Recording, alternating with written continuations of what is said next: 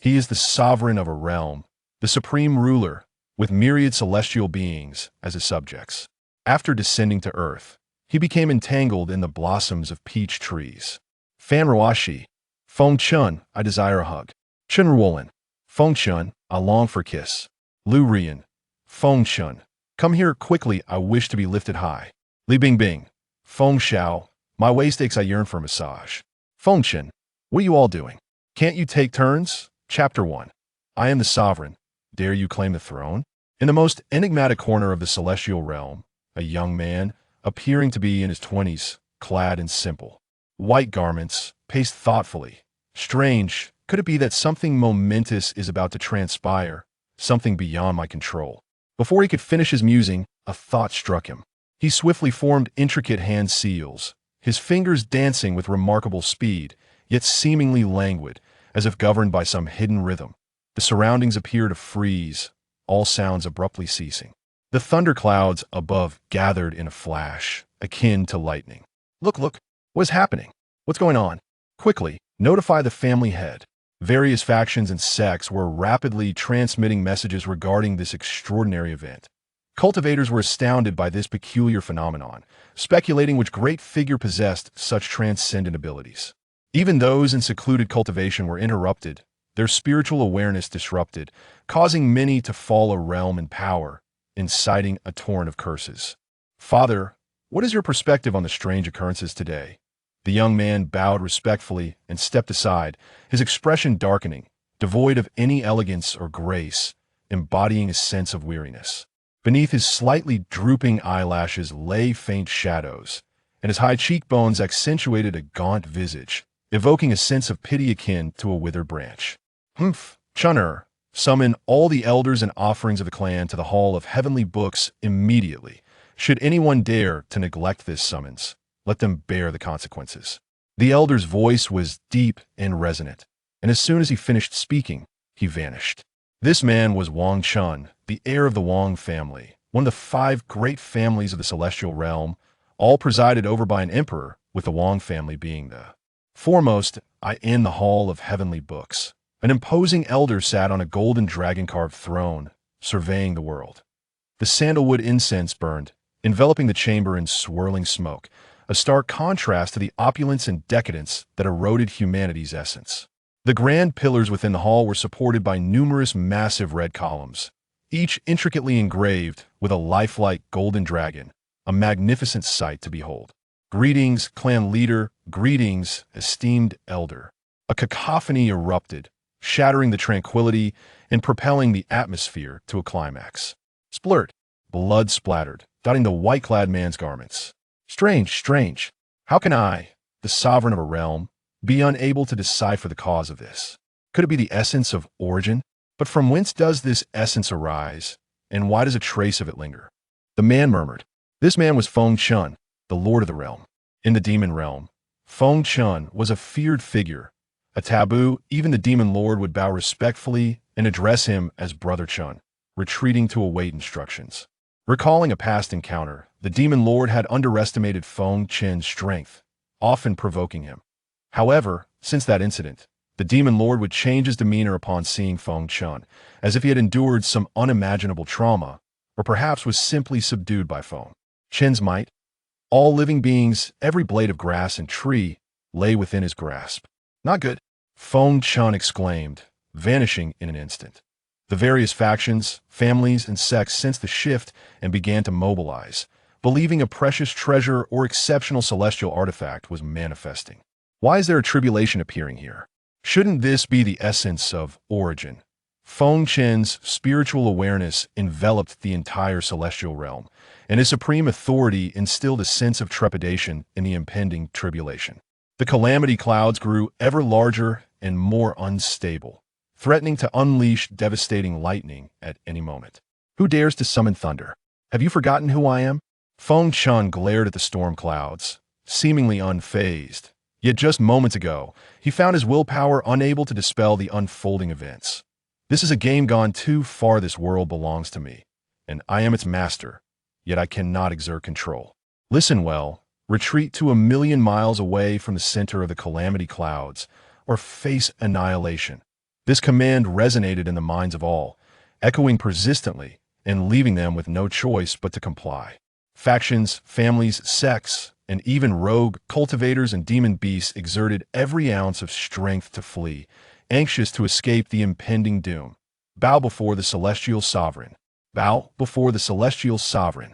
As Feng Chen gradually revealed himself, he donned a resplendent white robe that accentuated his tall and slender figure, adorned with exquisite patterns. His long, dark hair was elegantly tied with a white ribbon, exuding an air of nobility. His countenance, sculpted like white jade, radiated beauty that even the sun above seemed to pale in comparison, showcasing the inherent majesty and chill of one in power. Even at 1,000,000 miles away, the pressure of the calamity clouds felt omnipresent. Without experiencing it firsthand, one could hardly grasp the might of the heavenly tribulation. Faced with the heavens, mortals often felt a profound helplessness and fear as the blood-red haze descended, making it nearly impossible to breathe. Strikes of blood-colored lightning pierced the sky, invoking dread in those of lesser cultivation, manifesting their inner demons. The sea beneath the calamity clouds reflected the sanguine hue, disturbingly calm, as if even the ocean dared not stir against the impending tribulation. Since you refuse to disperse, then vanish forever, you ungrateful fool, Feng Chen declared to the storm clouds, unleashing an overwhelming force that surged towards them, eager to crush and obliterate. The storm clouds, however, were undeterred, the thunderous roars growing louder, as a sudden bolt of lightning surged toward Feng Chen without warning. Now, this is intriguing, Feng Chen chuckled, a scornful smile gracing his lips as he waved his left hand dismissively. Dissipate. The lightning vanished without a trace. If you do not disperse now, do not blame me for not granting you a chance. Given your struggles, I shall spare you this once. I trust you understand my words. Whoosh. Not good. Damn it, I'm in trouble. Feng Chen exclaimed in frustration. Time. Be still. The essence of origin melded with the lightning, imparting a hint of color and authority to it.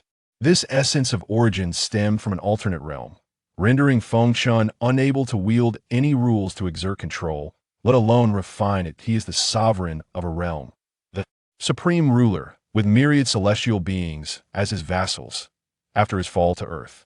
Entangled in the allure of peach blossoms, Fan Ruoxi, Feng Chen, I desire a hug. Chen Ruolin, Feng Chen, I long for a kiss. Liu Ruoyan, Feng Chen, hurry and come to me, I wish to be lifted high. Bingbing, Feng Shao, my waist aches, I need a massage. Feng Chen, what nonsense is this? Can't I be spared from such demands? Chapter 1. I am the sovereign, dare you claim the throne? In a most enigmatic corner of the celestial realm, revered by all deities, a young man, appearing no older than 20, clad in simple white robes, paced thoughtfully.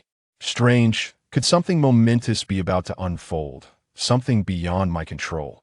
Before he could finish his musing, a realization struck him. With swift movements, he formed intricate hand seals, his gestures both rapid and deliberate, as if adhering to a hidden rhythm. The surroundings seemed to freeze, all sounds ceased abruptly. Dark clouds rolled across the sky, gathering with the swiftness of lightning. Look, what is happening? What is this situation? Quickly, notify the family head. Various factions and sects rushed to convey their reports of this extraordinary occurrence. The cultivators were left in awe, speculating which illustrious figure possessed such celestial prowess. Even those in seclusion were rudely interrupted, their spiritual awareness shaken, causing many to plummet a realm, eliciting a flood of expletives. Father, regarding the strange phenomenon today, what is your perspective? The young man bowed respectfully before stepping aside. His expression darkened, lacking any semblance of grace, instead revealing a sense of weariness. Shadows lingered beneath his lowered lashes, and his high cheekbones accentuated his gaunt visage, resembling a withered branch that inspired pity. Humph! Chunner, summon all elders and esteemed guests of the clan to the Hall of Heavenly Scripts immediately. Those who dare to neglect this summons shall face the consequences. The elder's voice resonated deeply. As soon as he finished speaking, he vanished. This man was Wang Chun, the heir of the Wang family, one of the 5 prominent clans of the celestial realm, each led by an emperor, with the Wang family reigning supreme among them. That I in the Hall of Heavenly Scripts, an elder, gazing down upon the world, occupied a lavishly carved throne. Incense burned, its smoke swirling ethereally. The opulence of the palace, steeped in decadence, eroded the very essence of humanity. The towering pillars of the hall, crafted from immense redwood, were intricately engraved with serpentine golden dragons, a sight to behold. Greetings, clan leader, greetings, elders. Boom! Crash! Unusual sounds shattered the tranquility, escalating the tension once more. Splatter! Blood spurted forth, staining the white-robed man's attire. Curious, how could I, a supreme ruler, fail to discern the cause of this? Could it be the primordial essence? But from whence does it originate? Why does it carry a hint of the original aura? The white-robed man murmured. This man was Feng Chen, the sovereign of his realm. In the demon realm, his name was synonymous with dread. A taboo, even the demon lord would bow and address him as Brother Chen before retreating to await orders. Recalling the time the demon lord had underestimated him, believing Feng Chen to be frail and provoked him, the tables had turned since that encounter. The demon lord now acted as, if transformed, bearing the scars of an unthinkable defeat. All beings, from the smallest blade of grass to the mightiest tree, lay under his dominion. Alas! Feng Chen gasped, vanishing in an instant. The various factions, families, and sects sensed the disturbance and swiftly began to mobilize. They speculated that a rare treasure or an extraordinary artifact was about to manifest, hastening toward the source of the sensation. Why is there a calamity forming here? No, it should be primordial essence. Feng Chen's spiritual awareness enveloped the celestial realm, his supreme authority instilling a sense of trepidation within the impending disaster. The storm clouds gathered ominously, growing increasingly unstable, threatening to unleash devastation at any moment. Did I summon you to thunder? Have you forgotten who I am? Feng Chen glared at the storm, feigning indifference. Yet moments ago, his will had proven insufficient to dispel the chaos before him. This is a grave jest. I am the master of this world, yet I cannot exert my control. Listen well. Retreat 1,000,000 miles from the storm clouds, or face annihilation. This decree echoed within the hearts of all, reverberating insistently, rendering resistance futile. All factions, families, sects, and even beasts exerted every ounce of strength to flee, desperate to avoid being left behind. Salutations to the celestial sovereign. Salutations to the celestial sovereign. As they bowed in reverence, Feng Chen gradually materialized before them. Clad in resplendent white robes that accentuated his tall, lean figure, adorned with intricate patterns, he exuded an air of grandeur.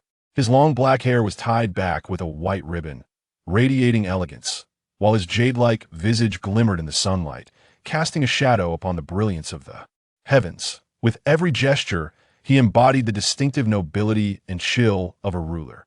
Even from 1,000,000 miles away, the oppressive aura of the storm clouds loomed persistently. Without experiencing it firsthand, one could scarcely comprehend the might of the impending calamity. Standing before the heavens, individuals often felt an overwhelming sense of helplessness and dread. The air thickened with a sanguine hue, suffocating any semblance of normalcy, as crimson lightning pierced the sky, instilling terror in all who beheld it. The waters beneath the storm reflected a blood-red hue, eerily calm, as if the vast sea dared not stir against the tempest. If you refuse to disperse, then vanish forever, you insolent fools. With that, Feng Chen unleashed his overwhelming authority toward the storm, eager to obliterate it. The storm, however, was undeterred, its thunder growing louder, a bolt of lightning striking toward Feng Chen without warning. Now, this is intriguing. Feng Chen chuckled lightly, a disdainful smile gracing his lips. With a casual wave of his left hand, he commanded, "Break!" The lightning dissipated into nothingness. If you do not disperse now, do not blame me for not granting you another chance. I trust you can comprehend my words? Whoosh! Alas, this is troublesome. Feng Chen exclaimed in frustration. Time freeze. The primordial essence intertwined with the lightning, imparting a touch of its grandeur, augmenting its might. This primordial essence was from another realm, rendering Feng Chen unable to utilize any known rules to regain control, let alone refine it. Chapter 2: Arrival in Huaxiaobun. The void above suddenly transformed into a dazzling spectacle. resembling countless fireworks bursting simultaneously. Crack! A crisp sound echoed lightly, as a pitch-black spatial rift quietly took shape in the sky, gradually spreading outward. A spatial rift. At this moment, the celestial realm began to manifest cracks, its spatial barrier teetering on the brink of collapse, an occurrence that far surpassed Feng Chen's expectations. As he beheld the emerging blackness in the void, apart from the delightful crackling sound, an eerie silence enveloped the surroundings. However, Feng Chen was astonished, despite having infused a trace of the celestial realm's primal essence for restoration. He still could not withstand the impending catastrophe. As the master of the celestial realm, he understood that the closer one approached the primal essence, the stronger the spatial defenses became.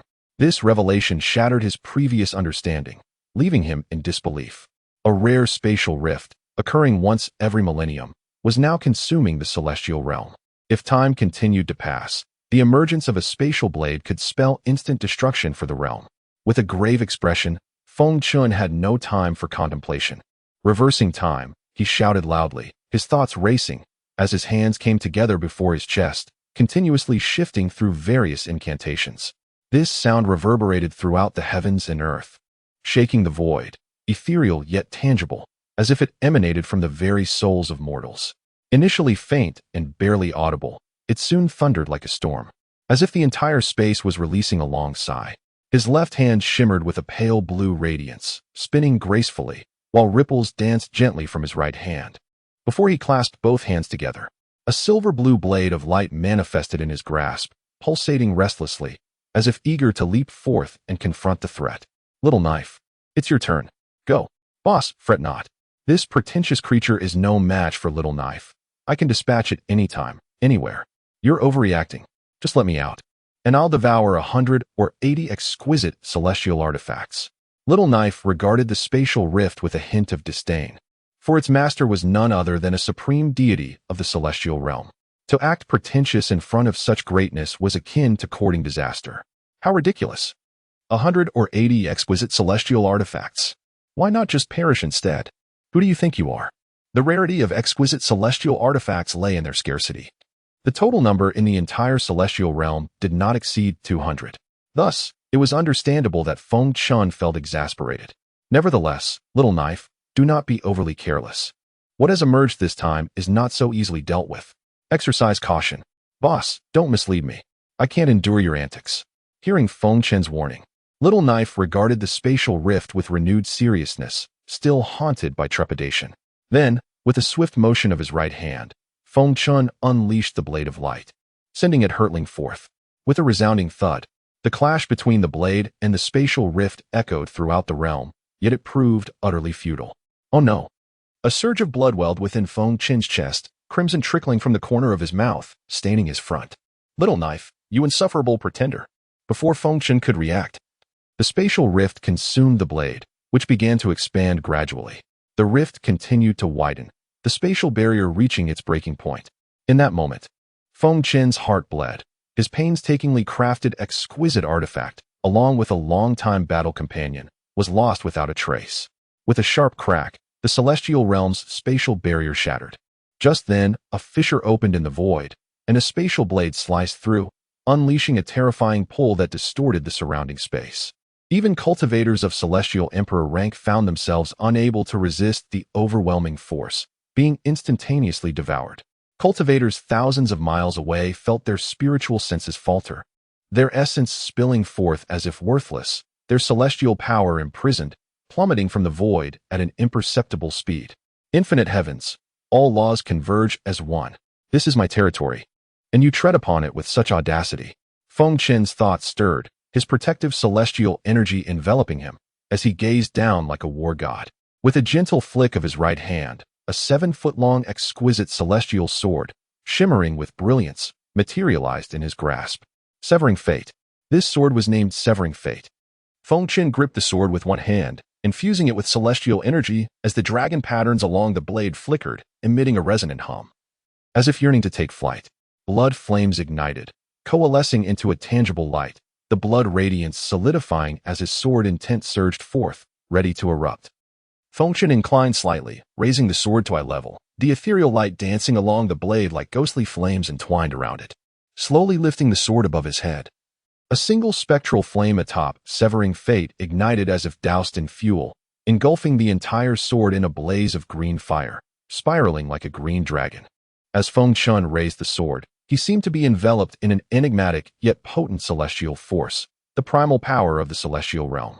Standing there, he appeared both profoundly clear and yet indistinct, as if he were merely a projection. With 3 swift strokes, Feng Chen unleashed the sword, manifesting 3 sword chi that shot forth into the void. Suddenly, a beam of spiritual light illuminated the expanse, obliterating all illusions, rendering everything to naught. Time elapsed. Perhaps a millennium or more, until tranquility returned. Where am I? Feng Chen weakly propped himself up, but the extent of his weakness surpassed his imagination, and he collapsed with a thud. In that moment, Feng Chen had no time for astonishment. He swiftly activated his cultivation method to assess his injuries. Upon inspection, he nearly fainted from shock. What the hell? How can this be? As the ruler of a realm, a being of supreme status, he had once been revered by countless celestial beings. Yet now, his formidable strength had diminished dramatically. The exquisite celestial artifact could not even inflict a scratch upon him, and his cultivation had plummeted from celestial sovereign to golden core stage, a staggering drop of 14 major realms and 140 minor realms. Now, even his injuries could not heal autonomously, unless his cultivation could return to its former glory. Chapter 3. Fan Ruoxi, am I dead? Is this what it means to have one's soul scattered? No, that cannot be right. I am a celestial being, destined for eternity. Besides, I am still conscious. The confusion enveloping me is such that anyone in my position would be utterly bewildered. A sudden, excruciating pain coursed through my body. After much contemplation, I found myself unable to comprehend the situation. Having endured a series of blows, I could only shake my head in resignation. What a damnable predicament. First, the primal energy. Then the tribulation clouds and lightning, followed by spatial rifts and blades. It felt as though I had been thoroughly ravaged. If I have survived this calamity, I must surely have a stroke of fortune awaiting me. Yet, who could possibly tell me where I am? That is the crux of the matter. And who was it that saved me? I, too, wish to understand what has transpired. Hey, little knife! I shouted in shock. Aren't you supposed to be gone? You're the one who has gone. Your entire family is gone. You are my master. The spirit of the little knife retorted, expressing its dissatisfaction. To be honest, I don't know what is happening either. I was inexplicably brought here, and I am completely devoid of spiritual power. Master, I can't hold on any longer. As the last words fell from its lips, the little knife seemed to fall into a deep slumber. Little knife, don't you dare play dead. Wake up. Little knife, I have a supreme celestial artifact for you to eat. Alas, the little knife had succumbed to sleep, prompting me to take stock of my surroundings. The dim lighting revealed a dark, damp room, with yellowed walls that were peeling, exposing the uneven surface beneath. A few meager pieces of furniture bore testament to the room's dilapidation. Suddenly, a loud creak announced the opening of the door. In fright, I squeezed my eyes shut and lay still in bed, obediently. This must be the legendary conditioned reflex, or perhaps a return to simplicity. The door swung open, and though I was at the golden core stage of cultivation, I dared not act recklessly, especially in such an unfamiliar and precarious environment. My meager skills were hardly sufficient. They would be nothing more than a joke in this place. Little did I know, on this planet, not only were cultivators scarce, but spiritual energy was nearly depleted, teetering on the brink of extinction. Though I refrained from making any movements, even suppressing my spiritual sense, my cultivation technique began to operate slowly. My fingers came together in a peculiar posture, ready to channel a technique at the slightest hint of danger. Strange, it has been several days, and yet this person remains in a feverish state? A woman murmured softly to herself. Damn it, I am the one who is angry. If not for my injuries, she would have been dead 1,000 times over from a mere glance. Yet, upon listening closely, I found her voice to be melodious and haunting. Like water flowing gently, a sound so clear and ethereal it felt dreamlike. Suddenly, I felt a delicate hand caressing my forehead, its smallness and softness registering in my subconscious. A moment later, the hand began to slap my cheeks repeatedly, as she pouted and complained, Hey, wake up. This woman was Fan Ruoxi, a graduate student employed at a government agency. For a young woman, this was quite an accomplishment. Her family background was modest.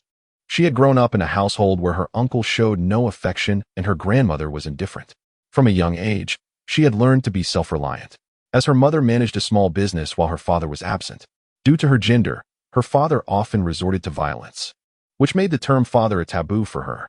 When hunger struck, she would sneak to a nearby shop to buy snacks on credit, waiting for her mother to return home to settle the bill.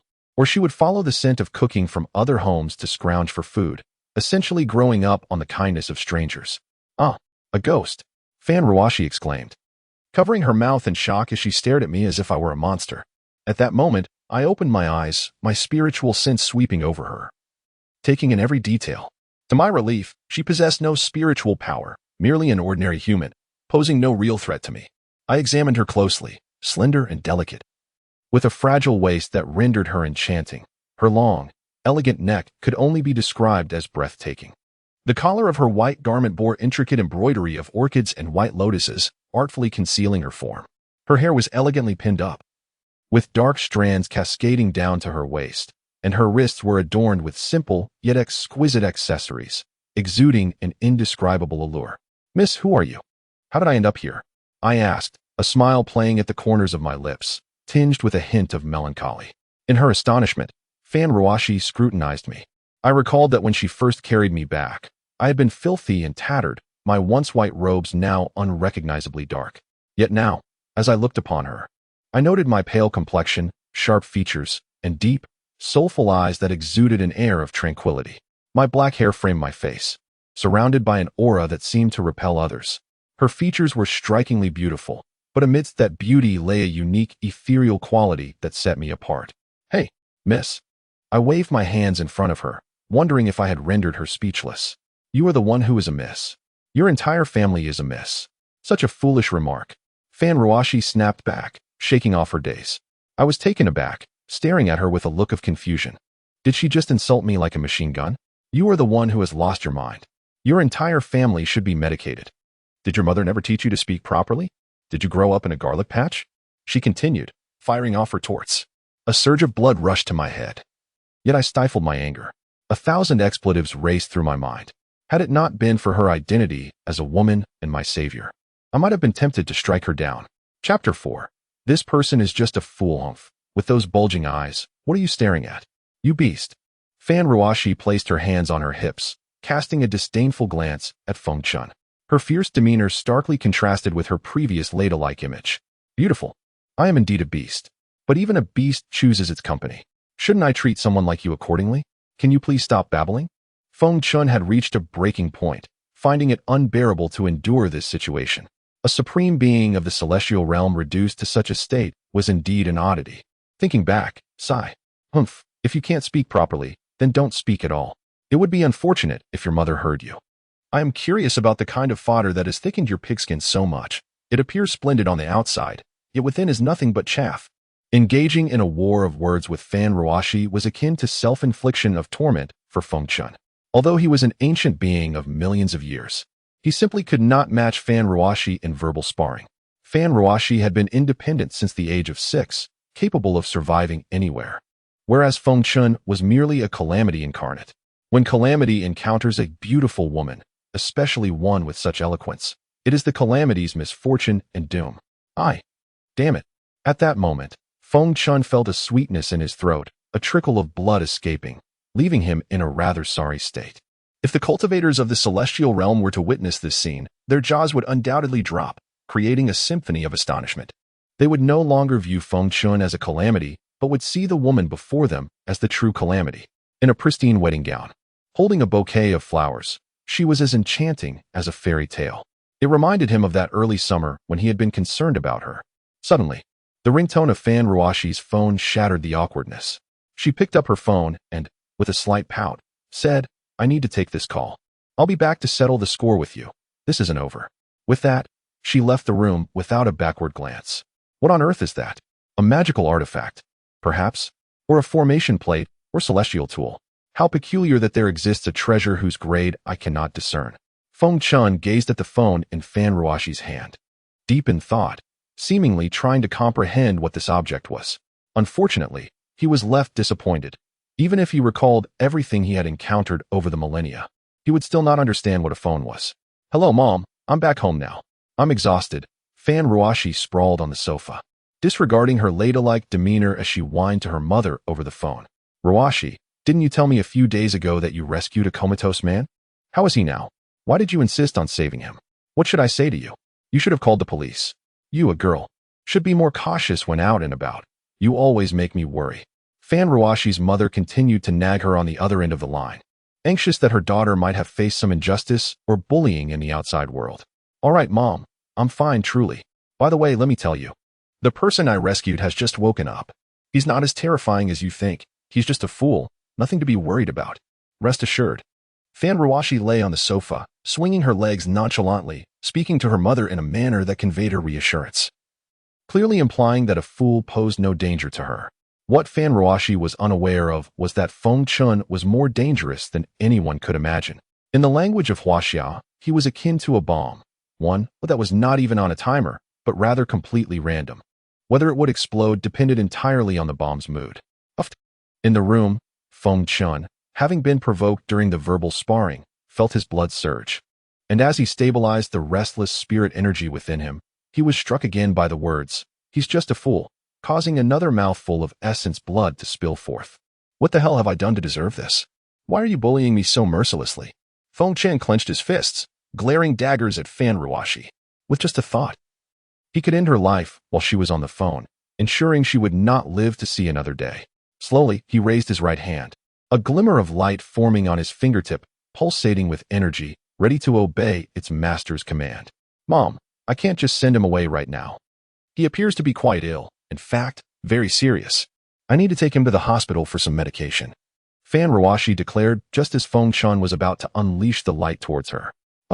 With a loud bang, the backlash of his own energy surged within him, causing him to collapse onto the bed in desperation. A sharp sound snapped the mother-daughter conversation back to reality.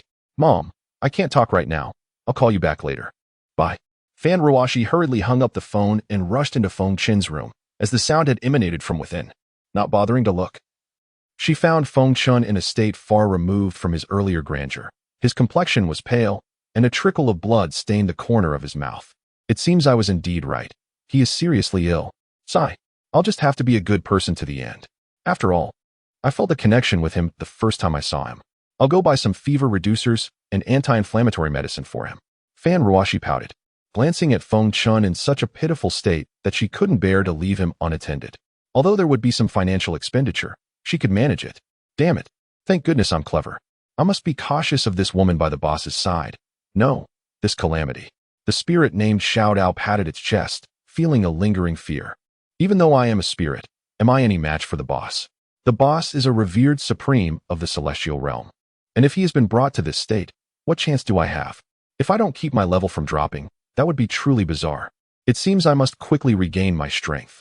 I currently lack any real power, and if this calamity continues to pressure me, it would be akin to waiting for death, a fate most tragic. Shao, you rascal, I thought you were asleep. Feng Chen glared at the Qianquan ring within him. The Qianquan ring was itself a top-tier storage artifact, crafted from the essence of 9 divine dragons from the demon realm.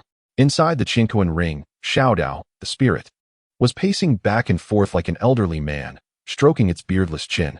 Upon hearing Feng Chen's scolding, it quickly retracted its head and looked around nervously, searching for any sign of Feng Chen. Feng Chen, seething with anger, spat, "You rascal, come out here immediately, or I swear I'll make you self-destruct." "Ah, boss, you're alive. You scared me to death." "It's great that you're not dead," Shao exclaimed, bouncing about joyfully, seemingly forgetting what it had just been saying. "Shut your mouth. Stop grinning at me. If I hear you curse my death again, I swear I'll deal with you first." Feng Chen's eyes turned red, and as his anger escalated, an imperial pressure emanated from him, causing the atmosphere around him to become increasingly restless. Chapter 5. Once again looked down upon. Come on, boss, you're the boss. Just treat me like a mere speck and let me go. Stop with the constant threats of killing me, all right? Little Knife blinked his misty eyes, wearing a pitiful expression as he gazed at Feng Chen, incessantly chattering and complaining. Little Knife. Boom. Feng Chen erupted with a furious roar directed at Little Knife, causing the space within the Qianquan ring to tremble. In this unstable spatial barrier of Huaxia, the Qianquan ring appeared somewhat fragile. However, it must be noted that the Qianquan ring was intrinsically linked to Feng Chen's spirit, allowing it to sense his resentment and discontent. Swish, swish, swish. As soon as Feng Chen's words fell, Little Knife flitted and vanished from the Chinkoan ring, leaving no trace behind. Get your ass back here. Are you plotting a rebellion? Have I given you too much face? Who the hell taught you to confront me? Hurry up and come back. Feng Chen, too lazy to use his spiritual sense to search for Little Knife, found it unnecessary to employ his mental energy. After all, the Chinkoan ring belonged to him. Where could Little Knife possibly run off to? He simply couldn't be bothered to look. Boss, you must quickly regain your strength and cultivation. I need to recover too. Or one day we might truly kick the bucket, and that would be quite the spectacle, echoed Little Knife's faint, erratic voice from the void. Creak. Feng Chen, exasperated, shook his disheveled hair, just as he was about to reflect on his journey from the celestial realm to the present earthly realm. The sound of a door opening interrupted his thoughts. It must be that female calamity, the female demon returning, he mused. How should he face this harbinger of misfortune? He couldn't afford to provoke her, nor could he escape her wrath. She had a penchant for making him cough up blood at the drop of a hat. Who could possibly withstand such a menace? Since you're awake, hurry up and eat something, then take your medicine. You haven't eaten in days. It's a miracle you haven't perished. Fan Ruoxi said, tossing a few bags of food onto the sofa before gulping down water from a cup on the table, her words punctuated by flying spittle. Feng Chen had no time for contemplation. He sprang into action like a soldier receiving orders from a commander, only to later scorn himself for being so obedient. Cough, cough, cough. What is this? Feng Chen cleared his throat, hesitant to speak freely, fearing that one wrong word would unleash a torrent of scolding, possibly accompanied by another bout of bloodletting. Are you blind? This is obviously food and drink. Hurry up and consume it. You don't want to starve and have the police hassle me. If you wish to die, do it outside. Fan Ruoxi, with her straightforward nature, showed no kindness toward Feng Chen. Okay. Feng Chen disregarded everything else, seizing a cotton slipper and began gnawing on it, exclaiming in a clear voice, delicious. Quite tasty. Although Feng Chen was merely trying to appease Fan Ruoxi, he dared not retort, fully aware of her formidable nature. Fan Ruoxi's eyes widened in astonishment as she observed the scene unfolding before her. Her mouth agape, she watched Feng Chen consume an entire egg without the slightest difficulty, all derived from his own actions. What on earth? This is truly absurd. Fan Ruoxi sighed, brushing her long, dark hair back as she exhaled heavily, gazing at Feng Chen as if he were a creature from another realm, or rather, a fool. Feng Chen, noticing her incredulous expression, thought, am I not eating enough? Is my demeanor not in line with the situation? But this is truly unpalatable. Is it good? If it's not enough, I can buy more. As much as you want? Fan Ruoxi stammered, observing Feng Chen's pitifully ragged slipper. Delicious, delicious. It's enough. Feng Chen nodded vigorously, still chewing on the slipper. By the way, what is this? Its taste is rather mediocre, yet it certainly fills the stomach, Feng Chen mumbled, his words muffled by the slipper. You truly don't know? Oh, foolish one. Let me explain, Fan Ruoxi exclaimed, smacking her forehead, realizing he was just a simpleton who knew nothing.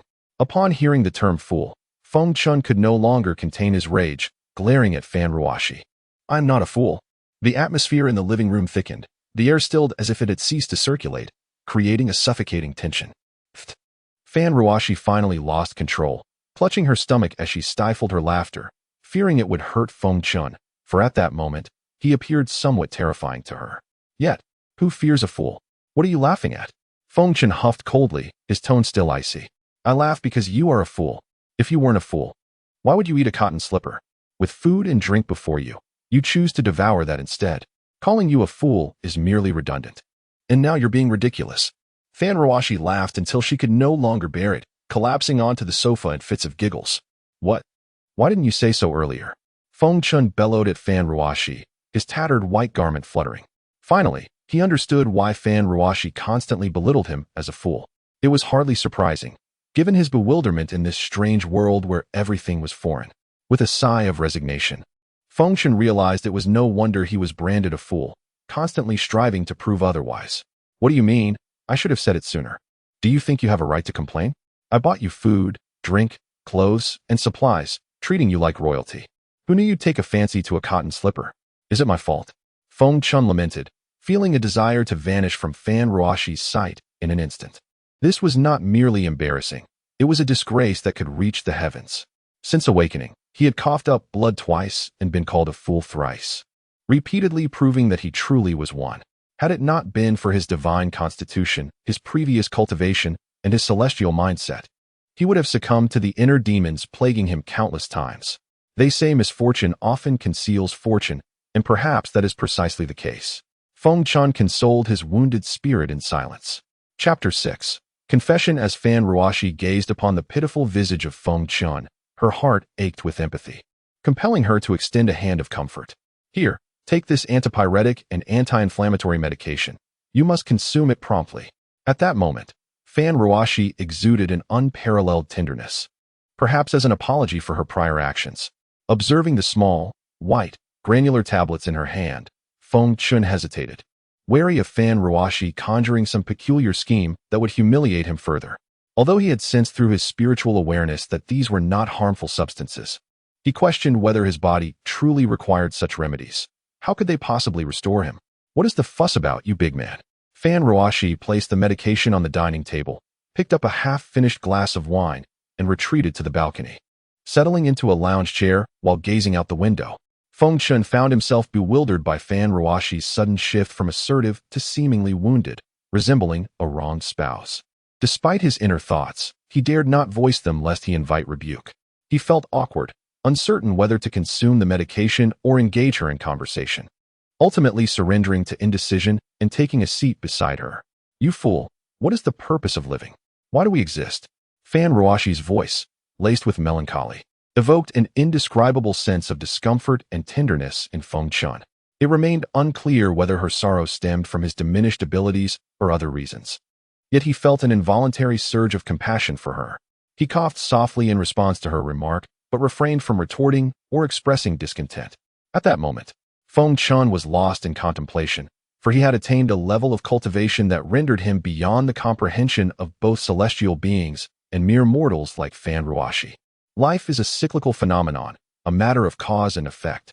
Fan Ruoxi rolled her eyes at Feng Chen, dismissing his philosophical musings as mere drivel. A waste of time. Unbeknownst to her, such insights could prove invaluable to those of profound cultivation, had there been any practitioners present. Her scornful gaze would have been met with lethal disdain. Feng Chen awkwardly touched his nose, feeling a flush of embarrassment. Well, what is the reason for living? Throughout millennia, interpretations vary. Each perspective is equally valid. To exist is to simply exist. Yet now, we must strive for something greater, to have aspirations and hopes, to cherish life with purpose. With a sigh, he lamented that she could not grasp the essence of his words, for she had not endured the trials necessary to understand. The gentle evening breeze caressed Fan Ruoxi's hair, her expression melancholic. Feng Chen, an ancient being who had traversed countless ages, discerned that she harbored unspoken sorrows, wounds too deep to reveal. Some live for pleasure, others for fame, some for responsibility, family, parents, or children. In this vast world, life presents myriad forms, time flows inexorably, and existence is the essence of life itself. I can see you bear the weight of past grievances, scars you wish to conceal. If only you would share your burdens with me. While I may not erase your pain, I can offer a listening ear. Consider me a fool if you wish. Fan Ruoxi erupted into laughter at Feng Chen's whimsical suggestion, inadvertently spraying wine upon him. Perhaps the alcohol had loosened her tongue. Or perhaps she truly viewed him as a simpleton, allowing her heart to open. My name is Fan Ruoxi, 28 years of age, much like yourself. Feng Chen, touching his nose in realization, thought to himself that much like yourself was an amusing understatement, and he listened intently to her confessions. From a young age, I was the unloved granddaughter, caught between a grandfather's indifference and a grandmother's neglect. As a daughter, my father's wrath was all I knew. I grew envious of those who basked in paternal affection. The concept of a father became increasingly distant, to the point where I scarcely recall his face, even now. This is my notion of fatherhood. Her voice trembled as she spoke, tears threatening to spill as she bit her lip, her body shaking with suppressed emotion. In a swift motion, she wiped her eyes, attempting to stave off the tears. Feng Chen, however, recognized the necessity of her catharsis and chose not to interrupt, knowing that allowing her to release her emotions was the most beneficial course. I had a boyfriend throughout university for 7 years, filled with joy, arguments, and reconciliations. Yet happiness always prevailed. Just as we prepared for marriage, he vanished. His family, affluent and powerful, dictated that we were incompatible. I vowed never to accept a single coin from him, and many assumed I sought wealth or status, but I truly did not. I am self-sufficient. She took a generous swig from the bottle, her resolve unwavering. Through all the ups and downs, his parents confronted me, initially condescending, but I refused to yield. When force failed, they resorted to manipulation, desperate to keep us apart. True love. What a farce. What have I gained from my perseverance? What have I received from my devotion? What have I cherished? What have I surrendered? The only things I earned were time and pressure, only to be met with betrayal and heartache. Chapter 7a. Grave in my heart for the widow. I am truly exhausted, genuinely yearning for escape, and desperately wishing to leave. Each day unfolds in this manner. I cannot break free, nor can I evade it. One person, one city, a lifetime of heartache.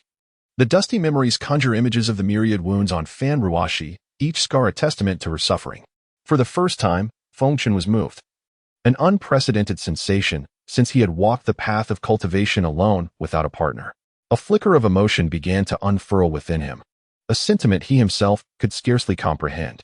He rose and approached Feng Ruoxi, gently enveloping the weeping girl in his embrace, softly patting her back. Feng Ruoxi made no resistance. Perhaps she merely perceived Feng Chen as a simple, unfamiliar stranger. Many truths only reveal themselves through experience. The gains and losses are beyond our control. Much like love, we learn to safeguard ourselves only after enduring pain. We understand when to persist and when to relinquish after moments of folly. If you discover that the singular grand door to your world no longer opens for you, there is no need to linger in front of it, nor to batter your head against it in vain. One must learn to let go and turn towards a window that opens for you, where you can still gaze upon a sky filled with stars. You, the people around you, your hopes and aspirations, whether ordinary or extraordinary. Everything is splendid in its own right. If I must articulate it, I desire to live for the marvels and happiness.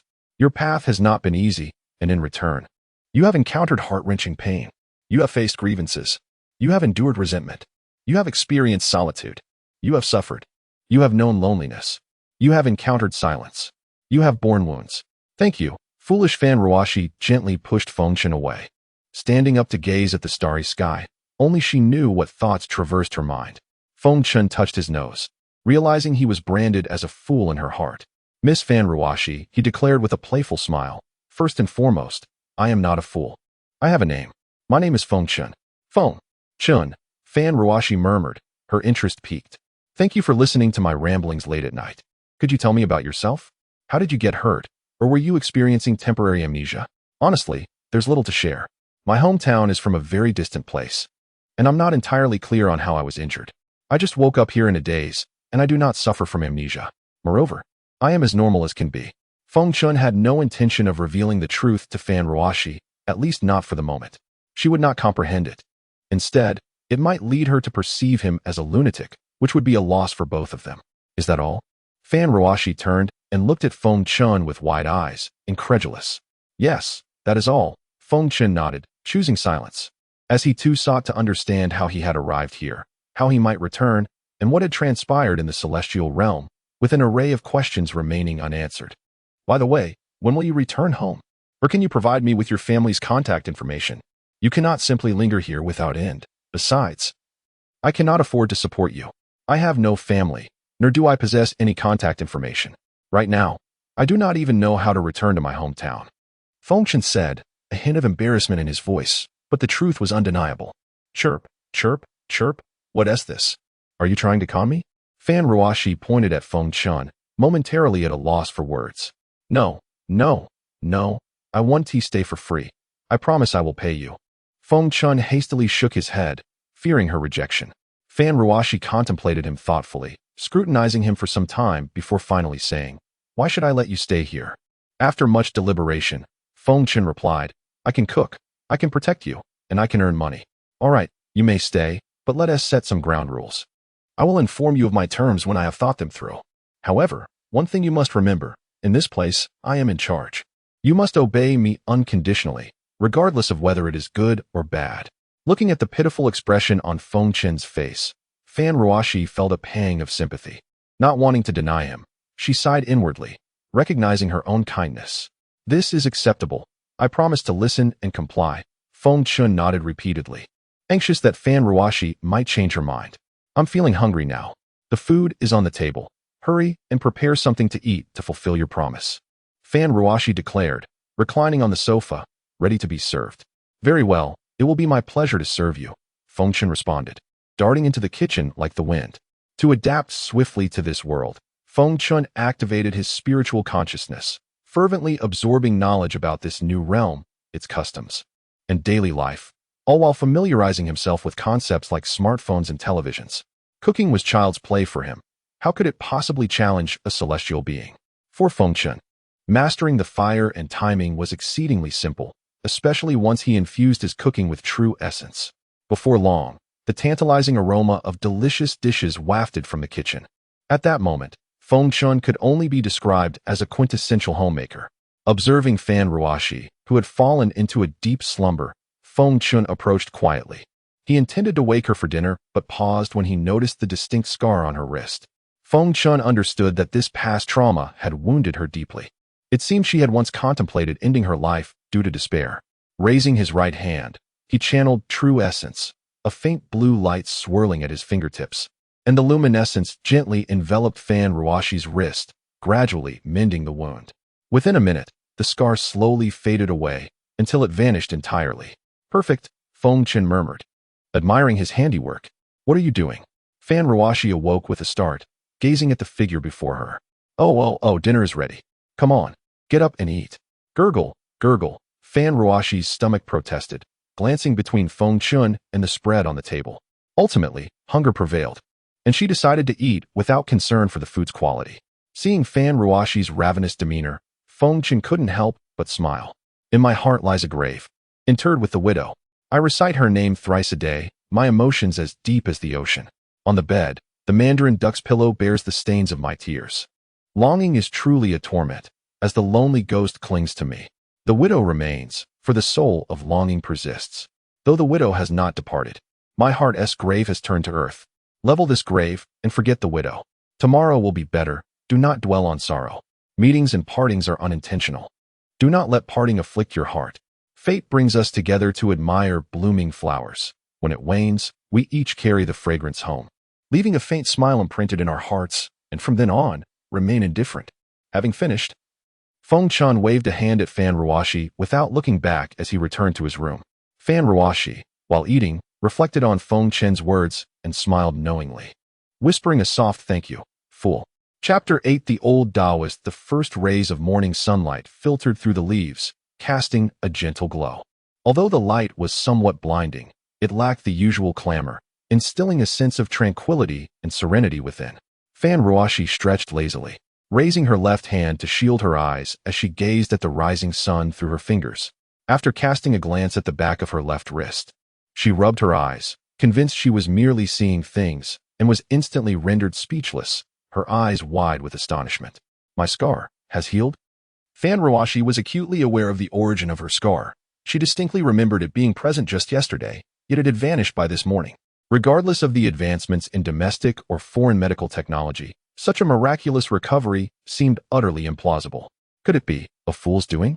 Fan Ruoxi exclaimed, for she could find no other rationale to elucidate this phenomenon. With this thought in mind, she hastily donned her pajamas and rapped sharply on Feng Chen's door. From the moment Fan Ruoxi awakened, Feng Chen was already aware that, despite the dearth of spiritual energy in Huaxia, it was still feasible to release his spiritual consciousness centered on the house for early warnings. At that moment, Feng Chen was seated cross-legged on his bed, engaged in cultivation. He could only sense a faint trace of spiritual energy, insignificant to him. Although he understood that this location would yield little in terms of results, he recognized that even if he cultivated tirelessly, he would likely never ascend from the third level of the golden core stage back to the nascent soul stage. He knew well that not only was it challenging to regain his former prowess, but also that each level of advancement posed its own difficulties. Transitioning from the golden core to the nascent soul stage required an alarming amount of natural spiritual energy. After a night of cultivation, he had barely managed to stabilize his third level of the golden core stage, preventing further decline in his abilities. What good was it to possess alchemical skills? To be adept at gathering spiritual arrays, or to wield talismans, when the natural spiritual energy was so scarce, let alone the spiritual herbs? He was aware of dozens of medicinal pills available to golden core cultivators, each formula vividly presenting itself in his sea of consciousness. Yet, he could not even concoct the most commonly used solid pills for golden core practitioners, not because he lacked the skill, but rather because he lacked the materials. However, he also understood that relying solely on endless cultivation without external aid might mean that the golden core stage would be the pinnacle of his existence, an insurmountable barrier. Upon hearing the persistent knocking, Feng Chen swiftly rose from his bed and opened the door in one fluid motion. Before him stood Fan Ruoxi, clad in an adorably whimsical pajama set adorned with 2 embroidered purple flowers and a rabbit-eared hood, which added a touch of charm to the otherwise simple attire. The fluffy sleep belt, embellished with an exquisite yellow bear, further enhanced the ensemble's appeal. "Fool, why are you staring so wide-eyed? What on earth is going on?" Fan Ruoxi exclaimed, hastily covering her chest with her hand, noticing Feng Chen's lingering gaze. Feng Chen silently cursed, questioning whether his diminished cultivation had begun to affect his mental state as well. "What is happening? Why are you making such a ruckus so early in the morning?" As he observed Fan Ruoxi's raised left hand, he instantly comprehended her intentions. She was undoubtedly suspecting him and would never admit it, no matter what. "Let us clear this up. The scar on your left hand was still there before our conversation last night, and now it has vanished. Tell me, did you have a hand in this?" Fan Ruoxi brandished her fist, scrutinizing Feng Chen closely, unwilling to overlook even the smallest detail.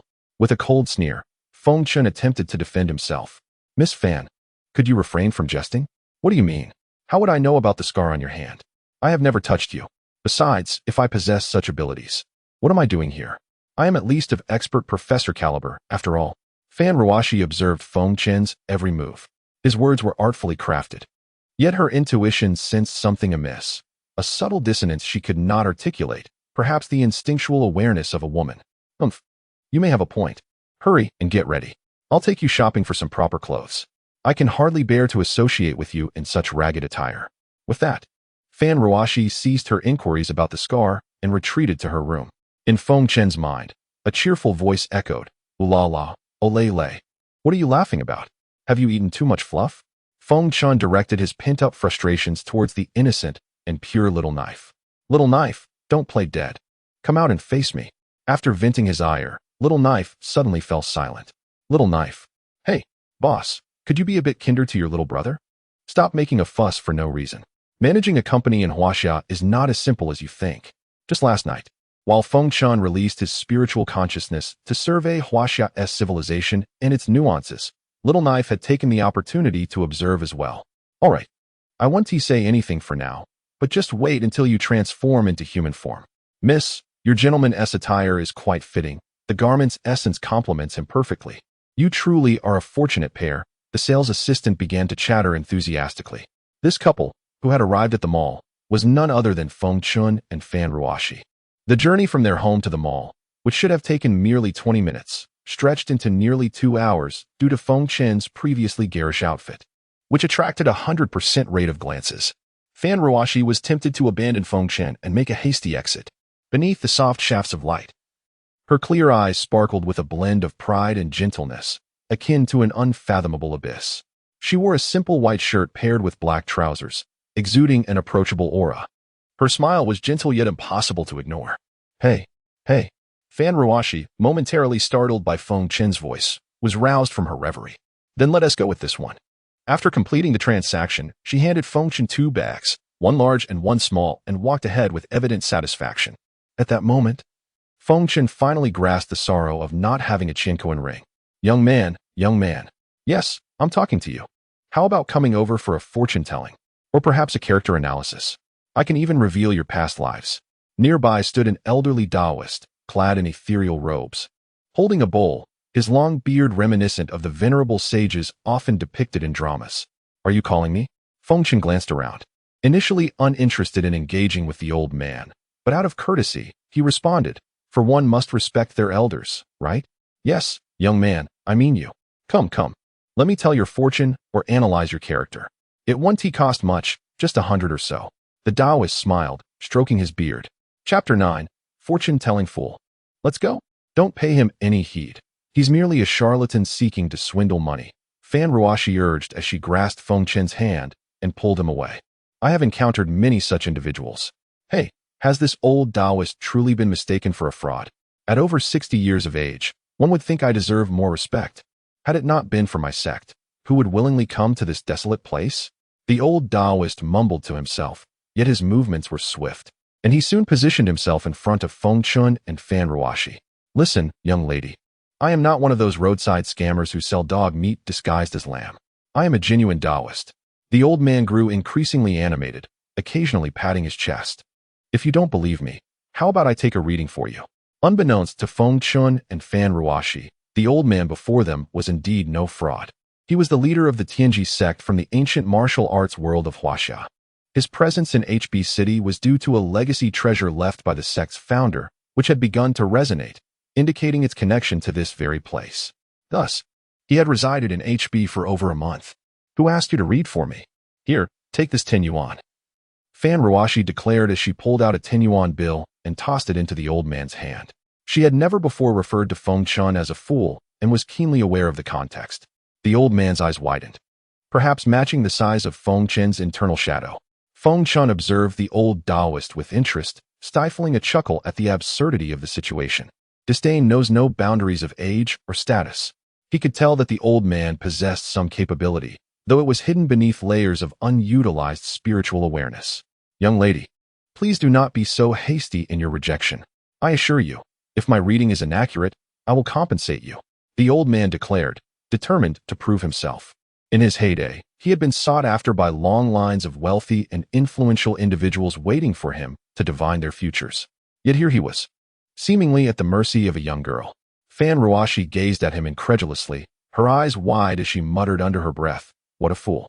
Unable to contain his laughter any longer, Feng Chen burst into a fit of giggles, causing the old man's few wisps of beard to bristle in frustration. Oh, woe is me. The old man rolled his eyes. You, my dear, are the true fool. In my prime. Well, let's not dwell on the past. If my reading is inaccurate, name your price, and I shall pay it. All right, I concede. You can proceed, Fan Ruoxi said, stepping aside and leaving Feng Chen alone with the old man. She had no desire to argue with a fool, having encountered too many such characters lately. At this rate, she might begin to question her own sanity. The old man had already labeled Fan Ruoxi as someone to avoid. If fate did not bring them together again, he would prefer not to cross paths with her. However, fate had other plans. Young man, shall I read your character or your future? The old man inquired, his demeanor now pompous as he regarded Feng Chen. Feng Chen cast a sidelong glance at the old man, regarding him with the same incredulous expression. The old man cleared his throat, straightened his posture, and earnestly proclaimed, I am genuinely here to read your fortune, my friend. Please, grant me a measure of respect. You do not believe me, do you? I anticipated your skepticism, the old man continued, producing an unusually shaped array plate from seemingly nowhere. The plate was inscribed with numerous intricate patterns, and Feng Chen began to scrutinize the old man with newfound seriousness. As Feng Chen's expression turned grave, he swiftly formed hand seals to protect Fan Ruoxi, releasing his spiritual awareness to envelop the old man. He scanned the vicinity for a 20-kilometer radius, finding no anomalies. The old man's expression darkened as he sensed an inability to move, his mouth rendered silent. The space around him had been entirely constrained by Feng Chen's power. The pressure emanating from Feng Chen was overwhelming, and the old man, a mere ancient martial artist with no mastery over body refinement, was unable to withstand such force. Cold sweat poured from the old man's brow, his face paling as he appeared to Fan Ruoxi as nothing more than a fool. Who exactly are you? Feng Chen asked. Having confirmed that there were no threats in the vicinity, he retracted his oppressive aura, yet his spiritual awareness and true essence remained firmly enveloping the old man. My friend. No, esteemed senior. I am the leader of the Tianji sect of ancient martial arts, known as Feng Yangzi. I come with no ill intent, merely responding to the resonance of a treasure from my sect that indicates a fortuitous encounter here in HB City, the old man said, bowing deeply in respect. Feng Chen remained silent, his gaze penetrating as he scrutinized the old man. The latter felt a prickling sensation at the back of his neck, wishing he could simply sit down and recover from the near brush with death. In the old man's eyes, Feng Chen appeared unfathomable, a depth that defied comprehension. Despite being a leader of one of the foremost sects in the ancient martial arts world, he had never encountered a practitioner of such caliber. May I ask, esteemed senior, from whom have you received your teachings? Which sect or school do you belong to? I would like to prepare a token of appreciation for my visit. The old man bowed again. Oh, a visit of courtesy, Feng Chen replied, his tone laden with significance. Esteemed senior, I merely meant it as a sign of respect, the old man stammered, feeling a tightening in his chest. Have I truly been that intimidating? As for my teachings and origins, even I am unaware, for I have learned without a master. A remarkable individual. The old man reflected on the sects and masters he had encountered, realizing none could have produced such an extraordinary disciple. Thus, Feng Chen's enigma deepened in the old man's mind. Very well, since you claim to read past lives and destinies, then do so. Feng Chen extended his fair hand. Esteemed senior, you flatter me. The old man replied, flustered. Just do it. Stop with the pleasantries, Feng Chen said impatiently, eyeing the old man.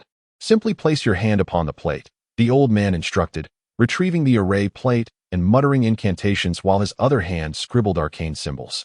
An unusual sensation flickered, one that Feng Chen's current cultivation level could not perceive, leaving him bewildered. With a sudden crack, the array plate shattered in the old man's hands. Feng Chen was left confused, while the old man stood in shock. Having never made an error in his readings before, the plate lay in pieces around him. With a bitter taste in his throat, the old man coughed up a mouthful of blood. Chapter 10. Alchemy. The 5 characters' heavenly secrets cannot be violated flashed through the old Taoist's mind, only to seem as if they had never appeared at all. Feng Chen raised his hand, a glimmer of spiritual light flickered, and a thread of true essence flowed into the old Taoist body, finally restoring a hint of vitality to his face.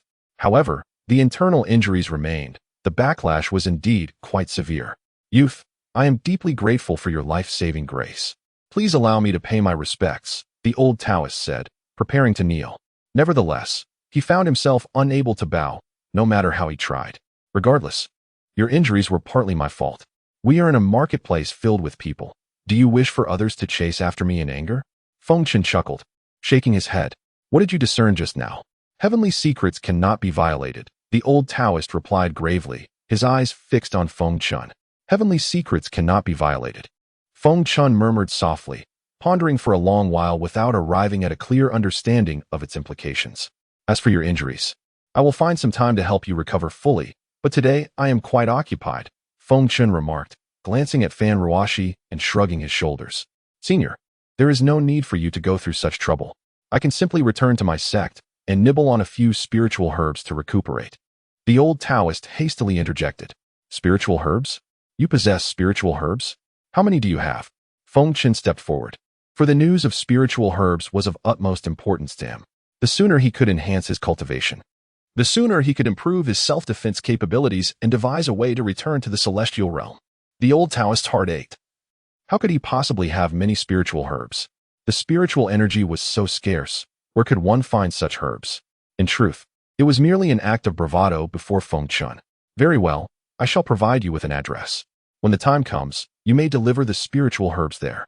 Upon completion, I will offer you a chance for fortune and destiny. It is up to you to seize it. Feng Chen had already moved closer to Fan Ruoxi, intentionally engaging in conversation to intimidate the old Taoist. Watching Feng Chen depart, the old Taoist's heart brimmed with joy.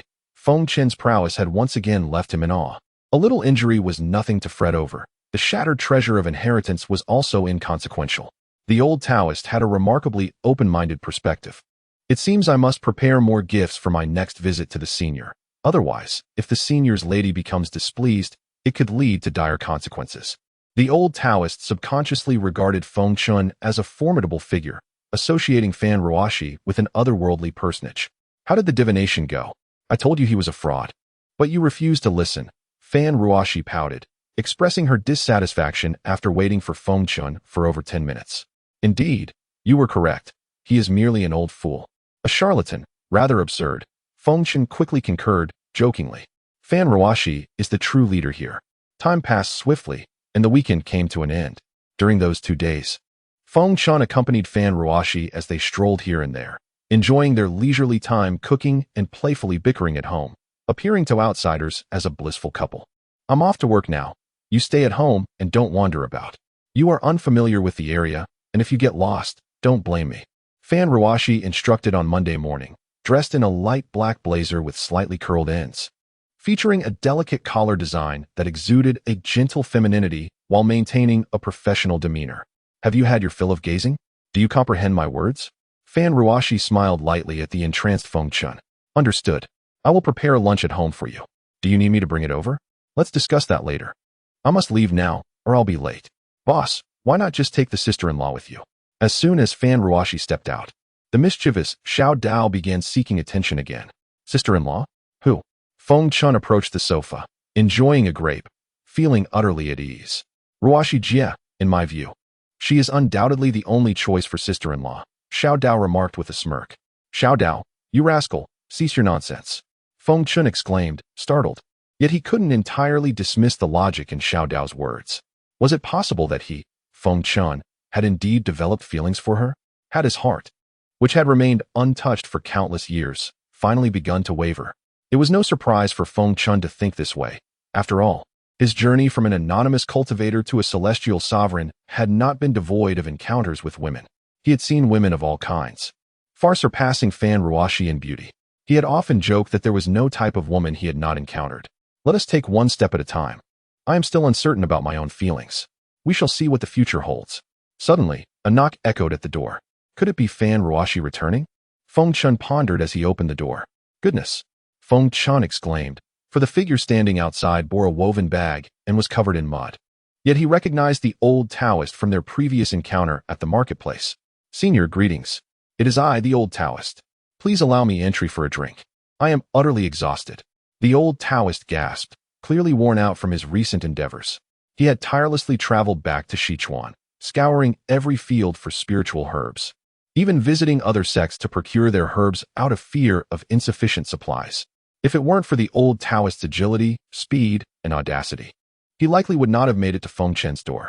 I must ask, old Taoist, have you been beaten or something? Why do you look like this? Feng Chen opened the door wide for him.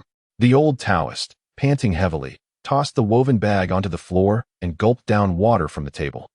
Upon hearing Feng Chen's teasing remark, he sprayed the water he had just consumed. Without further ado, the old Taoist tore open the bag, revealing a meager handful of spiritual herbs. No, not even a handful, merely a few sparse strands amidst the dirt, likely to prevent the loss of spiritual energy. Old Taoist, is this all you have? Feng Chen was taken aback. The large bag had yielded only a few herbs, and these were substandard at best. In the past, he would not have even bothered to glance at such inferior spiritual herbs. Senior, I gathered these from 3 different sects. Do you still find it lacking? The old Taoist stared at Feng Chen, bewildered, thinking him a bandit. Indeed, the spiritual herbs of Huaxia are quite scarce, Feng Chen thought, observing the few strands of herbs on the ground, disappointment creeping into his heart. Old Taoist, this hardly qualifies as spiritual herbs. They are barely better than weeds. Only the lingshu grass and wu yapai have any use. The rest is utterly worthless. Feng Chen picked up the 2 useful herbs from the ground, speaking as though he were a teacher imparting knowledge to his disciple. Chapter 11. The elixir is born. The old Taoist listened in a state of confusion, his expression one of utter bewilderment as he gazed at Feng Chen. Feng Chen, however, paid little heed, for the knowledge he was imparting was scarcely known even in the celestial realm. These 2 types of elixirs were merely alternative remedies. The lingshu grass was capable of producing the peiyuan pill, which, as its name implies, solidifies the spirit and cultivates the essence, primarily utilized for the restoration of vitality in cases of severe injury or chronic ailments. The wuya skin could concoct the qingshu pill, which purges toxins from the body and allows wounds to heal almost instantaneously, albeit with less efficacy than the peiyuan pill. To brew elixirs, one must first recognize the lingshu grass, understanding its medicinal properties and intrinsic functions. Next, one must be familiar with the elixir formula. Without a formula, the endeavor is futile, unless one possesses the extraordinary talent to devise their own. Elixir formulas are categorized by grade, as are the elixirs themselves. Mastery of elixir crafting requires not only one's own cultivation, but also a deft control over the elixir, which is the most critical aspect of the process, followed by the alchemical furnace. Feng Chen smiled as he observed the ling grass on the ground. His expression turned serious as he raised one hand, causing the ling grass to rise involuntarily, suspended in midair. The old Taoist's eyes sparkled with excitement, and he praised Feng Chen enthusiastically. With a sudden, muffled sound, the ling grass detached from the soil, akin to a train car derailing from its couplings. The old Taoist's eyes, barely wider than a crack in a door, flared open, resembling bolts of lightning as they fixated on Feng Chen, seemingly intent on memorizing every detail. Inwardly, he mused, could this elder truly possess the art of alchemy? In his limited experience within the ancient martial world, he had encountered only a handful of elixir formulas, certainly not exceeding the number of fingers on one hand. The significance of such formulas to any sect is paramount, rivaling the importance of the techniques practiced within the sect itself. Feng Chen furrowed his brow, realizing he had underestimated the amount of true essence needed for this alchemical endeavor. He had forgotten that he was in Huaxia, where spiritual energy was scarce, and the ratio of expended true essence to that which could be replenished was disproportionate. Just the initial step of removing impurities consumed a considerable amount of his spiritual power, causing him to grimace slightly. Cursing under his breath, he resolved to focus on producing the elixirs first and worry about finances later. After all, one cannot be a hero without funds. Recently, he had relied on Fan Ruoxi for their purchases, acutely aware of the curious glances from others, yet feeling powerless to alter the situation. With deft precision, Feng Chen's movements continued unhindered, his true essence radiating a soft blue luminescence as it swiftly melded with the ling grass. Abruptly, he swung his right hand, while his left formed a hand seal, summoning a plume of pale green flame that danced in his palm. A smile graced Feng Chen's lips as he declared it was time. With a swift gesture, the ling grass disintegrated under external pressure, transforming into powder that gently wafted into the pale green flames in his left hand. The hand seals he employed shifted rhythmically. To the old Taoist, Feng Chen's method of alchemy was utterly novel, unlike anything he had ever encountered, even within the classical texts of the Tianji sect. Time passed swiftly, and soon, the fragrance of the elixirs wafted from Feng Chen's hands. The old Taoist inhaled deeply, his plump face quivering with excitement, as if he were the true master of this alchemical process. Feng Chen exhaled softly, and 5 streams of light shot from between his fingers, enveloping the pale blue flames. This was the guiding technique prior to the formation of the elixir, a technique Feng Chen had fortuitously unearthed from an ancient tome, now long lost to time. With the guiding technique in place, the elixirs began to take shape before his very eyes, bubbling in the soft blue flames. Success! Feng Chen exclaimed, as within his left palm lay 5 peiyuan pills, their milky white forms shimmering with iridescence, their fragrance suffusing the room. Though the surroundings were somewhat dilapidated, the delicate aroma of the elixirs imbued the space with a touch of vibrancy, invigorating all who inhaled it. Only 5, Feng Chen murmured, disappointment creeping into his voice. In the past, he would effortlessly produce at least 20 elixirs in one batch. Damn it, 5 is too few. Am I trying to drive the old Taoist mad? The old Taoist nearly collapsed in shock at Feng Chen's words, his ample flesh quaking as he mentally raged. Rubbing his hands together, the old Taoist glanced at Feng Chen, silently inquiring if he might take a closer look at the elixirs, though he dared not reach out without permission. Feng Chen, keenly aware of the old Taoist's eager curiosity, flicked his fingers lightly, sending one of the milky white peiyuan pills arcing gracefully into the old man's hands. Oh my little ancestor. The old Taoist was astounded. It had been years since he had encountered such an elixir, a rarity that felt more akin to a marble than an actual alchemical creation. Feng Chen, undeterred by the old man's astonishment, proceeded to replicate the process, effortlessly crafting a batch of Qingshu pills as before. The old Taoist, having grown accustomed to the spectacle, merely rolled his eyes. If he were to take Feng Chen seriously, he would surely meet an early demise from sheer shock. Regardless, Feng Chen was an anomaly, perfectly aligned with the old Taoist's desires. The old man had resolved to stick by Feng Chen's side, vowing never to leave. For any sensible individual would arrive at a similar conclusion. Elder, I feel a bit bashful about this, the old Taoist stammered, his eyes nearly watering at the sight of the elixirs. Feng Chen, unsure of how to respond to someone so naive, realized that discussing matters with someone so inexperienced was ultimately futile. Here, take it. It's just one elixir. What's the big deal? You might actually amount to something. So stop acting like a timid little girl, Feng Chen said, picking up a cup of water and settling onto the sofa. After concocting 2 batches of elixirs, he was thoroughly exhausted. Elder, how could I accept this? It's not my style, the old Taoist protested, yet his hands moved with remarkable speed, swiftly concealing the elixir as if guarding against thieves, fearful that Feng Chen might reclaim it at any moment. Elder, I cannot compare to you. Frugality is my principle, he proclaimed proudly, though his right hand remained protectively over his pocket, safeguarding the elixir. Feng Chen erupted in laughter, bemused by the absurdity of it all. What on earth does that have to do with frugality? Elder, I want to let you suffer a loss. Although the ling grass was provided by me, it is you who crafted the elixir. Here, take this bank card. Use it as you wish. It's a token of my respect, the old Taoist said, finally producing a gleaming golden bank card from his pocket, offering it to Feng Chen with utmost reverence. Chapter 12. Feng Chen gazed at the bank card handed over by the old Taoist, but refrained from accepting it, only to have the old man insistently press it into his hands. Without uttering a word, Feng Chen accepted it, for it was unreasonable to reject money that had found its way into his embrace.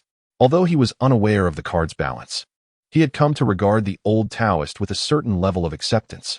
Senior, there will be an auction in HB City the day after tomorrow, primarily featuring various antiques. I've heard whispers that some rare herbs will also be present. Is that true? Before the old Taoist could finish his statement, Feng Chen abruptly interrupted him. Indeed, it is true, the old man affirmed, patting his chest. I have roamed the world for many years and have never uttered a falsehood. Very well, please inform me when the time comes. I also wish to circulate news regarding the elixirs in my possession. I intend to auction them as well. After a moment of contemplation, Feng Chen deduced that if rare herbs were to appear at the auction, given the scarcity of spiritual energy in Huaxia, the price for acquiring such herbs would undoubtedly be steep, necessitating proper preparation. Leave it to me, I assure you. The old Taoist chuckled, eager to demonstrate his capabilities to Feng Chen. Then, Senior, if there is nothing further, I shall take my leave. I plan to scout the vicinity for suitable rental properties. It would be prudent to have a reliable place in the future. By the way, Senior, is your sister-in-law not at home today? The old Taoist, well aware of the adage that proximity can lead to advantage, was not oblivious to its implications. What? Feng Chen exclaimed, suddenly struck by the mention of sister-in-law and staring at the old man. Ah, well, I seem to have some unfinished business, the old Taoist stammered, hastily producing a business card and placing it on the table as he departed, leaving as if pursued by a hound.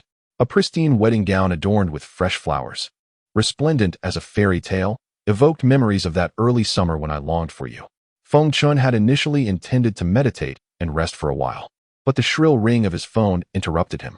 This ringtone was a mimicry of the one he had learned from Fan Ruoxi, leaving him uncertain whether it was intentional or coincidental. Upon checking his phone, he discovered it was a call from Miss Fan Ruoxi. Feng Chen dared not take it lightly. He had to answer, for she was a formidable benefactor. Hello? What is going on? Why did it take you so long to answer? Even without the speakerphone, Feng Chen could hear the furious voice of Fan Ruoxi on the other end. I still have a bit of time before I finish work. Come to my office downstairs. We're out of groceries, and I need you to help carry some bags. Sure, I'll be there soon. Feng Chen hung up, smiling as he changed into suitable attire to set out. Fan Ruoxi worked at QF Medical Equipment Company, a prominent establishment in the vast HB city, supplying numerous large hospitals with medical devices. This company was well regarded, and obtaining a position there required more than just academic qualifications. Connections and background were equally essential. Fan Ruoxi had fortuitously landed her role after a successful candidate encountered an unforeseen mishap, leading her to be recruited almost as if conscripted. Unlike her colleagues, Fan Ruoxi lacked connections and a notable background, placing her on the periphery of elimination within the company. With a resounding crash, the sound of shattering glass echoed throughout the QF Medical Equipment Company, prompting employees to exchange whispers and cautiously glance towards the innermost conference room. Damn it! If you all don't provide an explanation today, I swear I'll demolish your company. Do you believe me? A robust male voice resonated from the conference room, clear and unmistakable. Mr. Fan, please calm down. Let us sit down and discuss this, Zhang Yi, the sales director of QF Medical Equipment, implored, resembling a sycophant as he attempted to placate the agitated Mr. Fan. Zhang Yi was notorious within the company, often referred to as Duck Zhang, a moniker revealing his unsavory reputation. Many new hires were ensnared in his manipulative games, unable to resist due to his position in the company. As for Mr. Fan, whose real name was Fan Tong, His peculiar name was reportedly given by a fortune-teller who happened to be the old Taoist Feng Yangzi. Even prior to his birth, the fortune-teller had hastily concocted it. Mr. Fan was approximately 25 or 26, a privileged second-generation heir with connections to both the underworld and legitimate businesses. In his presence, Zhang Yi was relegated to a subordinate role. Let me summon the person responsible for that equipment. She can clarify the situation. Zhang Yi adjusted his glasses. Bring Fan Ruoxi in here, quickly. Zhang Yi opened the conference room door and instructed the staff outside. Ruoxi, this is bad. Zhang has summoned you. A female colleague rushed to inform Fan Ruoxi, panic evident in her voice. Oh, I see. Fan Ruoxi replied nonchalantly. Ruoxi, are you feeling unwell? Look at the chaos inside. Aren't you afraid? The colleague inquired, astonished at Fan Ruoxi's composure. Afraid? Of what? I'm perfectly fine and have done nothing wrong, Fan Ruoxi retorted, tapping on the conference room door. Mr. Zhang, do you need something? As she entered, she surveyed the shards of glass scattered about, unperturbed. Fan Ruoxi, let me explain. This is Mr. Fan, the owner of T-Online nightclub. A few days ago, you were responsible for the sale of a batch of medical equipment, and coincidentally, Mr. Fan's father fell ill after using our devices, worsening his condition. You must provide Mr. Fan with an explanation. Zhang Yi shifted the blame entirely onto Fan Ruoxi, clearing himself of any culpability. What? Mr. Zhang, that's hardly fair. Your analogy is flawed. It's like claiming that if you ate lunch and then got car sick, you'd accuse the restaurant of poisoning your meal. Fan Ruoxi's anger flared as she struggled to contain her fury. Fan Ruoxi, do you no longer wish to work here? Zhang Yi glared at her, clearly displeased by her defiance. Enough. What do you want to do about this? If you don't speak, I'll handle it my way, Mr. Fan interjected, unable to endure the scene any longer. Chapter 13. What are you? In truth, it was nothing of great significance, merely a whim of Fan Tong, the privileged second-generation scion, who, upon hearing from a friend about the abundance of beautiful women at QF Medical Equipment Company, decided to come over to indulge in some frivolity. Not speaking, are we? Very well, 5 million, or you can spend a night with me, and we can let this matter slide, Fan Tong nonchalantly said as he lit a cigarette, lounging with his legs crossed, observing the two. Why don't you just die? 5 million. To hell with your 5 million. Besides, it's not my fault. The fiery temper that had been simmering within finally erupted. Oh, I like this, Fan Tong exclaimed, slamming his hand on the table in excitement. Having grown up with a silver spoon in his mouth, the wealthy patron had always been accustomed to submission, with women gravitating towards him of their own volition. Buzz, buzz. Fan Ruoxi's phone vibrated incessantly in her hand. Glancing at the screen, she saw it was Feng Chen calling and promptly hung up. Feng Chen. Slightly taken aback, dialed again. Buzz. The phone vibrated once more, and this time, without even looking, Fan Ruoxi hung up again. 10 minutes passed. Yet Fan Ruoxi had not sent any message. Feng Chen began to feel a sense of unease. What on earth is happening? Never mind. Oh. It seems there's a twist. Having been hung up on twice, Feng Chen felt a twinge of discomfort. Suddenly, an idea struck him. He reached out with his mind to see what Fan Ruoxi was doing. Sir, how may I assist you? A polite receptionist stood up to inquire. Never mind. Continue with your duties. Feng Chen waved dismissively and made his way towards the conference room. Knock, knock, knock. Feng Chen politely rapped on the door. Feng Chen, what are you doing here?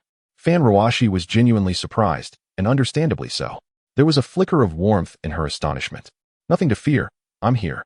It's just a couple of fools, he said, stepping closer to her, gently taking her small hand in his, feeling a pang of sympathy as he comforted her. Regardless of whose fault the situation was, be it Fan Ruoxi's or otherwise, Feng Chen would still defend her, embracing the entirety of her being. A soft giggle escaped Fan Ruoxi as she covered her mouth. Damn it, who are you calling a fool? Fan Tong rose abruptly, glaring at Feng Chen with a fierce intensity, eager to retaliate. What are you shouting about? If you don't speak, no one will think you're mute, Feng Chen retorted, uninterested in engaging in further banter. With a swift motion, he delivered a resounding slap to Fan Tong's face. Though he didn't exert much force, it was more than Fan Tong could bear, leaving a vivid mark on his cheek, the sound echoing sharply in the air. Everything unfolded too abruptly, far exceeding Fan Tong's self-perception. Had it not been for the pain radiating from his face, he would hardly believe he had been struck. Typically, he was the one who put others down. Today, however, he found himself at the receiving end. "You, how dare you hit Mr. Fan?" Zhang Yazi stammered, taken aback by Feng Chen's action. "I not only hit him, but I'll also hit you," Feng Chen declared, delivering another powerful slap to Zhang Yazi, causing his face to flush crimson with pain. "Damn it, I'll make you pay for this." Fan Tong seized a nearby ashtray and hurled it at Feng Chen. "Ruoxi, close your eyes and listen to me," Feng Chen said gently to Fan Ruoxi without sparing a glance at Fan Tong, before forcefully pinning Fan Tong's arm on the table. As Feng Chen's grip tightened, the sound of cracking bones filled the air. The ashtray slipped from Fan Tong's grasp, and Feng Chen caught it mid-fall. With a loud crack, it shattered against Fan Tong's body. The sound reverberated through the conference room, causing the entire space to tremble slightly. At that moment, Zhang Yazi's earlier bravado had dissipated, while Fan Tong groaned, clutching his stomach in pain. "Feng Chen." Fan Ruoxi tugged at Feng Chen's arm, her anxiety palpable as she had never witnessed such a scene before. "Don't worry, they won't die," Feng Chen assured her, completely disregarding the two men, even failing to give Fan Tong a single glance. "Today, you've met your match. Do you even know who I am? Who you are has nothing to do with me. I've already struck, so why should I care?" Feng Chen replied, utterly dismissive of Fan Tong's threats. "Feng Chen, is it? Very well, you have guts. I will ensure you witness what happens to this woman beside you." Fan Tong's sentence faltered as he could no longer articulate his threat. Feng Chen's icy gaze caused the temperature in the entire room, even beyond, to plummet.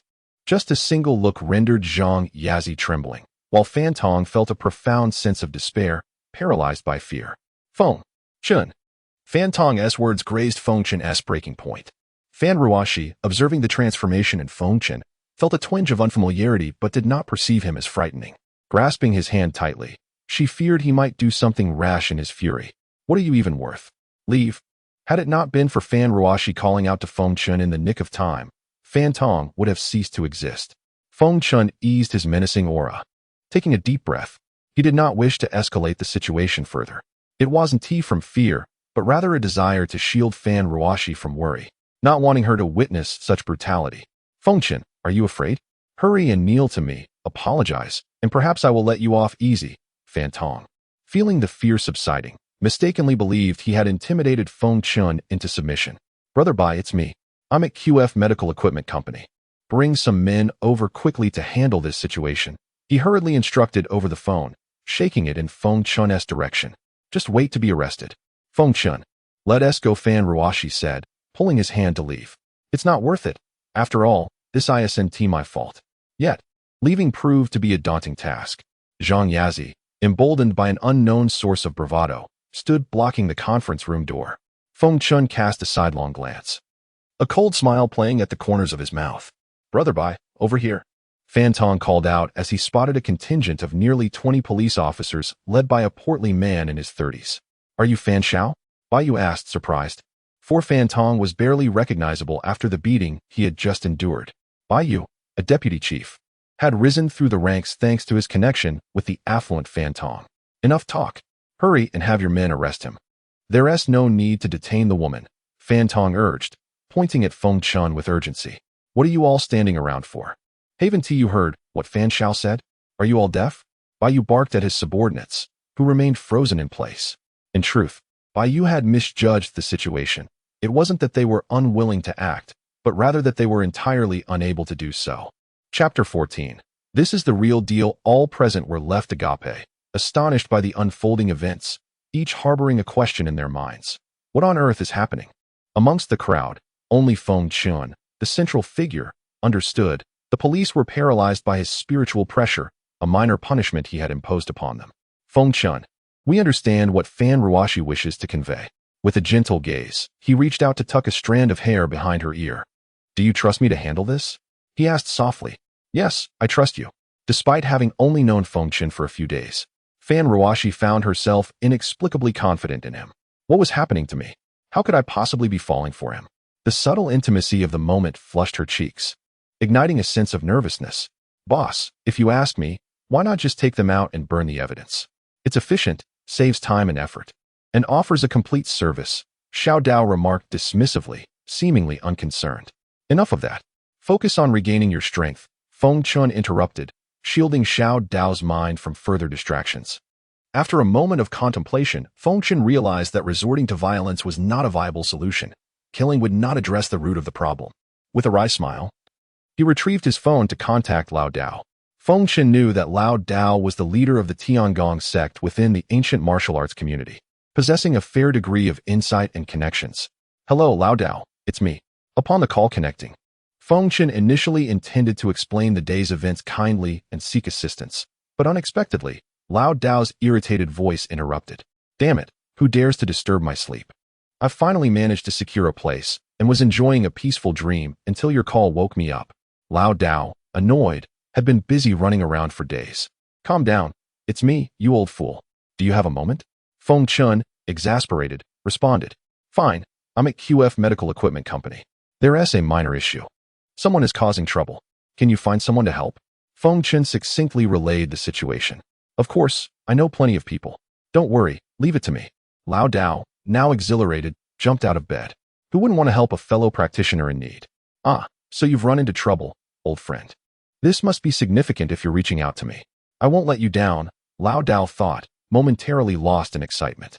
It seemed Lao Dao had overthought the situation, transforming a trivial matter into something monumental. "Is that you, Shaoli? I need you at QF Medical Equipment Company within 20 minutes. No, make it 10. Is that you? Xiaoho, I need you here in 10 minutes. Xiaohu, I need you and your team at the scene in 10 minutes, or else. Xiao Duan, handle it yourself and make sure it's swift." Lao Dao, now fully engaged, was eager to uncover who dared to provoke his friend. Just 5 minutes prior, the entire HB was in turmoil, both the criminal underworld and business sectors buzzing with speculation about the unfolding drama. "Hello, Dad, why are you calling me? Aren't you supposed to be resting?" Fan Tong's phone rang. "Where are you? Tell me quickly. You haven't caused any trouble, have you?" Fan Tong's father fretted, fearing his son was at QF Medical Equipment Company. "I haven't caused any trouble. I'm just having some fun at QF Medical Equipment Company," Fan Tong replied cheerfully. "You little rascal." His father, infuriated, threw his phone to the ground, fully aware of his son's reckless nature. Approximately 10 minutes later, the blaring of police sirens echoed outside QF Medical Equipment Company, prompting workers to peer out the windows. Feng Chen smiled, tightening his grip on Fan Ruoxi's hand, knowing that Lao Dao's influence had begun to take effect. With a mere thought, the spiritual pressure binding the police was lifted. Summoning spirits is easy. Sending them away is another matter. "You ought to consider the consequences before making an arrest without cause," Feng Chen said, his expression a mix of amusement and sarcasm. "Shut it. You're obstructing justice. Arrest him and bring him to the station." Baiju ordered his subordinates. "I dare you."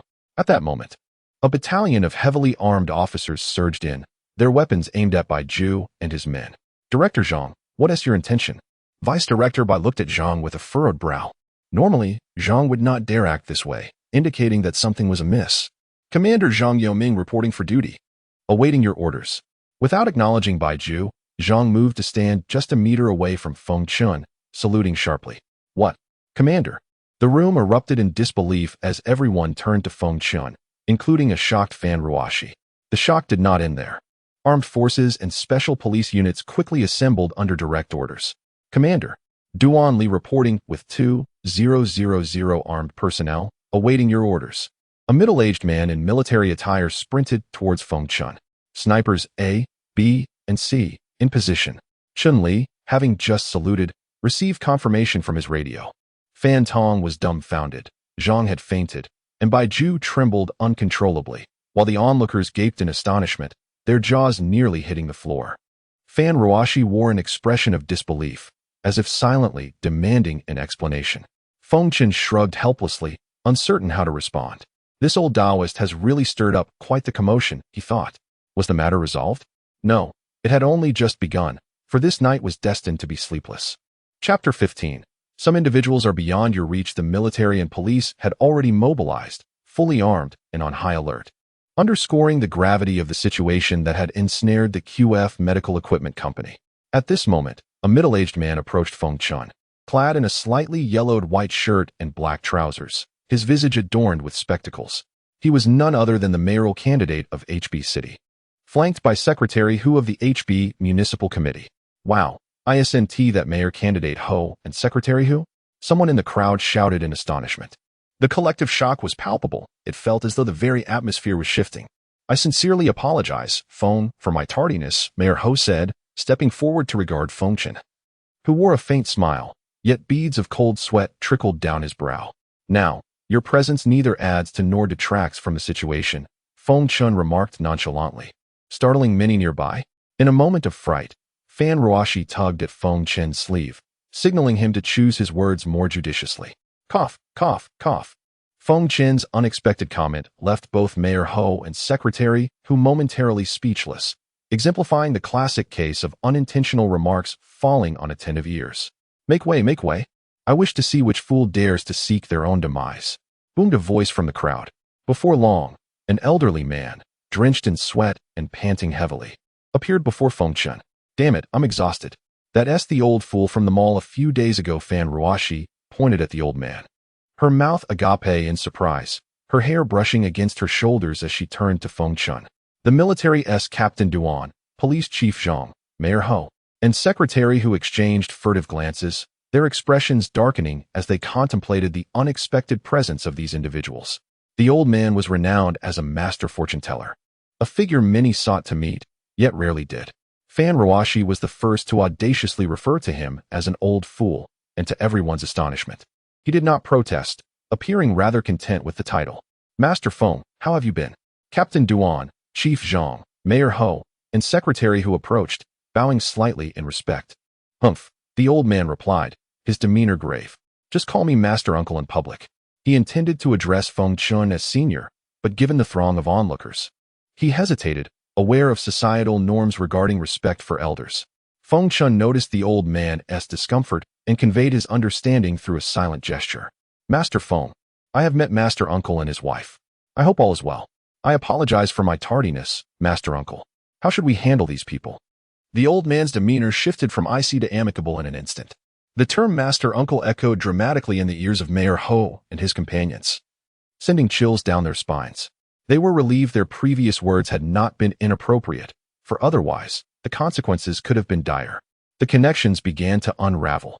Feng Chen was indeed Master Feng's disciple, prompting the four to contemplate how best to report this revelation to their respective leaders, as the implications were of utmost significance. At that moment, Feng Chen and Fan Ruoxi had firmly etched themselves in the minds of the four as individuals not to be trifled with, shrouded in mystery. However, Fan Ruoxi found the term Master Uncle quite jarring, observing Feng Chen's silence on the matter, which he punctuated with a knowing glance, prompting her to refrain from expressing discontent. Benefactor, Master Feng Fan Tong, known as Fan Ci, knelt before the old man, pleading for mercy. You ungrateful wretch. Kneel and admit your wrongs. Fan Ci, seizing his son, forced him to the ground, delivering several sharp slaps. Fan Tong cowered, realizing he had no choice but to submit. This was none other than the infamous Fan Ci of HB City, a figure of the underworld.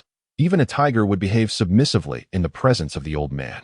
You are Fan Ci, and this is your son, Fan Tong, the old man pondered, recalling the peculiar names he had hastily assigned. Yes, yes, it is I, Master Feng. I confess my failures as a father. My son has offended you. I beseech you to overlook this transgression. Fan Ci understood that given the current circumstances, even a death sentence would be deserved, and tomorrow's headlines would scarcely acknowledge it.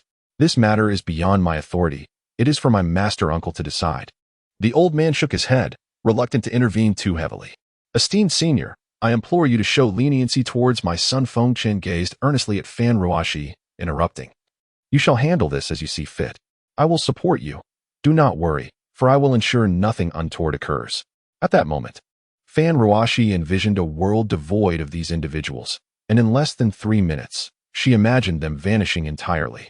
Feng, perhaps we should let this go. I have suffered no real loss, and they have learned their lesson, she suggested, anxiety creeping into her voice. Very well, what you say goes. We must return home. We still need to shop for groceries, or the store will close. This is all such a frustrating affair, Feng Chen replied, casting an exasperated glance at Fan Ci and his son. Having spent time with Fan Ruoxi, Feng Chen had adopted her penchant for unexpected remarks, seemingly oblivious to the appropriateness of the occasion. Indeed, Fan Ruoxi nodded obediently. Old man, I leave this matter in your capable hands. I am pressed for time, Feng Chen said, holding Fan Ruoxi's hand as he turned to the old man. Rest assured, Master Uncle. I shall ensure they provide you and your wife with a satisfactory resolution. Remember, some individuals are beyond your reach. Do not overestimate your own significance, he added, glancing at the kneeling Fan Tong, unable to resist a few parting words. Once Feng Chen and Fan Ruoxi departed, the old man exhaled deeply, having felt the weight of Feng Chen's formidable presence.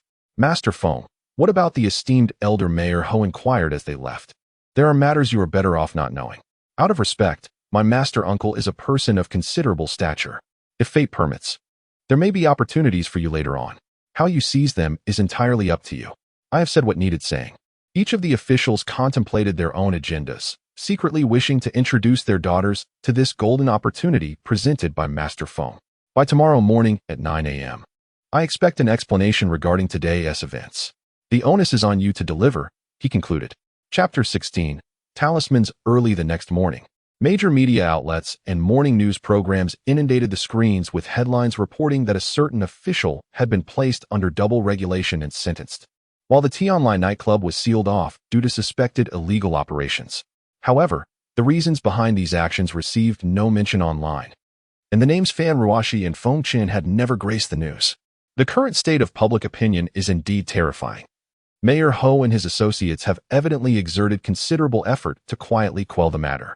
As the day unfolded, Fan Ruoxi, as usual, finished the breakfast prepared by Feng Chen, donned in formal attire, and with a gentle smile declared, I am off to the office. You carry on with your day. I shall expect an explanation upon my return tonight. Watching her depart, Feng Chen couldn't help but smile helplessly. He was acutely aware of the nature of the explanation she sought, and he found himself at a loss for words. How on earth could he explain? It was indeed an embarrassing predicament. Enough of that. There were more pressing matters at hand. The auction was approaching, and he needed to find a way to secure some funds.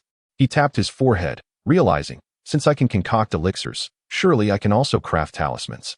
In the face of adversity, Feng Chen understood the importance of preparation. He quickly pulled out his phone to call the old Taoist. His contacts limited to 2 numbers, Fan Ruoxi's and the old Taoist's. With the auction tomorrow, there was no time to lose. Who dares disturb me at this hour? The old Taoist grumbled, nearly 60 and in desperate need of rest. Feng Chen was unfazed by the old man's grumbling. He found it amusing, knowing the Taoist was likely in slumber. Master. No. Senior, may I request your assistance? The old Taoist jolted awake, rubbing his eyes. Do you know where I can procure materials for crafting talismans? Feng Chen got straight to the point. Talismans? Materials? The old Taoist's jaw dropped. Having already deemed Feng Chen a remarkable individual, but now he realized the young man operated far beyond conventional expectations. Yes. In HB City, I know several suppliers. Senior, give me 3 minutes. I live in your neighborhood. The old Taoist rushed to conclude the call. Good morning, Sister Ruoxi. Upon her arrival at the company, Fan Ruoxi was greeted politely by her colleagues, their eyes reflecting a measure of respect. Sister Ruoxi, the chairman has requested your presence in his office, whispered Kong Monli, Fan Ruoxi's closest confidant within the company. The chairman wants to see me? All right, I understand. Fan Ruoxi was taken aback, having worked there for over half a year. She had never encountered the so-called chairman. Clearly, yesterday's events had stirred the waters. Shao Fan, please, have a seat. Don't just stand there. Chairman Qin, the head of QF Medical Equipment Company, warmly gestured, rising to welcome her. Chairman Qin, you are too kind, Fan Ruoxi replied, surprised by the man in his 40s before her. How could Chairman Qin not be courteous? Fan Ruoxi was no ordinary employee, if treated well. She could be a treasure to the company. Shao Fan, the reason I called you here is that you have been with us for quite some time, demonstrating exceptional dedication and outstanding performance. The board has made some recommendations. Chairman Qin began, employing a formal tone. You needn't elaborate, I understand. I will prepare my resignation letter for the HR department. Fan Ruoxi misinterpreted his words, fearing dismissal. No, Shao Fan, you misunderstand. That's not my intention at all. In light of your performance, the company has decided to promote you to sales director with a base salary of 10,000, no, 20,000. Or you may even set your own base salary. Chairman Qin exclaimed, rising from the sofa in excitement. This news left Fan Ruoxi utterly bewildered. One moment she was merely an employee, and now she was transformed into the sales director, with a monthly salary that far surpassed her previous earnings. The relevant appointments would soon be announced by the board, and Chairman Chen urged her to continue her commendable work for the company. Fan Ruoxi was no fool. She quickly connected today's developments to the events of yesterday. Who exactly was Feng Chen, and how did he wield such influence? She dismissed the thoughts for the moment, resolving to uncover the truth later that evening. Dressed in a stylish trench coat and sporting dark sunglasses, the old Taoist exuded an air of flair as he and Feng Chen arrived at the antique market in HB City. Within the folklore of the market, there exists a saying that one may not open their business for a year, yet when they do, they may thrive for 3. In this realm, some people struck it rich overnight, while others, regardless of their wealth, could lose everything in an instant, much like gambling on jade. Rows of traditional Chinese shops lined the streets, exuding an aura of antiquity. The shops typically spanned 3 levels, the first floor adorned with gold and silver jewelry, the second with rare paintings and antiques, and the third reserved for treasured artifacts and collectibles. The old Taoist led the way, winding through the market until they arrived at a quaint building constructed of solid wood. Feng Chen's senses had already scanned the area before entering, revealing no promising materials for crafting even the most basic talisman, leaving him somewhat disheartened. Only one shop emitted a faint aura of spiritual energy, imperceptible to those lacking depth in their cultivation. Here, this is my friend's establishment. Let us take a look inside. The old Taoist beckoned. Upon entering, the unique design of the first floor caught their attention, filled with an array of goods, yet distinctly different from other antique shops. Here lay candles, yellow paper, and various feng shui implements. Ah, Feng Lao, welcome. It is a stroke of fortune to see you again after so many years, exclaimed the shopkeeper, a middle-aged man who instantly recognized the old Taoist with astonishment. Young Tang, we shall chat later. This is my disciple. We have come to procure materials. Quickly, show us your best wares. The old Taoist waved his hand dismissively. Hearing the old Taoist refer to Feng Chen as his disciple astonished Tang Zishan. For to be the disciple of such a figure implied an extraordinary pedigree. The young man before him appeared to be merely in his late 20s. Esteemed senior, please follow me, Tang Zishan said respectfully, bowing slightly as he led the way. Chapter 17. The awakening talisman. Feng Chen smiled wryly. A self-deprecating smile that spoke of resignation, choosing to say no more. After all, in any realm, the accomplished take precedence. Ascending to the second floor, though it was daylight, only a few lights illuminated the space, which served to highlight the extraordinary nature of the second floor. The items here were fewer than those on the first floor, totaling perhaps no more than 200, revealing that rare treasures and valuable antiques were indeed scarce. Senior, Master Feng, Tang Zishan spoke, slightly tilting his body. A survey of the second floor revealed numerous curiosities and antiques, yet not a single item of genuine utility for Feng Chen. Boss Tang, do you happen to have any yearn paper and talisman brushes for crafting talismans? Feng Chen turned to face Boss Tang, observing the pained expression on Tang's face. Feng Chen surmised that the proprietor possessed something of great worth. Indeed, I do, but... What do you mean, but? If you have it, bring it forth at once. At your age, why act like a timid woman? The old Taoist was particularly displeased and promptly tapped the back of Tang Zishan's head. Eventually, Feng Chen and the old Taoist were led by Tang Zishan to the third floor, a space that bore little resemblance to the first and second floors. It was more akin to a refined hall, clear, elegant, and distinctive. Masters, please take a moment to sit. I shall return shortly, Tang Zishan said with a slight bow. In less than 3 minutes, Tang Zishan returned, cradling a peachwood tray adorned with 5 talisman brushes and 3 sheets of yellowed yearn paper. Masters, these are the treasured gems of my establishment. Seeing the talisman brushes and the aged paper, a faint smile graced Feng Chen's lips, for within lay the very items that stirred his spirit. How much for this brush and paper? Feng Chen inquired, lifting one of the brushes and a sheet of paper from the red tray for inspection.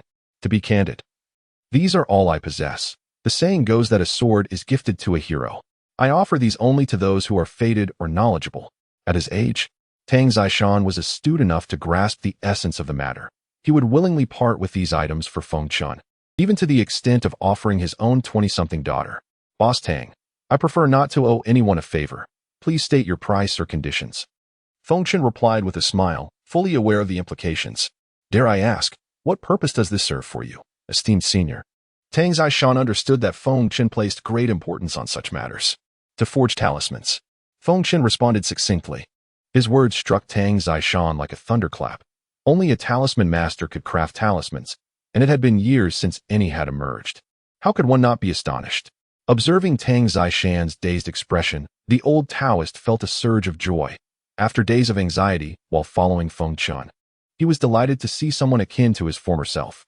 Esteemed senior, may I humbly request a talisman once you succeed? I would be eternally grateful. Tang Zishan bowed deeply, imploring. Boss Tang, you exaggerate. What harm is there in giving you one once I succeed? However, there is but a single sheet of paper. What do you propose? Esteemed senior, I have a few more sheets of paper. I shall procure them immediately. Tang Zishan felt somewhat embarrassed. Having previously withheld some of his stock, yet now found himself in need of Feng Chen's assistance. Feng Chen smirked knowingly. Understanding that his reluctance to incur debts of gratitude was one reason he chose not to expose Tang Zishan's prior reservations. Having finalized the arrangements for the talisman brushes and paper, Feng Chen and the old Taoist returned home to prepare for the creation of the talismans. The auction was set to commence the following evening at 8, and another reason for urgency was that Fan Ruoxi would soon finish her work. Should she return home to find Feng Chen crafting talismans, it would not merely be a source of amusement. With brushes and paper secured, the only remaining element was the catalyst. Typically, a practitioner would use the blood of a demon beast for talisman creation, and for more advanced talismans, the blood of celestial beasts or dragon-like creatures would suffice. Only cultivators at the late stage of the Golden Core realm, nearing the Yuan-Ing level, dared attempt such feats. Otherwise, the expenditure of true essence could be fatal. In this land of Huaxia, where even spiritual beasts were a rarity, where could one procure such blood? With all preparations complete, the old Taoist stood behind Feng Chen, eager to witness this miraculous moment. Embrace the primordial, maintain unity, formless and intangible, dispel illusions, and restore reality. Feng Chen concentrated fully, channeling his true essence into his dantian, his hands swiftly crafting the necessary gestures. For his cultivation was still only at the 3rd level of the Golden Core. The talisman paper and brushes, without the influence of wind, began to move autonomously in the air, dancing in a rhythmic pattern. As the saying goes, while one can paint a dragon or tiger, capturing the essence is paramount. Suddenly, Feng Chen raised his right hand, and the brush soared into his grasp. With a decisive utterance, a drop of essence blood flew from his left hand toward the floating paper, using his own blood as the catalyst for the talisman. One can only imagine its value, far exceeding that of any demon beast, 100-fold, even 1,000-fold. Though his cultivation had waned, the quality of his blood remained intact. Feng Chen's complexion grew pale. To attempt the crafting of a talisman at the Golden Core stage without any restorative pills or formations was a daunting endeavor. Seal. Feng Chen called out, his hand gestures shifting rapidly. Suddenly, a golden light coalesced into 2 ethereal dragons, first swirling between the brush and paper before merging into them. Due to the overwhelming energy of his blood, the otherwise unremarkable brush and paper began to tremble, on the brink of shattering. Feng Chen could not allow such an effort to be in vain. With the infusion of the ethereal dragons, the brush and paper stabilized, allowing Feng Chen to exhale deeply in relief. As the talisman formed, a stream of light shot from Feng Chen's right hand, which he gently pressed downward. A talisman, radiating with spiritual energy, hovered in the air before soaring into Feng Chen's palm, encircled by spiraling spiritual energy. This was the awakening talisman, and infused with Feng Chen's essence blood, it had transformed into a variant of the original. The talismans crafted by Feng Chen were not the mundane types found on the streets, merely intended to ward off evil. Generally, an awakening talisman serves to keep one alert and prolong life.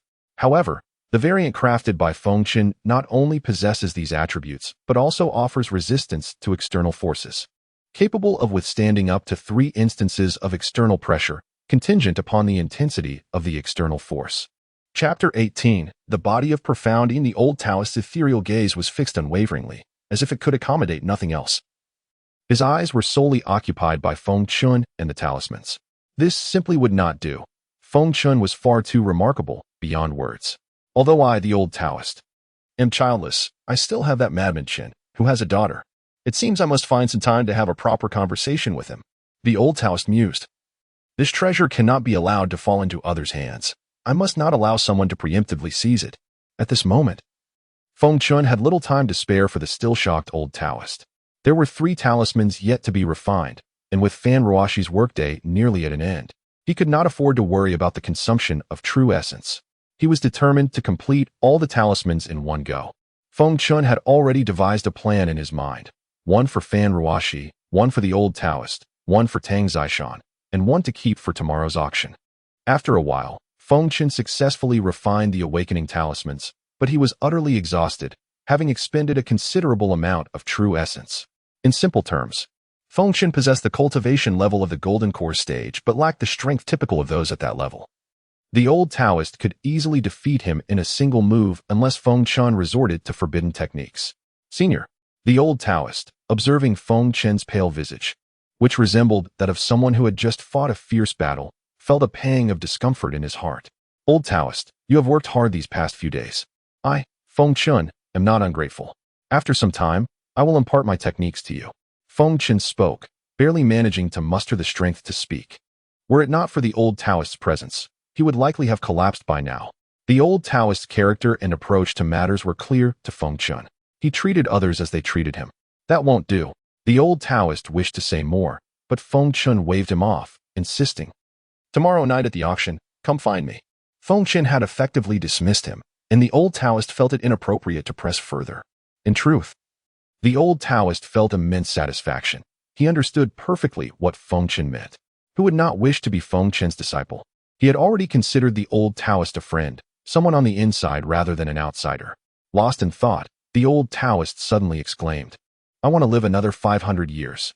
Meanwhile, Feng Chen, resting on the sofa, was diligently cultivating, striving to replenish the true essence expended in refining the talismans.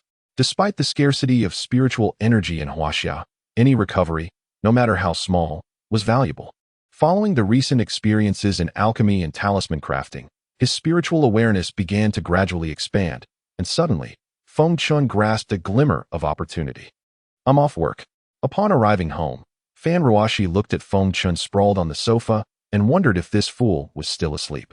Feng Chen had entered a deep state of cultivation, fully engrossed in the previous opportunity, oblivious to the happenings in the outside world. "Hey, what time is it? Still sleeping?" Fan Ruoxi called out several times, but seeing no response, she playfully kicked Feng Chen. "Wow." Uffed. In an instant, a mouthful of fresh blood erupted from Feng Chen's lips. The profound understanding he had attained was abruptly shattered by Fan Ruoxi's unintentional kick. "You fool. You scared me." "I'm sorry, I didn't mean to." Fan Ruoxi stood frozen, her heart racing with anxiety, her mind blank. "Don't worry, I'm fine," Feng Chen thought bitterly, wiping the blood from the corner of his mouth as he tried to reassure the panicked and slightly guilty Fan Ruoxi. "You fool, let's go to the hospital. Please, don't scare me." Fan Ruoxi's hands trembled slightly, her emotions a mix of worry and concern. "Ruoxi, I truly am fine. Don't fret." Just as Feng Chen spoke, another wave of blood surged from his throat, a painful backlash from his interrupted enlightenment. "You say you're fine?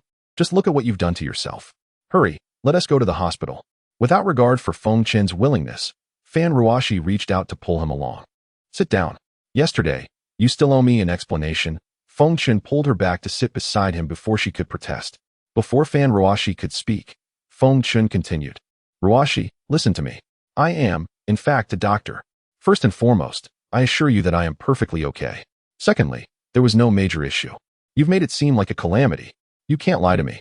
Fan Ruoxi retorted, pointing her finger at Feng Chen, her expression serious. "I do not deceive, I, Feng Chen, never tell lies." "Very well, then explain what happened yesterday. And what about that old Taoist, Mayor Ho, and Secretary Hu? Who exactly are you? And what is your intention in getting close to me?" A barrage of questions erupted from her like firecrackers. Feng Chen sighed, a rueful smile gracing his lips. "Do you believe what I say?" he asked, genuinely curious about her response. "I believe you," she answered resolutely without a moment's hesitation. Seeing the determination in her eyes, he smiled knowingly. "As for Mayor Ho and the others, I truly do not know them. Everything stems from that day we encountered the old Taoist at the mall. As I mentioned, I am a doctor and indeed a miraculous one. I cannot explain how I ended up here, nor do I have any ulterior motives in approaching you. I merely saved the old Taoist's life that day, and in gratitude, he chose to assist me." Feng Chen shrugged, nonchalant about the simplicity of it all. "Ruoxi, I will share everything you need to know with you, but this is not the right time." Feng Chen felt a twinge of guilt. He was reluctant to disclose everything, as it was too fantastical. Revealing too much might lead her to view him as a monster, and he could not guarantee her safety given his current low level of cultivation. Come, let us make a pact. Promise me you won't lie to me. Fan Ruoxi extended her delicate, fair hand. Feng Chen smiled as he extended his hand to seal the pact, but just then, he furrowed his brow, sensing an anomaly within her body. This anomaly was beyond his current ability to resolve, and he was uncertain if he could suppress it. Fan Ruoxi possessed an exceptionally rare constitution, one so unique that it had never appeared in the immortal realm and scarcely mentioned in ancient texts. The drawback of such a constitution was that its bearer would not live past 30, as no one had ever succeeded in doing so. However, if one were to surpass 30, their subsequent cultivation would soar like a rocket, remarkably swift. Yet, Feng Chen dared not reveal this harsh truth to Fan Ruoxi. Forget you. You're the one with issues. Fan Ruoxi suddenly broke free, rising abruptly, clearly affected by Feng Chen's words. Ruoxi, please let me explain. I meant no offense. Feng Chen hastily raised his hands in defense. Chapter 19. The wind blows, flowers fall, tears like rain. Ruoxi, I implore you to remember every word I am about to say.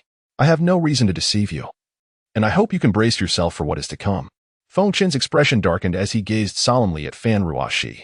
Your constitution is quite unique. So much so that with my current medical knowledge, I cannot assure you of a cure. Stop it.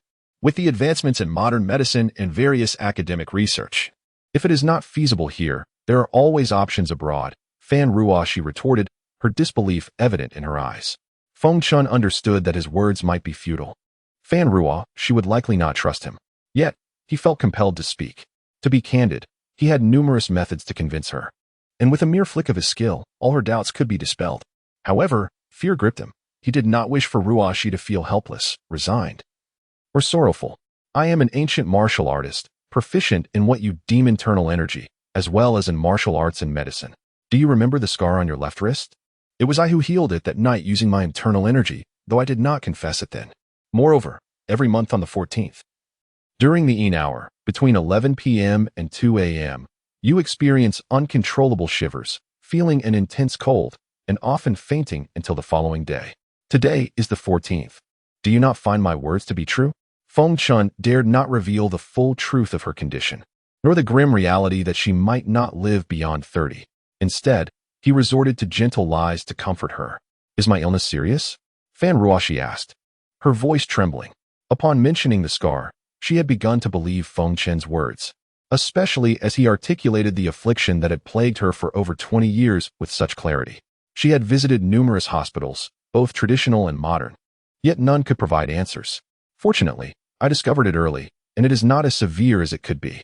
With my presence, there is no ailment I cannot heal, provided you cooperate with my treatment.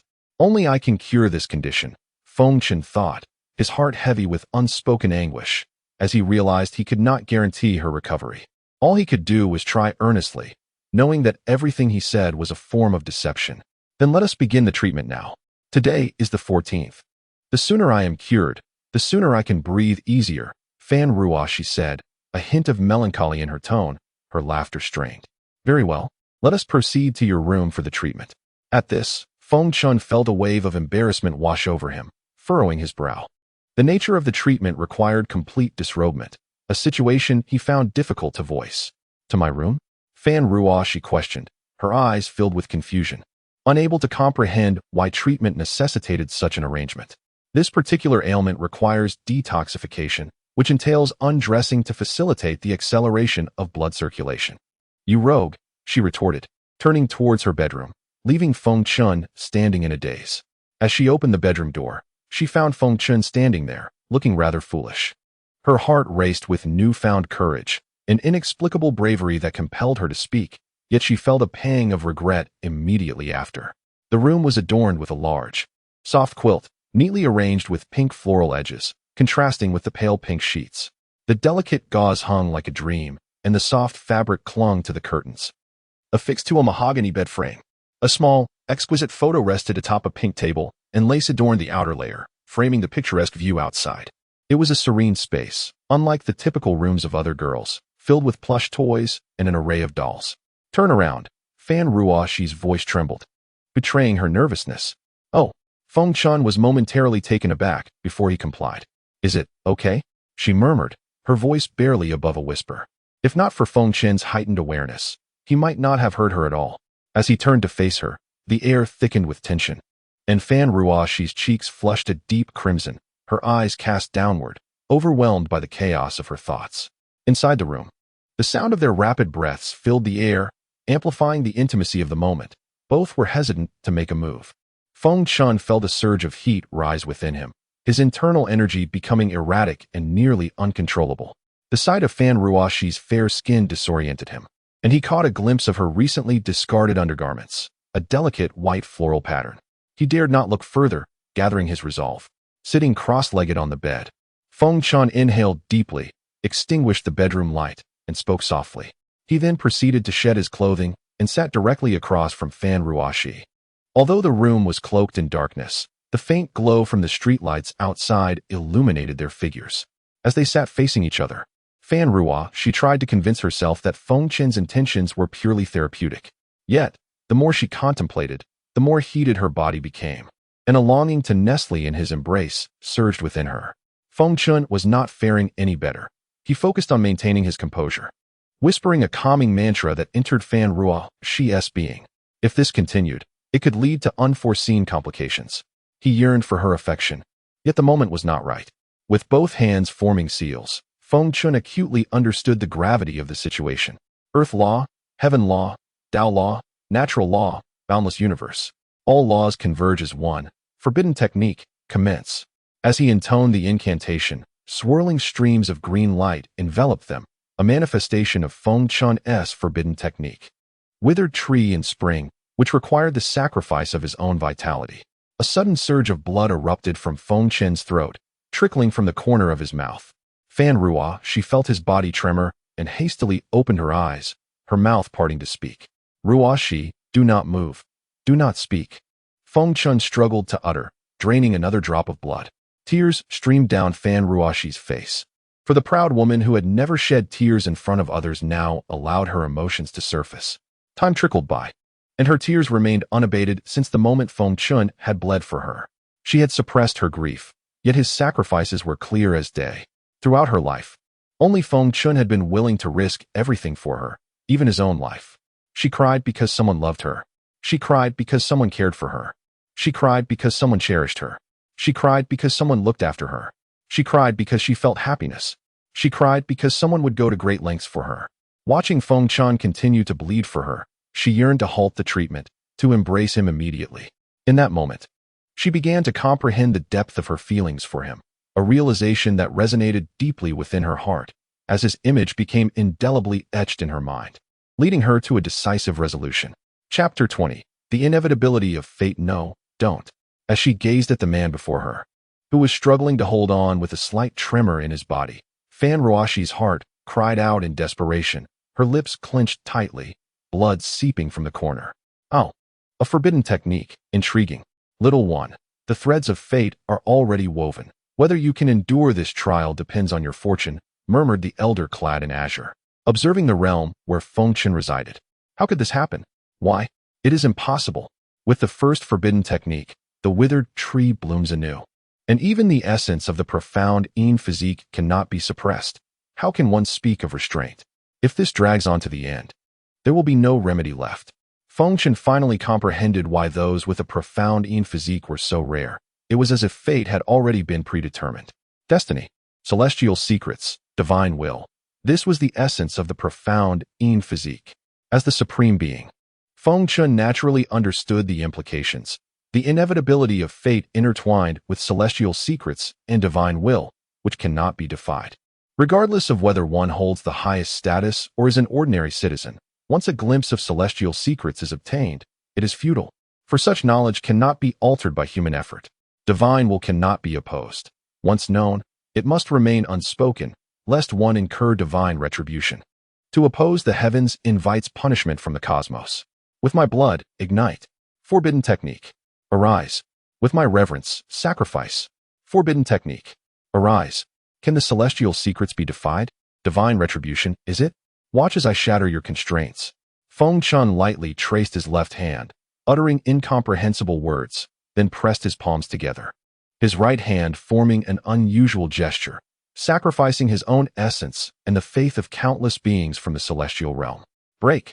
A glint shone in Feng Chen's eyes, and with a furious roar, a brilliant light erupted from him, ascending skyward and enveloping the entire expanse above HB City in a blinding radiance.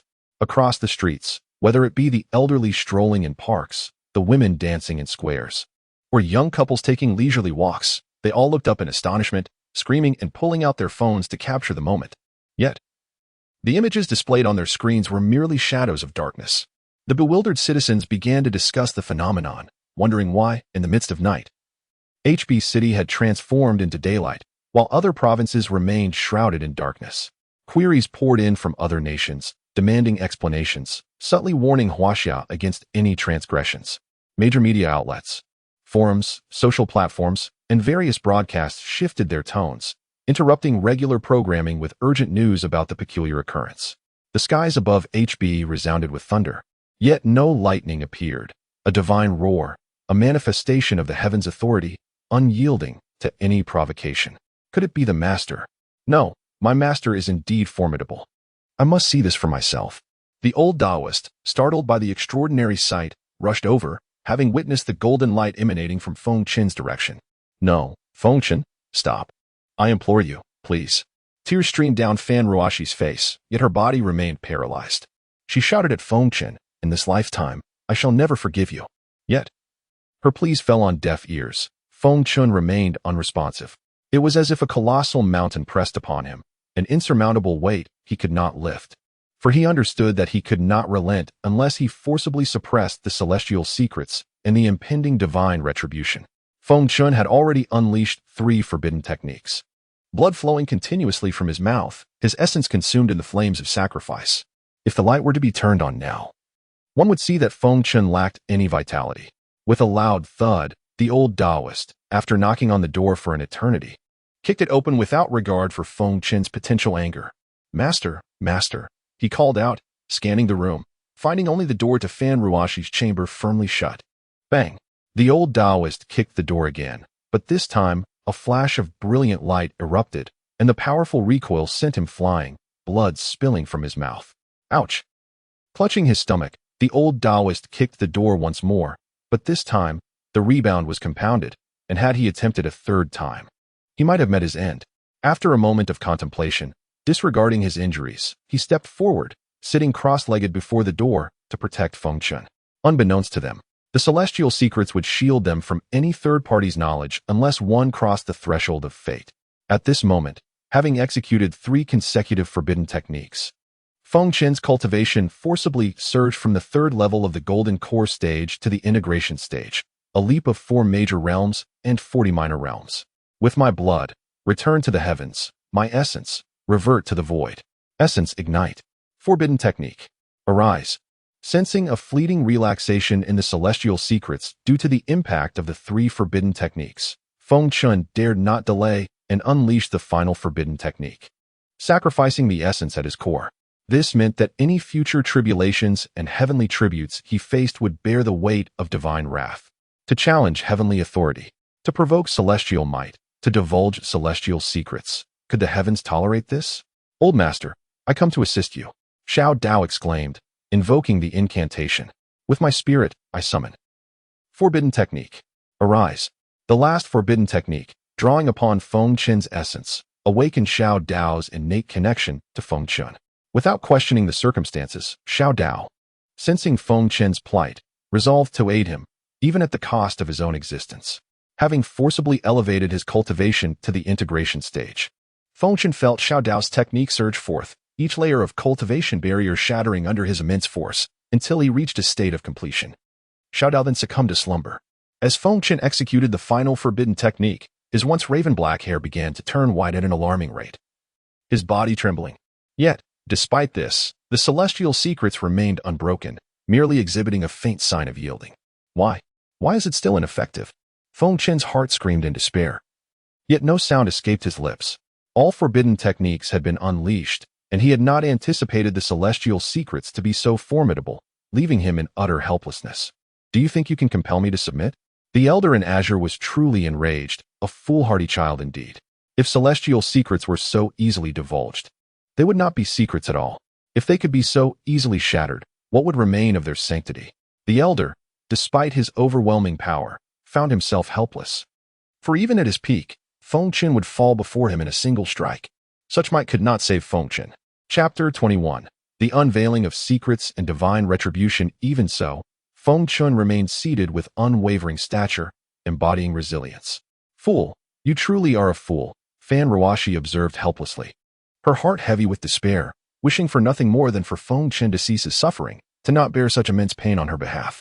As Feng Chen's cultivation began to wane, his essence surged forth, a low growl emanating from him.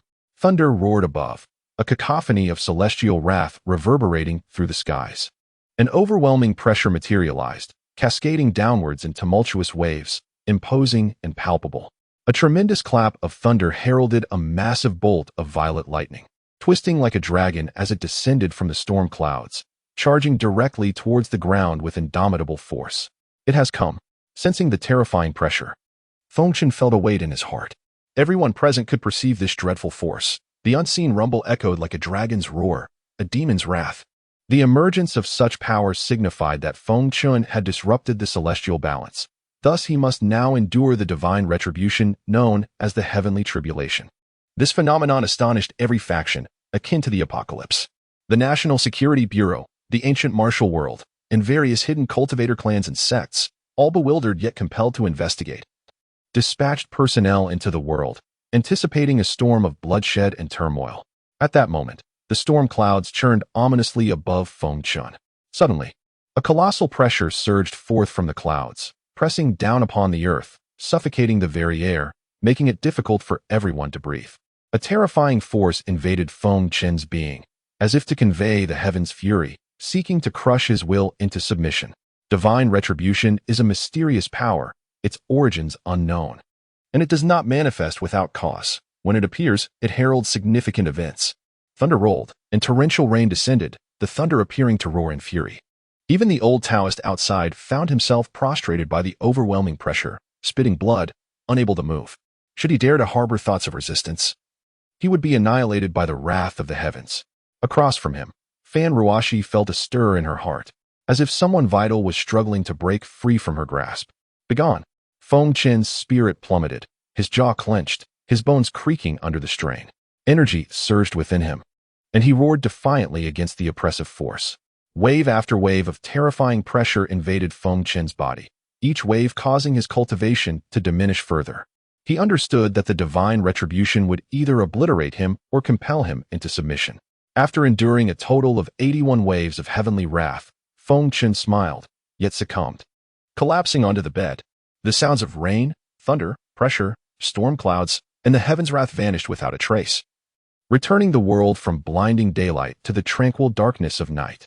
All around, people embraced one another, laughing and crying joyously, embodying the essence of survival after a calamity. Xiaozhou, I give you 3 days to uncover the cause and consequence of this incident, spoke a man in a dark Zhongshan suit, his expression impassive. He was Director Wang Fuyun of the National Security Bureau. Yes, replied Shoujingi, the leader of Group A, saluting before departing. Good lad, well done. Now, take a nap. Perhaps upon awakening, we will meet again soon, mused the old man in the green robe, who had been observing Feng Chen. As Feng Chen unraveled the celestial secrets and endured the divine retribution, the old man hummed a tune to himself. Seeing Feng Chen lying there, Fan Ruoxi felt the oppressive weight lifted, allowing her to move. Without a second thought, she embraced him tightly, weeping, heartbroken, pouring out her feelings. Bloodied and bruised, Feng Chen felt her crystalline tears fall upon his face as Fan Ruoxi's heart bled for him. You foolish one, why do you leave me to face this alone? You said my illness was easily treatable. Speak to me, Feng Chen. Have you truly abandoned me? Where am I? What is this place? No, this is the essence of the heart of origin, and it resides within me. At that moment, Feng Chen's consciousness entered a mystical realm. After enduring divine retribution, his body felt more vital than ever. Typically, only planets or worlds possess a heart of origin. As a former supreme being, he understood what the origin meant. But this was not merely the essence, it was the heart of origin itself. Strangely, He found himself within this dark space, the heart of origin residing within him. In simpler terms, he had access to as much primordial energy as he desired, while a celestial body contained merely a thread of this essence. Feng Chen chuckled bitterly. Reflecting on the absurdity of his journey, first an inexplicable crossing, then the unveiling of secrets and divine retribution, and now the essence within himself. Enough of this. How do I escape? He mused, shaking his head, devoid of thoughts. I see now, it all makes sense. Time seemed to stretch, as if a minute had turned into an eternity, and Feng Chen erupted into laughter. His consciousness returned to his body, though the ordeal had been fortuitous. His physical form bore the scars of the divine retribution's might. Even within the heart of origin, where healing was profound, he had only regained a fraction of his strength, highlighting the immense power of divine retribution. As dawn broke, the sun rose, bathed in crimson hues. A playful beam of sunlight slipped through the clouds. In Fan Ruoxi's room, the two lay entwined. Fan Ruoxi's gaze was vacant, holding Feng Chen tightly, fearful of losing him, not having let go throughout the night. Our meeting was never intended. Yet a fleeting smile has etched itself upon my heart. Chapter 22. A smile from Ruoxi captivates the city. At this moment, Feng Chen's senses had returned to consciousness, feeling as though his entire body was enveloped tightly by something. Slowly, he opened his eyes, cursing inwardly as the most alluring sight greeted him. Though he silently chanted forbidden to gaze, he could hardly restrain himself, letting his eyes slightly part to admire the stunning scenery before him. As Feng Chen indulged in the view, the contact of skin against skin caused his breath to quicken, becoming heavier and more labored, his body slightly flushed and stiff. Fan Ruoxi, sensing something unusual, distinctly felt Feng Chen's warmth in her arms and hastily glanced at him. Feng Chen, are you awake? Please open your eyes and look at me, she implored, tears welling up in her eyes again. Ruoxi, I'm fine, truly. I didn't mean to worry you. Feng Chen smiled gently, reaching out to wipe away the tears at the corners of her eyes, caressing her face with a twinge of heartache. Hearing the familiar voice, Fan Ruoxi, reassured of his vitality, could no longer contain her emotions and burst into tears, holding him tightly. Fool, it's all right now. Everything is fine. Feng Chen comforted, affectionately patting her back. Before long, Fan Ruoxi had succumbed to slumber, utterly exhausted. Meanwhile, the old Taoist outside had also regained consciousness. Listening to the faint sounds within, he gritted his teeth against the pain and rose to sit cross-legged at the doorway, guarding the threshold. The bloodstains on the ground had already dried, and he winced in pain. Time passed, and Feng Chen held Fan Ruoxi in his embrace for the entire morning. Eventually, a soft rumble from her stomach roused her from sleep. A gentle smile graced her pure face, her dimples captivating Feng Chen's attention. In her dreams, she envisioned a life with Feng Chen and their child, living blissfully together. Upon waking, a deep blush spread across her cheeks as she glanced at Feng Chen, suddenly realizing their current state of undress. Flustered, she hurriedly covered herself, feeling utterly ridiculous. Upon a closer look, every part of Feng Chen was now revealed to her, causing her to shield her eyes in haste while inadvertently exposing herself again. Previously, there had been no time for proper admiration as the moment had not been right. But now, even as she attempted to conceal herself, she could not hide her alluring shoulders and the tantalizing curve of her collarbone. A few stray tears glistening on her flawless face, trailing down to her chest. Feng Chen gazed at Fan Ruoxi with great intrigue, his eyes traveling down her form, admiring her delicate, crossed legs that gleamed like polished jade. At this moment, Feng Chen felt that nothing else mattered. Perhaps it was the remnants of his diminished cultivation that clouded his judgment. All notions of cultivation and celestial respect were cast aside, and he found himself desiring to savor the enchanting creature before him. Caught in a conflict between desire and restraint, his gaze flickered repeatedly until, with a long sigh, he came to a realization. In truth, it was not Feng Chen's lack of self-control. Rather, it was Fan Ruoxi's mysterious body that had revealed its true potency after he had broken the heavenly secret. Noticing Feng Chen's intense stare, a rosy hue graced Fan Ruoxi's lovely face. She understood the impact her appearance had on him and felt an unfamiliar thrill, even managing a smile. Feng Chen, turn your head away, don't look, she playfully scolded. Why should I turn away? Besides, what hast lost in a glance? After all, since last night, I've lost count of how many times I've seen you. Feng Chen chuckled, his gaze still lingering on her.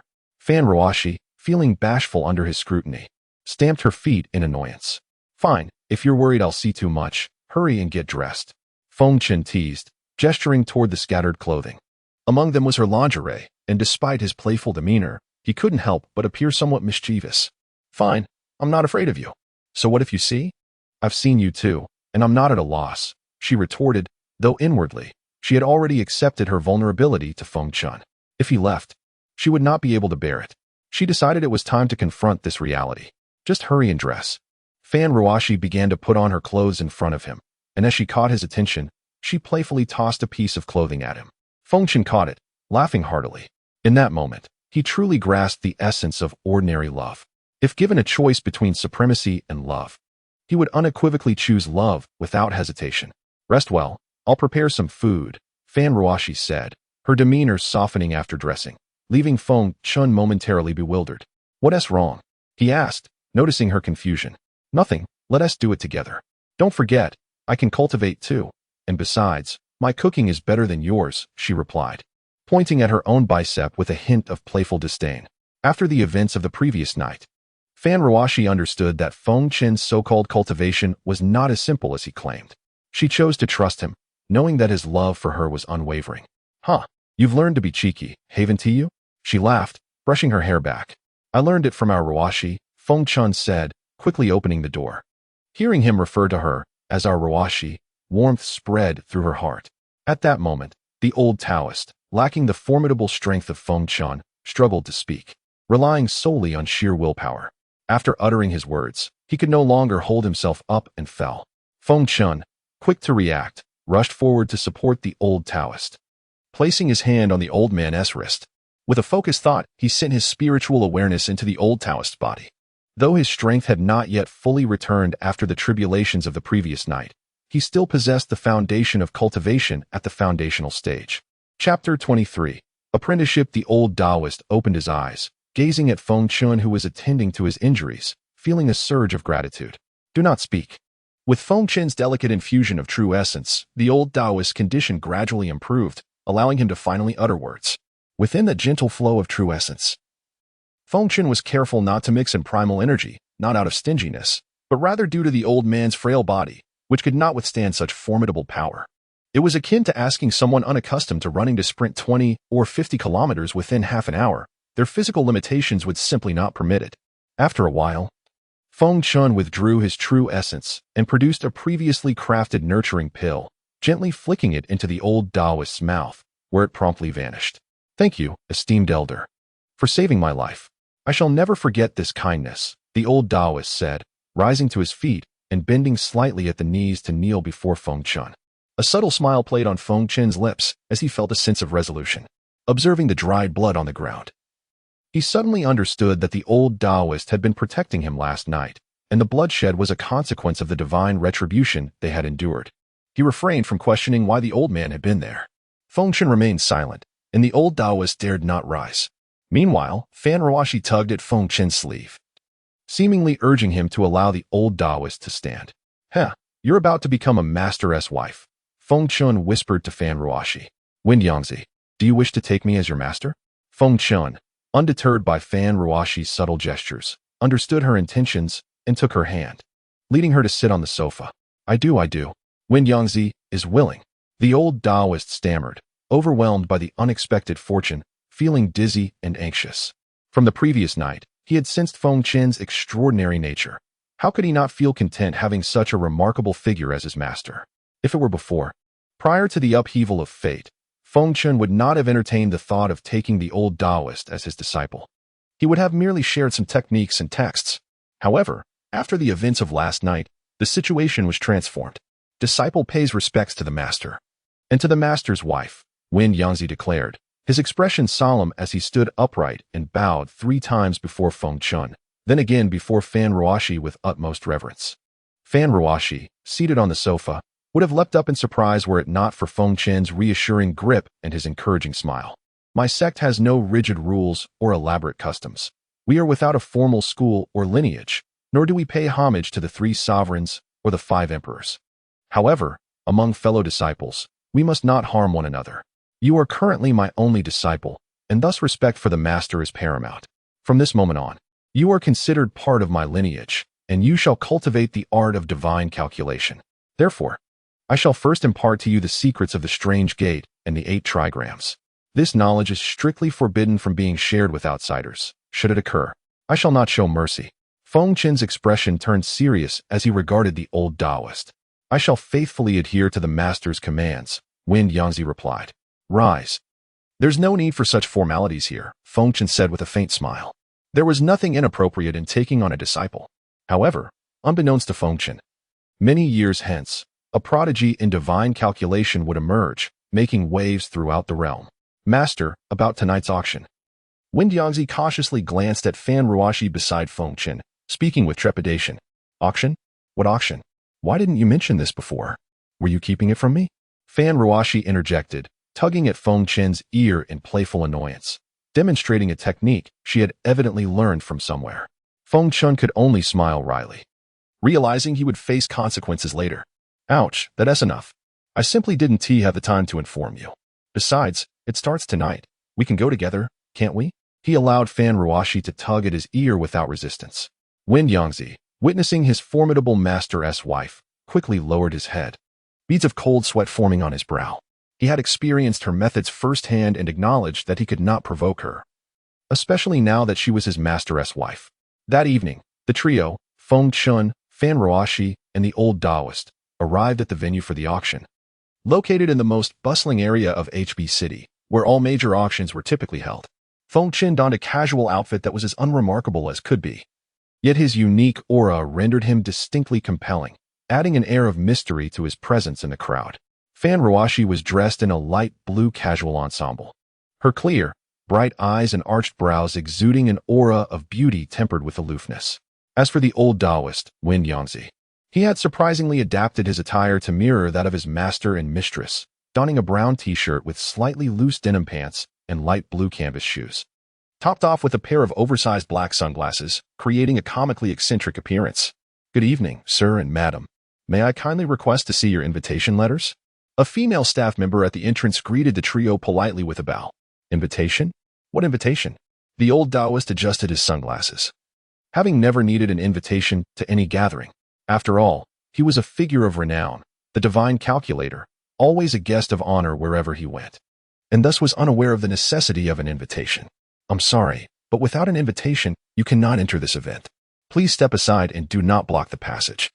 The staff member reiterated, her initial politeness waning as she regarded them with a hint of disdain, especially since Feng Chen and his companions had arrived on foot without any high-profile escort.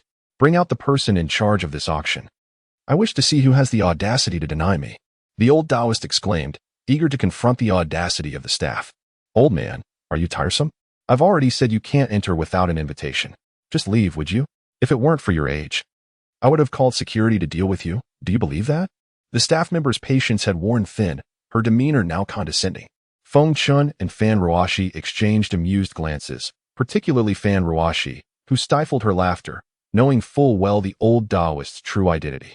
After all, he was a man whose words could sway even the mayor, and now he found himself at the mercy of the staff. How could she not find this amusing? Chapter 24. An eccentric style, Elder Feng, esteemed predecessor. Just as the old Taoist was about to lose his temper in a moment of desperation, Mayor HB and secretary who approached, respectfully greeting the elder. Oh, it's you too. The old Taoist sought recognition in their presence, lifting his chin to observe the staff who were bowing their heads in regret. At this moment, the staff regretted their actions. After all, these two were none other than the frequently televised Mayor HB and secretary who, that they showed such deference to the old man, bending slightly, signified his esteemed status. Mayor HB and secretary who wore expressions of dismay, not only due to the context, but also because they felt belittled in front of so many onlookers. Can I enter without an invitation? Of course. The staff replied, nodding like chicks pecking at grain, hastily stepping aside with a gesture of invitation, fearful of displeasing the elder. Elder Feng graces us with his presence. I apologize for not welcoming you properly. A deep voice resonated from the hall, as a man clad in a white Tongshan suit cupped his hands in salute to Elder Feng. Beside him stood a girl of about 20, supporting the middle-aged man, her round face radiating youthfulness, with dark, sparkling eyes and rosy cheeks. Seeing had met Elder Feng, Uncle Ho, Uncle Hu, and greeted her elder sister Yu Ting and sister Ling Fei. This man was none other than Zhu Yidao, the esteemed host of the auction, with his daughter Zhu Xiying by his side. Zhu Yidao was a prominent figure in the auctioneering world. His presence was considered a fortunate omen for any event. Greetings, Uncle Zhu, Xiying said politely, acknowledging the daughters of Mayor Ho and Secretary Hu, who reciprocated with grace, demonstrating their impeccable upbringing. Mayor Ho's daughter, Yu Ting, appeared to be in her mid-20s, adorned in a black evening gown, her skin luminous and her eyes reminiscent of clear waters, each face turning to admire. Hu Ling Fei, the daughter of Secretary Hu, wore a flowing white gown embroidered with pink patterns, her dark hair held by a lavender ribbon, with a few strands playfully framing her fair face, untouched by makeup yet exuding freshness. Greetings, Mayor Ho, Secretary Hu, Zhu Yidao said, shaking hands with the two young women. Meanwhile, Feng Chen and Fan Ruoxi were overlooked, yet he bore no ill will. Instead, holding Fan Ruoxi's hand and gazing at the stars in the night sky, indifferent to the idle chatter of others.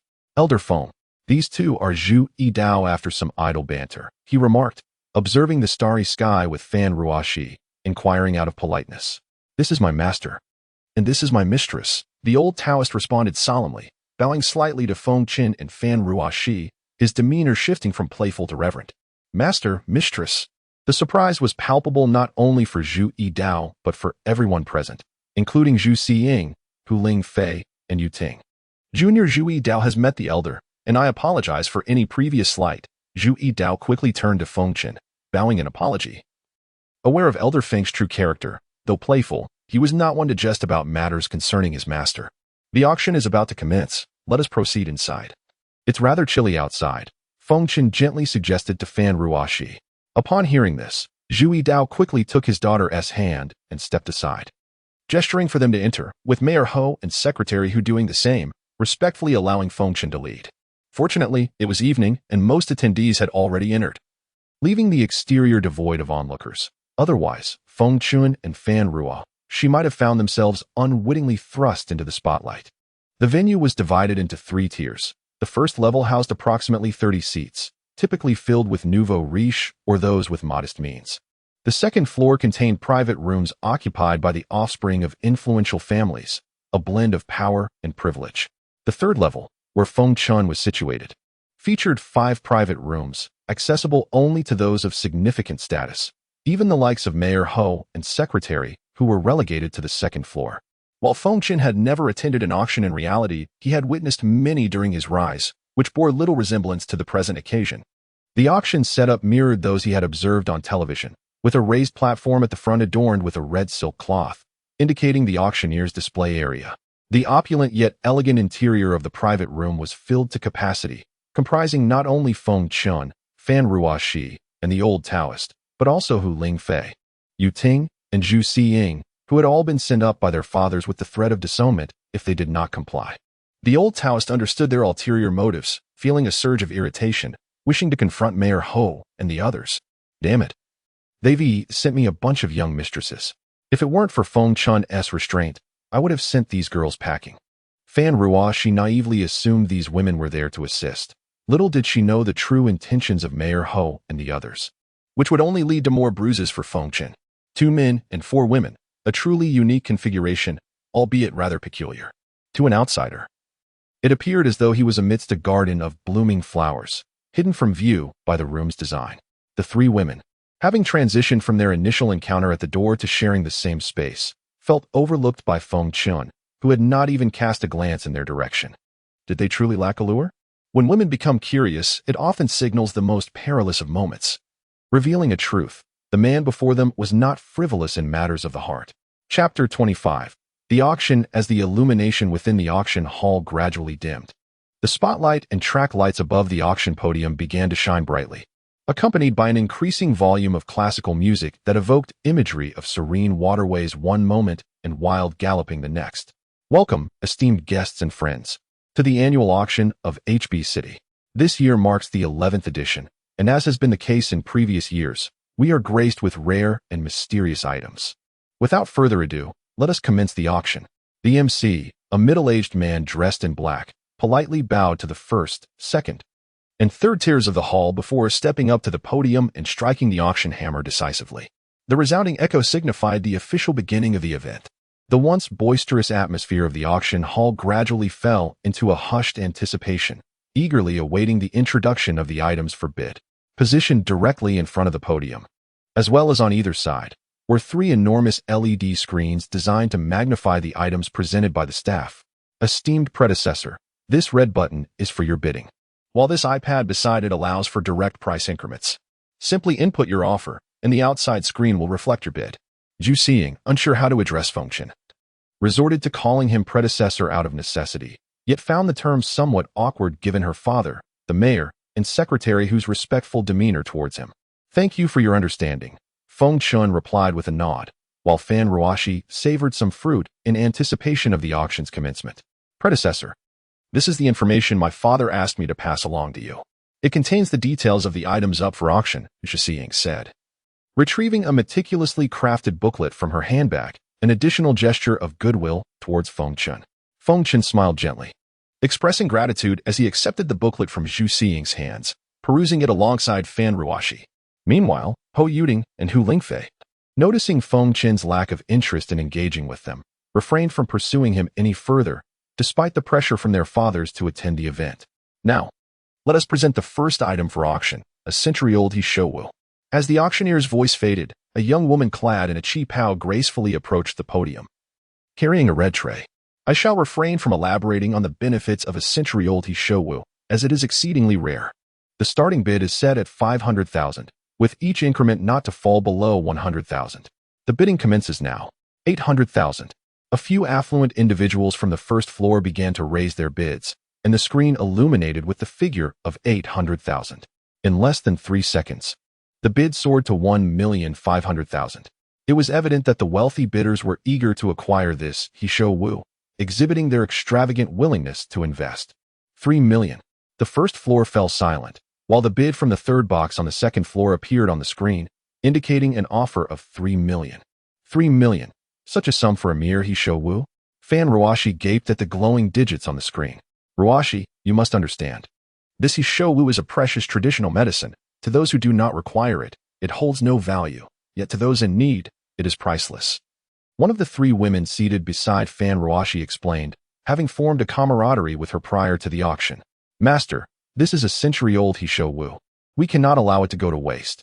The old Taoist exclaimed, sensing Feng Chen's indifference. Why bother with such a trivial matter?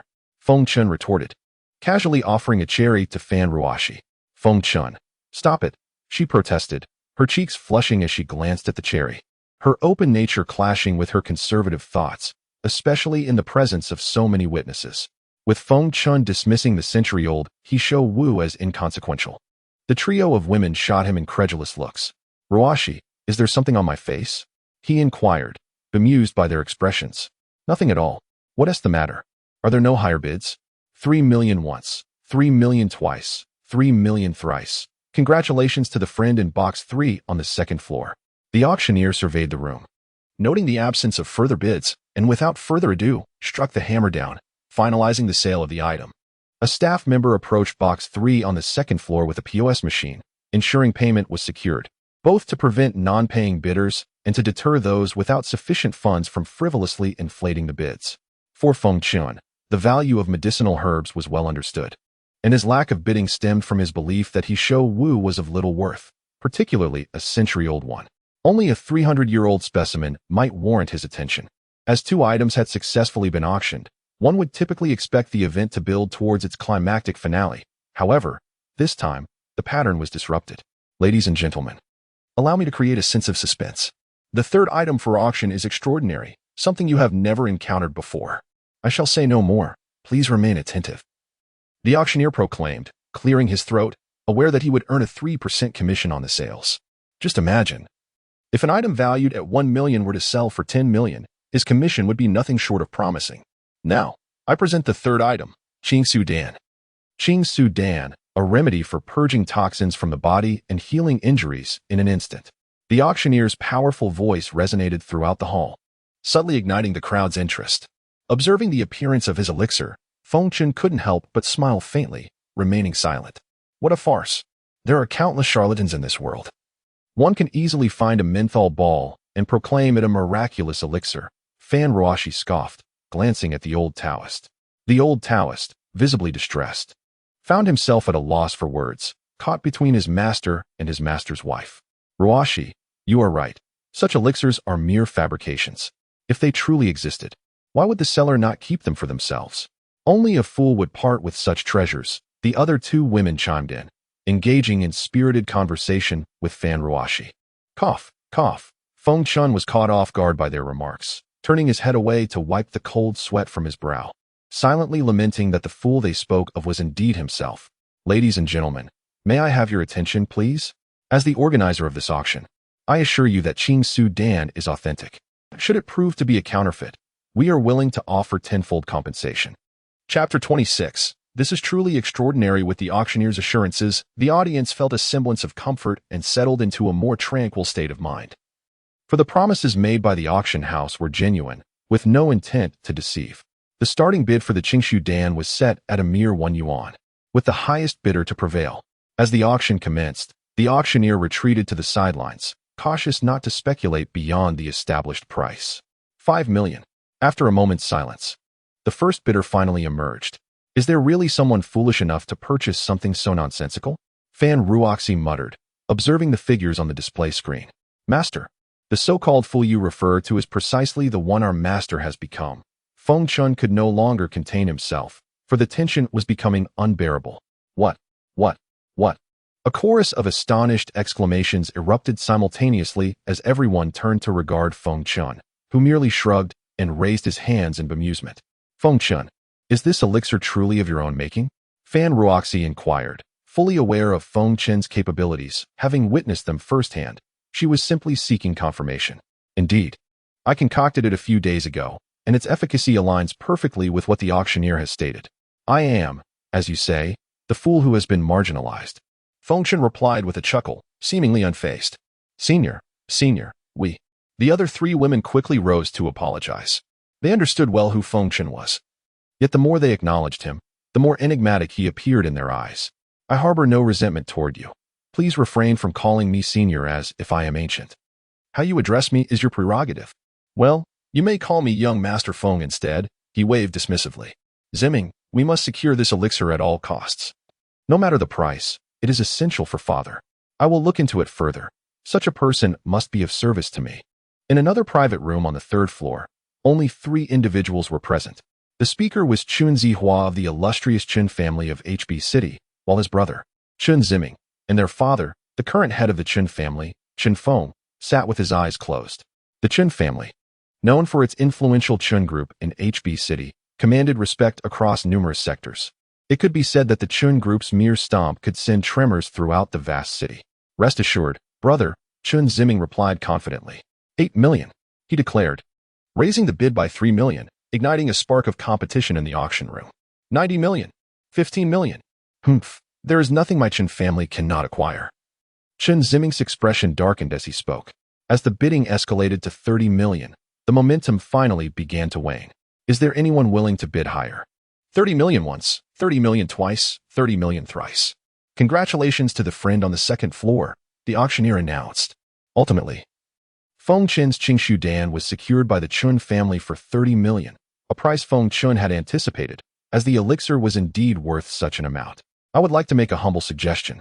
Would the esteemed guest who purchased this elixir be willing to consume it before us all? It would also serve to verify its authenticity. If not, I shall not press the matter. The auctioneer addressed the Chen family with a respectful bow. Father, what do you think? Chen Zihua asked, glancing at his father, who remained reclined on the sofa. There's no harm in it. My old bones could use some movement, lest they think my family. Chen Feng slowly rose from the sofa, his words laden with significance. The atmosphere buzzed with excitement as the head of the Chen family took center stage, drawing the attention of all present.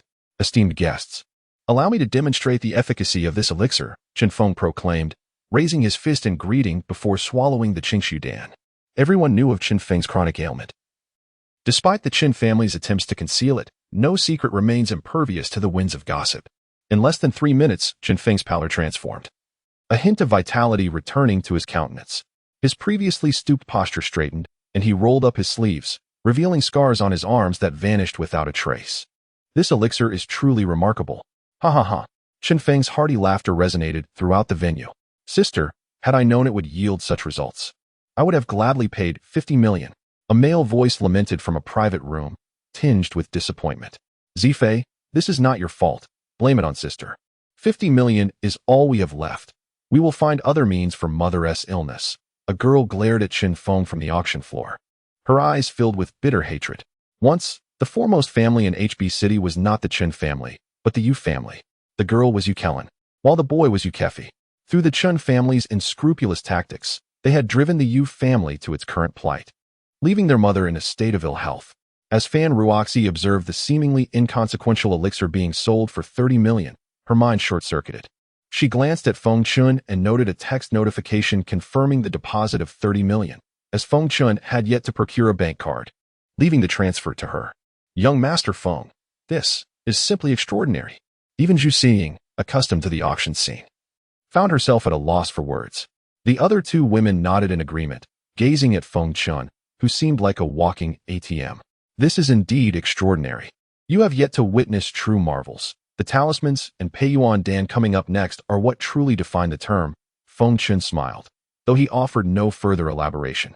As the Qingshu Dan was auctioned off, subsequent items seemed to pale in comparison, lacking any allure.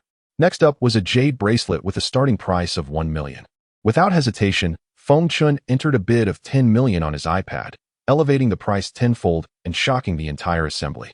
Whispers circulated among the crowd, speculating on the identity of this audacious bidder. Feng Chen paid no heed to their chatter. He believed the bracelet would be a perfect gift for Fan Ruoxi. Even if it were priced at 100 million, he would not flinch. Since we met, I haven't given you anything.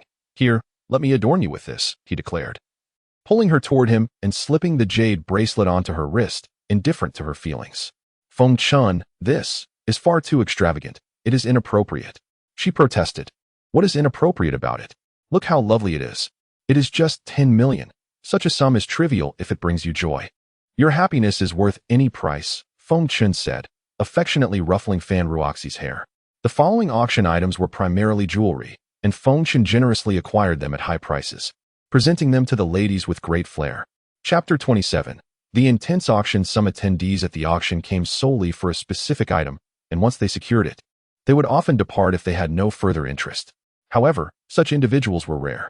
For over an hour, Feng Chen refrained from participating again after previously bidding on several items for the women. Among those present were some owners of the items, who eagerly hoped that Feng Chen would once again suppress the bidding with high offers, but reality was harsh. As the auction approached its climax, an important announcement was made.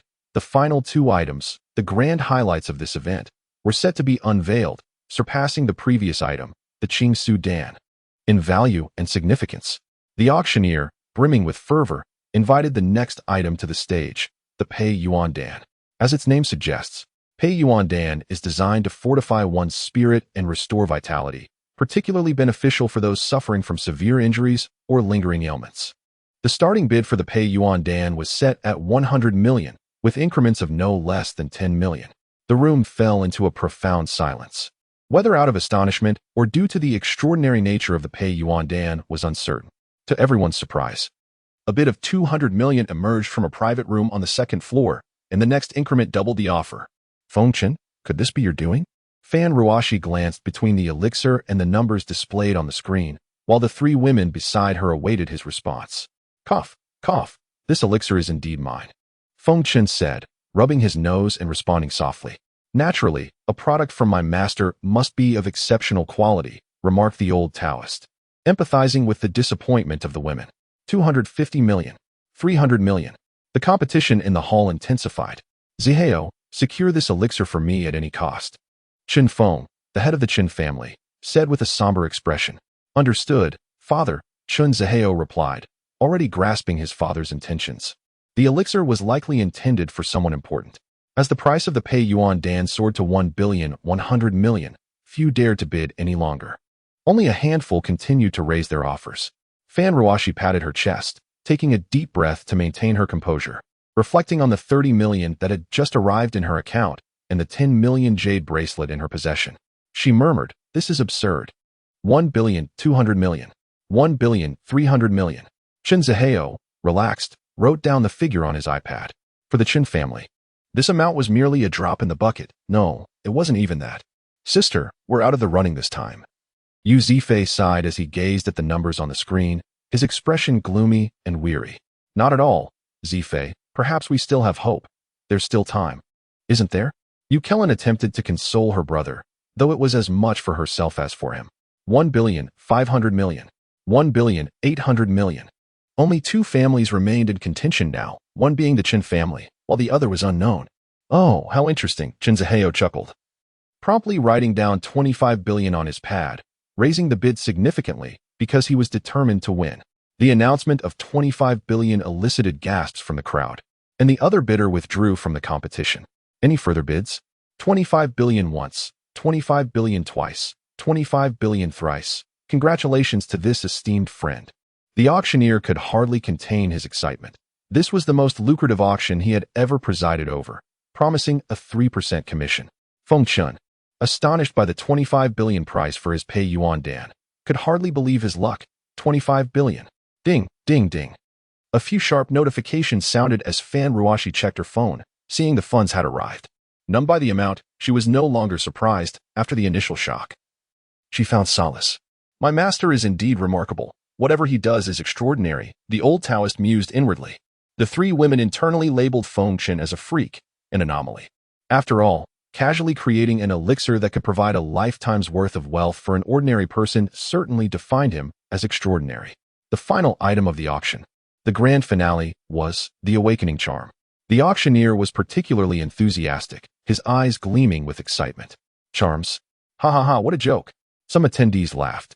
Perceiving charms as merely trivialities, nothing more than tricks. Everyone, please calm down. A middle-aged man entered from the back, approaching the auction stage and cupping his fists in greeting. Old Zhu. It's old Zhu, Zhu Yidao. This man was Zhu Yidao, a titan in the auction world, and his arrival signified something significant. Everyone understood. Ladies and gentlemen, allow me to say this. The final item is a charm known as the awakening charm.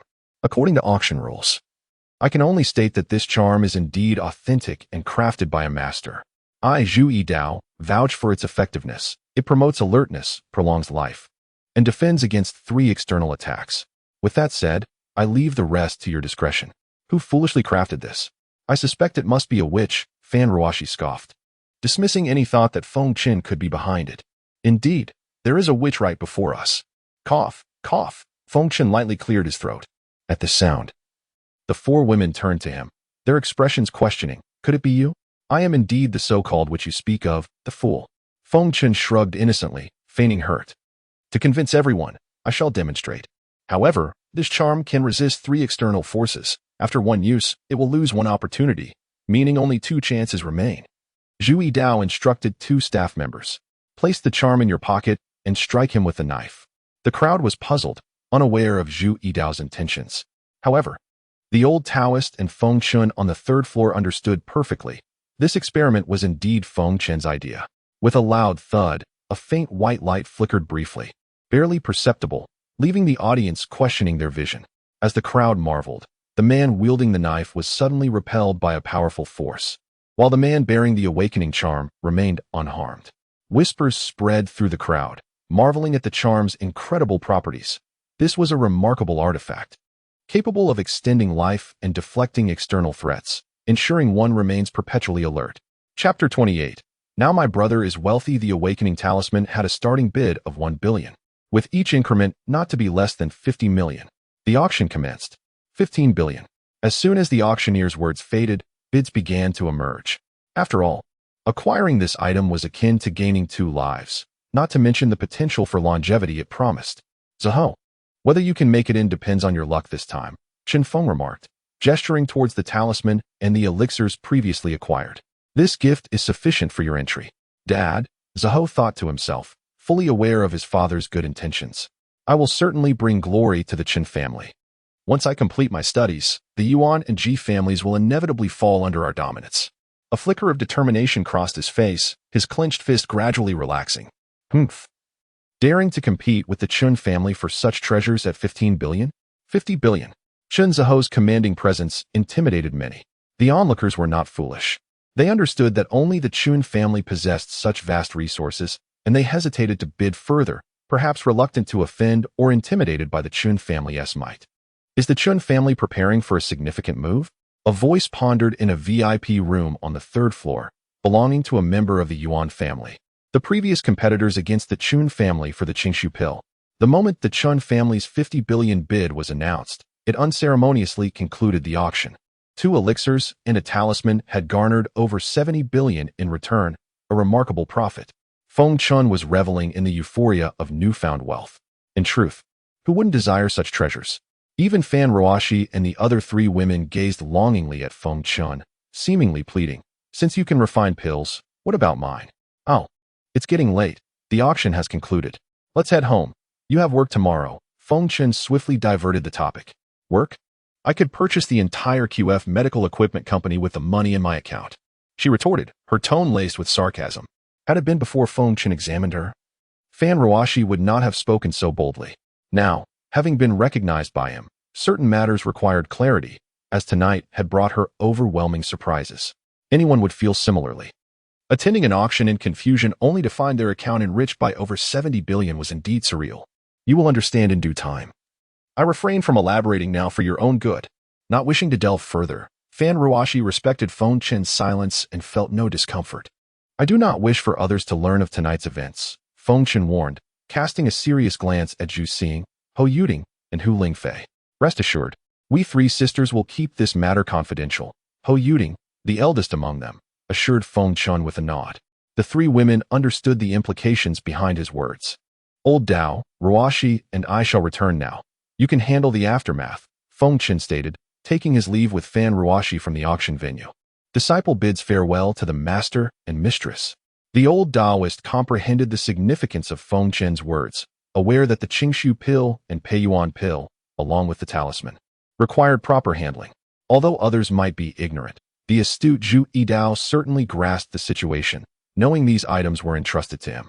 As the old Taoist approached, Zhu Yidao hurried to find a suitable place to converse discreetly. Meanwhile, Zhu Xing dutifully led the way, serving tea, while Hu Lingfei sought her father. Among those remaining was Hou Yuding, who gazed thoughtfully at the starry sky. "Who on earth are you?" she mused. "I will uncover your secrets and strip away your enigmatic facade." "Yuding, is that really you? What were you lost in thought about?" The voices belonged to Yu Kellen and her brother Yu Zifei. Recognizing them, Hou Yuding blushed, recalling her earlier thoughts of Feng Chen's mystery. "How have you both fared? Did you acquire anything worthwhile? It's been over a year since we last met." "Indeed, it's been more than a year since our last encounter." "Zifei, please wait for me outside. I need to chat with Yuding for a moment." "Kellen, you look rather worn. Is it still about that incident?" Hou Yuding felt a pang of sympathy for her dear friend. "Let us not dwell on that. By the way, did you and Uncle Ho manage to secure anything good today? Show me." Hou Yuding playfully teased Yu Kellen. "Ah, you've learned to jest. A few days ago, I heard from a friend about this auction and thought I might find some good herbs, especially for my mother."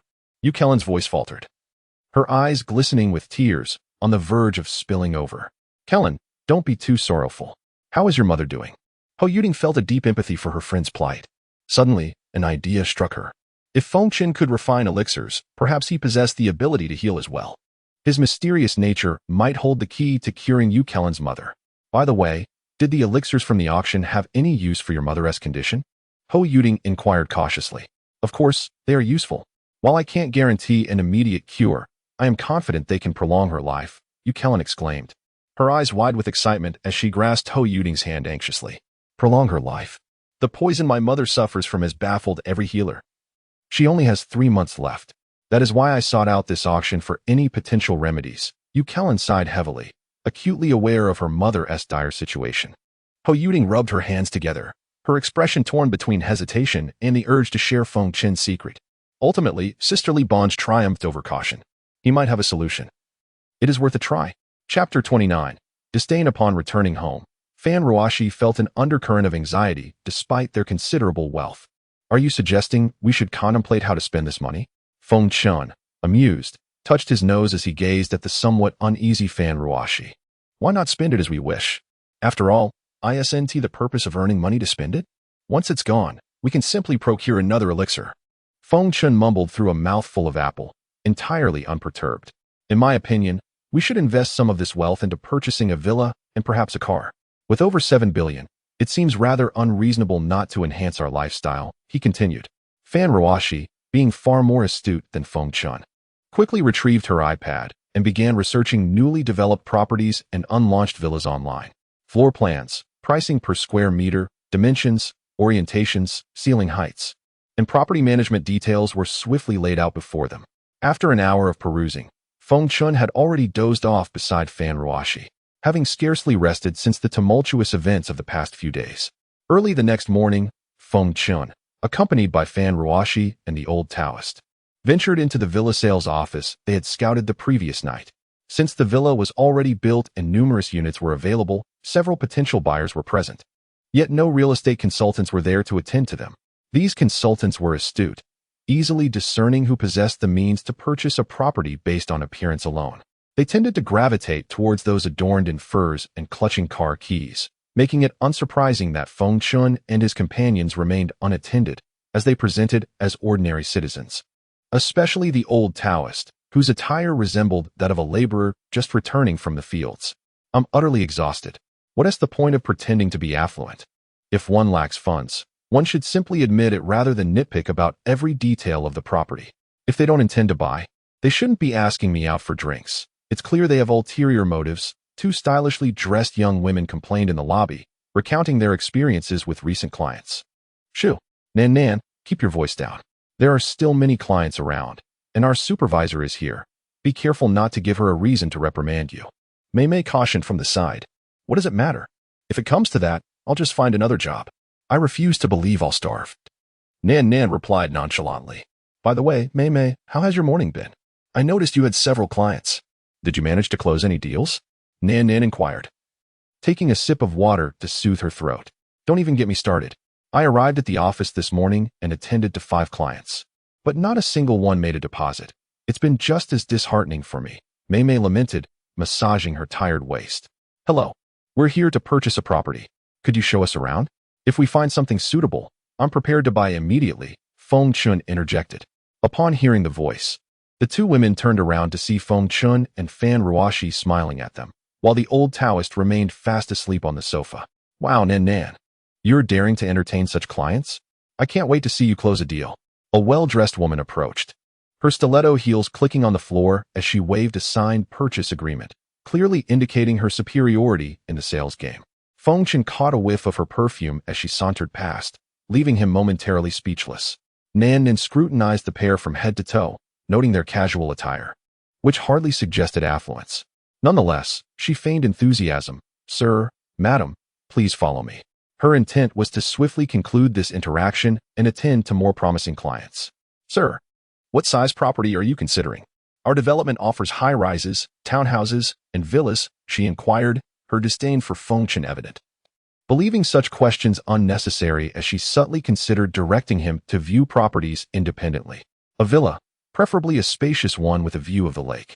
Price is not an issue, Feng Chen articulated, fully aware of the societal dynamics where wealth and power attract attention, while the lack thereof renders one invisible. By the lake. A villa, larger in size, Nan pondered momentarily, but the prices in that area might be let us go take a look. The price is not a concern. Feng Chen insisted. Nan was initially taken aback, but soon nodded in agreement. Under Nan's guidance, the trio navigated through the villa district, where the opulence of the properties was immediately apparent. Sir, madam, since our development is upscale, the residents are particularly discerning about the environment, greenery, and safety. Access requires a key card, and our elevators lead directly to the units, Nan explained, observing the couple's naive expressions with a hint of disappointment. Despite her skepticism about their purchasing power, she maintained her professional demeanor. Feng Chen paused for a moment, then nodded in understanding. Upon entering the villa, they discovered it was fully furnished, move-in ready without the need for renovations or additional purchases, an undeniable convenience. The villa boasted 3 levels, and both Fan Ruoxi and Feng Chen explored each floor, finding it quite satisfactory, contemplating their potential purchase. How much is this villa? Let us hear your offer, Feng Chen inquired. Both he and Fan Ruoxi genuinely interested in the property, appreciating its environment, security, and overall aesthetic. Chapter 30. No developer has more money than me. The price for this villa is 27 million, and we will also provide you with 5 parking spaces. After all, this villa is the best in terms of environment and location, which justifies the high price, said the property consultant, Nan, after a moment of contemplation. Feng Chen replied, 27 million is truly exorbitant. A house is merely a place to live, so a standard one would suffice.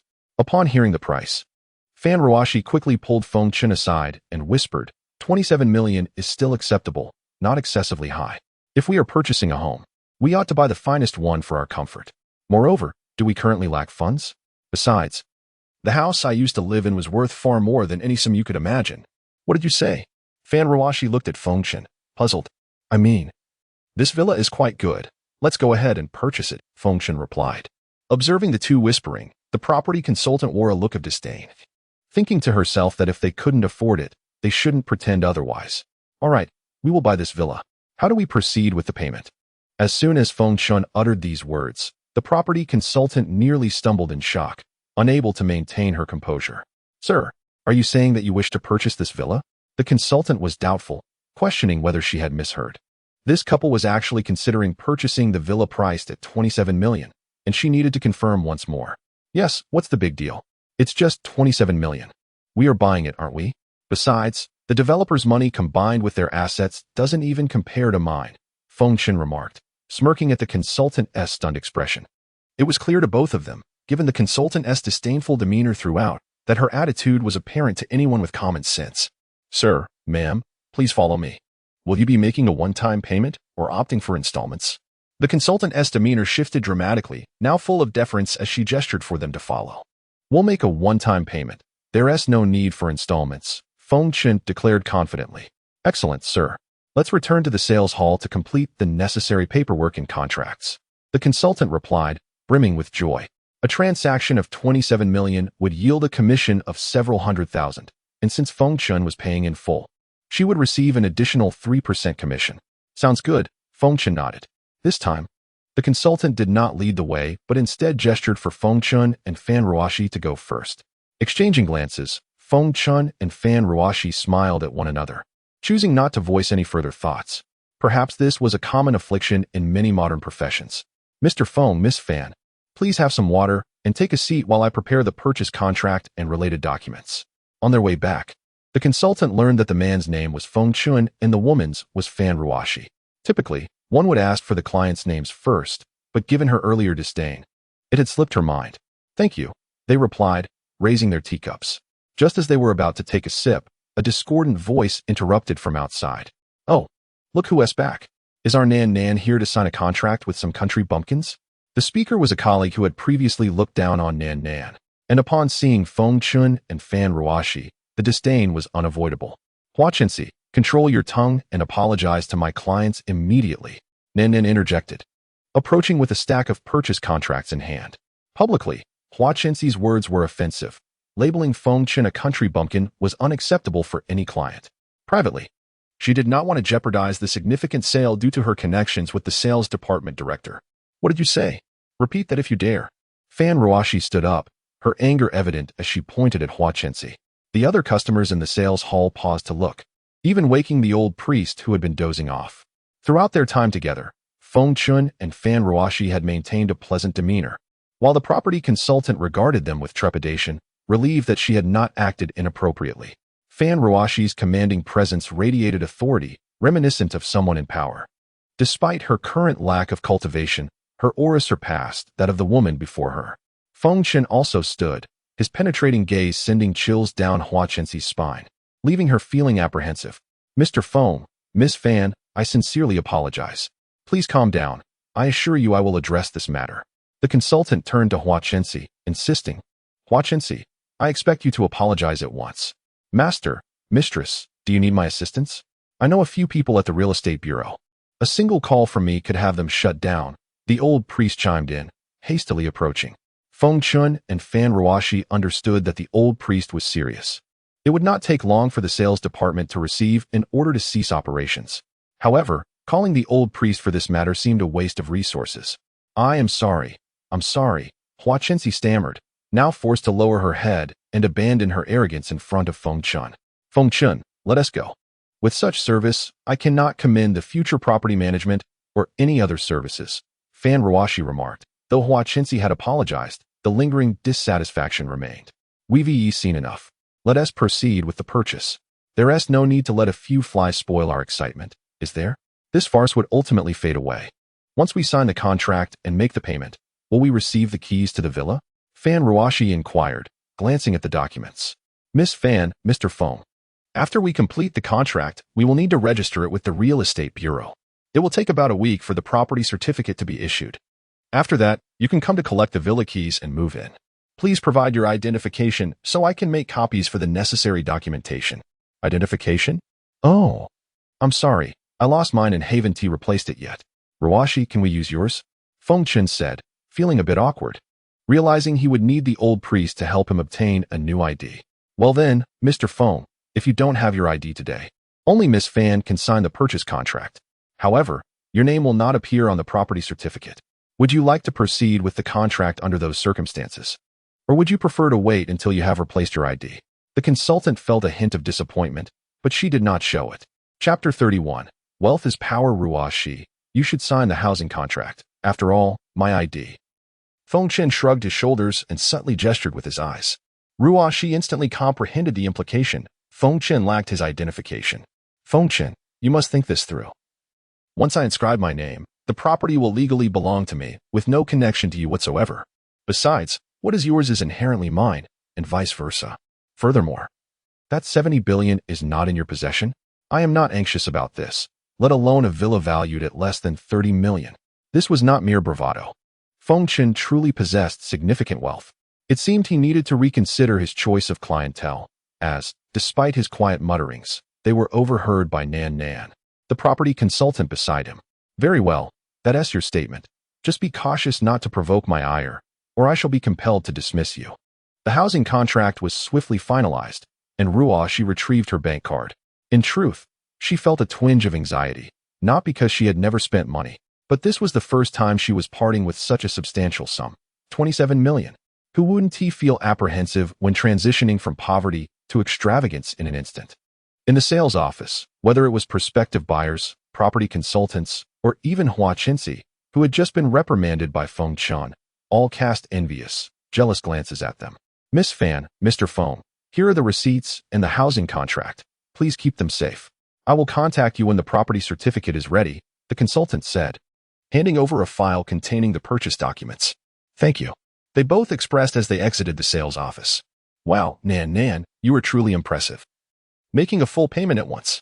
After Feng Chen and Ruoxi departed, Nan's close friend, Mei, rushed over, giving her a thumbs up in admiration. You little rascal. Ah, Mei, we must amend our old habits and not judge by appearances. Take Mr. Feng and Miss Fan, for instance. Though their attire may not be remarkable, I could sense their innate grace and poise. Despite my previous demeanor, they still chose to sign with me. Do you know why? Nan, why do you think that is? Mei pondered for a long while, but could not discern the reason. Logically, if someone were treating her unfavorably, she would not respond kindly either. Who could endure such treatment? That's because Mr. Feng and Miss Fan did not take my behavior to heart. I believe they could perceive and feel my actions. We were akin to jesters, performing for their amusement, with no need to take offense. Thus, we must no longer judge by appearances. Respecting others is akin to respecting oneself, lest we suffer the consequences. Years later, unbeknownst to Feng Chen, Nan, having grown from this experience, rose to prominence among property managers in HB City. With the housing matter resolved, it was time to address the vehicle situation. The morning spent purchasing the house consumed the entire duration, leading Lao Dao to excuse himself from their vehicle shopping, opting to return alone to avoid being an unnecessary distraction. Most 4S dealerships are interconnected, with various brands clustered together, offering a range from luxury to economy vehicles. In this era, one could drive home a car even without a penny to their name, as fierce competition among industries fuels a plethora of promotional offers. Upon reaching the 4S dealership, luxury cars like Audi, BMW, and Mercedes lined the entrance, where a few keen-eyed saleswomen eagerly approached them, their service demeanor vastly contrasting that of the morning property consultant. Good day, sir and madam. Are you here to browse cars? We have both high-end and economical models available, with a wide variety to choose from. Please, come inside and explore at your leisure. What brand do you represent? Feng Chen and Ruoxi felt a bit taken aback. They had even withdrawn cash from the bank specifically for this purchase. Feng Chen carried a large backpack filled with cash, apprehensive of being judged by appearances. The bulging bag likely contained over 500,000 yuan. May I ask your names, sir and madam? I represent BMW. The female staff member cheerfully explained, displaying no signs of impatience due to their attire. These models are among our best sellers, offering excellent value, performance, and comfort compared to others in the same category. The consultant warmly presented them with cups of tea. Feng Chen and Ruoxi felt a surge of excitement, with Feng Chen's enthusiasm slightly surpassing Ruoxi's. This was because Feng Chen had never owned such a vehicle before. While he had numerous majestic beasts in his celestial realm, each more impressive than any car, he was now inclined toward automobiles. It was akin to someone who had consumed nothing but noodles for a month. One would yearn for a change in flavor. After all, BMW was a brand with deep-rooted prestige. Wherever one went, heads would surely turn. Who would have thought that after purchasing a villa, they would now be acquiring a car? Happiness arrived swiftly, and she knew it was all due to Feng Chen's affection for her. Do you have any cars available for immediate purchase? The kind one can drive away with right after payment? After browsing for a while, they had nearly settled on a model. Please, have a seat. We do have cars ready for immediate delivery, though the prices for those are somewhat higher than usual. Would that be acceptable to you? The staff member was fully aware that Feng Chen and Ruoxi were close to finalizing their decision, and their service demeanor improved further. Most visitors to the dealership were genuinely interested in purchasing a vehicle, but whether they could finalize the deal that day was another matter altogether. As long as we can drive it away today, the money is merely a deposit. The remainder can be charged to the card.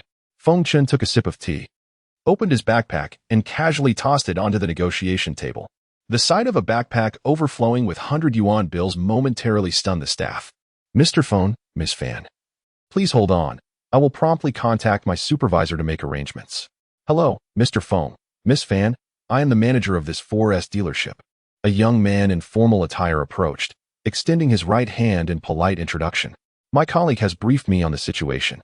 The high-spec model you have chosen is priced at 3,980,000 yuan. However, please note that there is an additional fee of 200,000 yuan for immediate delivery. What are your thoughts? I find that acceptable. Ruoxi, what do you think? Feng Chen nodded, glancing at Ruoxi. Whatever you decide, Ruoxi smiled in agreement.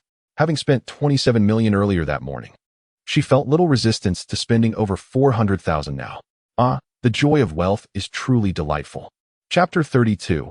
Bullying. As night fell and a gentle breeze wafted through the air, the city of HB sparkled with lights.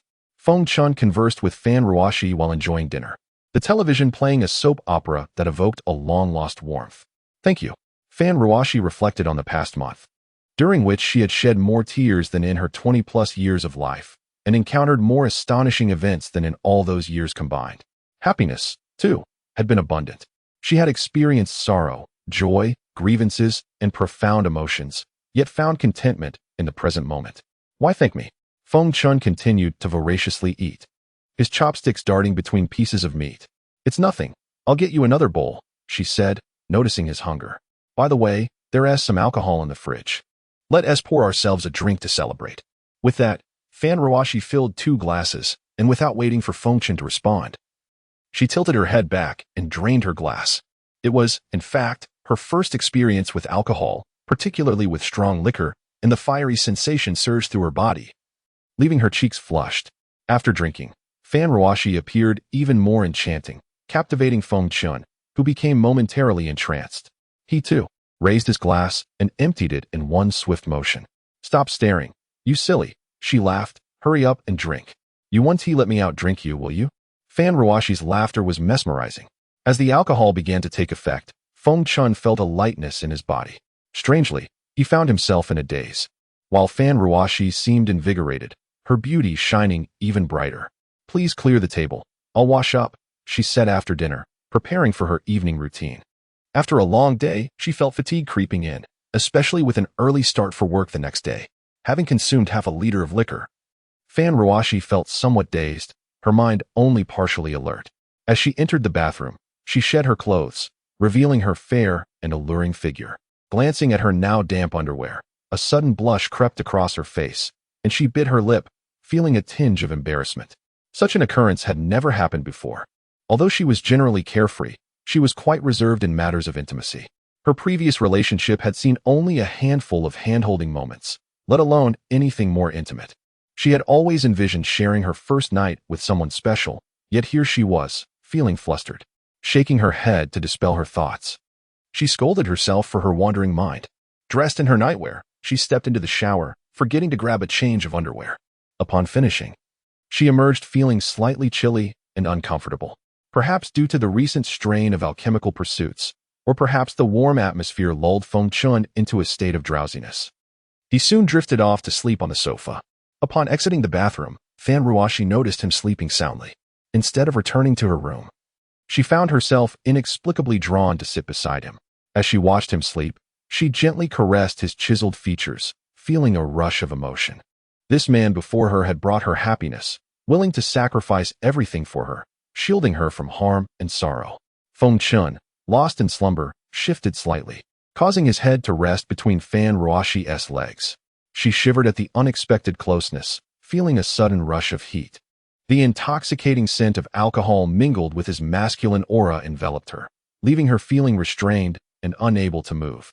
Though she had accepted her feelings for him, she was unprepared for this level of intimacy. The position was undeniably suggestive, and her breath quickened in response. What should she do? If she gently moved his head, she risked waking him, which would be even more awkward. Yet, remaining in this position was becoming increasingly unbearable. Ruoxi, you'll be fine, you won tea. Feng Chen muttered in his sleep, his expression revealing a hint of distress. Initially, she considered escaping the situation, but seeing him worry even in his dreams softened her resolve.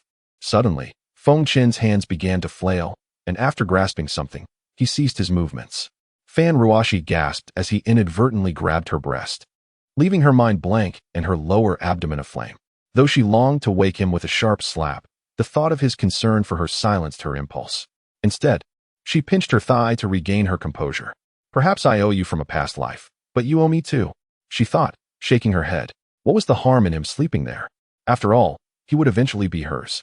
That night, Feng Ruoxi found it impossible to sleep.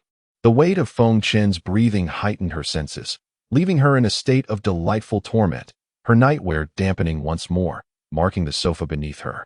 Throughout the night, she repeatedly reassured herself, convincing herself that this was merely a natural physiological response.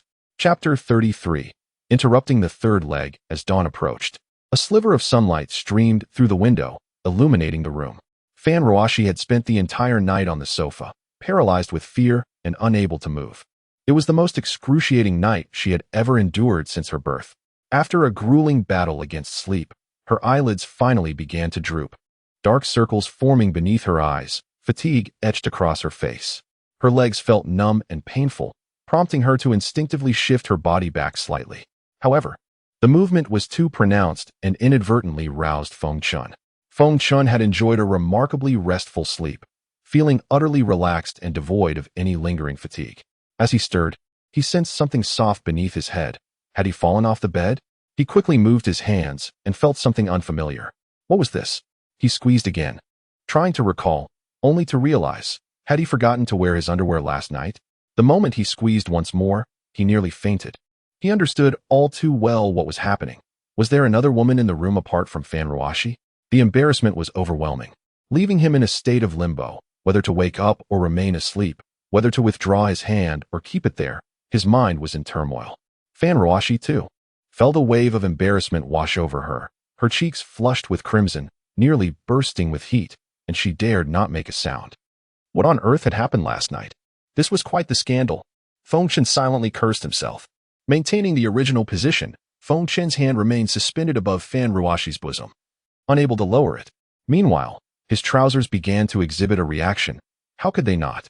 Gradually, they formed a rather conspicuous tent, one that both could see rising before their eyes. He cursed under his breath, feeling utterly humiliated. Are you awake? He stammered. Just woke up. Is that comfortable? Comfortable? No, not at all.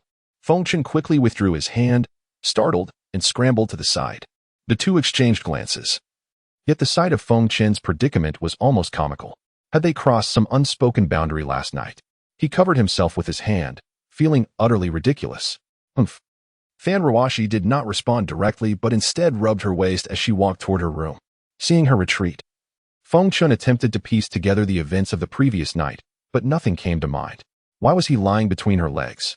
Moments later, he spotted Fan Ruoxi, now adorned with light makeup and carrying a small bag, preparing to leave for work. Though she felt exhausted, she had to go. Today marked the beginning of her new position. I'm heading to work. Do you have any plans for today? I'm going to visit Lao Dao to sort out my ID and driver's license, Feng Chen replied, noting that Fan Ruoxi refrained from mentioning the morning's awkwardness. And he wouldn't be foolish enough to bring it up again. Driver's license? Can you drive? She scoffed. Cars are hard to come by for me. Am I an ordinary person? Well then, take care of it yourself. But I warn you, don't go gallivanting around. Otherwise, I shall break your third leg. As she reached the door, Fan Ruoxi paused, turning to face Feng Chen. On my honor, I absolutely did not stray. Feng Chen raised his left hand in a vow, hastily assuring her while his right hand instinctively shielded his groin, which felt uncomfortably chilly. Humph, you better keep yourself in check, she admonished. Feng Chen understood her underlying message. It was a warning for him to stay faithful. He recognized her concerns. A man of his caliber would surely attract attention. Just like that night at the auction where several women had approached him. Thus, it was imperative to issue this caution. Could it be that they had indeed shared a moment last night that he was unaware of? As the door clicked shut, Feng Chen muttered to himself, alas. What a pity, I actually fell asleep but the feeling was rather nice, ha. He chuckled to himself, lost in thought, suddenly bursting into laughter like a madman.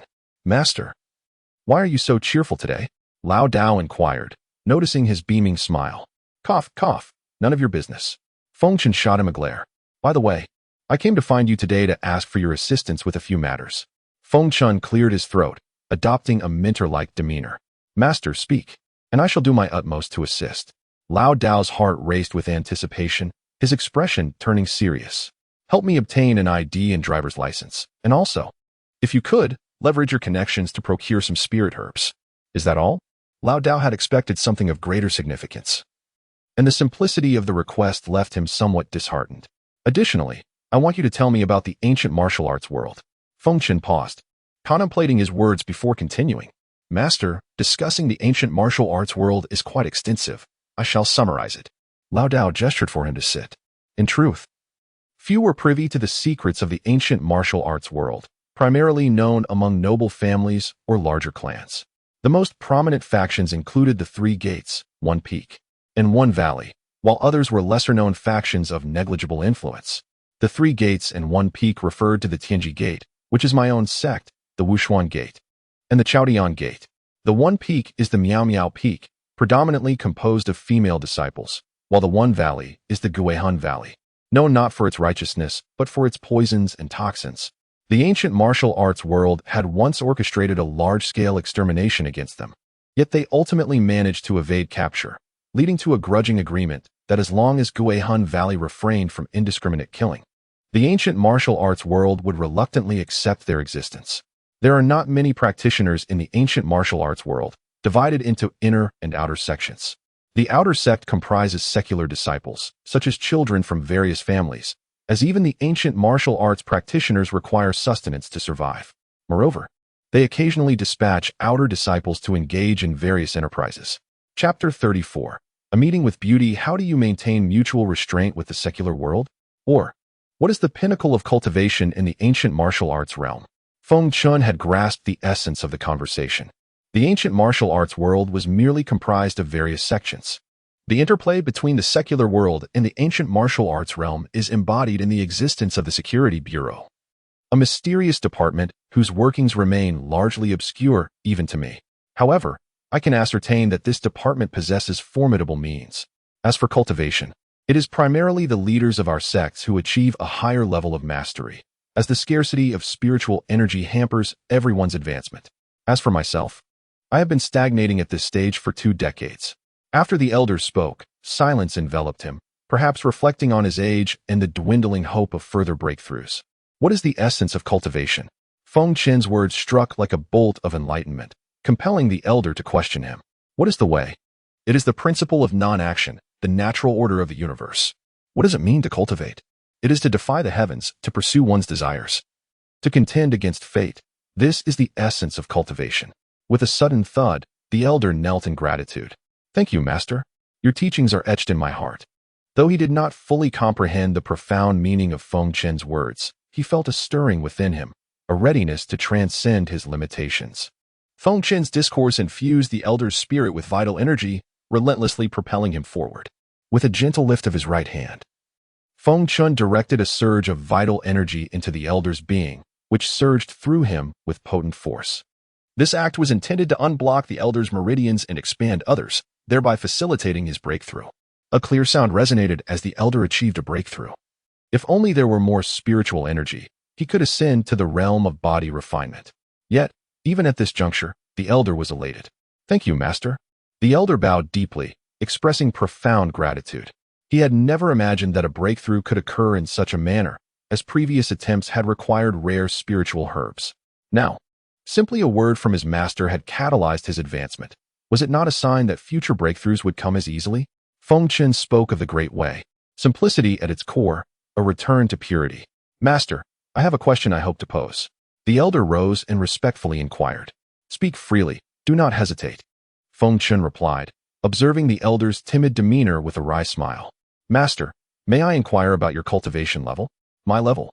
Let us discuss that when you reach the condensation of qi stage. For now, it would be futile, Feng Chen interjected, fully aware of the elder's musings. I haven't been a leader for many years, the elder's phone suddenly chimed. Unable to contain his amusement, Feng Chen chuckled, realizing the elder's unexpected fondness for modern communication. The phone displayed a call from Mayor Ho of HB City. Answer it. Why are you looking at me? Hello, Xiao Ho. The elder picked up the phone. Allow me to inquire on your behalf. Do not hang up, the elder gestured to Feng Chen, who encouraged him to proceed. Mayor Ho mentioned an urgent matter requiring your presence. See if you can arrange a meeting. Very well, have him send the time and place. Feng Chen pondered momentarily. After all, Mayor Ho had been quite helpful regarding the QF Medical Equipment Company, and it was time to express his gratitude in person. Dad, what is the outcome? Did Feng Shao agree? Speak up. In truth, this call was instigated by Ho Yuding, who had pressured her father to reach out, lacking Feng Chen's contact information. Individuals entrenched in the political sphere understand the implications of such calls. Once made, it signifies a debt of gratitude owed. Thus, Mayor Ho felt a pang of regret over this opportunity. He agreed. I can hardly stand you, the mayor said with a weary smile, fully aware of his daughter's persistence. Oh, Dad, you're the best. Love you. After planting a kiss on his cheek, Ho Yuding swiftly exited, making a playful gesture as she hurried away. Kellen, it's all set. Come to my house quickly. Let us wait for him together. See, I told you it would work out. Sister Yuding, who exactly is this Feng Chen? Last time, you spoke in riddles. Can he truly save my mother? At 3 in the afternoon, in a quaintly decorated CAF, 2 young women whispered to each other about Feng Chen, Ho Yuding, and Yu Kellen. I can't say for certain. All I know is that he is enigmatic. Whether he can revive your mother depends on his willingness to intervene. If he can help, I'll agree to any conditions. Yu Kellen's fists clenched tightly, determination etched on her face. Ho Yuding understood her sister well. Had their positions been reversed, she would have acted similarly. At precisely 3 o'clock, Feng Chen arrived, clad in his usual white casual attire and flat shoes. His inherent charm, enhanced by his unique aura, garnered admiring glances wherever he went. Upon reaching the 2nd floor, Ho Yuding promptly stood to greet him, pulling Yu Kellen up as well. Feng Chen, slightly taken aback, scanned the surroundings. Noticing the absence of Mayor Ho, the 2 young women had dressed thoughtfully. Ho Yuding's long hair cascaded down her back, secured with a delicate pink ribbon, exuding allure. In contrast, Yu Kellen radiated elegance and grace, her demeanor tranquil and her skin radiant. Please, have a seat, Feng Shao. Waitstaff, another Irish coffee, please. Why are you 2 here? Where's Mayor Ho? Feng Chen inquired as soon as he sat down, recalling the earlier admonition about avoiding entanglements. In Yu Kellen's eyes, Feng Chen's initial impression was one of sophistication and poise, a man of remarkable maturity. I apologize, please don't be upset. I essentially pressured my father to call you out today, Ho Yuding confessed, a hint of trepidation in her voice. Feng Shao, it's not Yuding's fault. I urged her to reach out to you. If you have any grievances, direct them towards me. It truly has nothing to do with her, Yu Kellen quickly interjected, raising her hands in clarification. Chapter 35. Feng Chen intervenes. The 2 women endeavored to explain, each assuming culpability. The CAF, typically a haven of leisure and tranquility, was now the focal point of attention as its patrons, though few in number, turned their gazes toward Feng Chen's table, their expressions ranging from curiosity to bewilderment and subtle amusement.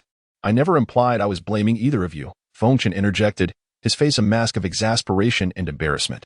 "Let's discuss matters once you're seated. I haven't the time to indulge in these theatrics." "Oh, Feng, you're truly benevolent. I knew you were a kind soul," exclaimed, rising abruptly to her feet, her excitement palpable. "Allow me to introduce my dear friend. Her mother is ailing, and she was hoping you might assist in her care," concluded, her voice laced with trepidation, her gaze averted, unsure of Feng Chen's disposition. "Please, save my mother. I'll accede to any condition," pleaded, her anxiety evident, fearing Feng Chen's rejection. "If she's ill, why not seek medical attention? Why involve me?" Feng Chen pondered, understanding the women's motives. Well, if it isn't the bells of the ball." A male voice interrupted its impending response.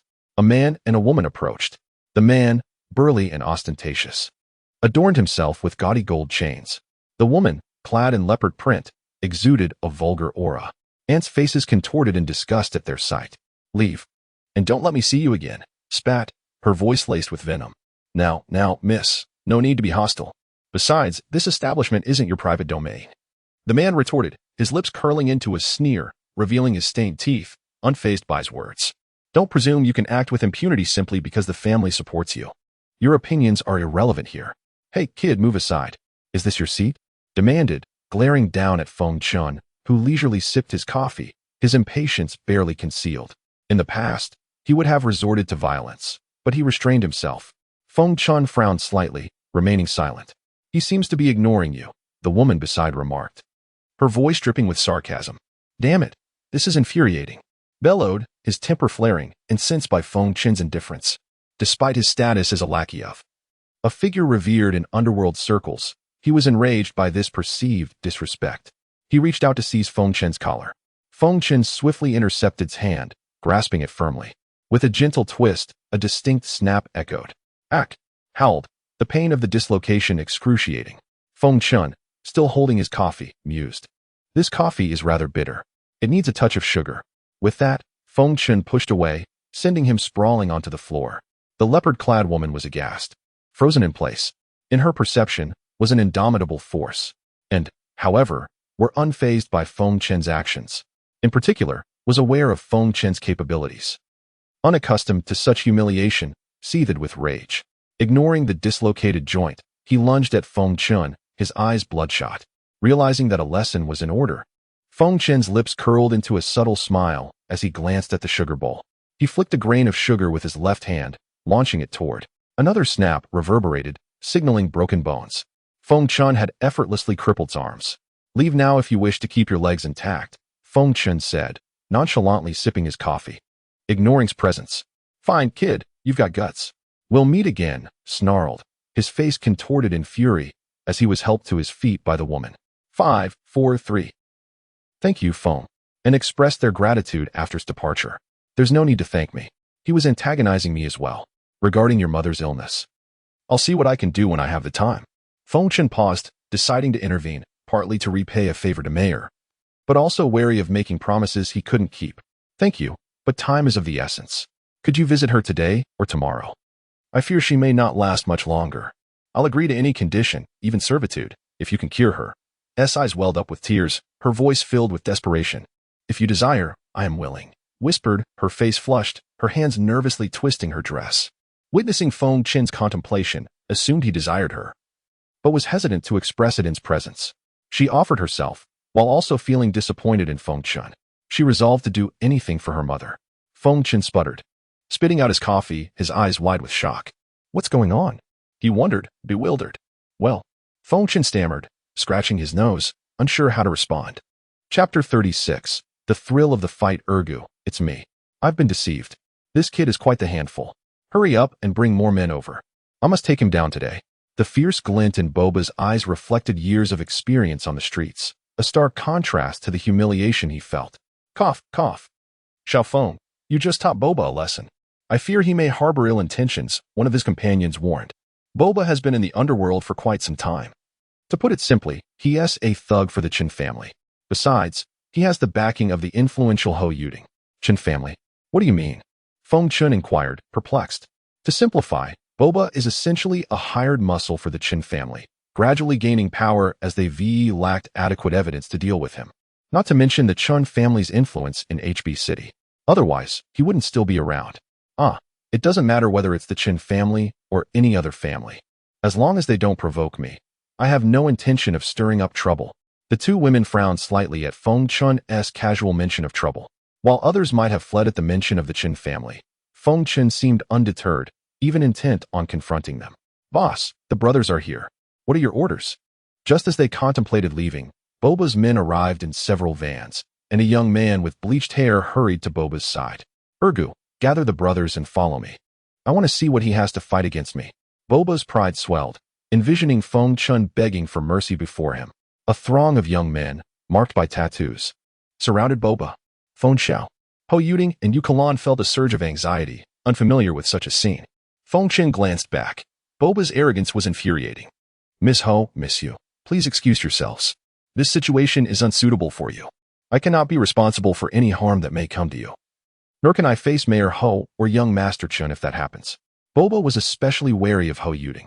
Despite the Chen family's backing, her father was the mayor, and a scandal would not benefit either party. The Chen family might even feel compelled to intervene due to public pressure. What are you planning? I will call the police. Hou Yuding declared, pulling out her phone, her voice tinged with anxiety. Two lovely ladies, I mean no offense. I merely want to teach this punk a lesson. To show him the gravity of the world, Boba retorted, his anger rising. I'll give you a chance, kneel before me, and perhaps I might spare you. Boba didn't care whether Hou Yuding stayed or left. If trouble ensued, he could easily find someone to take the fall. Why waste words with this kid? Just get on with it. Ergu urged, cracking his knuckles. At Boba's signal, Ergu charged forward. Feng Chen did not wish to reveal his abilities in such a public setting, as it might incite panic. With a mere flick of his wrist, he effortlessly evaded Ergu's punch, swiftly maneuvering behind him. Delivering a precise blow to the back of Ergu's head. Feng Chen controlled his strength expertly. Otherwise, Ergu's head would have shattered like a watermelon. He intended to engage in a brawl in a manner befitting street thugs, employing no formal techniques. Even without using his true energy, he felt no pressure against these men. Why is everyone just standing around? Get him! Boba shouted, his confidence shaken as he witnessed Ergu sprawled on the ground like a defeated dog.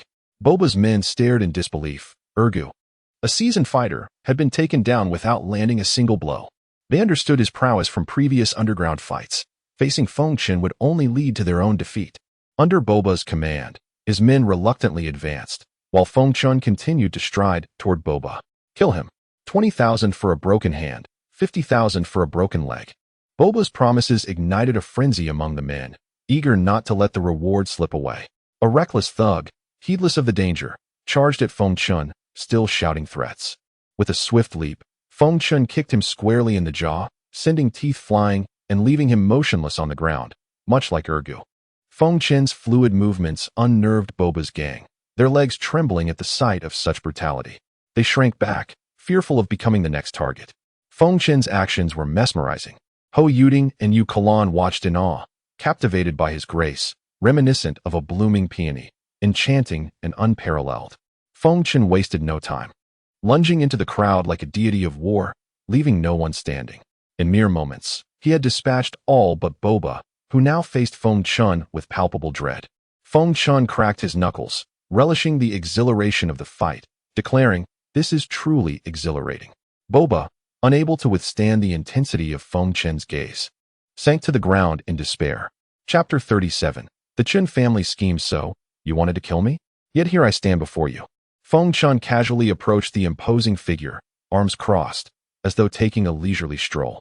The figure, known as Boba, felt a twinge of regret for instigating trouble, coupled with a deep-seated animosity towards Feng Chen. After being struck once, he found himself foolishly inviting more confrontation. Although he was a member of the underworld, accustomed to violence and brawls, there comes a point when one tires of being beaten. Smack! Feng Chen swiftly delivered a resounding slap, causing Boba's left cheek to swell visibly. If one lacks strength, they ought not to prance around pretending otherwise. Smack! With another swift motion, the right side of Boba's face matched the swelling of the left, leaving him equally disfigured. Today, consider this a lesson. Do not be overly presumptuous. acting as if you are invincible. If you feel aggrieved by my actions, feel free to seek me out. I bear no ill will. Indeed, some individuals are obstinate, and stubbornness warrants correction. Otherwise, they remain unruly. Feng Chen held little interest in Boba. Were it not for the latter's incessant provocations, he would have refrained from engaging, as the disparity in their standings was too vast. As night fell, the vibrant lights of HB City illuminated the surroundings. Feng Chen and Fan Ruoxi enjoyed a warm dinner, engrossed in conversation while watching television. Meanwhile, within the expansive estate of the Chen family, a father and son appeared to be deep in discussion in the study. "Father, has Uncle Wang discovered anything?" Chen Zihao inquired. His brow furrowed. The Chen family was currently embroiled in a significant scheme, necessitating utmost caution. After a moment of contemplation, Chen Feng shook his head, equally perplexed and intrigued. The Chen family, formidable and influential, was already aware of the earlier incident at the CAF, as Boba had promptly reported it. Uncle Wang, as mentioned by Chen Zihao, was the family steward, tasked with gathering comprehensive information on Feng Chen. To their astonishment, there was nothing, no name, no age, no address, and no other details. It was as if he had materialized from thin air. This left but one possibility. Feng Chen's information was classified or a state secret, accessible only to certain authorized entities. Zihao, your analysis bears merit. We must hasten our actions. I fear the Yuan family and the Ji family may have allied. Those two old foxes might have surmised our plans. If this continues, even if we eliminate them, it will not be without considerable difficulty, Chen Feng stated, rising as he pondered the implications. In his view, a misstep at this juncture could lead to irreparable consequences for the Chen family, and the aspiration to dominate HB City would remain a mere fantasy. Tomorrow, take the Peiyuan Dan and the Xingshan talismans we acquired to Ghost Valley. I cannot believe they will refuse such generous gifts. Arrange for Ziming to keep an eye on the Hua family's heiress. It is crucial that nothing goes awry at this pivotal moment. If necessary, Chen Feng trailed off, making a slicing motion across his throat. Father, will this lead us to? Chen Zihao felt a chill run down his spine, his father's fierce demeanor silencing his inquiry. I say, Yuan Fatty, why did you summon me out here so late? Surely it's not just to join you in dancing in the square? Speak quickly. I yearn for my bed, said Ji Fei. Observing the park bustling with elderly women dancing, street vendors hawking their wares, and citizens selling fried snacks. Gee, what's the rush? What's wrong with a little dance? It's not like we're missing out on anything substantial, Yuan Wei retorted, his expression betraying his irritation towards Ji. Those privy to the situation knew that the Yuan and Ji families shared a bond akin to siblings. It was this mutual support that had propelled them to their current status. Yuan Fatty, let us get to the point. You didn't summon me just to dance, Ji remarked, stepping away from the throng of dancers, wiping the sweat from his brow. The Chen family is mobilizing, Yuan observed, his gaze drifting towards the dancing women. Lost in thought. I'm not overly concerned about the Chen family. They cannot easily overpower us. However, the ancient martial world supporting the Chen family poses a significant threat. We previously rejected their proposal for a marriage alliance, and rumors suggest their intentions are not benign. I suspect the pills and talismans the Chen father and son procured at the auction are intended for the ancient martial world. Without their backing, could the Chen family have ascended to such heights? Yuan pondered. What are your plans, Yuan Fatty? Ji inquired, fully aware of the intricate dynamics at play. The heads of families are seldom simple-minded, yet Ji was an exception. Alas, we must take it one step at a time. Preparation should commence without delay. We ought to strengthen our alliances, Ji concluded. Half an hour later, the two elderly gentlemen walked away, their earlier vivacity diminished, appearing considerably aged. After their dinner, Feng Chen and Fan Ruoxi sat closely together on the sofa, their heads nearly touching, captivated by the aromatic scent emanating from Fan Ruoxi. They browsed through home goods on their tablet, anticipating the imminent acquisition of their new home. Feng Chen's hand gradually inched toward Fan Ruoxi, eventually resting upon her shoulder. Startled, Fan Ruoxi stood abruptly, her demeanor shifting to one of awkwardness. It's getting late. I shall take a shower. I have work tomorrow, she said, moving towards the bathroom. However, pausing mid-stride, she turned back with a teasing flourish, playfully suggesting, care to join me? Feng Chen found himself momentarily stunned by her boldness. Fan Ruoxi, pleased with her success, giggled softly, her charm undeniably captivating. With that, she entered the bathroom. The sound of rustling followed by the rush of water filled the air. The bathroom door, made of frosted glass, glowed with light, allowing a blurred silhouette of Feng Ruoxi's enchanting figure to be seen from the outside. At that moment, Feng Chen felt a strong urge to extend his spiritual senses to thoroughly scan the bathroom, constantly reassuring himself that he was merely checking the plumbing and electrical work, ensuring everything was waterproof properly. Chapter 38. To eat or not to eat, he was an ordinary man. Feng Ruoxi possessed an exquisite figure and captivating beauty. At that moment, she was bathing behind a glass partition, and it was utterly impossible for him to remain unaffected by such a sight. He inwardly reminded himself that succumbing to her allure was merely a matter of time. There was no need to rush. This enchantress was truly a deadly temptation. After a while, Feng Chen managed to suppress the ignoble thoughts swirling in his mind, forcing himself to contain the tumultuous energy within before he could breathe a sigh of relief. Yet, it wasn't long before the energy within him began to stir restlessly once more, resisting his attempts at restraint. It turned out that Feng Ruoxi had entered the bathroom, and the soft sounds of rustling followed by the splashing of water reached his ears. The bathroom door was made of frosted glass, and the light inside cast a blurred silhouette of Feng Ruoxi's alluring figure from the outside. The allure of her form was something no man could resist, unless he was either physically impaired or inclined towards the same sex. He watched as Feng Ruoxi emerged from the bathroom, her hair damp, clad in only a nightgown and slippers. Water droplets clung to her skin like dew on a lotus leaf, glistening under the light in a way that was almost blinding. Her rounded curves, slender waist, and voluptuous hips were on full display, accentuating her natural beauty. Feng Ruoxi was already an exceptionally graceful and gentle woman, and now, having just stepped out of the water, she appeared all the more inviting. Whether it was intentional or not, ever since the incident on the sofa, she had been teasing him, igniting his desires and nearly overwhelming his self-control. If this continued, he would surely find himself suffocated by his own desires, driven to madness by a woman of such extraordinary allure. If she were to embark on a path of cultivation, he would no longer have a chance to advance himself. He would be consumed by the need to hide away and suppress the raging energy within, merely grateful to remain alive. As Feng Chen's gaze fixed intently upon her, Feng Ruoxi felt a twinge of nervousness. Yet, deep down, she was rather pleased. What woman wouldn't want her man to look at her in such a way? It was a testament to her allure, after all. To eat or not to eat? That was indeed a serious question. Stop staring. Haven't you ever seen a woman before?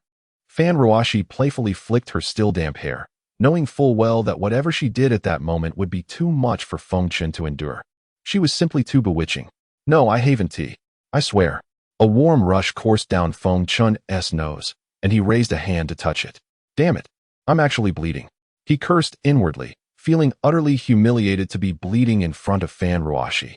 Ahem, I'll go take a shower now. You should get to bed early.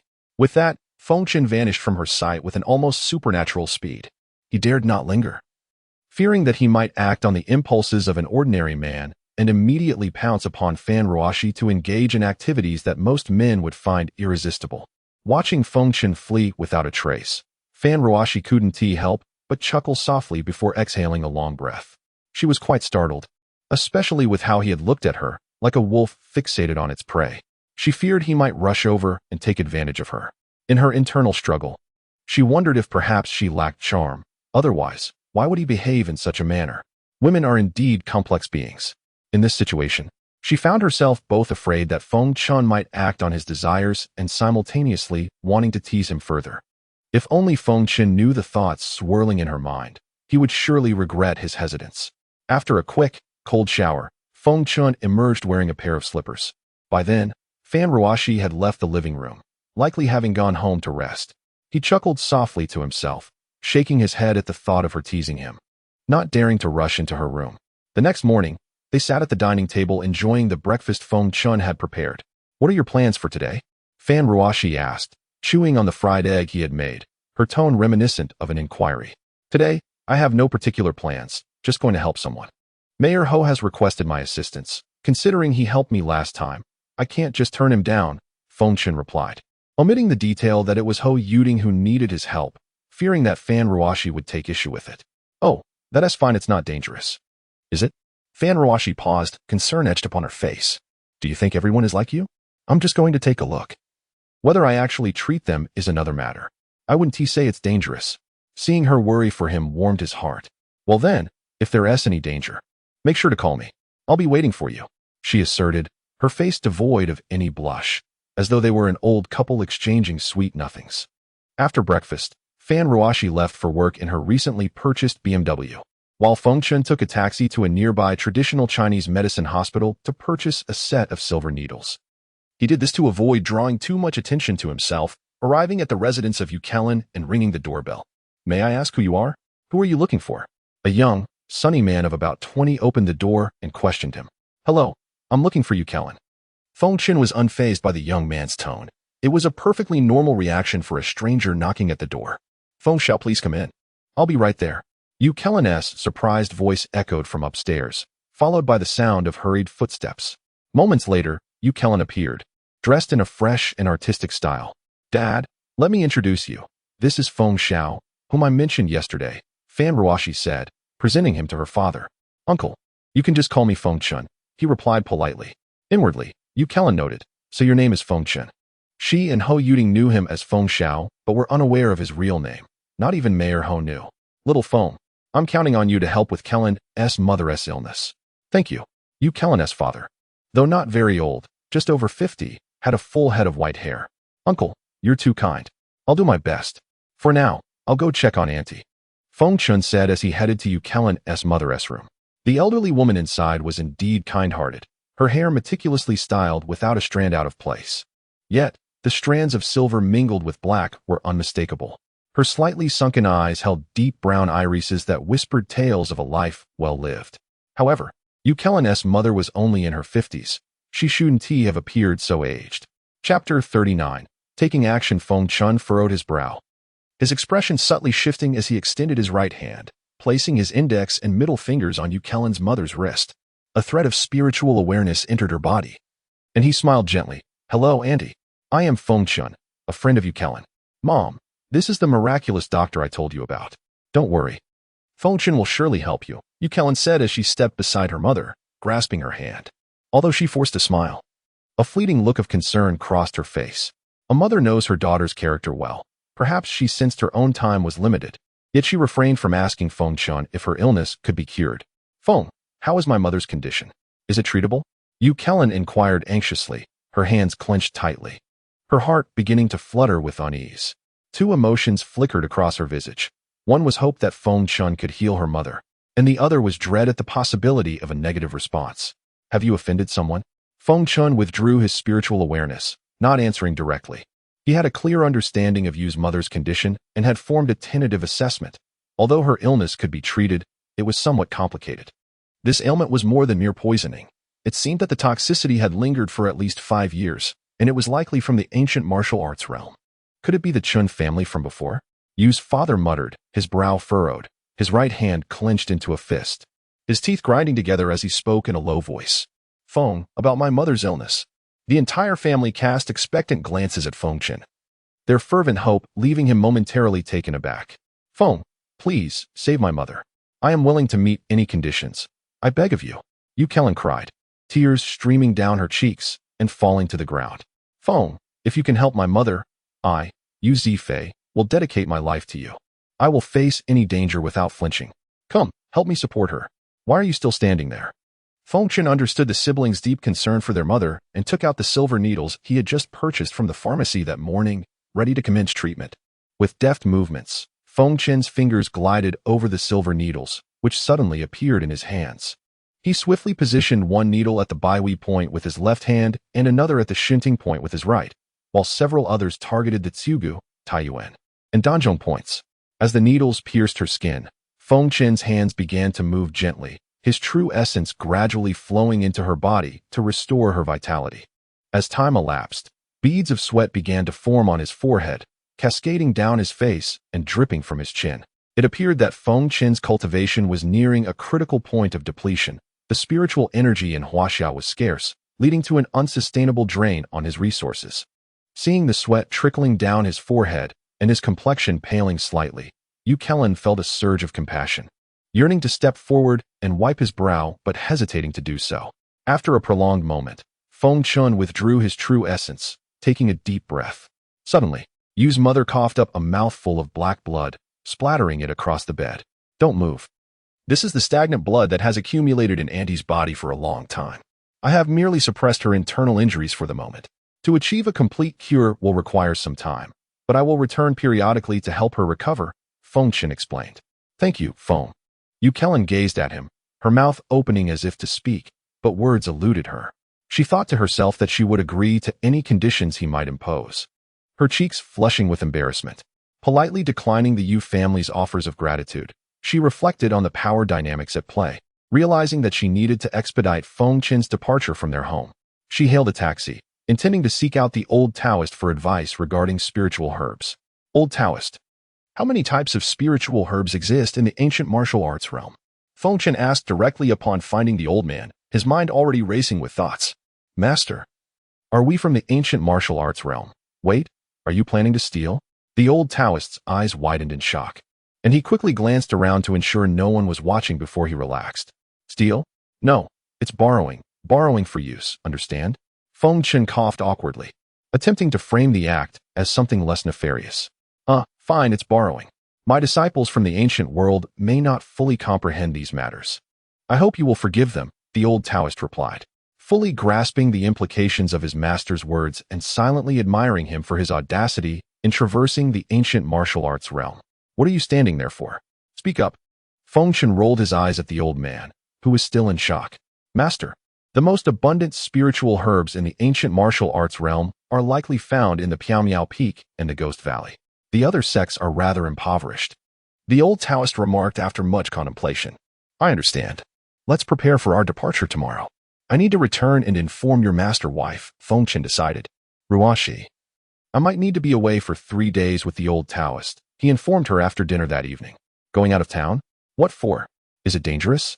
Fan Ruoxi set down the remote control and turned around, concern etched across her features. There is no danger. I just need to gather some herbs. It happens that they are located in that area.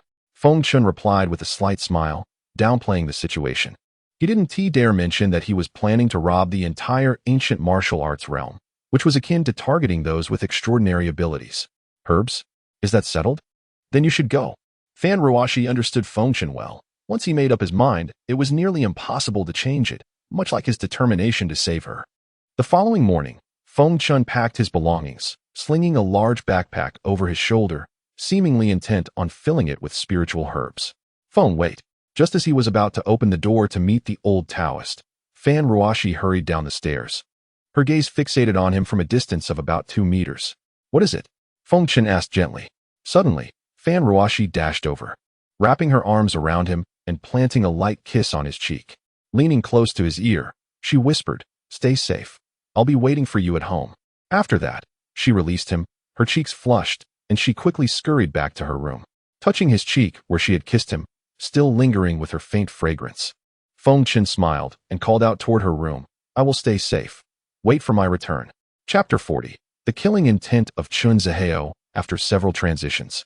Including flights and high-speed trains, Feng Chen and the old Taoist finally arrived at the destination in Sichuan, as directed by the Taoist. Sichuan is indeed the essential route to the ancient martial arts realm. In earlier years, this road accommodated large buses, but as the number of travelers dwindled, even the buses ceased to operate. Now, one could either walk or drive. However, even those who chose to drive could only reach the foot of the mountain, as the road ended there. By the afternoon, Feng Chen and the old Taoist rented 2 off-road vehicles to continue their journey. Feng Chen, who had been eager to practice driving, suddenly felt inspired to give it a try. Thus, he took the wheel.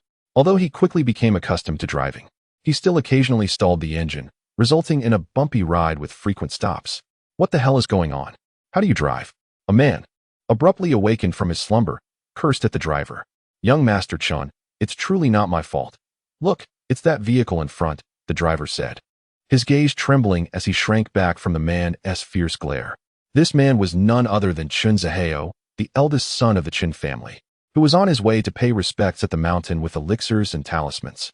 Awakened from his dreams, he was certainly displeased. With a scowling face, Chen Ruolin pushed the accelerator, determined to overtake the other vehicle before nightfall. Suddenly, as they were about to pass, the 2 cars collided with a loud crash, an incident undoubtedly attributable to Feng Chen's inexperience. Damn it, I'm sick of this. Chen Ziheo's frustration, already heavy, erupted. Both Feng Chen and the old Taoist hurriedly exited their vehicle to assess the situation. Observing the two cars entangled, Feng Chen felt a pang of embarrassment. Driving on mountain roads is perilous, even for seasoned drivers. Thus, it was no surprise that Feng Chen, who had never driven before, faced difficulties. How do you drive? Are you blind? Or did you fall into a pile of dung? Chen Ziheo's entourage exited their vehicle, with all eyes on Feng Chen and the old Taoist. His anger palpable. Chen Ziheo himself was perplexed by the intensity of his own irritation. Perhaps it stemmed from a recent period of busyness and the lack of an outlet for his frustrations. Kid, watch your mouth. How much do you want? The old Taoist, feeling a surge of indignation, contemplated delivering a beating before discussing any compensation. The four men appeared to be between 25 and 35 years old and exuded an intimidating aura. Feng Chen's expression darkened. Are you Feng Shao? Chen Ziheo spoke, recognizing the individual before him as the one depicted in the photograph presented to him. You know me? Feng Chen replied, taken aback. As the old Taoist mirrored his astonishment, realizing he did not recognize this man. Looks like my speculation was correct. A plan began to form in Chen Ziheo's mind.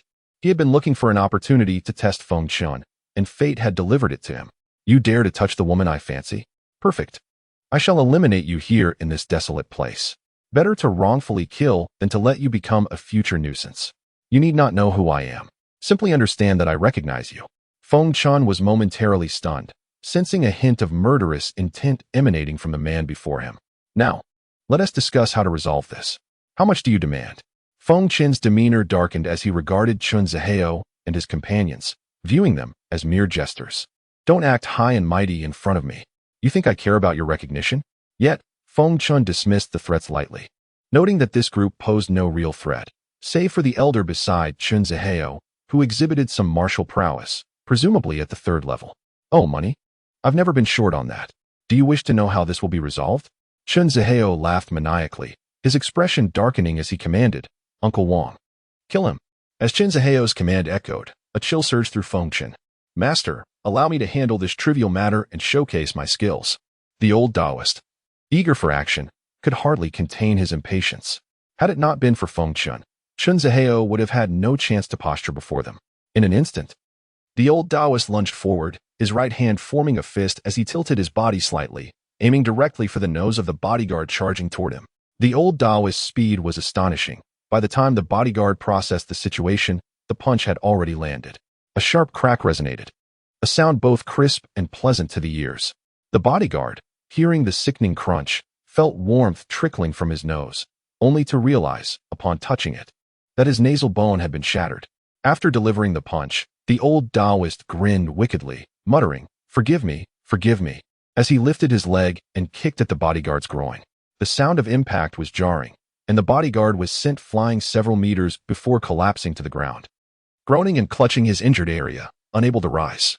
Uncle Wang, the Chen family steward and a third-level martial artist, raised his right hand, slicing it like a blade. Channeling all his strength into it, he propelled himself toward the old Taoist with great speed. As Uncle Wang charged, Chen Ziheo reveled in the spectacle. Convinced of Feng Chen and the old Taoist's imminent demise, he was well aware of Uncle Wang's capabilities, having witnessed him dispatch dozens with ease. Yet, amidst his triumphant laughter, a single phrase nearly caused him to falter. A third-level martial artist dares to be so arrogant? You seek death.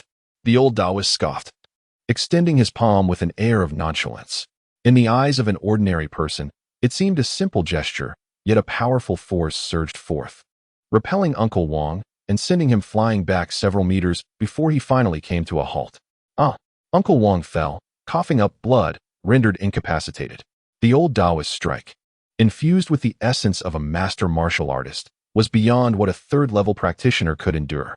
The old Taoist had spared him, a stroke of luck for Uncle Wang. Observing his fallen bodyguard and steward, Chen Ziheo realized he had bitten off more than he could chew. Instinctively, he began to retreat. Please don't kill me. I am of the Chen family, the young master. I have wealth. How much do you desire?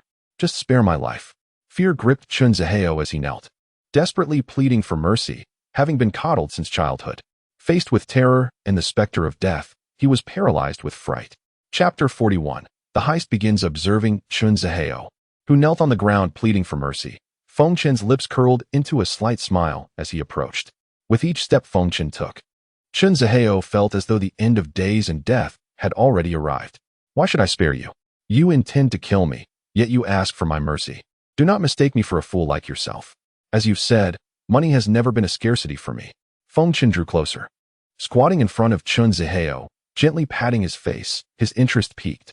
Feng Shao, I implore you to show mercy and treat me like a mere insect. Whatever my family can do, just command it.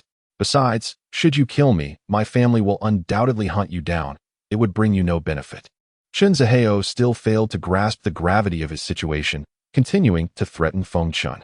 Slap. Where do you get this misplaced sense of superiority? The Chen family? Huh. I've never heard of them. And if it comes to it, killing you is as easy as squashing an ant. Too dirty for my hands. Feng Chen's expression darkened as he raised his hand to deliver a resounding slap, silencing the threats. Old Dao, have you heard of the Chen family? Feng Chen turned to the old Daoist beside him. The Chen family? Let me think. No, I haven't heard of them. The old Daoist pondered for a while before uttering a few words. Indeed, the Chen family of HB City had not caught his attention. But had they been from the capital, he might have known more. Feng Chen swiftly concentrated a strand of true essence into his right hand and struck Chen Zihao's shoulder a few times. Rising to his feet, he stated solemnly, My decision not to kill you is not out of fear. Killing you is as trivial as squashing an ant. It would dirty my hands. You have 10 seconds to leave with your people, or you shall remain here forever. 10 seconds later, Chen Zihao had vanished without a trace, cursing his parents for not giving him 2 more legs. Master, why didn't you kill him? The old Daoist was filled with confusion, a multitude of questions swirling in his mind. He could not comprehend why his master refrained from eliminating these individuals. Not killing him is more advantageous than killing him. Consider this. Those who know me can be counted on one hand. I have not provoked anyone, nor any forces. Since someone wishes to kill me, I must have become a thorn in the side of certain people or factions. Allowing him to return serves 2 purposes: to draw out their hidden puppet master and to instill a sense of deterrence. Isn't this game far more intriguing? Now, let us hasten our journey. Hours passed, and it was now past 6 in the evening, a streak of twilight still clinging to the branches. Before them stood a towering, treacherous mountain, majestic and unfathomable, with mists swirling around its midsection. Occasionally, eerie animal calls echoed from the valley, accentuating the mountainous terror. A winding river flowed southward, its gentle waters surging rhythmically. Feng Chen could distinctly feel that the aura of spiritual energy in this place far exceeded that of the mundane world, though it only surpassed it slightly, not reaching a level of rampant energy. Master, this is the boundary between the mundane world and the ancient martial world. The old Daoist explained, pulling a pale green jade talisman from his pocket. We have an agreement with the National Security Bureau. Individuals from the mundane world cannot freely enter the ancient martial world. Likewise, disciples of the ancient martial world cannot indiscriminately enter the mundane world. This is a balance. This jade talisman is one of the keys to unlock the ancient martial world. There are no more than 10 such talismans. The old Daoist explained while toying with the talisman in his hand. Feng Chen merely smiled faintly, remaining silent, having long seen through this trivial illusion, and proceeded forward. A peculiar wave surged, and Feng Chen had already entered the ancient martial world. Damn! The old Daoist stood dumbfounded, mouth agape. This barrier could only be opened with the jade talisman in hand. Otherwise, entry was impossible. He knew that such an occurrence had not happened in centuries. Feng Chen had always been regarded as formidable in the old Daoist's eyes, but he had consistently underestimated his master. Master, wait for me, the old Daoist exclaimed, quickly injecting true energy into the jade talisman and tossing it. The barrier slowly opened, and as the old Daoist slipped through, it flashed and closed behind him. A wave of invigorating energy enveloped Feng Chen, bringing him immense comfort. How could he not feel at ease? It was akin to a meat lover being forced to dine solely on vegetables. Sensing the rich aura, Feng Chen's mind sparked with a bold idea. As he activated his cultivation technique, protective true essence enveloped him, and streams of light began to swirl around him. He sat cross-legged, a smile playing on his lips. Xiao Dao, come quickly, it's time to feast. Gather. Feng Chen swiftly formed hand seals, issuing a low command. The spiritual energy in the ancient martial world quivered slightly, suddenly converging toward a specific direction. Wait, something's amiss. This is spiritual energy, Yet why is it gathering together? Could it be that Master intends to rob the spiritual energy? The old Taoist shook his head, seemingly in disbelief. Converge. Feng Chen voiced the command. And the previously gathered spiritual energy rushed toward him, surrounding him completely. Boss, this meager amount of spiritual energy is enough to rouse me? What is this paltry amount? Xiao Dao pouted, expressing his dissatisfaction. Stop your whining. Whether you eat or not is up to you. Feng Chen chuckled wryly. Do you think this is the celestial realm? Having something to eat is already a blessing. Now, stop dawdling and circulate the technique I gave you. Hugging the origin and guarding the one. Absorb the spiritual energy and cultivate quickly. Wait, what is going on? Why is the spiritual energy so scarce? The major sects of the ancient martial world erupted in chaos. Feng Chen's actions were akin to cutting off their power supply. What are you waiting for? Go find out what is happening. The various sects hastily dispatched their disciples to investigate. Strange, why is the spiritual energy so thin? At this moment, a woman dressed in green, pouting her lips in confusion, was the young master of the Misty Peak, Chen Ruolin. Feng Chen, however, paid no mind to their concerns, remaining seated to recover his strength. Then allow me to assist you. The old Taoist, his face etched with pain, felt a sudden blockage in his cultivation despite the influx of spiritual energy. Unable to break through. Embrace the origin and guard the one. Focus your energy in the dantian and circulate a small cycle. Follow my mental guidance in your cultivation. Feng Chen's voice resonated in the old Taoist's mind, prompting him to promptly realign his practice. After completing a small cycle, the old Taoist broke through, finally reaching the first level of body refinement. The exhilaration from his breakthrough flooded him, filling his entire being with explosive energy, invigorating him immensely. Chapter 42. Waste of treasures. After the old Taoist successfully broke through to a higher level of cultivation, the night had deepened, enveloping the surroundings in silence, occasionally interrupted by the whispering winds of the mountains. Master, shall we still venture to, borrow some spiritual herbs? The old Taoist felt a twinge of anxiety, recalling the commotion they had just caused. Of course we shall. Otherwise, what was the point of this long journey? To admire the scenery in this desolate place and engage in idle chatter with you? Feng Chen understood the old man's thoughts. It was merely a case of startling the snake by beating the grass. Yet, Feng Chen was unperturbed. Earlier, when he had gathered spiritual energy, he had released his spiritual consciousness to probe the area, discovering that the highest cultivation level present was merely at 30% of the body refinement stage. In simpler terms, he could easily guide the old Taoist, and he himself was no slouch either. He had identified several locations for growing spiritual herbs, and though the cultivation was not impressive, any small gain was still a gain. Moreover, there were several types of spiritual herbs in these patches that he currently needed. Why not seize the opportunity? In this pitch-black environment, Feng Chen wore a smile, unseen by the old Taoist. He then placed a hand on the old man's shoulder to steady him. Clear wind technique. He whispered, and in an instant, both he and the old Taoist vanished from their location. Useless fools. Get lost. Their first destination was the Wuxian sect. With a swift movement, they arrived at the herb cultivation area of the sect. Despite the late hour, they remained cautious. Faintly hearing the sound of curses emanating from within the Wuxian sect, Feng Chen dismissed the shouting, thinking, what does that have to do with me? Master. Wait here while you dig from that end. I'll start from this side. Let us be quick and aim to finish tonight.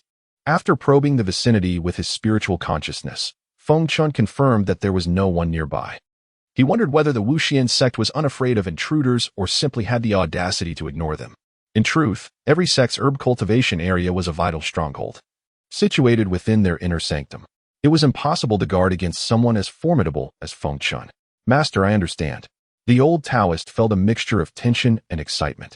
At over 60 years of age, he was still out here with his disciple. Borrowing items, he corrected himself, feeling a thrill amid his apprehension.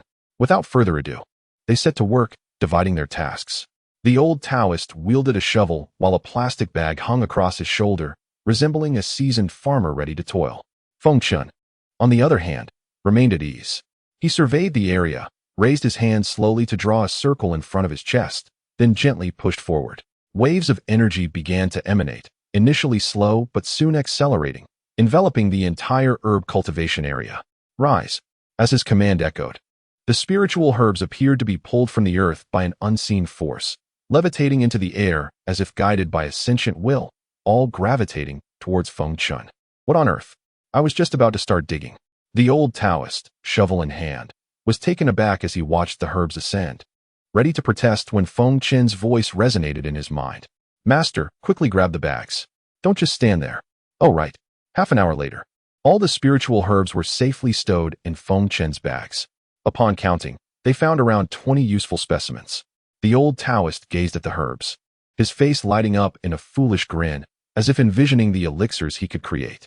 Had it been daylight, the sight of the ravaged herb garden might have quelled his delight. Feng Chen, exhibiting a sense of fairness, chose not to take the immature herbs, perhaps believing they would be more useful if allowed to mature further before his next visit. Let us proceed to the next location. Before he could finish his thought, Feng Chen released his spiritual consciousness and vanished along with the old Taoist, leaving the Wuxian sect behind. Oh, this is becoming interesting. They reappeared at the Chaotian sect, intent on another round of herb gathering.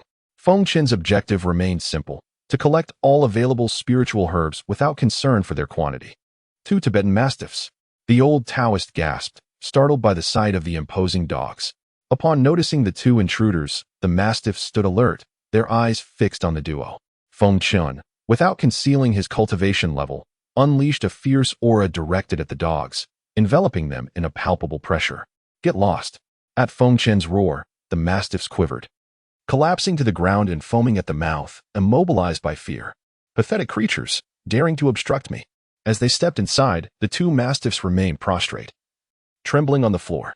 Feng Chen, naturally exuding an imperial aura, commanded respect even from celestial beasts.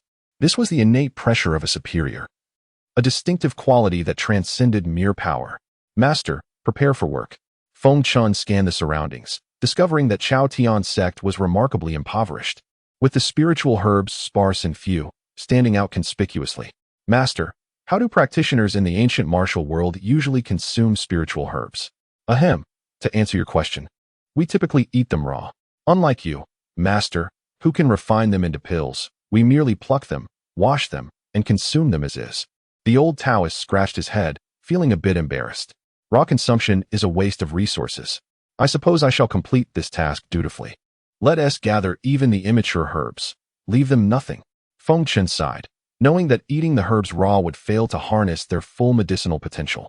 Only through refinement into pills could their powers be maximized, but he understood the old Taoist's ignorance on this matter.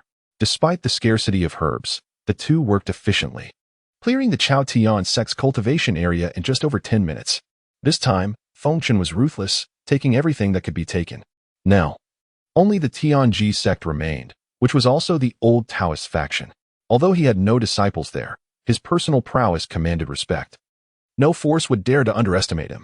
Moreover, the old Taoist expertise in divination made it clear that his disciples were not easily gathered. Master, where shall we go next? Surely, it isn't to visit my own sect? The old Taoist felt a twinge of reluctance. Even if Feng Chen commanded him to take all the spiritual herbs from his sect, he would comply without complaint. However, the thought of stealing from his own belongings made him feel somewhat uneasy. Chapter 43. Feigning displeasure after profiting. Why bother going to a desolate, impoverished place? Keep it for yourself to admire. The old Taoist background was somewhat obscure, with no disciples in his sect. Besides, who would tend to the land, even if we planted anything? Next stop, Misty Peak. Master, I began about Misty Peak. Could we perhaps skip it and head straight to the Valley of Returning Souls? The old Taoist rubbed his nose, looking somewhat embarrassed and even blushing slightly. Feng Chen turned around, arms crossed, and watched the old Taoist with interest. Give me a reason why we shouldn't go. Well, you see, the old Taoist stammered. Misty Peak is full of female disciples. It wouldn't be proper for us to visit. Moreover, Misty Peak doesn't have many spiritual herbs or elixirs. So wouldn't we be wasting our time? The old Taoist's eyes darted around as he grasped at straws for an excuse to placate Feng Chen. We'll discuss it when we get there. Feng Chen reached out and forcefully grabbed the old Taoist, disappearing into thin air with a movement technique. If it weren't for the spiritual herbs and elixirs, Feng Chen wouldn't dare waste his vital essence so casually. After using the technique several times in succession, he was already feeling the strain on his internal energy. Now this is somewhat intriguing. Feng Chen and the old Taoist flashed to Misty Peak. Aside from the spiritual energy being denser than that of Martial Profound Gate and Facing Heaven Gate, there was also a rudimentary illusion array in place. With Feng Chen's understanding of formations, he simply waved his right hand, infused with vital essence, and the mountain gate was revealed. However, the illusion array remained intact, without alerting the disciples of Misty Peak. If the Misty Peak sect leader knew that her prized protective formation had been casually dismantled by Feng Chen, one could only imagine her reaction. Old Taoist, tell me what's really going on. Don't try to fool your master with excuses about female disciples. I know what you're thinking. Feng Chen rolled his eyes at the old Taoist, a hint of teasing in his gaze. Master, there's really nothing to it. I have some acquaintance with the Misty Peak sect leader, and it's a bit awkward. Think about it. We're two grown men visiting a sect full of women. It just doesn't seem right. The old Taoist shuddered at Feng Chen's teasing gaze. Enough with the nonsense. I suspect there's more to it than that. Since Misty Peak is all women, I'd wager there's an old flame of yours there. Feng Chen chuckled, imagining the fun that could be had if there was indeed an old lover of the old Taoists. As soon as Feng Chen spoke, the old Taoist jumped as if his tail had been stepped on, his face flushed crimson. Good heavens, master, don't make such wild claims. How old am I? Where would I find an old flame? Feng Chen laughed heartily, confirming his suspicions. There might actually be an old flame of the old Taoist there. Since she was his disciple's lover, now that they were here, they had to pay her a visit and at least offer a token of appreciation. Fan Hui. Oh, Fan Hui, don't blame this old Taoist. I couldn't dissuade my master. He insisted on visiting. Alas, you're doomed. Forgive me, forgive me. The old Taoist clasped his hands together in his heart, offering a silent prayer. Without another word, the two quickly arrived at the spiritual herb cultivation area. Feng Chen had already sensed that Misty Peak had more spiritual herbs than the other major sections. Sure enough, upon arriving, it was worth the trip. Looking at the abundance of spiritual herbs, Feng Chen wanted to burst out laughing. Master, are we taking all of these? Won't we leave any for them? The old Taoist first looked around, then trotted up to Feng Chen, his tone pleading. Since you asked, how could I refuse? We'll leave the immature ones, but we're taking everything else. Without paying the old Taoist any more attention, he performed the same hand seals as before. Half an hour later, Feng Chen was satisfied with the spiritual herbs in his bag. How could he not be? The spiritual herbs and elixirs from the other major sects combined didn't amount to as much as those at Misty Peak. It was a bountiful harvest. The ancient martial world actually has this? Feng Chen exclaimed in surprise. Old Taoist, go wait for me outside. I'll be there in a moment. Master you. The old Taoist was puzzled and nervous. He knew his master's abilities all too well and was afraid that Feng Chen would cause trouble for Fan Hui. He was worried. Even though he had been rejecting Fan Hui for the past 30 years, the old Taoist had never married, and neither had Fan Hui. They had simply been waiting for each other. Don't worry, I'm not going to find your old flame. I'm just going to retrieve something. Wait for me outside and don't let anyone discover you, or I won't come to your rescue. With that, Feng Chen disappeared in a few flashes. What Feng Chen had discovered was precisely satin-patterned astral metal, a material used in the cultivation world for crafting items. Although satin-patterned astral metal was common, finding it in the spirit-scarce land of China was a pleasant surprise that he couldn't pass up. It would be perfect for making a bracelet for Fan Ruoxi. What the hell? No way, I actually ran into this. The sound of rushing water reached Feng Chen's ears, a sound that was tormenting to him. It turned out to be Chen Ruolin, the chief disciple of Misty Peak, fresh from her bath. Feng Chen had the luck of 8 lifetimes to encounter this. Not only was it late at night, but Chen Ruolin was also bathing. Normally, few disciples from Misty Peak would come here, as it was the residence of the next sect leader. Moreover, Misty Peak was full of female disciples, so Feng Chen had stumbled upon a rare opportunity. Peeking through the window, he saw that the room was sparsely furnished with a bed and a table. There was nothing to obstruct the view. A young, graceful woman stood in front of a full-length mirror, her perfect figure on display.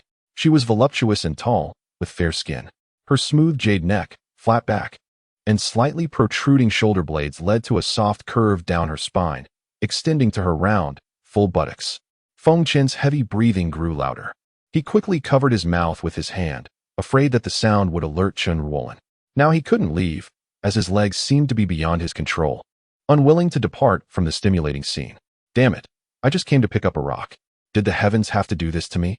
I don't want it anymore, okay? Feng Chen cursed inwardly. Young lady, forgive me, forgive me. Good heavens, when did I develop such a proclivity? Feng Chen clasped his hands together in his heart, feeling disgusted with himself, but his eyes never left Chen Ruolin, staring intently. Her 2 full buttocks formed an exaggerated curve. Because they were so ample, The cleft was tightly squeezed together, appearing extremely narrow, deep, and alluring. Her buttocks were as white as jade, with a charming luster and delicate texture. They were so tender that they seemed to be breakable by a breath, reflecting the light of the lamp and appearing exceptionally smooth, making one want to caress them and feel their silky texture. Beneath her full buttocks were a pair of slender legs pressed tightly together, with no gap between them. They were voluptuous, but without any excess fat, lithe and full of charm. Chapter 44. A slightly awkward situation. Although Chen Ruolin had her back turned to Feng Chen, he was still able to behold her enchanting figure through the dressing mirror in the room. Her voluptuous curves rose proudly from her chest, displaying an exquisite silhouette that defied gravity. They stood firm and resilient, a breathtaking landscape of beauty. Above them were two delicate, pink blossoms, exuding an irresistible charm that captivated the gaze. The soft glow of the dim light was obscured by her form, while the smooth expanse of her abdomen was accentuated by shadows, revealing a sensual, swirling navel. Below her gently rounded abdomen, two soft lines formed a graceful triangle, where a delicate cleft divided her soft flesh into two tender petals, leaving one breathless. Indeed, she was a vision of unparalleled beauty, akin to a meticulously crafted work of art. Thanks to the mirror, Feng Chen could appreciate Chen Ruolin's beauty from every angle, the clarity surpassing even the most advanced virtual reality technology. Feng Chen's heart raced, his breath quickening, utterly entranced by her flawless physique, so perfect it seemed almost unbelievable, so alluring it was almost scandalous. If one were to compare Chen Ruolin with Fan Ruoxi, one would embody fiery passion mixed with tenderness, while the other was petite and exquisite. Both were indisputable beauties in the eyes of any man. Standing before Feng Chen, her stunning figure was unabashedly bare, and the seamless line of her legs indicated her untouched state. It was not a matter of his lack of restraint, rather, it was Chen Ruolin's overwhelming allure that rendered him nearly helpless. In such a situation, it was likely that any man would falter, unless his inclinations were decidedly abnormal. Just moments ago, it had been Fan Ruoxi enticing him, and now it was this enchanting woman. No wonder he had been feeling so irritable lately. Observing all of this, a wave of fervent heat surged within him, creating a rather impressive tent in his trousers. Yet, he struggled to suppress the primal instincts bubbling within him. Feeling the warmth of blood trickling down his nose, his mind clouded as he pondered. Was it worth it to linger here? Couldn't she just put on her clothes already? He contemplated leaving in haste. At that moment, as Feng Chen made to step away, a slight sound startled Chen Ruolin, the faint noise originating from the blood that had dripped onto the floor. Cursing internally, he swiftly vanished from sight, not even pausing to retrieve his belongings. The priority was to escape. Even though he was unafraid of the martial arts community's judgment, the thought of being caught spying on a woman was mortifying. With a graceful turn, Chen Ruolin leapt into the air, having donned a white garment that enveloped her alluring figure. A short sword grasped firmly in her hand as she charged out. Flames of anger ignited within her, an uncontrollable rage surging as her teeth clenched and her eyes glowed with a fierce intensity. If I encounter you again, you will surely regret having been born into this world. Gazing at the still wet blood on the ground and the lingering scent of a man in the air, Chen Ruolin locked onto that essence, etching it deeply into her memory. Master, you're injured. Who did this? The old Taoist exclaimed, noticing Feng Chen's blood-stained clothing. Quickly, we must leave. Feng Chen had no time to explain, not wanting to admit he had been caught watching a woman bathe. He seized the old Taoist and fled from Miao Miao Peak with astonishing speed, arriving at the Valley of Souls in mere minutes, demonstrating just how rapidly he could unleash his true energy. Master, are you asleep? Disciple Ruolin seeks an audience. Urgent matters must be relayed. Chen Ruolin hurried to the residence of the sect leader, Fan Hui. Oh, it's you, Liner. Come in. Upon hearing Chen Ruolin's voice, Fan Hui was momentarily taken aback. Liner, why are you up so late? What brings you here? Looking at the girl she had raised since childhood, a wave of affection washed over her. Forgive me for disturbing you at this late hour, Master. I must report that I encountered a mysterious man in black at the gate, whose prowess far surpassed mine, and he managed to escape. Chen Ruolin bowed slightly, recalling the moment Feng Chen had caught her unawares, her expression darkening once more. Oh, a mysterious individual with such formidable skills is rare in today's martial arts world. Could it be one of those ancient beings? Fan Hui's anger began to rise. Liner, gather all disciples of Miao Miao Peak immediately and investigate. I wish to know who had the audacity to breach my mountainous protective array and escape unscathed. Feng Chen, unaware of the attention he had drawn from Miao Miao Peak, remained at the Valley of Souls, diligently tending to the spiritual herbs amidst the infamous toxic landscape. Brother Chen, your family is quite prominent in HB City. How is it that you've ended up in such a state? Chen Zihao, who had just received a warm welcome from Zhang Duli, the chief disciple of the valley, lamented his misfortune. Next time, should I encounter that person again, I will certainly teach him a lesson he won't forget. Rest assured, Brother Chen. Since my father has promised to assist your family, you may call me senior brother henceforth. I shall consult my father in the morning, and then accompany you down the mountain. Chen Zihao offered the elixirs to Zhang Tianshan, who was quite pleased, recognizing the rarity of such alluring items from the mundane world. It was imperative to act swiftly and discreetly. The news of these elixirs could not be allowed to spread to other sections. After all, the world is full of secrets, and if he had learned of this, surely others would as well. The competition was bound to intensify. Chapter 45. The pot boils over after a night of relentless toil and trepidation. The two figures, the elder Taoist and Feng Chen, finally swept through the various sections.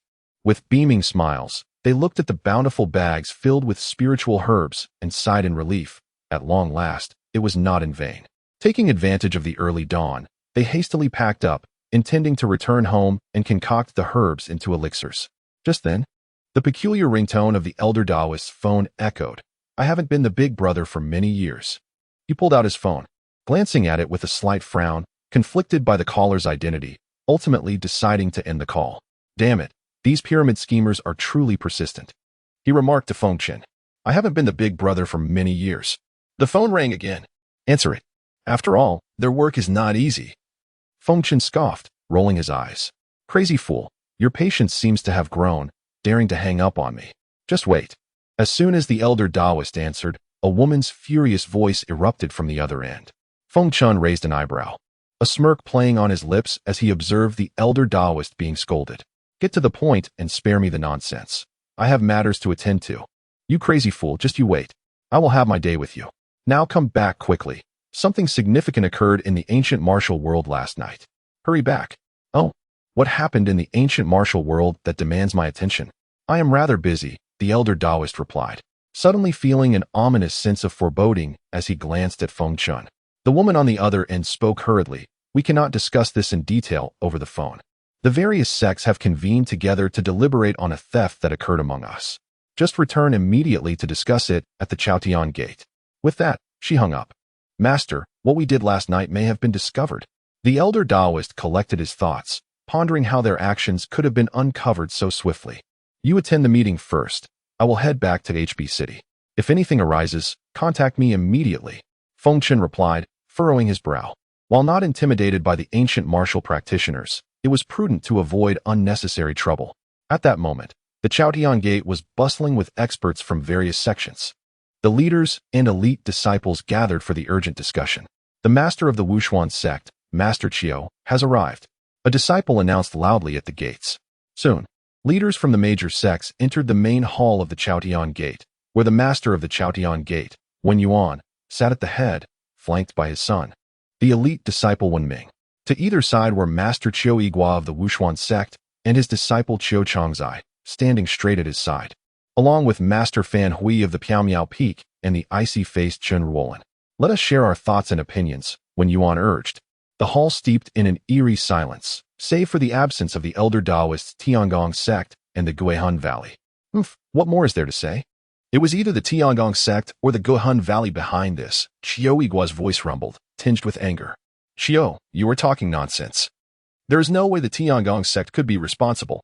Speak again, and I shall tear your words apart. Master Fan Hui erupted, standing up in fury, pointing accusingly at Qiu Yigua. Let us speak calmly, Master Fan. Qiu Yigua was merely expressing his personal view without definitive accusations, when Yuan interjected, rising to quell the escalating tension, knowing that if not contained, Fan Hui might very well clash with Qiu Yigua. Fan Hui returned to her seat, closing her eyes in silence. The master of the Guihun Valley, Master Zhang, has arrived. The master of the Tiangong sect, Master Feng, has also arrived. The disciple announced again. As Master Zhang entered, he recalled his dismay at discovering the desolate state of the spiritual herb plantation earlier that morning, devoid of any weeds, let alone spiritual herbs. Master Zhang, Master Feng, please take your seats, when Yuan greeted, gesturing courteously. Crazy fool, where do you think you're sitting? Come sit here. Before the elder Taoist could settle in a distant spot, Fan Hui's piercing voice commanded him to sit beside her. Clearing his throat, the elder Taoist, somewhat begrudgingly, complied and took a seat next to her. Everyone, I have summoned you today to discuss last night's events. I simply wish to know who is responsible. If they are willing to step forward, I shall overlook it. Otherwise, do not blame me for being ruthless. Wen Yuan proclaimed, his aura irradiating as he released his 5th level of body refinement cultivation, exerting a formidable pressure on all present. Only Master Zhang of the Guhan Valley seemed an equal contender to Wen Yuan, both at the 5th level of body refinement, yet they had never clashed in strength. Wen, what is the meaning of your words? And why does everyone gaze upon me? Master Zhang's expression darkened, his irritation barely contained. Master Zhang, you misinterpret. I harbor no ill intent, nor do I target anyone specifically. Our sects have all suffered theft, and I seek to understand your situation, Wen Yuan replied, his gaze sharp and unwavering. Humph. You all act so piously, assuming it was I behind this. I too suffered a theft, leaving me with naught but a single hair. If you do not believe me, send someone to verify it, lest you keep prattling. Master Zhang stood abruptly, his 5th level of body refinement also surging forth, revealing his discontent. The leaders of Wushuan sect, Chaodian Gate, and Pramiao Peak exchanged puzzled glances, questioning who else could be responsible if not Guhan Valley. Could it be the Tiangong sect? Or perhaps someone from above? As this thought lingered, the leaders turned their bewildered gazes toward the elder Taoist, their expressions unmistakably suggesting suspicion. Save for Fan Hui, who remained steadfast. Do not look at me with such accusatory eyes. I am not to blame. My own plantation has already been ransacked. The elder Taoist felt a wave of anxiety wash over him, standing before the 4 major sections. Chapter 46. Undercurrents. Esteemed colleagues, let us not squander time in idle chatter. The disappearance of the spiritual herbs is no trivial matter. I propose that each faction assign personnel specifically to investigate this issue. I refuse to believe that the herbs could vanish into thin air, especially right under our noses. It would be a laughingstock if this were to become public knowledge.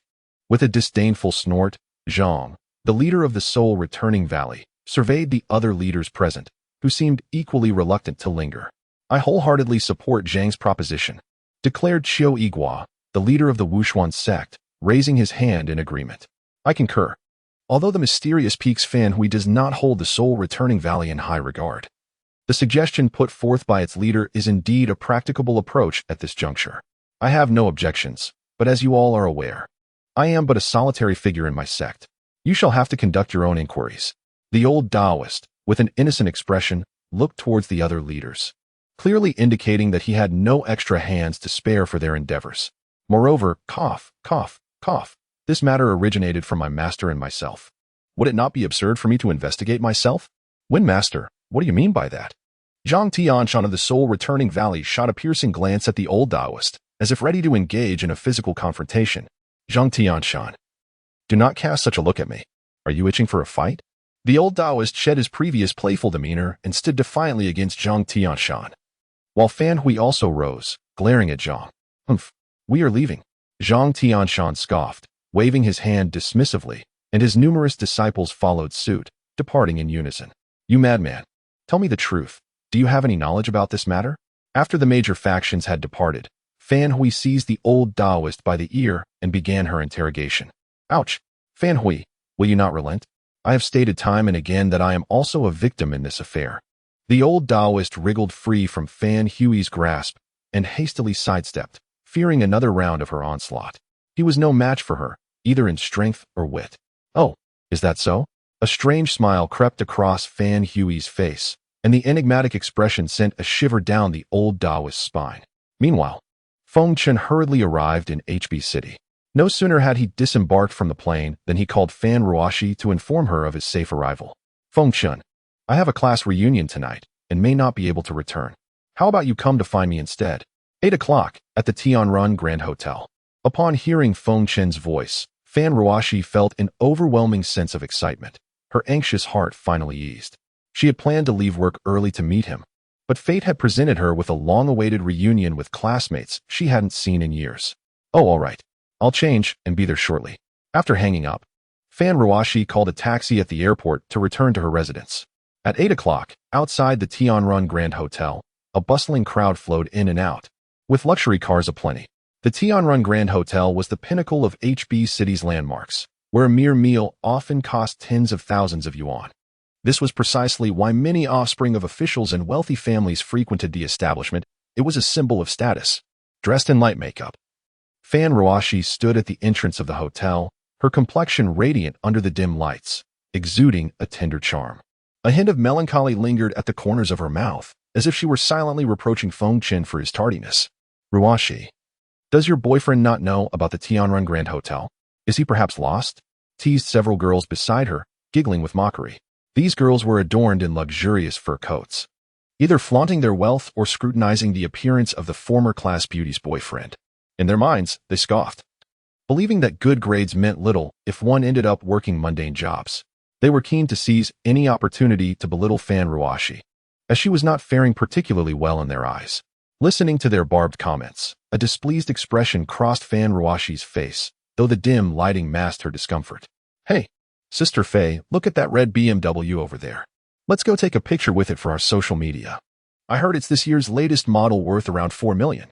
My husband only drives a BMW worth 70 or 80,000. Next month, I'll have him get me one too, one girl sighed, pointing at the distant red BMW, oblivious to the fact that it was, in fact, Fan Ruoxi's own vehicle.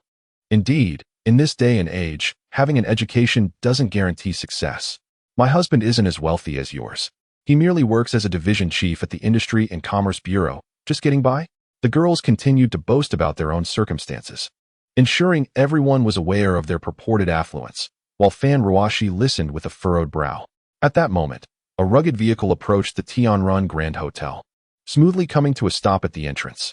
Emerging from the vehicle was Feng Chen, clad in faded blue jeans with several holes, topped with a checkered shirt. Feng Chen, you're here. Did everything go smoothly on your trip? Fan Ruoxi rushed to greet him, linking her arm with his in concern. Nothing to worry about. Everything is just fine. The warmth of her greeting brought a smile to his heart. Oh, Ruoxi, is this your little boyfriend? In this era of ubiquitous cars, your boyfriend seems quite conscious of urban pollution and is commendably thrifty. If you need, I could arrange a stable job for him through my connections, sneered Sister Fei. Observing Feng Chen's humble attire as he stepped out of the taxi, her sarcasm cutting deep. Feng Chen frowned inwardly, feeling a wave of irritation, while Fan Ruoxi interjected. Let us not pay them any mind. Let us just enjoy our meal and leave. Having said that, she disregarded the girls entirely, keeping her arm linked with Feng Chen as they headed into the lobby. Why engage in competition with them? As women, we ought to treat ourselves better, she laughed. Though the jeers from behind them continued to echo. The gathering for the class reunion consisted of 2 tables, both situated in the central hall, as the exorbitant prices of private rooms were simply too steep for the organizer to bear. The main organizer of this reunion was Zhao Wenbin, one of the suitors who had once pursued Fan Ruoxi during their school days. He hailed from a well-to-do family and had a long list of girls he had courted, both openly and covertly. Ahem, everyone. It has been several years since we last met. I, Zhao Wenbin, have taken the liberty of organizing this gathering to rekindle our camaraderie and allow us to reacquaint ourselves. Without further ado, let us raise our glasses, Zhao Wenbin proclaimed, lifting his glass and clearing his throat, his expression solemn as he downed the liquor in one swift motion. Chapter 47. Are you out of your mind? After several rounds of toasts, the effects of alcohol began to take their toll, leaving flushed faces and slurred speech. The conversation was filled with boastful claims about how much money had been made on various projects. Zhao Wenbin, our esteemed boss, shouldn't you toast our class flower and her young boyfriend? The girls who had previously mocked began to chatter excitedly once more. Oh, my bad, Zhao Wenbin exclaimed, suddenly awakening to the situation. Yet, he relished the appellation of our class flower. With a glass of baijiu in his right hand and a bottle in his left, he sauntered over to the 2. Ruoxi, allow me to toast you. Please call me Fan Ruoxi. I do not drink. Fan Ruoxi's voice carried a hint of bitterness, revealing her distaste and displeasure as she frowned, possessing a mysterious and alluring charm, especially after having her seal broken by Feng Chen. Fan Ruoxi's presence captivated the men in attendance. Oh, Ruoxi, Mr. Zhao is toasting you. You shouldn't deny him this courtesy. Who knows when you might need his assistance in the future? They chimed in, eager to see her discomfort. Exactly, exactly. Why pretend to be so high and mighty? Look at where we are. A meal here is worth more than your entire annual salary. The girls echoed, relishing the opportunity to see Feng Ruoxi make a fool of herself. Just one drink. If you must, take a sip for appearances, Zhao Wenbin pressed, suppressing his simmering anger. Had it just been him and Feng Ruoxi, he would have likely scoffed. Damn it, acting so proud. 200,000 might get you a night with her. Ruoxi, let's go. It's better not to know such classmates, Feng Chen interjected, his brow furrowed, struggling to contain his rising fury. Who do you think you are to speak? Zhao Wenbin's friend stood up, glaring at Feng Chen. What's going on here?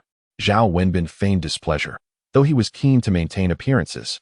Hold on, you can leave. But Ruoxi must stay, Zhao Wenbin insisted, blocking their exit as he noted their determination to depart. He had seen Feng Ruoxi after graduation. Today's gathering was orchestrated for her, intending to intoxicate her and fulfill his desires. As someone experienced in pursuing women, he had never failed, but Feng Chen's unexpected presence complicated matters. Oh, are you planning to snatch someone away in front of everyone? Feng Chen scoffed, disbelief etched on his face. Tell me, where do you work? With your shabby appearance. Can Ruoxi find happiness with you? Here, take this card worth 300,000. Leave her, and the money is yours. Zhao Wenbin nonchalantly produced a bank card from his pocket and offered it to Feng Chen. The surrounding girls stared at Zhao Wenbin in awe. Had he offered this card to any of them, they would likely have jumped at the chance to spend a night with him. Zhao Wenbin, step aside, or I shall call the police. Feng Ruoxi's body trembled with rage, her fists clenched tightly, her eyes aflame with defiance. With a sharp crack, Feng Chen delivered a resounding slap, sending Zhao Wenbin sprawling to the ground, staggering in shock. Zhao Wenbin cried out in pain, rolling on the floor before standing up. Bloodied teeth falling from his mouth, his cheeks swelling grotesquely. You hit me. How dare you? Do you even know who I am? Zhao Wenbin gasped, astonished that Feng Chen would dare to retaliate. The crowd was equally stunned.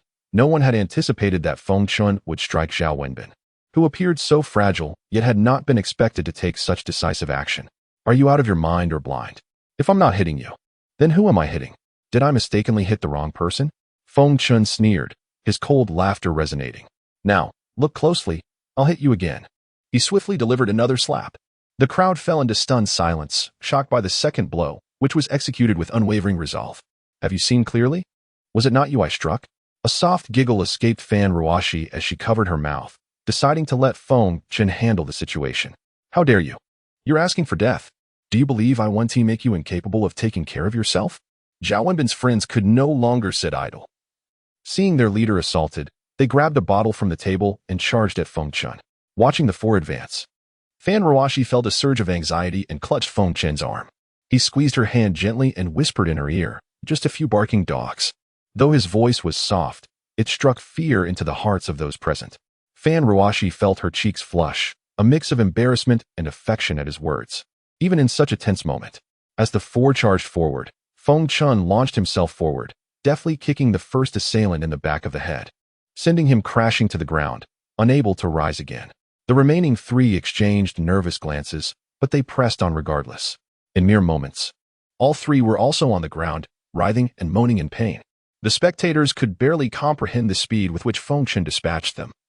It was as if they had merely blinked and the fight had concluded. See? I told you they were just a few barking dogs, Feng Chen murmured to Feng Ruoxi, then turned to approach Zhao Wenbin's remaining henchmen. I heard you wanted to incapacitate me, is that right? Feng Chen's smile was disarming, yet his eyes bore a chilling intensity. Stay back. If you take another step, I swear I will make you regret it. Zhao Wenbin's lackey threatened, his bravado fading as he realized the gravity of the situation. Noting the man's pitiful attempt to maintain his pride despite the imminent danger, Feng Chen let out a derisive snort, quickly closing the distance, and with a swift motion, slapped the lackey across the face. The sharp crack echoed through the quiet night, a stark reminder of the chaos that had just unfolded. Chapter 48, Liu Ruoyan Young Man. Do you believe I can ensure you never leave the Tianrun Hotel? Zhao Wenbin was beside himself with rage.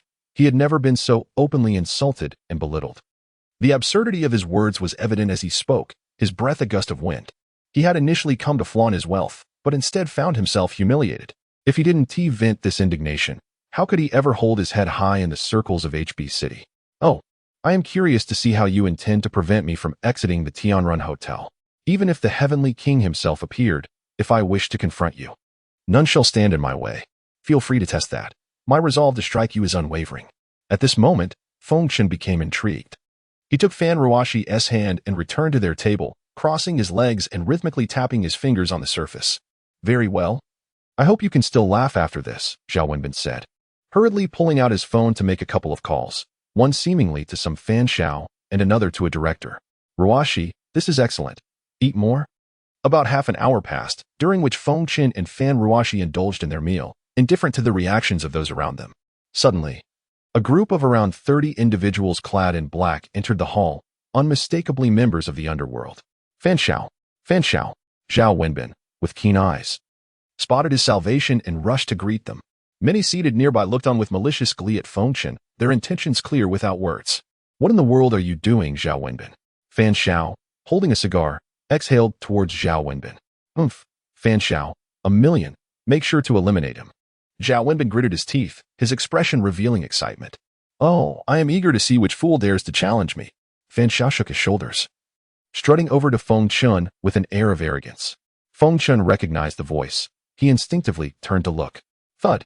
Before anyone could react, a sharp sound echoed as Feng Shao fell to his knees, the speed and decisiveness of his submission leaving no room for doubt. He had encountered the one person he most wished to avoid, and since being dealt with by Feng Chen at the QF Medical Equipment Company, he had taken to praying daily to avoid crossing paths with this calamity. Feng Shao, I came to apologize. Feng Shao stammered, unsure of how to address the formidable presence before him. Feng Shao, why are you kneeling? Get up and do something. Zhao Wenbin, alarmed, thought he must be imagining things. What the hell are you all standing around for? Eliminate this fool. Zhao Wenbin yelled, but Feng Shao remained on the ground, too intimidated to rise. Frowning, he turned to his subordinates and barked orders. His subordinates, realizing their leader was prostrated before another, quickly turned on Zhao Wenbin, unleashing a flurry of punches and kicks. Stop. Police. Cease this at once, or we will resort to firearms. 7 or 8 officers burst in, their guns drawn and aimed at Feng Shao's subordinates as they issued warnings. The leader among them was Zhang Yaoming, the head of a local police precinct in HB. He had just received a call from Zhao Wenbin and was well aware of his character, were it not for his connection to Zhao's father. He would have preferred to avoid this confrontation. Uncle Zhang, save me. Zhao Wenbin sobbed, his face battered and bruised. He had been thoroughly beaten today, first by Feng Chen and then by those he had summoned for help. Slap. You wretched fool, kneel. Upon seeing Feng Chen, Zhang Yaoming understood why Feng Shao was on the ground. Feng Chen was a person of such stature that even the mayor would not dare provoke him. Realizing he had instigated trouble, Zhang Yaoming unleashed a series of blows upon Zhao Wenbin. Chief, I'm sorry. Zhang Yaoming was acutely aware of Feng Chen's influence. A single word from him could elevate the police chief's position or, conversely, bring it crashing down. He wished he could simply shoot Zhao Wenbin for his stupidity. The reverberations of Chief shattered the hotel's tranquility once again. What is happening here? A woman in her 20s descended from the second floor, exuding an alluring charm, her every gesture radiating a captivating maturity. Regular patrons recognized her as Liu Ruoyan, the owner of the Tianrun Hotel. Although few knew her true name, she was a scion of the Liu family from the capital. Isn't this Chief Zhang and Feng Shao? What an unexpected gathering. Liu Ruoyan smiled, her expression as enchanting as a blooming rose. With both the underworld and law enforcement present, Liu Ruoyan felt compelled to intervene. Despite being the hotel's proprietor, the weight of public scrutiny was unbearable, especially as events unfolded within her establishment. Surveying the room, she noted that only Feng Chen and Fan Ruoxi remained composed, while Feng Shao knelt obediently before them, and Zhang Yaoming had slightly bowed. Furrowing her brow, Liu Ruoyan pondered the emergence of such a formidable figure in HB City. My friend, what if I offer to cover today's expenses? It is my negligence, and I would like to present you with a VIP Platinum card for the Tianrun Hotel as an apology. How does that sound? Liu Ruoyan approached Feng Chen with a smile, offering terms that few would refuse. The VIP Platinum card was highly coveted and not simply attainable through wealth, reflecting her desire for goodwill. Feng Chen regarded Liu Ruoyan with a discerning gaze, taking in her beauty and figure, her ample bosom, a flat abdomen, and long, elegant legs. Liu Ruoyan, accustomed to attention, remained unfazed by his bold scrutiny. With a graceful flick of her hair, she exuded an irresistible allure. Not impressive. Why should I grant you any favor? What is your reputation worth? You. Liu Ruoyan was taken aback by Feng Chen's rejection, her composure faltering. Even the most patient would feel irked, especially a woman. Feng Chen stood, hand in hand with Fan Ruoxi, sidestepping Liu Ruoyan without a glance and approaching Zhao Wenbin. Slap, slap, slap, slap. He delivered 4 swift slaps, fueled by a surge of anger, each strike more forceful than the last. Chapter 49. I will call the police in an instant. Blood splattered and teeth flew as Zhao Wenbin, overwhelmed by Feng Chen's relentless assault, finally succumbed and pleaded for mercy. However, with several teeth knocked out and his cheeks swollen, his words came out unclear. Initially, Feng Chen thought that after delivering so many slaps, he could consider it over and release his pent-up anger. But who would have anticipated that Zhao Wenbin, in a moment of madness, would utter, "If you hit me again, I will call the police."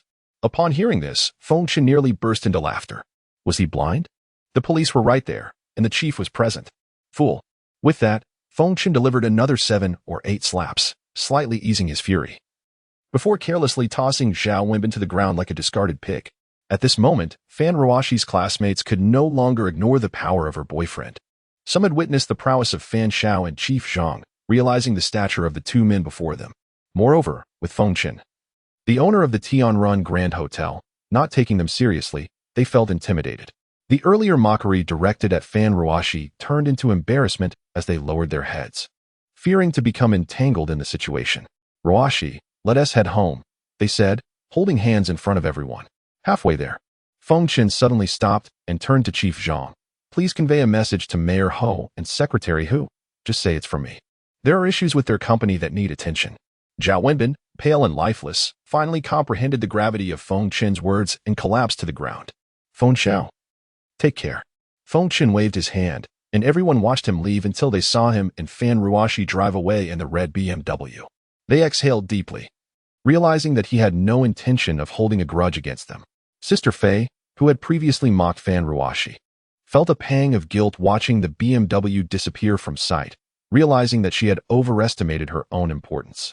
Liu Ruoyan chuckled at her own self-deprecation, feeling belittled and overlooked, discovering that not everyone in HB City regarded her highly.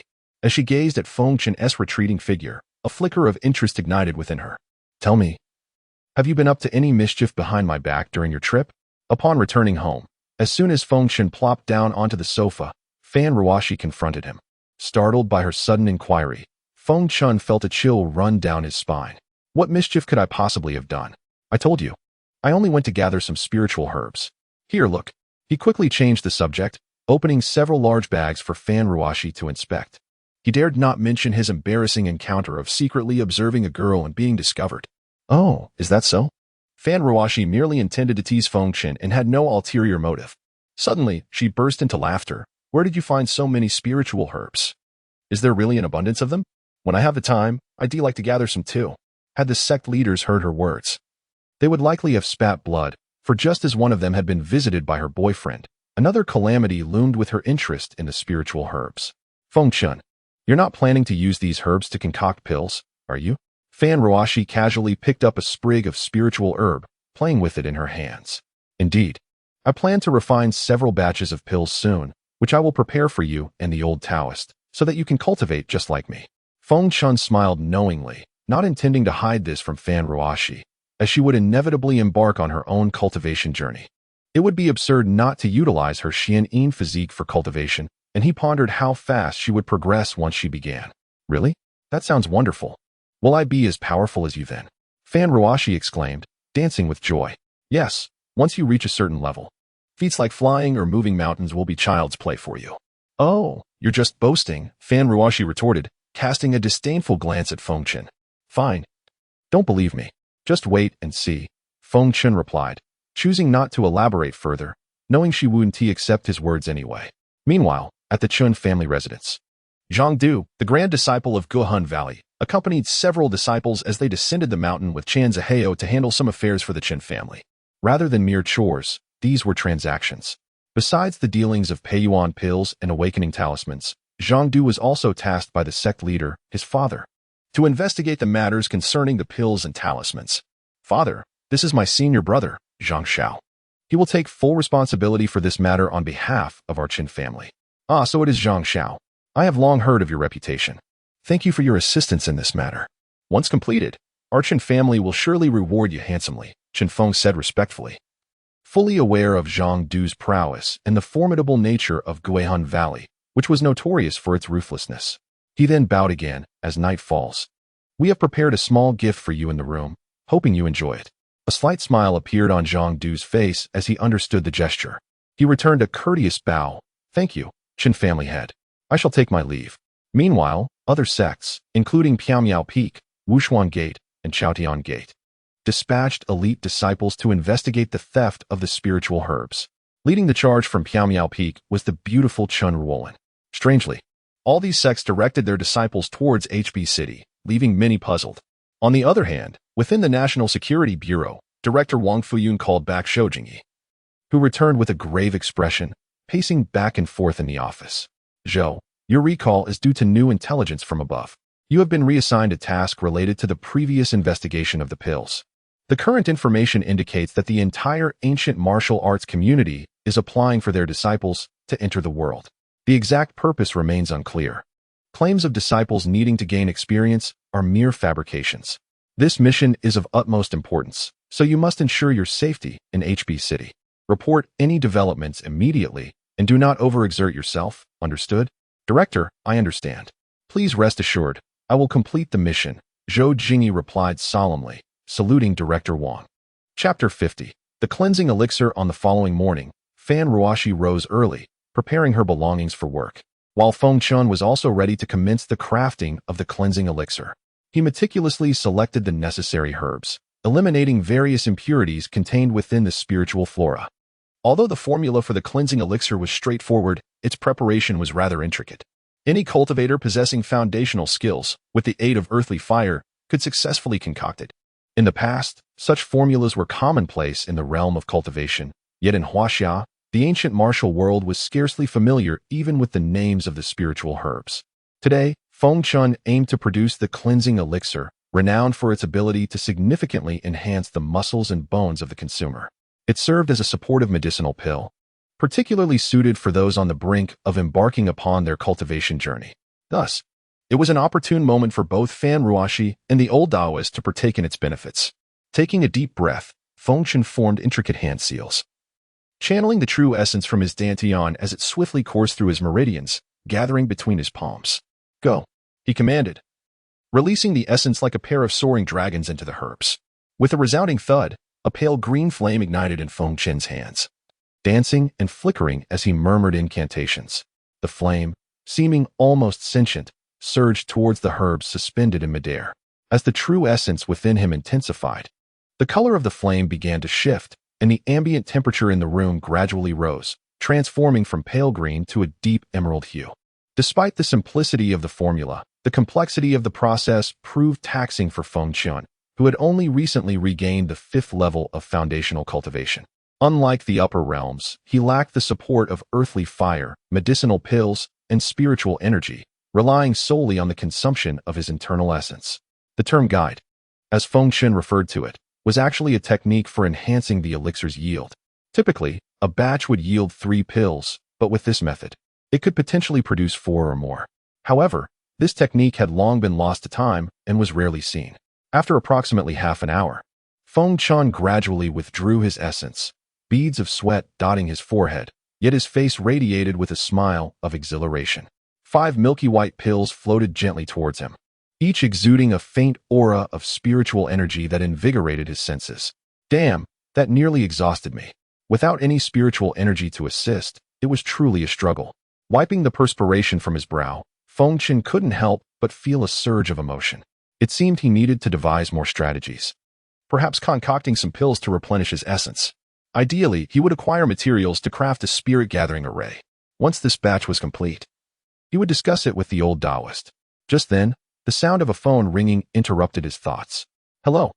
Upon recognizing the call was from the old Taoist, Feng Chen answered promptly. Master, are you at home? If so, I will come over immediately. Come on over. After ending the call, Feng Chen proceeded to prepare a second batch of the cleansing elixir. Although the 5 pills he had just created were sufficient, one can never have too much of a good thing. If necessary, he could always auction off a few. Their value was substantial. After all, he had an abundance of spiritual herbs at his disposal, and if all else failed, he could even consider establishing a pharmaceutical company. Not long after, a series of knocks resonated at the door, signaling the completion of his second batch. "Master, what is that delightful aroma?" the old Taoist inquired, drawn by the fragrant scent wafting from within. "Here, take one. This is the cleansing elixir, perfect for enhancing your physique," Feng Chen explained patiently. "Is this for me?" The old Taoist was taken aback, fully aware of the elixir's significant value, surpassing even that of the previous Qingshu pill and Peiyuan pill. "Take it or leave it." Feng Chen jested, tossing it casually into the air, startling the old Taoist, who hurriedly caught it. "By the way, what are the developments in the ancient martial world?"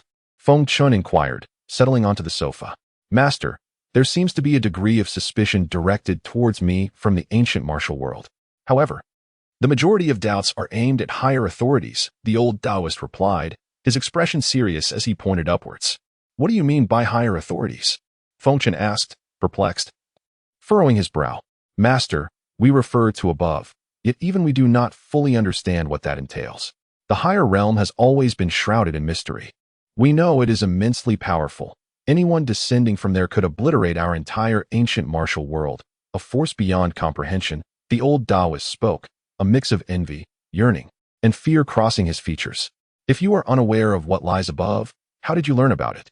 "Master, it begins with the records within our sect. Each faction in the ancient martial world keeps its own accounts. Over a century ago, the above descended into the mortal realm, but the specifics remain unknown. We only know that after a significant upheaval, the current structure of 3 sects, 1 peak, and 1 valley was established. The records merely mention the words the above." Feng Chen pondered deeply, contemplating the implications. Could the higher realm be akin to a barrier, much like levels of cultivation? Or perhaps it existed in a parallel dimension, distinctly separate from the ancient martial world. It could also be that the mundane realm is obscured from the ancient martial world and the higher realm by some formidable barrier or technique. With these thoughts swirling in his mind, Feng Chen arrived at a tentative conclusion. The spiritual energy in the mundane realm was not scarce. Rather, it had been permanently isolated. Given that the ancient martial world hosted a richer supply of spiritual energy than the mundane realm, it stood to reason that the higher realm would be even more abundant. Currently, the pinnacle of cultivation within the ancient martial world was merely at the 5th level of physical refinement, exemplified by the leaders of the Chaotian sect in Guihan Valley. With the current spiritual energy levels, they would struggle to break through their limits. Attempting to do so would lead to their demise. It appeared there was indeed a connection, or perhaps a barrier, between the ancient martial world and the higher realm.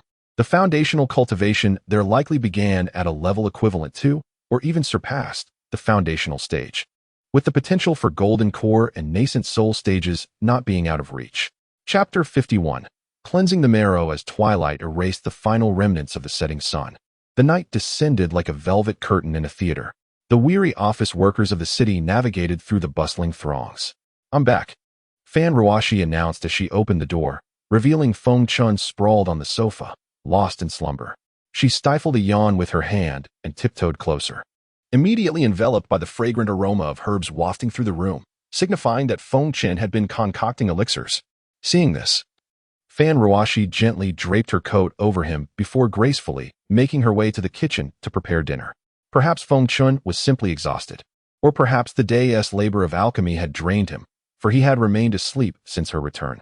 "Time to rise and dine," she called, setting the meal on the table. Noticing that he still lay there, utterly unresponsive, she couldn't help but chuckle. "Ah, you're off work. How long have I been asleep?" Feng Chen mumbled, a hint of embarrassment coloring his face as he rubbed his nose sheepishly. After dinner, Fan Ruoxi reminded him, "Wait. You need to take the marrow-cleansing pill while I impart to you the cultivation techniques." A serious expression clouded Feng Chen's features as he prepared to present the pill. In that moment, a captivating fragrance wafted through the air.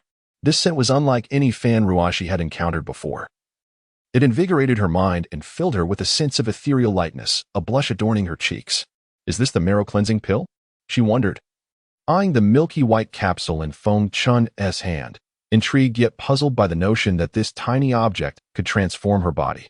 "Do not underestimate this," he cautioned. "Your physique far surpasses that of an ordinary practitioner, but your physical condition does not. Therefore, as you consume this, I will stand guard." Should I take it here or in the bedroom? Do I need to remove my clothes? Fan Ruoxi's voice was barely audible as she lowered her gaze. Recalling their previous intimate encounter, a blush creeping onto her fair skin.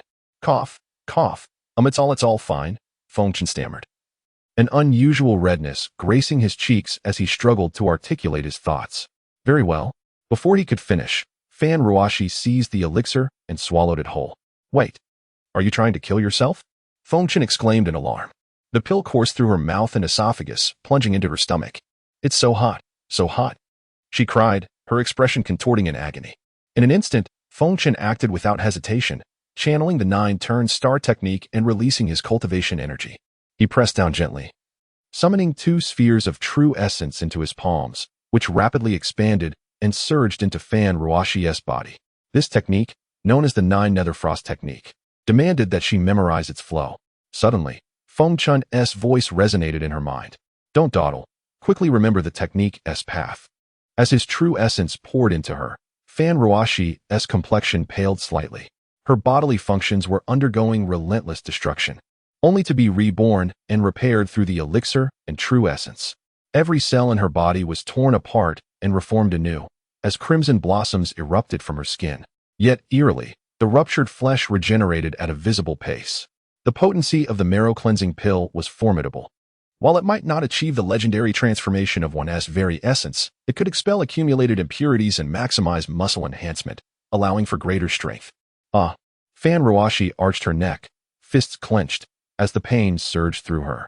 Oh no, Feng Chen gasped, taken aback by the resilience of her physique. The elixir's power was insufficient for extensive transformation, and halting the process now would severely harm her constitution. Heart of origin, it's up to you now, Ruoxi. You must endure. Feng Chen concentrated, drawing upon a fragment of primal energy from within himself. Despite his own low cultivation, extracting this energy felt as arduous as an ant confronting an elephant. He gritted his teeth, spitting blood as he infused the primal energy into Fan Ruoxi, mending her injuries. With the influx of primal energy, Fan Ruoxi endured unimaginable pain, continuously accepting the elixir's transformative effects. As time ticked by, her face reflected the torment she was undergoing. As her fibers were torn and reassembled, a suffering beyond the comprehension of ordinary beings. Had anyone without protection attempted to consume the marrow-cleansing pill, they would have succumbed to the intense agony and perished. Approximately half an hour later, the effects of the elixir and primal energy began to stabilize within her. Though her eyes remained shut, the anguish had subsided, replaced by a healthy glow. Feng Chen let out a quiet sigh of relief. Observing her radiant complexion, akin to a ripened apple, he felt an overwhelming urge rise within him. Quickly, he formed hand seals to retract his energy into himself and settled slowly across from her. Wary of any potential mishaps, he then extended his consciousness to assess her condition, his jaw dropping in disbelief. She had reached the 8th tier of martial cultivation. Indeed, the Yin physique is extraordinary, he mused, unaware of the significant enhancement brought on by his primal energy. Gazing at the impurities clinging to her, a rueful smile crept across his face. 20 minutes passed, and Fan Ruoxi gradually opened her eyes, feeling the changes brought on by the elixir. She sensed a distinct improvement in her physical abilities, and upon glancing at Feng Chen, she noticed the dried blood at the corners of his mouth and on his garments. Realization washed over her, and a single tear rolled down her cheek.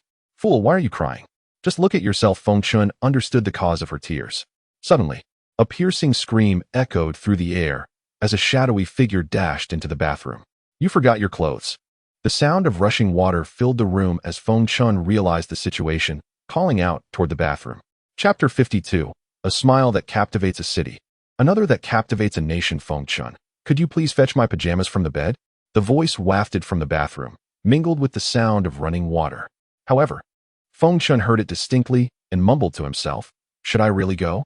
Yet, his body moved with remarkable agility toward Fan Ruoxi's room, devoid of any embarrassment. A pair of pink panties caught his eye, causing Feng Chen's face to flush crimson as he mused silently, could it be that she wants me to take this?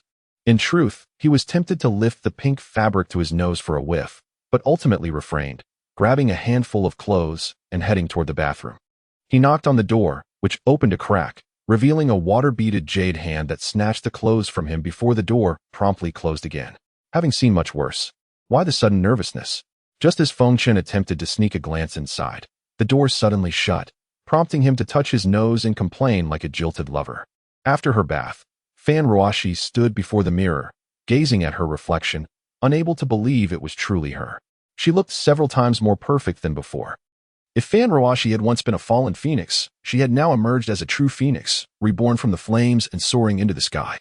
Soon, the sounds of bathing filled the bathroom, with occasional snippets of Fan Ruoxi's musings. After what seemed an eternity, the bedroom door creaked open, and Fan Ruoxi emerged from the bathroom.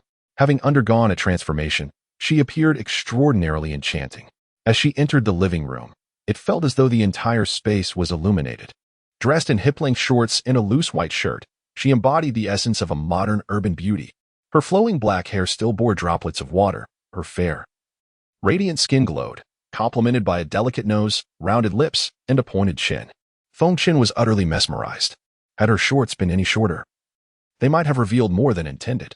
The shirt's oversized hem was tied in a bow, and through the parted fabric, her alluring navel peeked out. Below, her light-colored shorts showcased a pair of long, slender legs, their fair skin almost dazzling. Having completed her transformation, Fan Ruoxi appeared more refreshing and immaculate, like a pure breeze sweeping through a scorching summer desert, bringing a sense of ease and coolness. However, it was her exceptionally clear and captivating eyes that truly commanded attention. After her rejuvenating bath, those eyes sparkled with a distinct clarity, resembling a pristine spring. Feng Chen's gaze, however, was fixated on her feet, so white and beautiful, perfectly proportioned.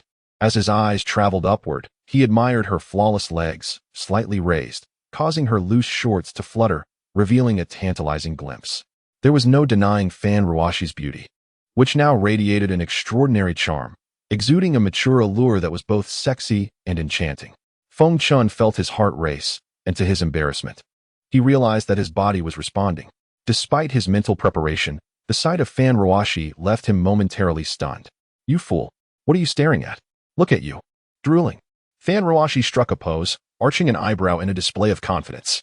Seeing Feng Chen's dazed expression filled her with delight, a sense of pride swelling within her. It was a happiness that came from knowing the man she liked was captivated by her. "Of course, I'm looking at you, Miss Fan. Can we discuss something?" Feng Chen patted the sofa beside him, inviting her to sit. "Humph, I can tell you have nothing good to say. Speak up, what is it you want from me?" Fan Ruoxi tossed her glossy hair back. "Miss Fan, about this. Could you please refrain from tempting me in the future? Everyone has their limits. And with this infernal weather intensifying my irritation, I fear I might lose control and take advantage of you. That wouldn't end well, would it?" Feng Chen concluded with a wry smile, as if contemplating the consequences. "Really? Am I bothering you? What about this outfit is troublesome? Are you implying that I'm flirting with you? Where do you derive such confidence? Moreover, what do you possess that would entice me? Isn't it your lack of self-control that is at fault here? What do you mean by that?" Fan Ruoxi puffed out her chest, exuding a fierce aura. This was somewhat awkward for Feng Chen, who scratched the back of his head, pondering how to navigate the moment. After a prolonged silence, he finally surrendered. "Forget what I just said, Miss Fan." A light laugh escaped Fan Ruoxi, her mirth capturing the essence of a smile that captivates a city, another that captivates a nation. "By the way, Feng Chen, do you have any plans for the future?" This time, Fan Ruoxi's question caught him off guard. "What do you mean by next step?" "I have a hypothesis, though I'm unsure if I'm correct. Listen to this. Although I don't know why you urgently need a vast quantity of spiritual herbs, our personal strength and resources are limited. I propose we establish a medical company. You possess alchemical skills, and we could auction or sell excess elixirs. The profits could then be reinvested into procuring more spiritual herbs. I'm not clear on the intricacies, but it seems like a feasible solution." Feng Chen pondered this idea. It was something he had considered before, but dismissed due to the hassle of managing a company. Fan Ruoxi's suggestion sparked a glimmer of interest in him. "Ruoxi, I've thought about this, but it requires management. Besides, I lack the time to oversee such matters. Running a medical company is too cumbersome." Encouraged, Fan Ruoxi exclaimed, "You silly thing, you can trust me with management. Just ensure you're not worried about losing your fortune. You can remain the honorary chairman. I'll handle everything else. Isn't there a medical company already? We could simply acquire the QF Medical Equipment Company. Shall we arrange some personnel? If needed, just call Lao Dao. He'll set it up. By the way, Didn't we receive a call from the sales department yesterday about the property deed being finalized? We should prepare to move. Tomorrow, I'll accompany Lao Dao to the jade market to see if we can find something useful for the relocation. Chapter 53. A chance encounter with two women. Early the next morning, Feng Chen and the old Taoist rose with the dawn, eager to visit the jade market in search of exquisite materials.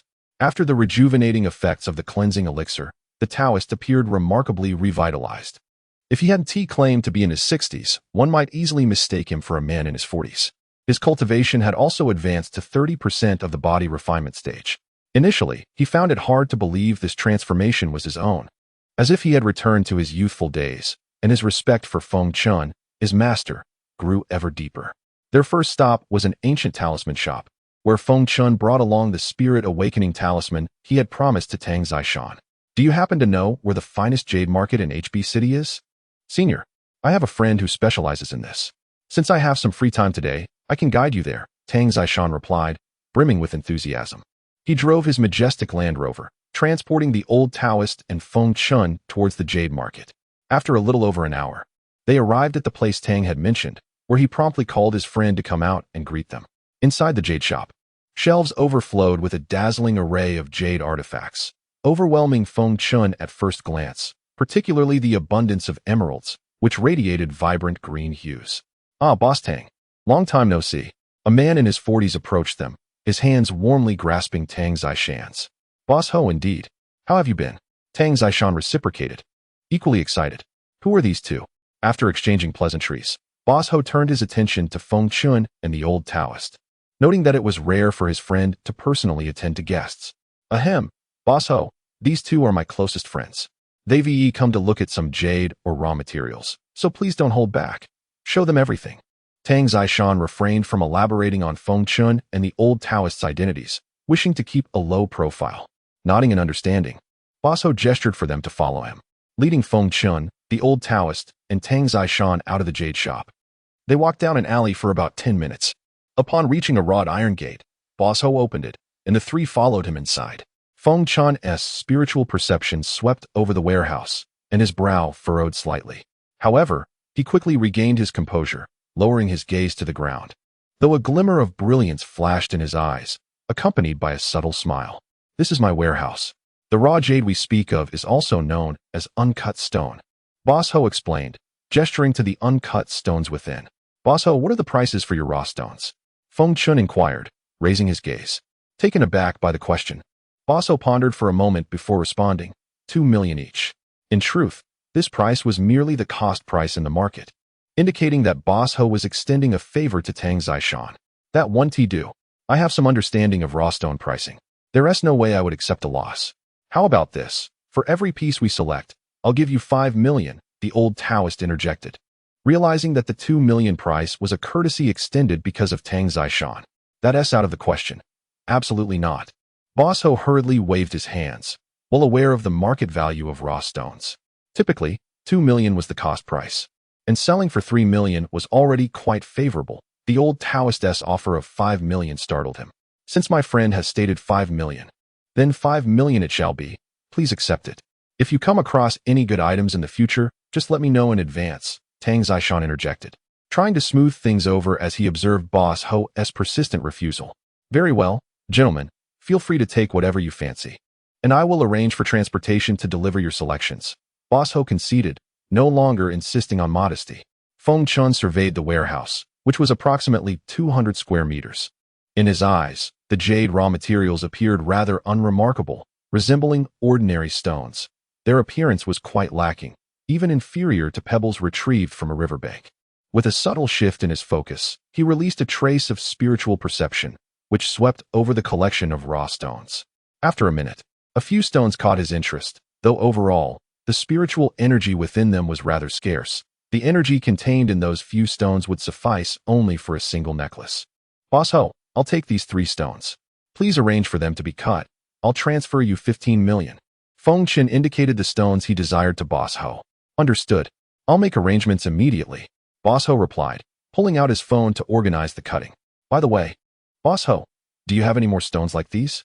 I'm considering taking another look, Feng Chen asked, surprising Boss Ho, who had seen wealthy clients before but was astounded by Feng Chen's eagerness to spend another 15 million so readily. I have only these on hand. Other shops may have more. How about I take you to see them? That would be much appreciated. Feng Chen smiled in gratitude. Not a bother at all. Please follow me. Just then, as they exited the warehouse en route to another merchant, they encountered two women, Liu Ruoyan, the owner of the Tianrun Hotel, and her friend, Zhou Jingyi, the leader of the A group of the National Security Bureau. It's you. Feng Chen was somewhat taken aback. Despite his previous indifference towards the striking woman in the hotel, her greeting compelled him to acknowledge her presence. Zhou Jingyi, upon noticing the old Taoist beside Feng Chen, was astonished as she recognized him as the renowned fortune teller whose reputation even commanded respect from national leaders. I've met Master Feng. Zhou Jingyi quickly bowed to the old Taoist, who furrowed his brow slightly, unable to recall the young lady's name. Chapter 54. The old Taoist is about to erupt. Jingyi. This old man is. Liu Ruoyan, standing beside her, expressed a hint of astonishment. She was well aware of her dear friend's profession. Yet now she observed her showing such respect towards an elderly gentleman. Ruoyan, you mustn't be rude. Jingyi quickly turned to admonish Liu Ruoyan. Feng Chen felt a flicker of surprise as well. It appeared that Jingyi was aware of the Taoist's true identity, indicating that she was not someone to be underestimated. Old Taoist, let us depart. Feng Chen chose not to engage with the two women further. Beauty, no matter how striking, held little significance to him. He had encountered numerous stunning women before, and he was certainly not a creature governed by base desires. What a pretense. After Feng Chen and his companion left, the two women were left in astonishment. Liu Ruoyan stomped her foot, frustrated that these two stunning figures had not even spared her a glance. Did she truly lack allure? Meanwhile, Zhou Jingyi was astonished by Feng Chen's identity, pondering who he truly was. As far as she knew, no one dared to refer to Feng Lao as Old Taoist. Such a title seemed to be reserved for someone of elder status. And seeing Feng Lao exhibit no sign of dissent, but rather compliance, was indeed surprising. Ruoyan, let us follow them and see, Zhou Jingyi suggested. The two women had originally come to browse for gold and silver jewelry, but fate had led them astray. What are we staring at? They ignored us completely. Do we really want to humiliate ourselves? Liu Ruoyan pouted, adopting a demeanor of a slighted woman. Ruoyan, if, hypothetically, you wish to escape your family's relentless matchmaking, only the man before us can assist you. You must consider this carefully. Furthermore, have you thought about your family? Your parents. 3 years have passed. Do you wish for this to continue indefinitely? Zhou Jingyi gently patted Liu Ruoyan's trembling shoulder and began to follow Feng Chen's direction. At this moment, Chen Zihai and Chen Ziming, brothers of the Chen family, were also enjoying their day, accompanied by their newly acquired companions and a group of subordinates. Visiting the jade market to procure some fine jade and perhaps acquire gifts for Zhang Du, the young master of Guihun Valley. Zhang Du was currently occupied at home with his own affairs, and as fate would have it, their paths crossed with Feng Chen's group. After the previous encounter, Chen Zihai had learned to be astute, ensuring that he was always accompanied by a cadre of subordinates for personal security. He had come to understand the significance of safety. Upon spotting Feng Chen, Chen Zihai's associate, Bob, pointed out nervously, Chen Shao, look over there, isn't that Feng Shao? His voice carried a tinge of anxiety and fear. Despite the presence of Chen Shao, he felt a measure of reassurance. However, unbeknownst to him, even Chen Shao had previously been bested by Feng Chen. If Bob were aware of this, he would surely be at a loss for words. Taking a glance in the direction Bob indicated, Chen Zihai instinctively recoiled. It was indeed that infamous figure. Brother, isn't that the very person we wanted to investigate? Didn't he beat up Bob? I ought to confront him and uncover his secrets. Chen Ziming sneered, striding toward Feng Chen, with Bob trailing behind, hoping for retribution. Chen Zihai intended to intervene and stop them, but it was too late. He knew that the men he had brought were no match for Feng Chen unless Guihun Valley intervened, so he quickly sought a hiding place. A group of around 20, led by Chen Ziming, approached Feng Chen. Upon recognizing Bob among the crowd, Feng Chen felt a sense of relief. Ah, young man, we meet again. What a narrow road for adversaries. Life has its peculiar encounters. Bob chuckled, adjusting his ample physique. Looks like they might be in trouble. Liu Ruoyan remarked to Zhou Jingyi as she observed the unfolding scene, recognizing the notorious Chen family brothers well. She held no fondness for either of them. Feng Lao, leave this to me. I fear these individuals may tarnish your hands. Zhou Jingyi boldly stepped forward, lowering her gaze towards the old Taoist. Old man, I truly cannot fathom how you have managed to thrive while living off others. Bob's laughter echoed, his gang joining in, treating the Taoist with disdain as if he were a simpleton. At that moment, the old Taoist felt a surge of anger, suppressing his fury. Isn't that Liu from Tianrun Hotel? Are you free tonight for a meal or some entertainment? Chen Ziming's eyes widened as he beheld Liu Ruoyan, the woman he had been pursuing, who now completely disregarded his presence. Not interested, Liu Ruoyan declared, casting a glance at Feng Chen. Her blunt rejection extinguished any flicker of hope in Chen Ziming's heart. He looked at Feng Chen and remarked with a grin, "Is this lad your boyfriend? Very well. Haha. Bob, you can deal with the rest as you see fit, but don't harm this girl," he concluded, stepping back. "You have 10 seconds to leave. If you do not depart, old Taoist, shall we let them remain?" Feng Chen surveyed the group, then glanced at the infuriated old Taoist. "Bob, what did they just say? They want us to leave? Are they out of their minds?" One of Bob's subordinates sauntered over, feigning ignorance as he scratched his ear, looking at the old Taoist as if he were a ghost. "Do you have a problem here?" Bob's subordinate pointed at his own head, regarding Feng Chen with a bewildered expression. "In 5 seconds, if you're still here, then they can all stay," the old Taoist fumed, glaring with piercing eyes at Bob's subordinate, who had dared to treat him as a fool. "I leave." Bob's entourage erupted in laughter, pointing at themselves. "In this territory, there have been those who dared to tell me to leave, but certainly not you, you old fool. Time's up." In an instant, the old Taoist lunged forward, his figure appearing before Bob's subordinate. He seized the most boisterous among them and unleashed a flurry of blows, declaring amidst the strikes, "If my earlier words fell on deaf ears, then you needn't speak further." Chapter 55. The old Taoist's might. How audacious, daring to be arrogant before the old Taoist, to flaunt oneself in front of me, to point fingers and insult me. You truly do not comprehend the power I wield, do you? Today, I shall enlighten you on the consequences of your insolence. The old Taoist's voice thundered as he unleashed a series of resounding slaps upon the face of the ruffian who had been the most vociferous in his taunts, leaving both sides of the young man's face deeply indented. Once he dealt with the ruffian, the old Taoist sprang into action, leaping gracefully to the side of the voluptuous woman, seizing her collar, and unleashing a torrent of punches that struck flesh with visceral force. The onlooking ruffians were left in a stupor, paralyzed by shock, their eyes wide as they witnessed the beating being administered to their once mighty leader. Not far off, Chen Ziming stood agape, his mouth hanging open in disbelief. In the face of the old Taoist, the voluptuous woman had no means of retaliation. She was merely subjected to the onslaught. Her entourage, who had always viewed her as an indomitable figure, were left dumbfounded, witnessing her reduced to the helplessness of a child caught in the grip of an adult.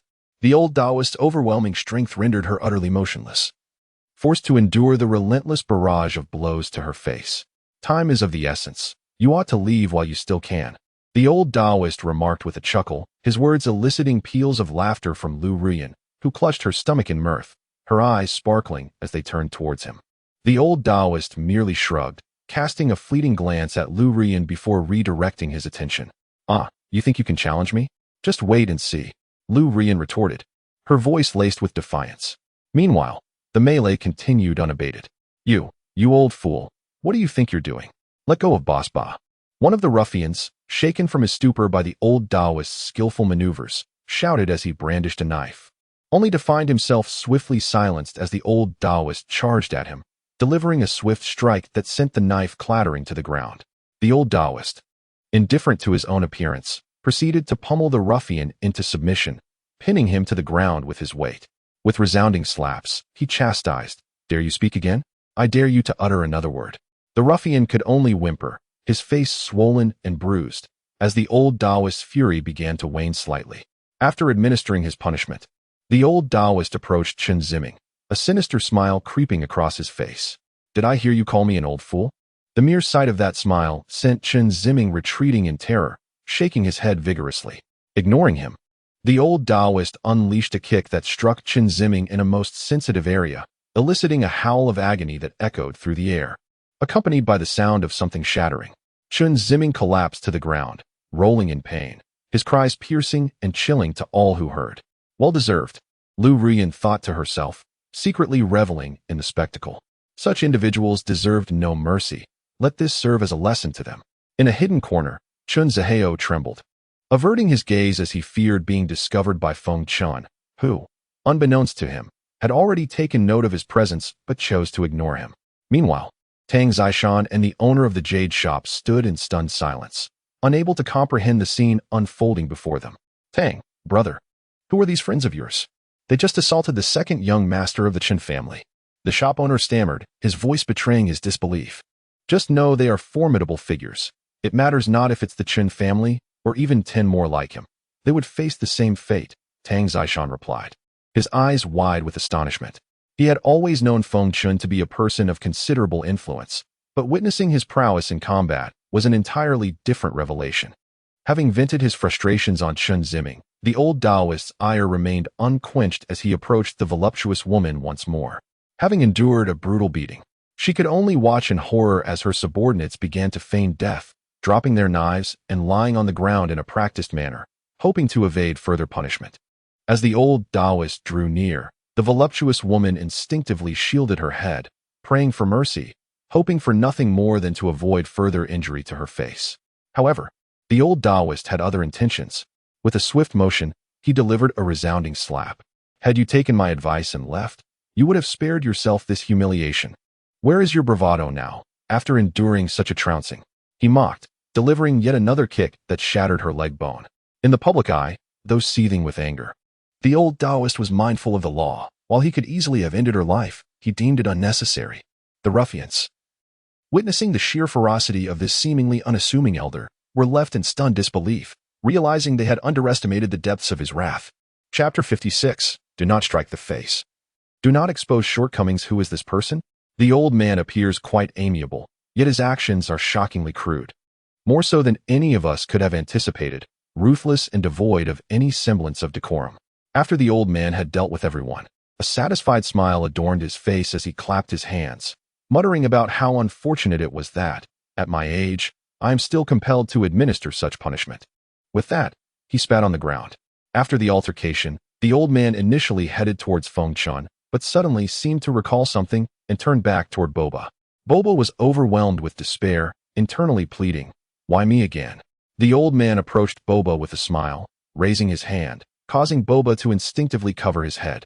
With a gentle tone, the old man urged him to lower his hands, threatening that if he did not comply, he would be forced to take action. Trembling, Boba complied, tears welling in his eyes, ready to spill down his cheeks. If anyone were to witness this, especially those from the underworld, they would surely be astonished. Was this truly the fearsome Boba of yore, reduced to such a state? He resembled a schoolboy being reprimanded by a parent, utterly defeated by an old man. The old man's hand descended softly upon Boba, his voice calm, yet firm. I've made myself clear. 10 seconds to leave, and I shall let this matter rest. Yet here you are, refusing to heed my words. Now you've been punished, and only now do you understand. I was being lenient, but you turned away my offer. Tell me, if I do not teach you a lesson, would that not be a disservice to you? A burst of laughter erupted from the onlookers, Feng Chen, Liu Ruoyan, and Zhou Jingyi, all amused by the old man's adeptness at delivering wisdom through discipline. Boba's last semblance of defiance crumbled under the old man's mocking words, flooding his mind with regret. Was it truly necessary for me to be reduced to this state for merely insulting an old man? The old man then turned with the same smile towards Chen Ziming, who lay on the ground, clutching his groin in pain. Old man, I was wrong, Chen Ziming stammered, genuinely terrified. This was not the proud second son of the Chen family he once was. Today's humiliation starkly contrasted with his previously lofty image. So you are the second son of the Chen family, are you? I recall dealing with someone from your family before, your elder brother, who also received a beating from me. Tell me, what a disgrace your family has become. The old man scoffed. Having never taken the Chen family seriously, repeatedly seeking confrontation without consequence, Chen Ziming's heart raced at the implication that his brother had also fallen victim to this old man's wrath. He scanned the area frantically, failing to locate his brother, thus realizing the old man's words held a ring of truth. If you wish for this to go unpunished, how about a sum of 20 million? That way, I will let this matter slide. After all, my age is valuable, and my hands are still aching from the exertion. The old man smacked his lips, feigning disinterest in the compensation while simultaneously conveying his intent to escalate matters if necessary. Old man, if I pay, can I leave? Chen Ziming asked, nodding reluctantly, feeling a painful ache spread throughout his body at the thought of parting with all his wealth. You want to just walk away without paying, will you? The old man wore an expression of disdain, as if he could hardly fathom such foolishness. Moments later, the 20 million was transferred to the old man's account. He examined his phone with a satisfied grin, nodding appreciatively.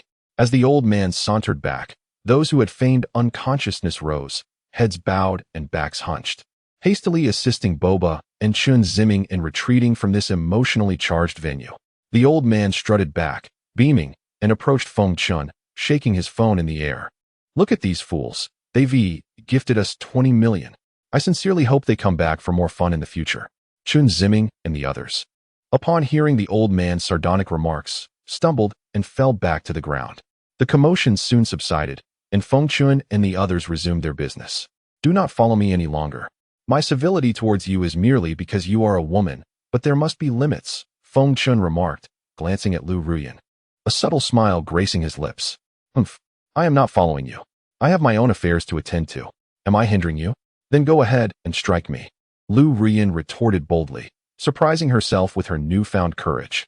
Feng Chen frowned, feeling awkward. What was meant to be a threat had turned into an unexpected jest, leaving him momentarily speechless. The owner of the jade shop, having witnessed the old man's formidable prowess, grew increasingly respectful, not daring to slight these distinguished figures. During their visits to various raw stone merchants, they found very little of interest, not due to Feng Chen's lack of desire, but rather the sheer scarcity of the materials he sought. The raw stones gathered that day were sufficient only for a spirit-gathering array and a necklace, with no surplus remaining. Mr. Ho, please do notify me should any new raw stones arrive. I shall acquire as many as possible, Feng Chen stated, holding the freshly cut stones, a smile gracing his face as he sensed the faint aura emanating from them. Mr. Feng, you jest. Rest assured. Should you require my assistance in the future, do not hesitate to ask, the owner responded, acknowledging the profound shift in their relationship, now treating Feng Chen with utmost respect. Very well, Mr. Ho. I shall refrain from unnecessary words. Thank you for your generous assistance today, Mr. Tang. Farewell. With that, Feng Chen clasped his hands in gratitude towards the group and departed the jade market with the old man, glancing around cautiously, wary of encountering Liu Ruoyan and her companion again. Chapter 57. The Emergence of Shadows. What is the Gathering Spirit Array? In essence, it is a method of concentrating the surrounding spiritual energy, continuously absorbing energy from other locations to significantly enhance one's own energy density. Upon returning home, with all preparations in place, Feng Chen gazed at the heap of raw stones and various materials for crafting the Gathering Spirit Array strewn across the floor, a frown forming on his brow. The art of crafting magical tools is exceedingly intricate. Setting aside other factors, merely controlling the heat is a daunting task. A moment's inattention could lead to disastrous failure, especially since he currently lacked earth fire, relying solely on his own true essence. Damn it, he thought. He had only just reached the 5th layer of the foundation establishment stage, while others typically possessed golden core stage cultivation before daring to attempt the crafting of even basic magical artifacts. Here he was, not yet meeting the threshold for crafting, yet preparing to take the plunge. The process of crafting by cultivators differs fundamentally from the forging of ordinary ironware. It necessitates the use of true essence, which requires a high level of proficiency in its manipulation. However, for Feng Chen, this posed little challenge, for he had once been a supreme being in the celestial realm, having crafted countless items, his mastery over true essence reaching remarkable heights. Grasping a piece of raw stone in his hand, he sat cross-legged on the ground, absorbing the rare spiritual energy within, striving to replenish his true essence as much as possible. Before long, the stone, devoid of spiritual energy, shattered into fragments scattered around him. Feng Chen concentrated his true essence in both hands, guiding the raw stone to levitate in midair. Go! With his left hand swiftly forming a hand seal, a pale blue flame enveloped the suspended stone, growing increasingly vigorous. As Feng Chen infused his true essence, the dark stones began to transform. Initially, fragments broke off, followed by a gradual reddening and the emission of acrid smoke. The first step in crafting involves removing impurities from the materials. Only by rendering them exceptionally pure can forging commence. At present, Feng Chen was merely at the 5th layer of the foundation establishment stage, his true essence relatively thin. Were it not for his adept control, he would have struggled to complete the purification process. As time passed, the stone gradually diminished in size, shrinking to about the size of a fist, glowing a fiery red until it ceased to shrink and no longer emitted smoke. Feng Chen let out a sigh of relief. The first step of purification was deemed complete. Wiping the sweat from his brow, he did not pause for rest but proceeded to the next stage. The second step in crafting is forging, a process of altering the material structure to achieve compactness. Feng Chen raised his hands, pouring true essence into the flames with one hand while balancing it with the other, exerting full power. A cycle of true essence formed between his hands, gradually beginning to flow. Feng Chen controlled the true essence, increasing its circulation speed, and the flames responded, intensifying in pace. The two forces spun rapidly between his hands. And then Feng Chen suddenly pressed down with his left hand, merging the stone with the other materials through immense force and true essence, continuously reshaping it. Then applying pressure from another direction, repeating the process. This continued for approximately 15 minutes, during which the volume had decreased by a third compared to before. Feng Chen nodded in satisfaction. The forging step was nearly complete. Suddenly, his expression shifted as he glanced at the final piece of material beside him. A crucial component for crafting the Gathering Spirit Array disc. After a moment's hesitation, he waved his right hand, plunging it into the flames. The fire reacted immediately, reaching a terrifying temperature. Feng Chen was taken aback and swiftly mobilized his true essence to suppress it, recognizing that failure to do so could result in an explosion. Fortunately, he stabilized it just in time, a faint blue light flickering around its surface. Since integrating the source qi into alchemical processes can induce mutations in elixirs, Feng Chen pondered whether adding source qi to his crafting would enhance the quality of the materials. He decided to experiment, summoning a trace of source qi from his dantian to fuse with the raw stone, causing a surge of heat and a spurt of blood. The infusion of source qi seemed to destabilize the raw stone and other materials, indicating that the source qi was too potent for them to withstand. With no time to contemplate further, Feng Chen formed a hand seal in front of his chest, precise and synchronized. With a resonant sound, after a while, he probed with his spiritual sense and discovered that the crafting had exceeded his expectations, appearing remarkably perfect. The next step was the most critical: shaping. Crafting magical tools differs from ordinary forging. Shaping cannot be accomplished through hammering, but requires a continuous infusion of true essence to mold the desired form. As true essence flowed in, he gradually began the shaping process. Slowly, the nascent form of the Gathering Spirit Array disc materialized in his hands. After expending over half an hour, Feng Chen was drenched in sweat, yet the Gathering Spirit Array disc was finally complete. The disc was thin, radiating a continuous azure glow. Unmistakably a superior item. If one were to categorize it, it would be considered a high-level magical tool, having surpassed the inferior and intermediate grades. Although the raw materials were of low quality, the addition of source qi made a difference. Feng Chen regarded the Gathering Spirit Array disc in his hands. Despite its modest rank, he smiled in satisfaction. If high-level cultivators were to learn that Feng Chen had infused source qi into the Gathering Spirit Array disc, they would undoubtedly berate him for being wasteful, even wishing to eliminate him. After all, source qi is the essence of the world, not mere true essence. Yet here he was, using it to craft a basic magical tool and feeling somewhat smug about it. After resting briefly, Feng Chen exhaled deeply, raising his hands and forming an incantation. Symbols, runes, erupted from his palms, orderly descending upon the array disc. They flickered momentarily before vanishing. Once adorned with runes, the disc became increasingly exquisite. The final step for the disc was to inscribe the runes. Only then could it unleash its full potential. An unadorned disc would be akin to a car without fuel, forever unable to start. After a brief respite, with no time to test the effects of the Gathering Spirit Array, he hurriedly began crafting a necklace for Fan Ruoxi. The complexity of crafting the necklace was not inferior to that of the array disc. Both required runes to serve their protective purpose. After some time, a shimmering silver necklace appeared in Feng Chen's hands. He nodded in satisfaction, then seemed to recall something, gently brushing his palm over the necklace, causing the characters Ruoyan to glimmer onto its surface. Chapter 58. The Birthday Banquet at 8 o'clock in the evening. Fan Ruoxi returned home and prepared 2 dishes and a soup. Her culinary skills, honed over the past 2 years, could only be described as average, standing in stark contrast to her beauty.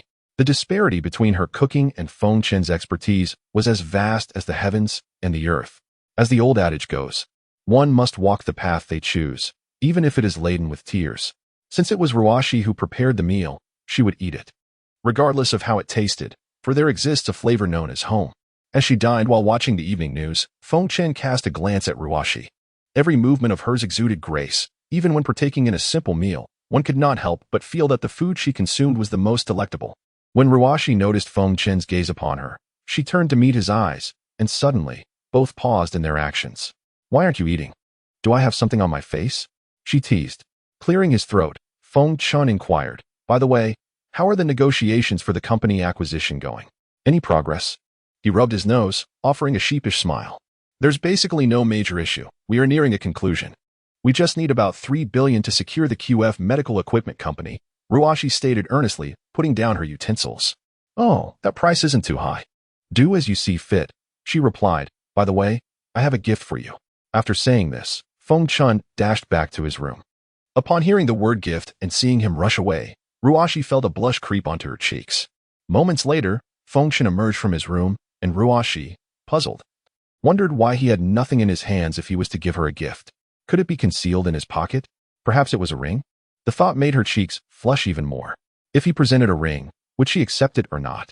"What are you thinking so intently about?" Feng Chen remarked as he reached his seat, noticing her lost expression. "It's nothing, nothing at all. You mentioned a gift for me, right?" Ruoxi replied, extending her hand towards him, though she felt a twinge of fear. What if he truly produced a ring? "Ah, yes." Feng Chen nodded eagerly and retrieved a necklace from his pocket. In his hand, the necklace appeared rather ordinary and unremarkable. "Are you kidding? This isn't some trinket from a street vendor, is it? It doesn't even have packaging." Ruoxi scoffed, yet she took it from him, secretly pleased. She could vaguely sense that it might be something he crafted himself. Even if it were a mere trinket, it mattered little who gifted it. However, she couldn't resist teasing him, for the necklace was indeed plain and akin to something one might find at a market. "Miss Fan, you have quite the sense of humor. This necklace is named Ruoyan, a unique artifact of its kind in the world, capable of automatically protecting its owner.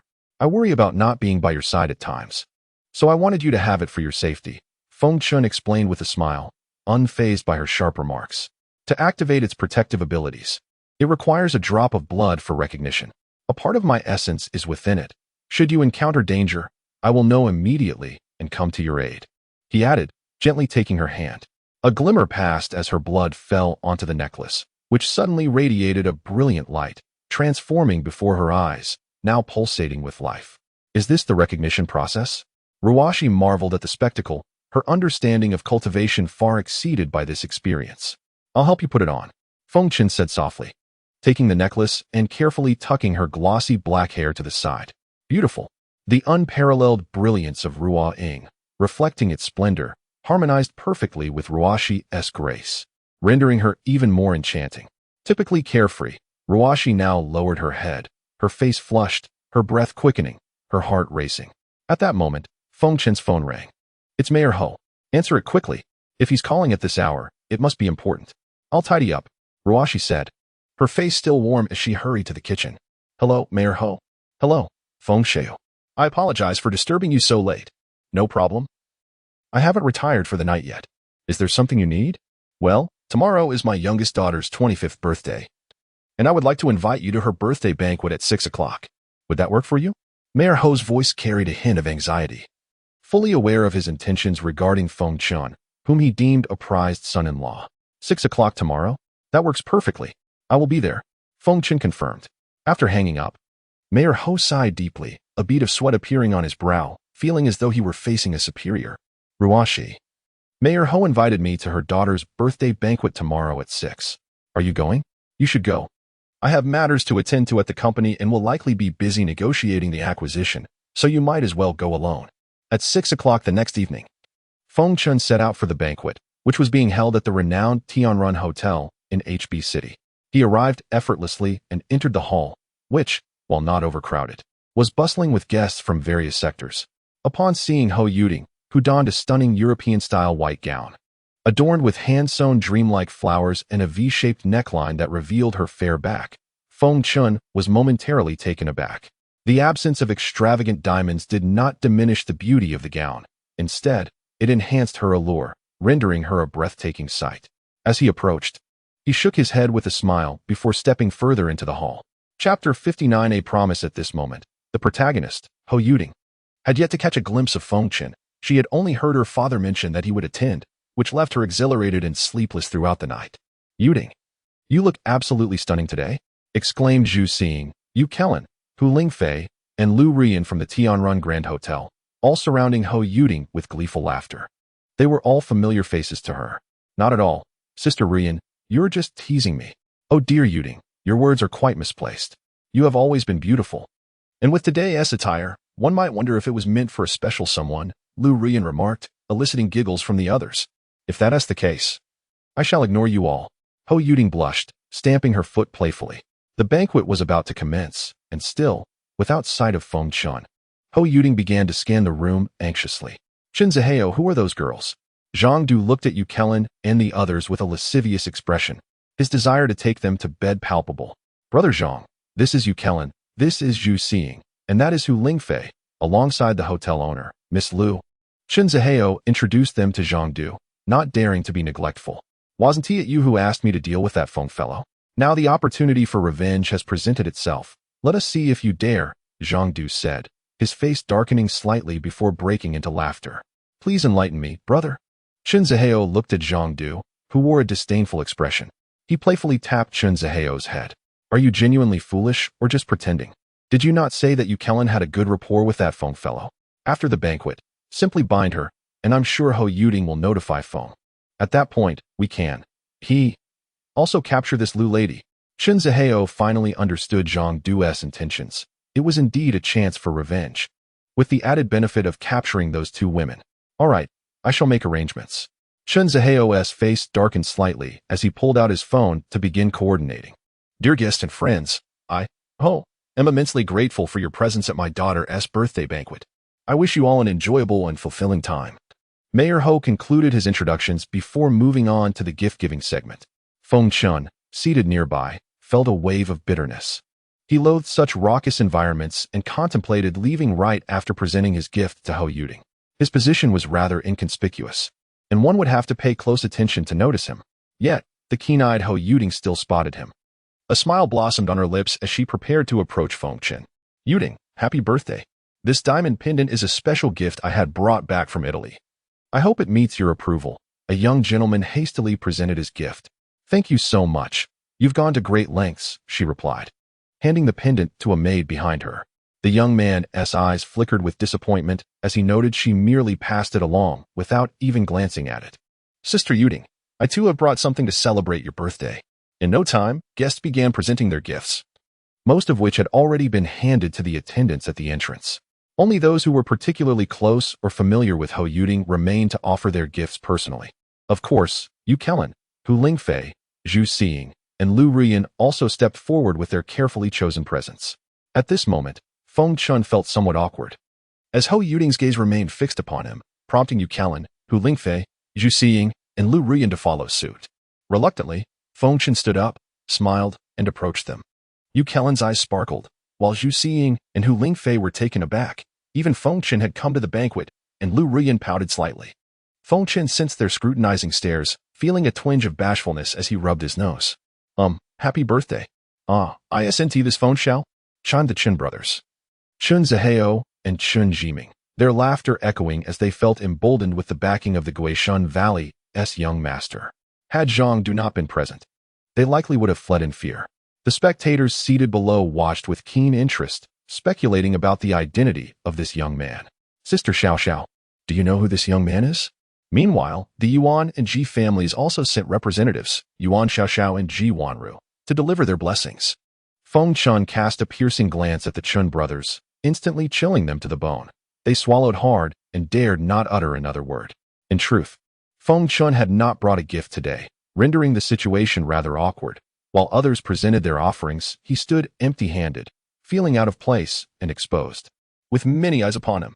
Yuding, my birthday gift to you is a promise, one that you may command as you wish, Feng Chen finally declared, weighing his words carefully.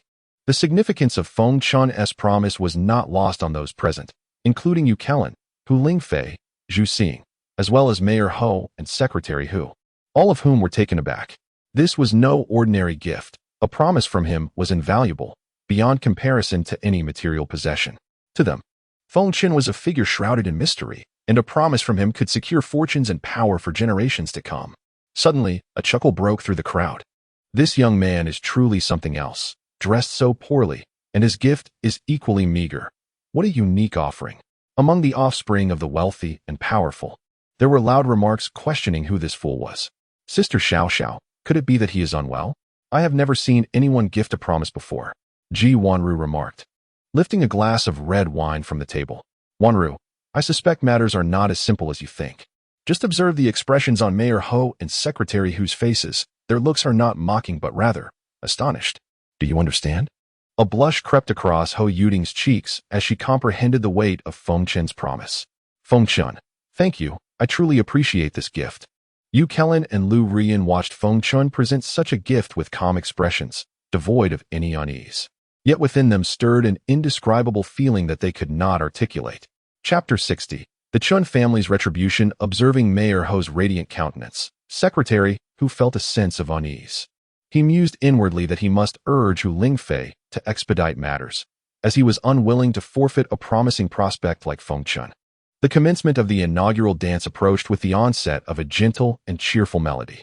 As onlookers speculated about Mayor Ho's choice of dance partner, Ho Yuding, with a face beaming with delight and a hint of nervousness, approached Feng Chen. Feng Chen, would you do me the honor of sharing this dance with me? Kalan. Could it be that Yuding has developed feelings for this Feng Chen? Liu Ruoyan's utterance was a subtle inquiry, born of a peculiar intuition that stirred within her, causing an inexplicable restlessness and a slight flush on her fair cheeks. I'm not sure. Perhaps.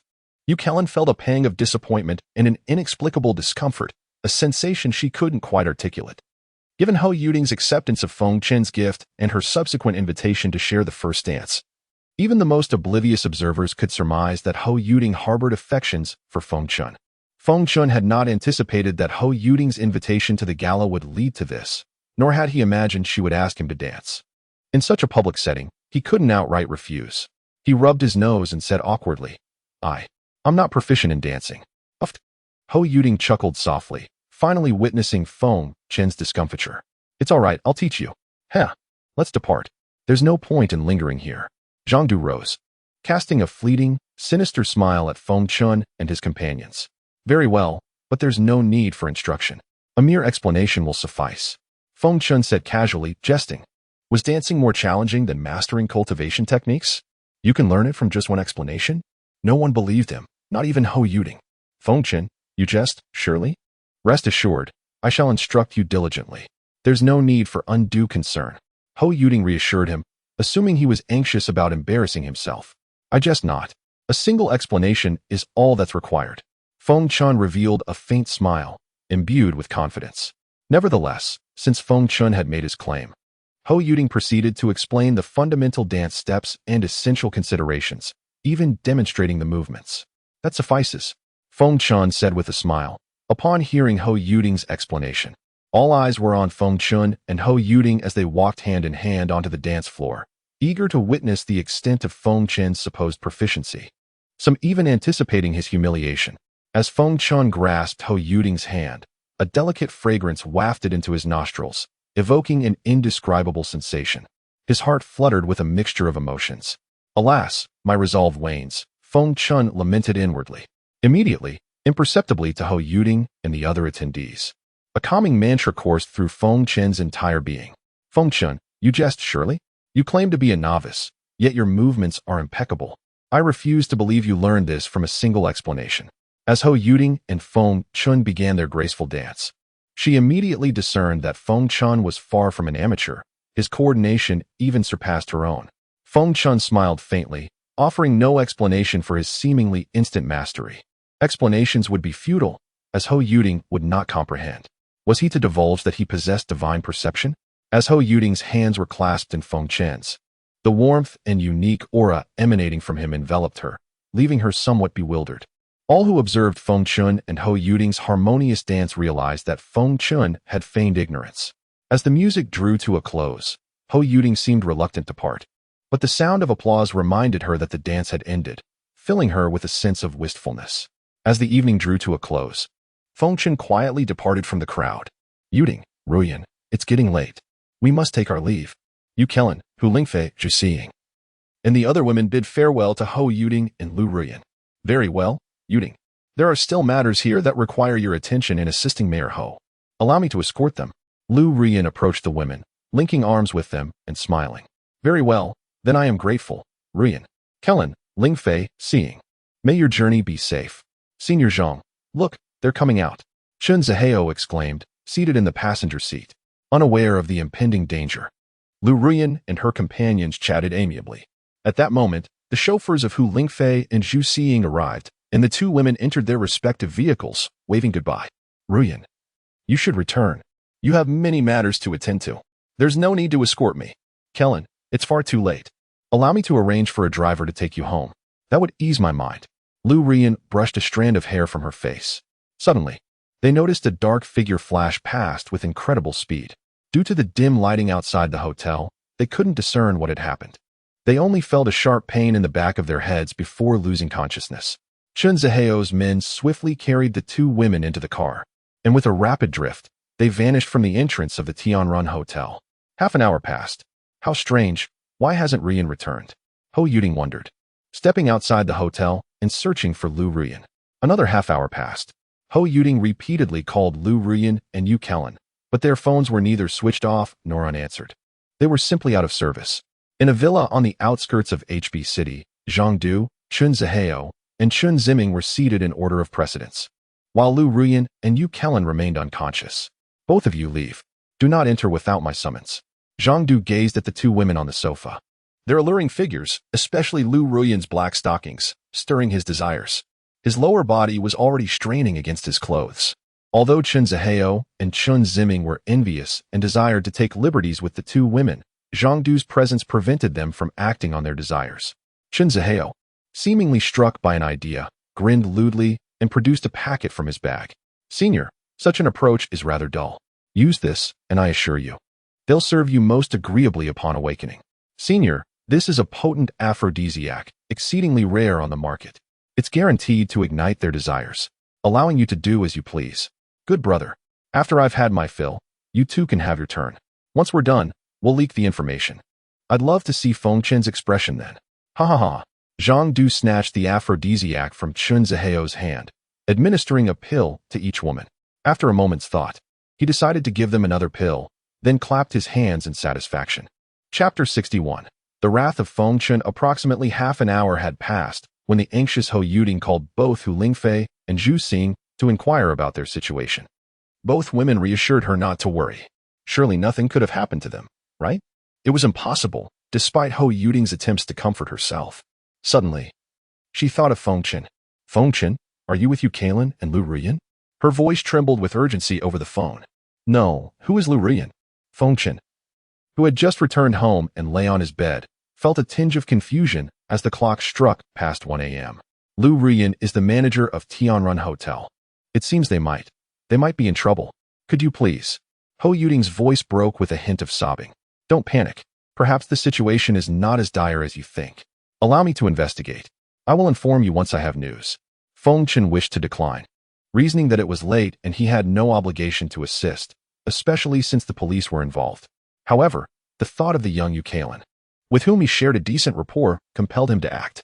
Closing his eyes, he concentrated, unleashing his spiritual awareness. After approximately 5 minutes, Feng Chen opened his eyes, a fierce glint flashing across them. An immense fury surged forth, freezing the air around him as if it could sense the chill emanating from him. At that moment, Feng Chen was enraged. Where am I? The first to awaken was Liu Ruoyan. Bewildered by her unfamiliar surroundings, she turned to see Yu Kellen lying beside her, still unconscious, and struggled to comprehend the situation. Kellen, wake up, please, she urged, weakly shaking her friend in an attempt to rouse her. Where are we, Liu Ruoyan? Yu Kellen mumbled, shaking her head to clear her foggy mind. Well, the two beauties are awake. Zhang Du laughed eagerly at their awakening. Who are you? Chen Zihao, Chen Ziming. What do you want? The two women were still grappling with their circumstances, their confusion deepening. Soon enough, you will discover my intentions. Zhang Du's demeanor twisted into something menacing as he prepared to pounce. Stop thinking. No one is coming to your rescue.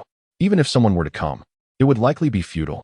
With that, Zhang Du lunged forward, tearing at the women's outer garments with a swift motion, exposing their thermal undergarments. If he continued, their innermost clothing would soon be revealed. Now this is getting interesting, he said, intent on continuing his vile actions until they were left utterly bare. Chen Zihao, you beast, release us. I promise if you let us go, I will hold no grudge. Otherwise, you will never escape my wrath. Liu Ruoyan struggled to rise. But her efforts were in vain. Huh, how laughable. After I have my way with you, I will end your lives. Who will know? Liu Ruoyan, you love to put on airs. Soon, you will witness my true power. I am eager to see your expression as you submit beneath me. Chen Ziming, driven by a long-standing desire, approached Liu Ruoyan and shoved her back down onto the sofa. Kaylin, do not fear. Someone will surely come to save us. Kaylin sobbed, her mind racing with dread. She thought of the one who might help them, Feng Chen. Yes, he would come for them. Listen closely, you filthy wench. Today, not only do I intend to have my way with you, but I also wish to do so before Feng Chen's very eyes. You thought you could look down on me, didn't you? Your family sought my demise, and soon. I shall show your parents that I can not only ruin your family, but also bring you to your knees in terror. Chen Zihao reveled in his sense of superiority, imagining the downfall of the Yu family and the imminent submission of their precious daughter. At that moment, both women felt a sudden warmth coursing through their bodies, their heartbeats accelerating. They sensed something was wrong. Zhang, look at this. Zhang Du grinned as he noticed the effects of the aphrodisiac taking hold. What is happening? Why do I feel so hot? Kaylin questioned, glancing at Liu Ruoyan, who mirrored her distress. Let me be frank. You ingested a potent aphrodisiac before losing consciousness. Soon, you will witness your own scandalous expressions. We shall record it for our enjoyment later. You shameless monster. Liu Ruoyan, usually composed, found herself engulfed in fear. Her thoughts drifting to Feng Chen. You will never see me again. Ah, it hurts. Ugh. The two women emitted desperate cries, eliciting delight from Zhang Du. Stay out. No one enters without my command. Feng Chen, now fully harnessing his inner energy, compressed the distance of several dozen kilometers into a mere 10 minutes. Throughout, his spiritual awareness remained vigilant, probing for the two women. I need not search any further. I have arrived. A sudden yet familiar voice rang out, and Feng Chen, despite the women being under the influence of the aphrodisiac, found a flicker of clarity in their eyes. Sensing Feng Chen's overwhelming presence, Zhang Du and his cohorts recoiled, their mirth replaced by solemnity. Zhang Du, astonished, realized that his 7-level martial prowess had failed to detect Feng Chen, a clear indication that Feng Chen was either of a higher cultivation level or possessed no cultivation at all. The former was evidently true. Feng Chen, Chen Zihao, and Chen Ziming regarded him with terror, akin to demons. Bang! Hearing the commotion within, two of Zhang Du's lackeys rushed in, only to be struck down by Feng Chen, collapsing to the ground, bloodied and incapacitated. Chapter 62. A step, a kill. Are you Feng Chen? Zhang Du, a martial artist at the 7th level, released his aura, eyeing Feng Chen warily. Feng Chen glanced at the two women, disregarding Zhang Du, and breathed a sigh of relief. Ukln and Liu Ruoyan appeared to be unharmed. However, had he delayed for another hour, he could not guarantee their safety. Damn it, stop pretending. Do you know who this is? Come in, everyone. Seize this person. Chen Ziming shouted angrily at Feng Chen. In his mind, he subconsciously believed that Feng Chen was no match for Zhang Du, fully aware of Zhang Du's capabilities. A rush of footsteps followed, as a group of subordinates burst in, surrounding Feng Chen. Yet, the ensuing scene nearly led everyone to doubt their own eyes, save for Zhang Du, who understood the unfolding situation. With a powerful stomp of his right foot, Feng Chen soared into the air, plunging into the throng of over 20 men. All that was visible were the shadows of his legs and fists, accompanied by a series of resounding thuds. 10 seconds later, the subordinates lay scattered on the ground, all unconscious. You are formidable. However, even so, you shall not leave here today. A calm voice emerged after Feng Chen had dispatched the 20 men. Are you speaking to me? Feng Chen surveyed the speaker, Zhang Du, and responded with a cold smirk. You dare boast before me with your 7th-level martial prowess? Upon finishing his words, Feng Chen's spirit surged, and a fierce glare pierced through the air. Bang! With a sharp crack, Zhang Du, who had been posturing before Feng Chen, was suddenly hurled away by an unseen force, crashing heavily to the ground and spitting out blood. Feng Chen slowly approached the two women, draping his coat over their shoulders and tenderly patting Ukln and Liu Ruoyan's backs. I apologize for my tardiness. I will take you away shortly, and I will ensure this debt is repaid. He channeled his true essence into the two women, but the potency of the aphrodisiac proved too overwhelming for even his formidable power to suppress. Turning to the quaking Chen Ziming and Chen Zihou, Feng Chen noted their shock. Their once proud Zhang Du now lay incapacitated on the ground. Ukln, Liu Ruoyan, close your eyes. The two women promptly obeyed, their bodies freezing under Feng Chen's fierce gaze, as if plunged into an icy abyss. Damn, the Chen family. This ends here. As he spoke, Feng Chen unleashed his fifth-level foundational cultivation, a dense wave of true essence slicing through the air, causing the two men's bodies to explode in a mist of blood. Feng Chen frowned slightly, waving a hand to disperse the blood mist, though the pungent stench lingered. With a swift gesture, he summoned a gentle breeze, erasing the foul odor. The demise of Chen Ziming and Chen Zihou was justly deserved, leaving them with no chance of reincarnation. Though Feng Chen had yet to fully grasp the principles of causality, he understood its essence. You are from the upper realm, senior. I am from the ancient martial world, Guihun Valley. I beseech you to show mercy and spare a younger generation. Zhang Du finally realized that Feng Chen was an immovable force, and he had foolishly attempted to confront him. Spare you? As soon as Feng Chen's words fell, Zhang Du, lying on the ground, coughed up a mouthful of blood. The pressure from Feng Chen's cultivation had been enough to intimidate Zhang Du, who understood that Feng Chen could easily end his life. He had witnessed the deaths of Chen Zihou and Chen Ziming and knew that even his father, at the fifth level of body refinement, could not achieve such feats. Thus, Feng Chen's power clearly surpassed his father's, and he realized that Feng Chen could extinguish him or Guihun Valley with ease. I care not whether you are from the ancient martial world or the so-called upper realm. You deserve to die today. If Guihun Valley seeks vengeance, I shall gladly send them to meet you. With this declaration, Feng Chen had signed Zhang Du's death warrant. He was aware that the Chen family likely intended to use the two women to retaliate against him through underhanded means, and such individuals deserved no mercy. Feng Chen had initially considered using a fireball spell to eliminate Zhang Du slowly. However, with the two women present, he found it distasteful and unsettling. He quickly shifted his focus, forming hand seals and raising his palm like a blade. Go. In an instant, Zhang Du's figure, like Chen Ziming and Chen Zihou, vanished into the ether. Feng Chen's murderous intent also turned toward the incapacitated subordinates. They could not be spared, as they would eventually expose him. Though he had no fear of the Chen family, he sought to avoid complications. He raised his right hand, then suddenly let it fall. Soul-searching technique.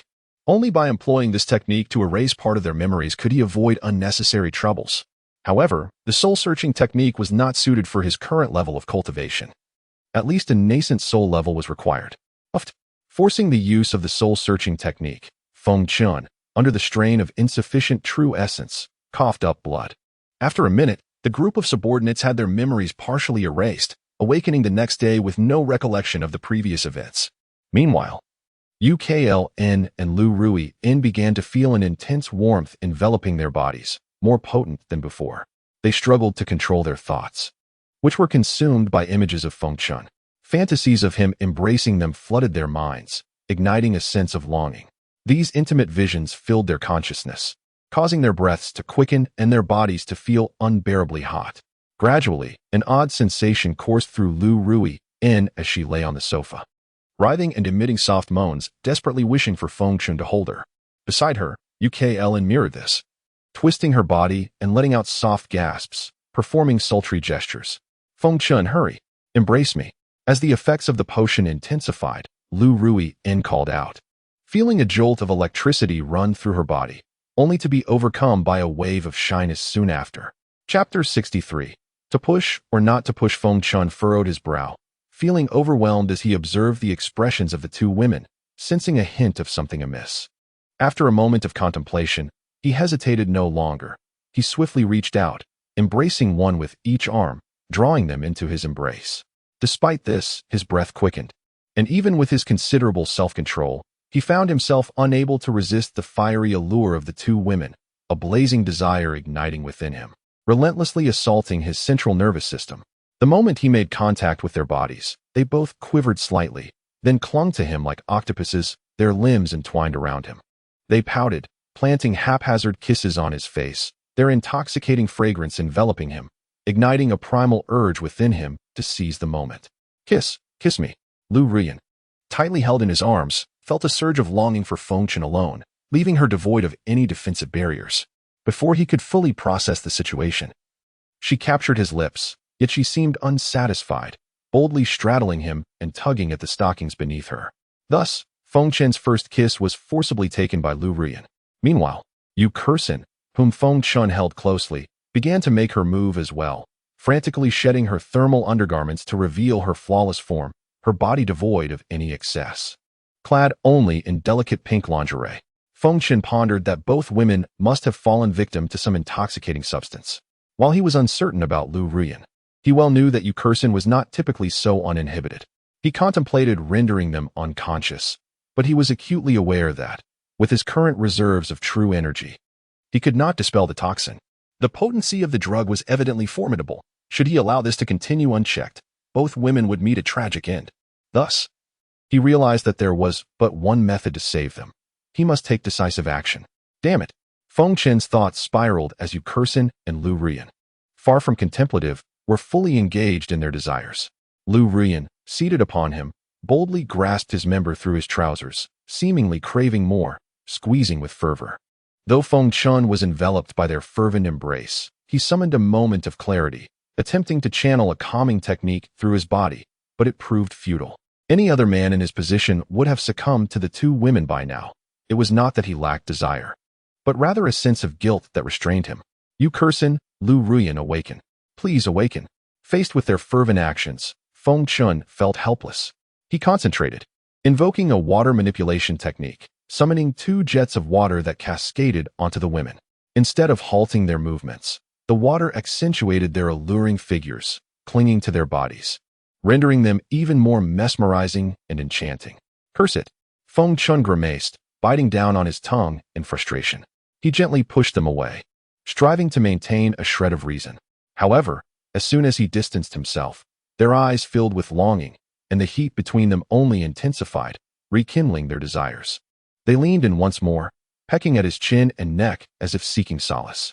Feng Chen's resistance only fueled Liu Ruoyan's dissatisfaction. She shifted her body, gazing up at him with sultry, shimmering eyes that beckoned. I want you.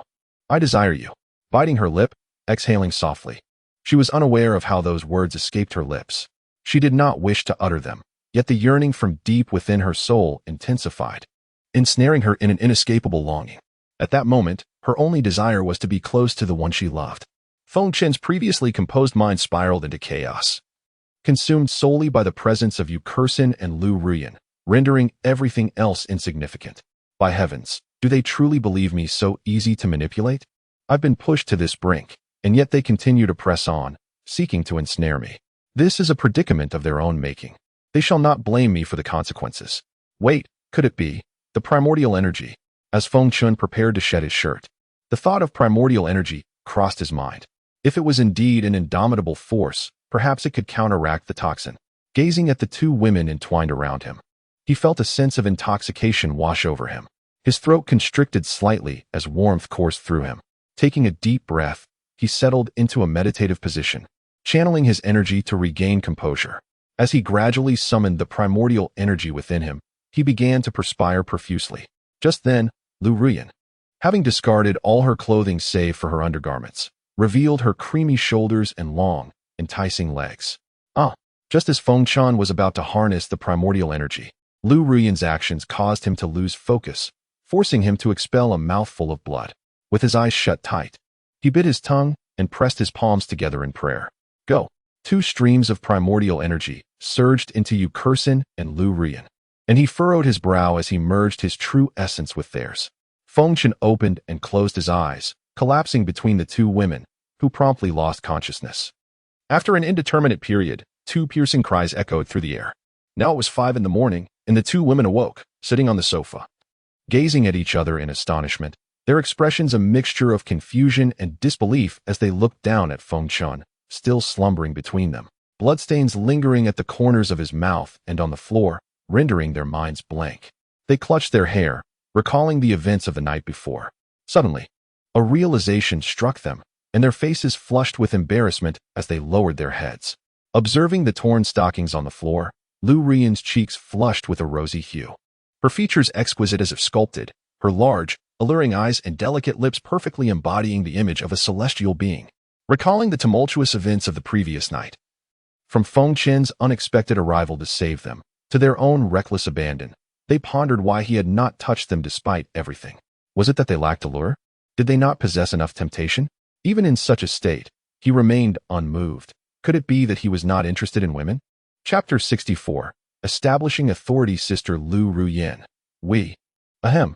At this moment, Feng Chen awakened, attempting to prop himself up with his hands, his face still pale as a ghost. However, due to a lack of strength, he collapsed once more. Liu Ruoyan, quick-witted and agile, hurriedly supported him. Regaining her composure, Feng Chen, nestled in Liu Ruoyan's embrace, opened his eyes, only to find two towering peaks obstructing his view. A faint, delicate fragrance enveloping him, leaving him momentarily at a loss for words. In the presence of the two women, Feng Chen, feeling rather embarrassed, instinctively pitched a small tent. Lying in Liu Ruoyan's arms, it was impossible for him to remain indifferent. Meanwhile, Liu Ruoyan's heart raced. Although she had yet to experience the world of intimacy, she was still aware of its implications. It seemed she possessed a certain allure, capable of enticing him. Oh dear, Liu Ruoyan, what are you thinking? The two women sensed an unusual tension, each clad only in their undergarments, their cheeks flushed with shyness. Ahem, well, it's good that you're both all right. You should hurry back. With great effort, Feng Chen extricated himself from Liu Ruoyan's embrace, their bodies inevitably brushing against one another. Upon making contact with Liu Ruoyan's ample curves, both felt a stir of emotions.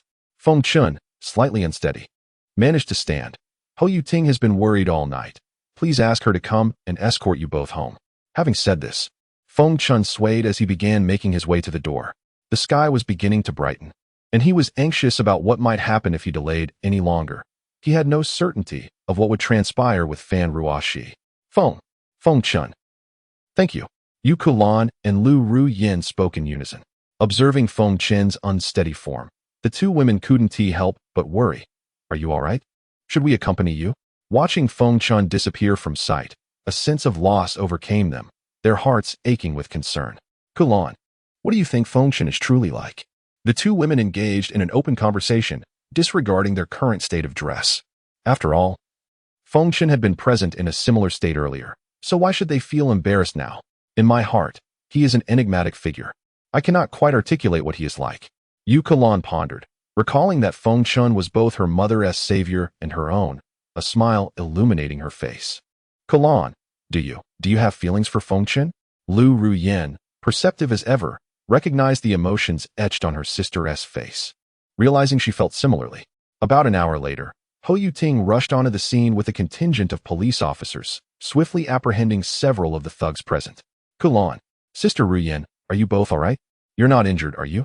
Hou Yuting, visibly anxious, checked the two women for any signs of harm, then seemed to remember something, her expression tightening. By the way, since it was the Chen family behind this, where are Chen Zihao and Chen Ziming? Have they fled? I'll call Uncle Duan to issue a warrant for them. Yuting, I'm fine. Feng Chen saved us. But as for Chen Ziming and Chen Zihao, they have vanished. Liu Ruoyan waved her hand, unable to explain further as she herself didn't know how to clarify. All she recalled was that Feng Chen instructed her to close her eyes. And then they were gone. Although she understood that the Chen brothers had disappeared from the world, her anger boiled at their actions. Chen family, just wait. Meanwhile, Feng Chen, arriving home in a state of exhaustion, realized it was already time for Fan Ruoxi to begin her workday. Feng Chen, what happened? What is going on? Fan Ruoxi, descending the stairs, noticed his ghostly pallor and the dried blood on him. Concern etched across her face as she rushed to his side. Ruoxi, I'm fine. You should head to work. There's no need to worry. I just expended too much vital energy. I'll meditate and recover, Feng Chen reassured her, wanting to alleviate her concern. He returned to his room, retrieving the array plate he had crafted, placing it on the table, and exhaling deeply. With his hands forming intricate seals and reciting profound incantations, he commanded, "Rise." A surge of vital energy entered the array plate, which began to spin rapidly. In an instant, waves of spiritual energy surged forth, visibly increasing in intensity as they flowed into Feng Chen's body. As the morning passed, with the aid of the gathering spirit array, Feng Chen's cultivation, though not restored to its peak at the 5th layer of foundation establishment, had recovered considerably. "Master, come to me." After regaining his strength, Feng Chen sent a text message to the old Taoist, then stepped onto the balcony, gazing out the window. "Chen family, your time has come to an end." Setting aside the Chen family's repeated provocations, their recent aggression towards those near him was intolerable. It was Feng Chen's bottom line. This spiritual energy. "Master, did you summon your disciple?" Moments later, the old Taoist arrived, initially perplexed by the density of the spiritual energy, which nearly rivaled that of the ancient martial realm.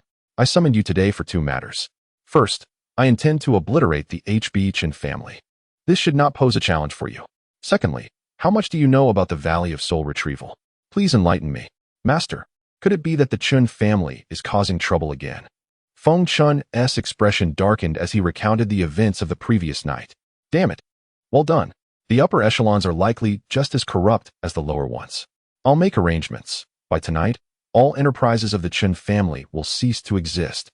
The old Taoist slammed the table in fury, standing abruptly. After making a few phone calls, HB City was set to tremble within 10 minutes. "Master, you haven't killed that Zhangdu fellow, have you?" The old Taoist sounded a bit anxious. "Let it be if he is dead. If the Valley of Soul Retrieval doesn't come seeking trouble, that will suffice. But should they dare approach, there will be no need for their existence." A fierce determination flashed in Feng Chen's eyes. Should the Valley of Soul Retrieval dare to interfere, he would not hesitate to cleanse the ancient martial realm of their presence. "Master, you must not."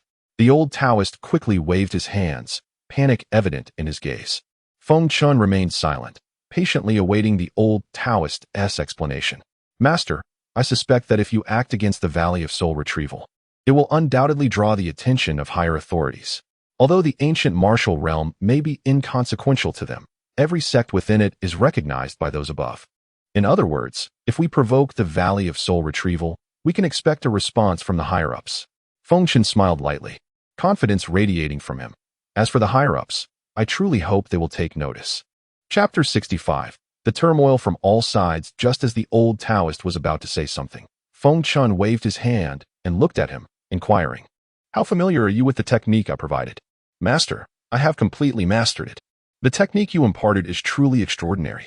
However, the spiritual energy here is far too sparse. Otherwise, I would have already broken through several levels." The old Taoist expressed gratitude towards Feng Chen, knowing firsthand the terrifying potential of the technique they were discussing.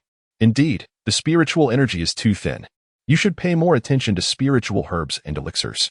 I believe that it won't be long before Guihun Valley becomes aware of this matter, so it is paramount that you focus on enhancing your strength as soon as possible." Meanwhile, in a secret chamber of the National Security Bureau, a man with a square face and an imposing demeanor sat cross-legged on a stone bed, absorbing and exhaling energy. A keen observer would notice the spiritual energy around him being drawn into his body. The pronounced temples of this elderly gentleman indicated that he was indeed a formidable master. After a stick of incense burned down, the middle-aged man ceased his cultivation and slowly opened his eyes. "Xiao, how is the investigation progressing? Any leads?" Director Wang, having concluded his training, gazed calmly at Zhou Jingyi, who had hurried back from HB City to report on the situation. This middle-aged man was the head of the National Security Bureau, but he also held the title of the chief of the country's special department, the Dragon Group. The Dragon Group was even more enigmatic than the National Security Bureau and undertook tasks that were more clandestine and beyond the knowledge of the general populace. Members of the Dragon Group were often extraordinary individuals, akin to legendary martial artists or those with supernatural abilities. Similar departments existed abroad. For instance, Japan had ninjas and samurais, while Europe had vampires, sorcerers, and wizards serving their governments. The special departments ranked their members from 1 star to 5 stars based on their abilities, with the middle-aged man being a 5-star existence. Once a cultivator reached the foundational stage, they attained this elite status, enjoying superior benefits. Members of the Dragon Group had the authority to kill without prior approval and carried tokens of immunity, meaning that even if their actions were unjustified, the state would not intervene.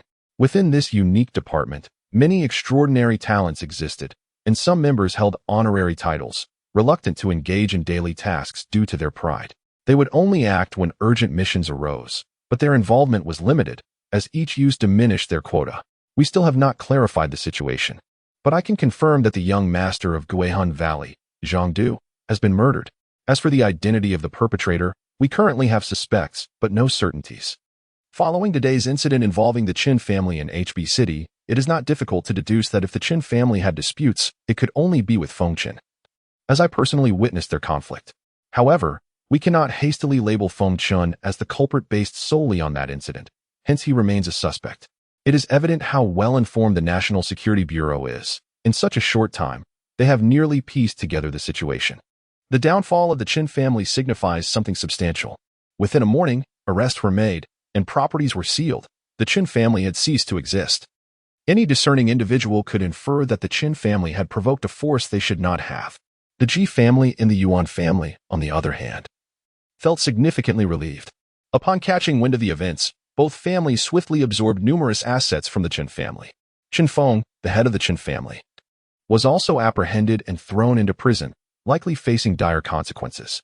"Oh, a suspect. Do tell," Director Wang said, lifting the teacup from the table with his left hand, while gently tapping the surface with his right. This. Zhou Jingyi hesitated, recalling the enigmatic figure known as Feng Lao and unsure how to articulate it. "Speak freely. Why the hesitation?" Director Wang felt a twinge of displeasure. "Director Wang, does this relate to Feng Lao?" "What? Feng Lao? Are you referring to that Feng Lao?" Now it was Director Wang's turn to be astonished.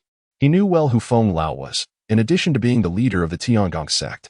Feng Lao was also a distinguished guest of the nation's top leaders. "Yes, Director Wang, I am certain." "Very well, I understand. Let us leave it at that. Do not pursue this matter further. I suspect someone will inevitably act on their impulses. Your current task is to closely monitor the ancient martial arts sect disciples who enter the world. Report any disturbances promptly. You may leave now." Director Wang pondered for a moment, fully aware of the importance of the situation. Should Feng Lao indeed be responsible for Zhang Du's death, Guihun Valley would not rest until they sought retribution, causing further upheaval. While there are suspicions surrounding Feng Lao, if it is not him, then who could it be? In the realm of ancient martial arts, within Guihun Valley. Crash. What? Who did this? Who is responsible? The news of the Chen family's annihilation swiftly reached Zhang Tianshan, the master of Guihun Valley. In a fit of rage, he smashed his teacup on the ground. His face twisted in fury as he seized the disciple who brought the news by the collar, roaring, "Speak! Who did it?" Returning to the master, We still do not know who did it." The reporting disciple trembled, his face a mask of terror. Crack! The sound of a chilling snap echoed as Zhang Tianshan crushed the disciple's throat, discarding the lifeless body onto the ground, its eyes wide with fear. His fists clenched. Cracking with tension, bloodshot eyes filled with rage, his son had been murdered, and fury coursed through him. "Useless!" Zhang Tianshan bellowed, a mass of black energy forming in his hands, which he unleashed upon the two disciples who had also returned to report.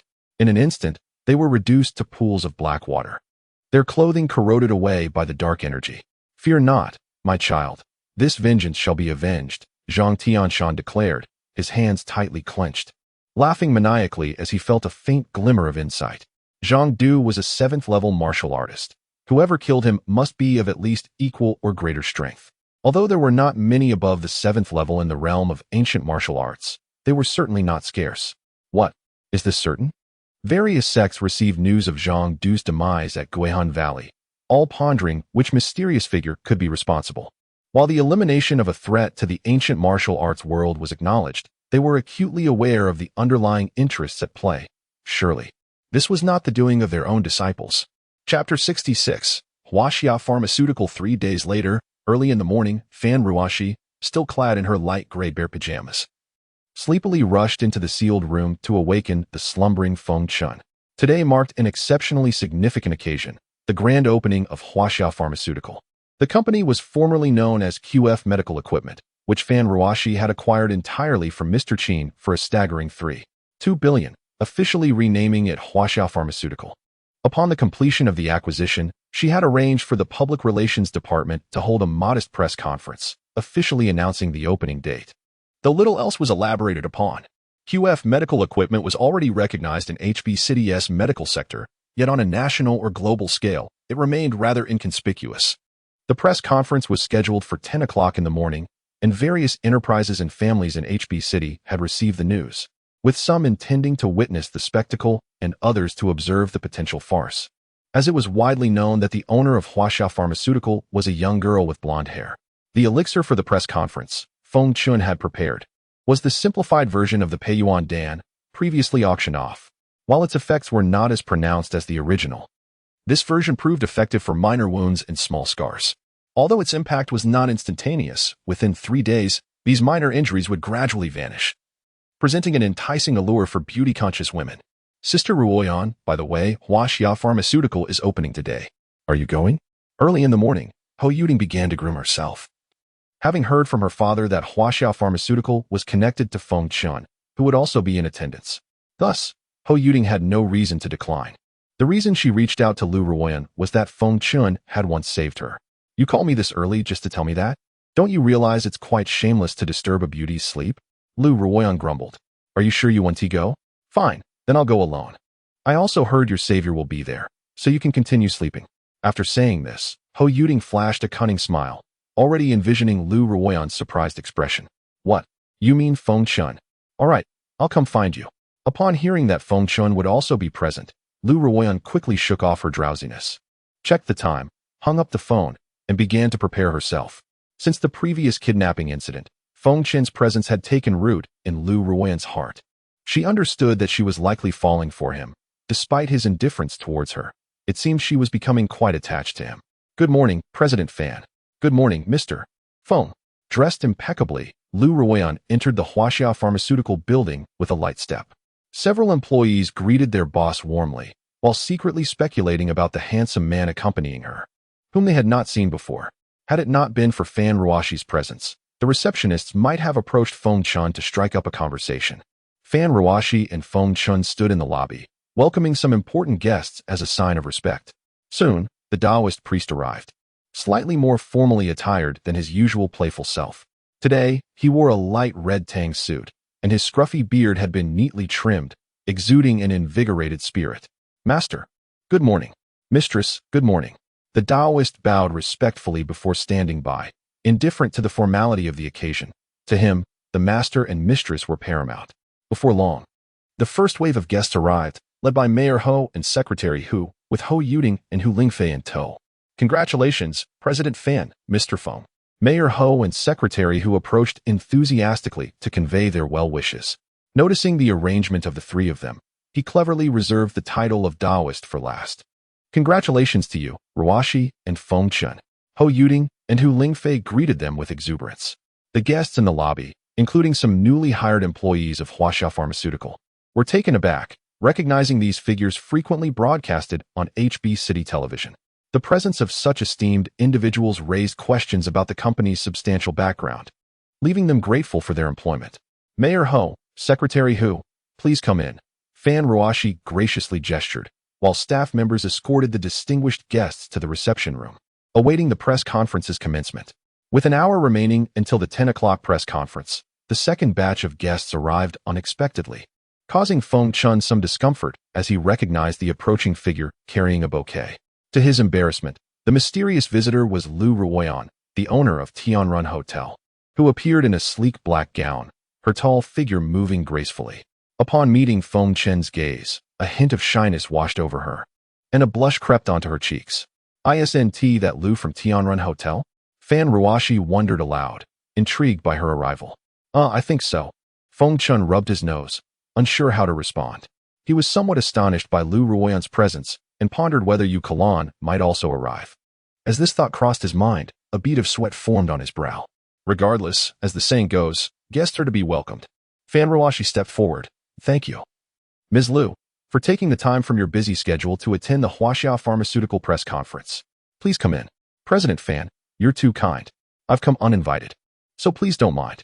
After speaking, Liu Ruoyan cast a sidelong glance at Feng Chen, whose eyes darted away shyly, accompanied by a slight smile. You're too kind. Meanwhile, Feng Chen busied himself looking around, engaging the Taoist in various unrelated inquiries, leaving the Taoist bewildered, unsure how to continue the conversation. As Liu Ruoyan passed by Feng Chen, she softly murmured, "Thank you," before making her way directly to the reception room. Startled, Feng Chen glanced towards Fan Ruoxi, who was occupied instructing a female staff member, blissfully unaware of the moment that had just transpired, allowing him to escape unscathed. Chapter 67. Press Conference. Shortly thereafter, several leaders from HB City began to arrive one after another. The head of the Yuan family, Yuan Wei, along with the patriarch of the Ji family, Elder Ji, also made their entrance. Even the director of the National Security Bureau, Wang Fuyun, and Shou Jingyi rushed over to extend their congratulations. Fortunately, the seasoned elder was present, and with just a few words, he managed to dismiss these individuals, who seemed unconcerned and wore broad smiles, as if accepting this floral tribute was an immense honor for them. Feng Chen watched the departing figures of these dignitaries and shook his head in resignation. In this day and age, it is not easy to be an official. If there is one group adept at feigning humility, it is indeed these bureaucrats. Should they choose to, they could elevate you to the heavens, blissfully unaware of the elevation. With 10 minutes remaining until the press conference commenced, Mayor Hu, Secretary Su, and other officials, along with some media friends, took their seats in succession. Meanwhile, Fan Ruoxi stood confidently at the podium. Just before she began to speak, she glanced in Feng Chen's direction, noticing him seated inconspicuously at the edge, watching her intently. Upon catching her gaze, Feng Chen nodded and gave her a thumbs up, a silent gesture of encouragement. Initially, Fan Ruoxi had intended to invite Feng Chen onto the stage, but he promptly quashed that idea with a succinct remark. "Such trivial matters are best left to you. This is not yet worthy of the spotlight." When her gaze shifted to Feng Chen's side, her brow furrowed slightly, tinged with melancholy, for seated beside him was Liu Ruoyan. To Fan Ruoxi, Liu Ruoyan was neither disliked nor particularly favored. Anyone would feel somewhat uncomfortable in such a situation. Fan Ruoxi momentarily froze, tucking a stray lock of hair behind her ear, and smiled. "Dear friends and esteemed members of the media, as you are all aware, our company, Huaxia Pharmaceutical, evolved from QF Medical Equipment Company and has now officially rebranded as Huaxia Pharmaceutical. We are committed to enhancing the happiness index of our lives while tirelessly pursuing innovation and research in the pharmaceutical field. I firmly believe that Huaxia Pharmaceutical will not disappoint you or the public. Today, we are excited to unveil our flagship product, the Beauty Elixir. I shall keep you in suspense for now. Please stay tuned for further details." Fortunately, Fan Ruoxi's robust mentality prevented her from faltering, and she delivered her speech fluently. Upon concluding, the reporters below eagerly raised their hands, vying for the opportunity to pose the first question.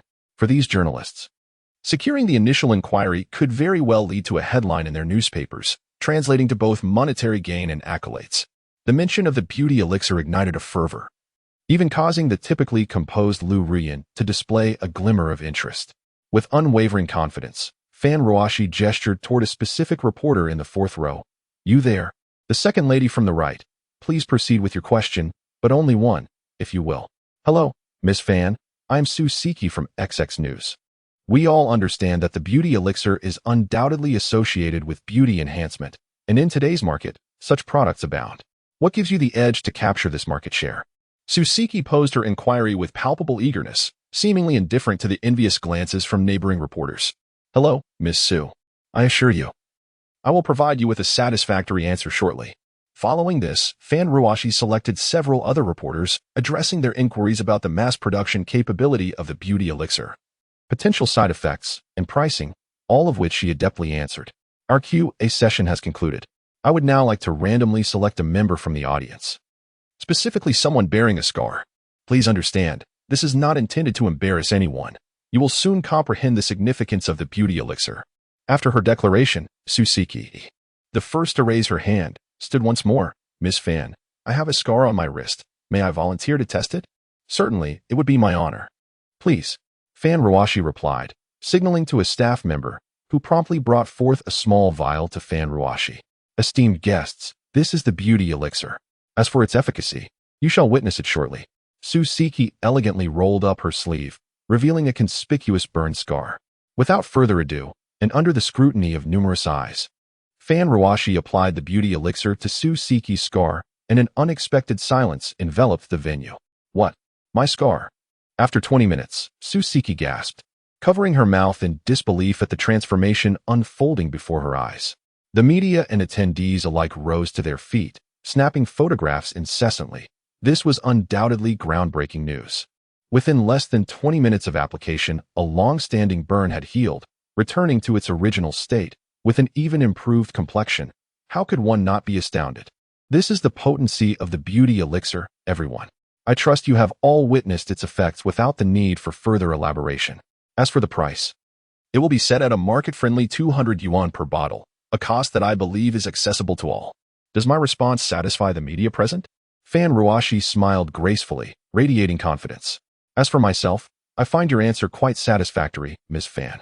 However, while we have all witnessed the effectiveness of the beauty elixir, are you not concerned that by pricing it so low, Feng Pharmaceutical may provoke backlash from other companies within the same industry?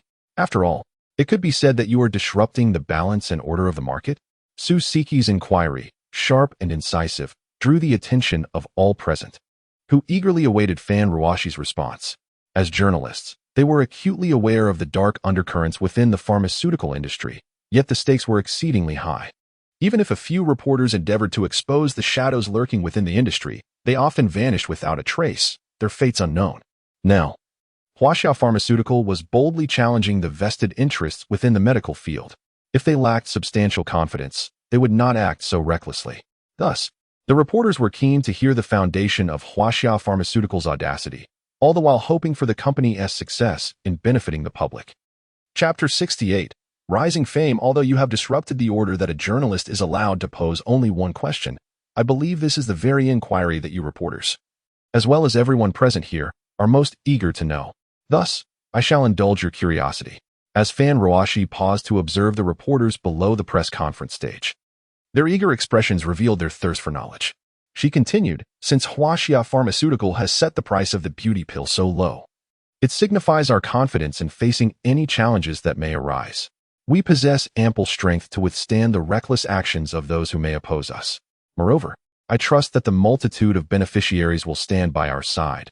Throughout history, the power of righteousness has never been vanquished. Furthermore, our pricing has garnered full support from the provincial government of HB, with the backing of our benevolent officials and the support of the populace. What do we have to fear?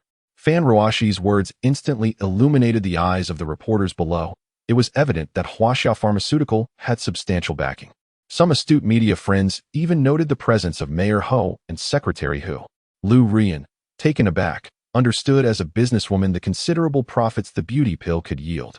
She could not help but smile, gently patting the arm of Feng Chen seated beside her, her keen intellect leading her to suspect his involvement. Is there any more of that beauty pill? I would like a dozen. Miss Liu, you seem to have mistaken me. I possess none of that. Feng Chen frowned. Despite Liu Ruoyan's undeniable beauty, he felt the disparity between their worlds was insurmountable. Oh, really? Well then, once the conference concludes, I shall have a proper discussion with General Fan. Liu Ruoyan arched an eyebrow, deliberately elongating the phrase a proper discussion. An hour later, the press conference concluded. And as the sensational news spread, Feng Pharmaceutical drew throngs of people nationwide. The efficacy of the beauty pill was evident, and coupled with its remarkably low price, ordinary citizens with injuries instinctively believed in its miraculous effects. Even those without any visible ailments eagerly reached for their wallets to purchase it as a reserve. Such an affordable remedy was indeed a rarity. However, the supply of the beauty pill was limited. Feng Chen had prepared only around 20 pills, insufficient to meet the overwhelming demand. The pharmacies of Feng Pharmaceutical in major cities were inundated, leading to traffic congestion, not from cars, but from the long lines of people waiting to purchase the medicine, effectively blocking the streets. Even with traffic police attempting to manage the situation, the crowd remained steadfast. The authorities found themselves at a loss, and with so many people gathered, large numbers of police were dispatched to maintain order. Such scenes unfolded simultaneously across the nation, a rare spectacle that even made its way into the afternoon news, further amplifying Feng Pharmaceutical's momentum. Major corporations, influential families, and even military and foreign entities took notice. In a manner within the capital, an elderly patriarch sat in a position of prominence, his voice low and contemplative. Did you all catch today's news? Share your thoughts. After his statement, the elder closed his eyes in contemplation. Father, judging by the press conference, it is clear this is not an act against our Zhang family. I have some knowledge of this company. It lacks substantial background. Although it may conflict with our current interests, Their product certainly surpasses what we have developed, the eldest son, Zhang Cheng, remarked. You're implying we are no longer part of the Zhang family? The second son, Zhang Liuan, interjected. Enough, both of you. There is merit in what the third son says. He is entitled to express his opinion, the patriarch, Zhang Wanqian, admonished. Continue, third son. The elder suddenly opened his eyes, a complex expression crossing his face. Father, our family's pharmaceutical enterprises span the nation. While Huaxiao Pharmaceuticals' beauty pill poses a challenge, it does not threaten our existence. What does a new company require? Simply capital infusion. I propose we exploit this situation, Zhang Yuxing, the third son, suggested, gathering his thoughts. Very well. I entrust this matter to you. I expect results within a month, Zhang Wanqian decreed as he stood and departed. Father, why the urgent summons? If there is no pressing matter, I shall take my leave. Zhang Yuxing's son, Zhang Jie, who had been frolicking with a woman, grumbled upon being called back.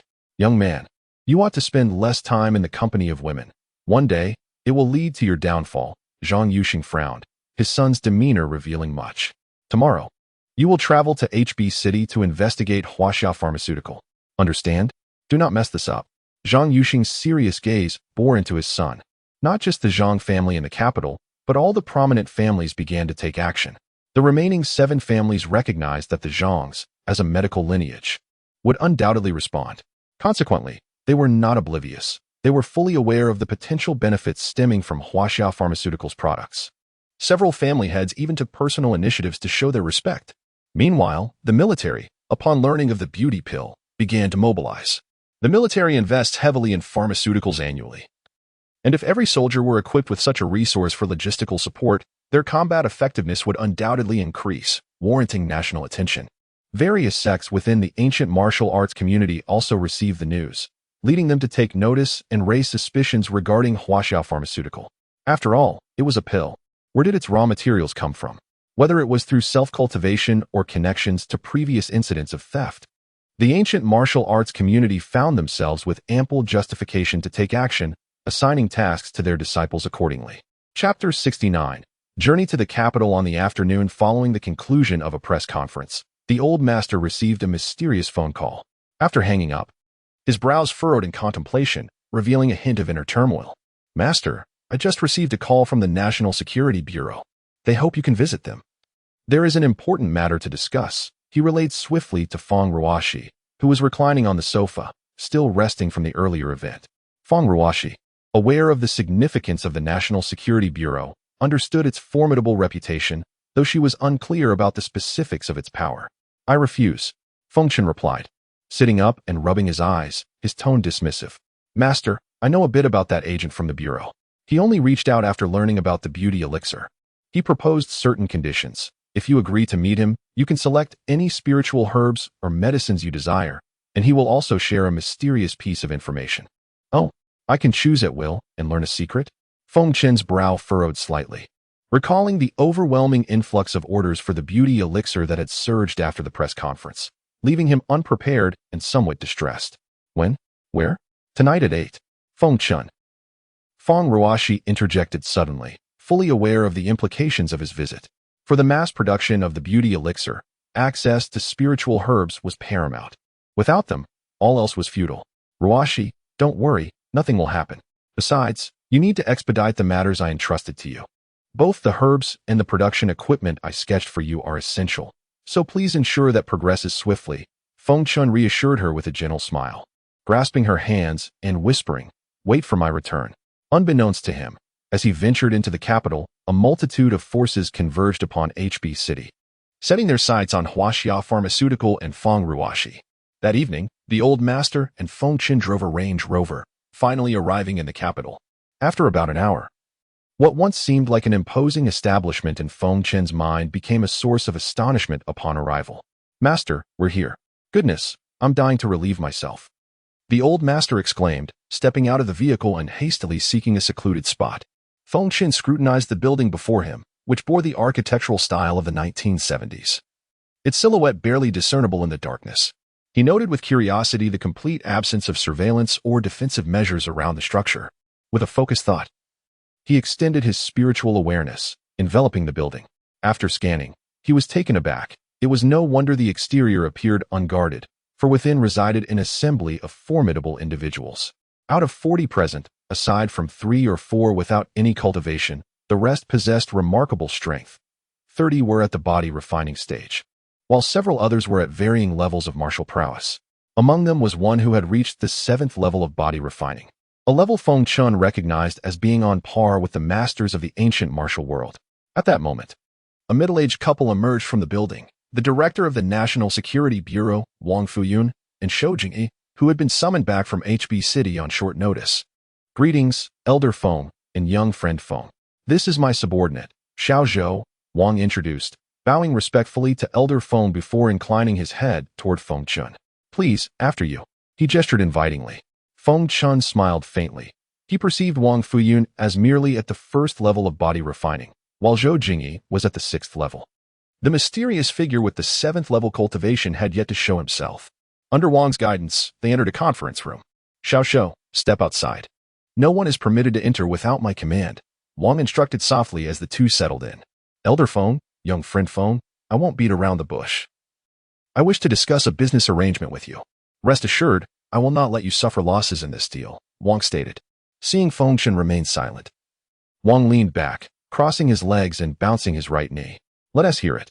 I am curious about your proposal, whether it is for yourself or... Wang's demeanor darkened as he straightened his posture. For the nation. Oh, then please elaborate. If we cannot reach an agreement, what will happen to the previously discussed spiritual herbs?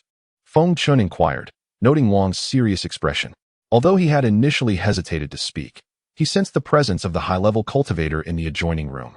Aware that their conversation was likely being monitored, rest assured, young friend Feng, I, Wang, will keep my word. I have brought you here because, as you may have surmised, it concerns the beauty elixir. I hope that our military can secure all shares of the elixir from Huaxia Pharmaceutical. If there are conditions or costs, please present them, and we can negotiate. Impossible. Feng Chen immediately rejected the proposition without hesitation. Let us not even discuss how many herbs Huaxia Pharmaceutical possesses for crafting the elixir. Just the military's demand alone indicates how much of the elixir is needed. Granting all shares to the military would be an affront. Friend Feng, present any conditions you may have. I assure you I will meet them, Wang replied, his irritation evident. Had it not been for Elder Feng's presence, he would have rebuked Feng Chen. I have no conditions. The maximum share I can offer is 30%, no more. If that is unacceptable, so be it. Feng Chen declared resolutely, rising from his seat. I have said my piece. Now, where are the spiritual herbs and that so-called secret information? Observing Feng Chen's unwavering confidence, Wang felt a sense of unease. He was acutely aware of the individual in the adjacent room, privy to every word spoken here. I hope you will reconsider. Young friend Feng and Elder Feng. Otherwise, you are positioning yourselves against the state. Wang's voice grew somber as Feng Chen openly challenged the authority of the National Security Bureau. Against the state? Do you believe you represent the state? Feng Chen retorted coldly, a glint of defiance in his eyes. I have said all I needed to. As for the rest, you may deliberate amongst yourselves. I will grant you 20 minutes to confer with your companion in the adjacent room. I can only wait 20 minutes. After that, the decision is yours to make. Chapter 70. Spiritual Assault. When Feng Chen mentioned the friend in the adjacent room, not only did Director Wang find himself utterly astonished, but the elderly man next door was equally taken aback, as was the old Taoist beside him, who gaped in disbelief. The old Taoist, at the first layer of body refinement, had failed to detect anything unusual, which suggested that the person next door possessed a cultivation level far superior to his own. Young Wang, what do you mean by this? The old Taoist rose, glaring at Director Wang. Just as he was at a loss for words, a clear sound of footsteps gradually approached from the adjoining room. The mysterious old man was none other than Zhang Lao, the head of the National Security Bureau, though no one knew his full name. With a creak, the door to Feng Chen's room swung open, revealing an elderly man of about 80 years, somewhat hunched over, evoking the image of someone on the verge of passing away rather than that of a master. Zhang Lao entered without uttering a word, gesturing for Wang to take a seat, while he scrutinized Feng Chen, seemingly attempting to see through him. After a thorough inspection, he found himself unable to discern Feng Chen's cultivation level, as if confronting an ordinary person devoid of any power, or perhaps someone whose strength surpassed his own. Realizing this, a bead of cold sweat trickled down his spine. Feng Yangzi, I never expected you to have made a breakthrough. Well done. Zhang Lao's voice, hoarse and gravelly, held an astonished gaze fixed on the old Taoist. You are. The old Taoist ruminated, struggling to recall who this elderly figure was, who could so clearly call him by his true name. Among the few still alive, this old man was certainly not one of them. Feng Chen merely smiled faintly, lifting the cup of tea before him and taking a sip. You are Zhang, esteemed elder, but weren't you said to have passed away? The old Taoist spoke, his expression one of incredulity, as if he had encountered a ghost. Ha, I am still very much alive, the old man chuckled lightly. Though the old Taoist did not know Zhang Lao well, he was well aware of the legends surrounding him. It was precisely this Zhang Lao whose existence instilled fear in the ancient martial arts community. Rumors of his death had circulated, allowing the martial world to test the waters, eager to ascertain if he still lived. Friend Feng, have you reconsidered the conditions we discussed? Although I cannot represent the state, I assure you I will not let you suffer any loss. Zhang Lao turned to Feng Chen, whose demeanor radiated cheerfulness, yet a flicker of trepidation arose within him. My apologies, but my stance remains unchanged.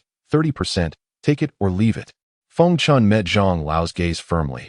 30% was his bottom line, and any further negotiation would likely result in his departure. Oh, Zhang Lao narrowed his eyes, suddenly unleashing the full force of his cultivation at the 7th layer of body refinement, a powerful aura surging towards Feng Chen.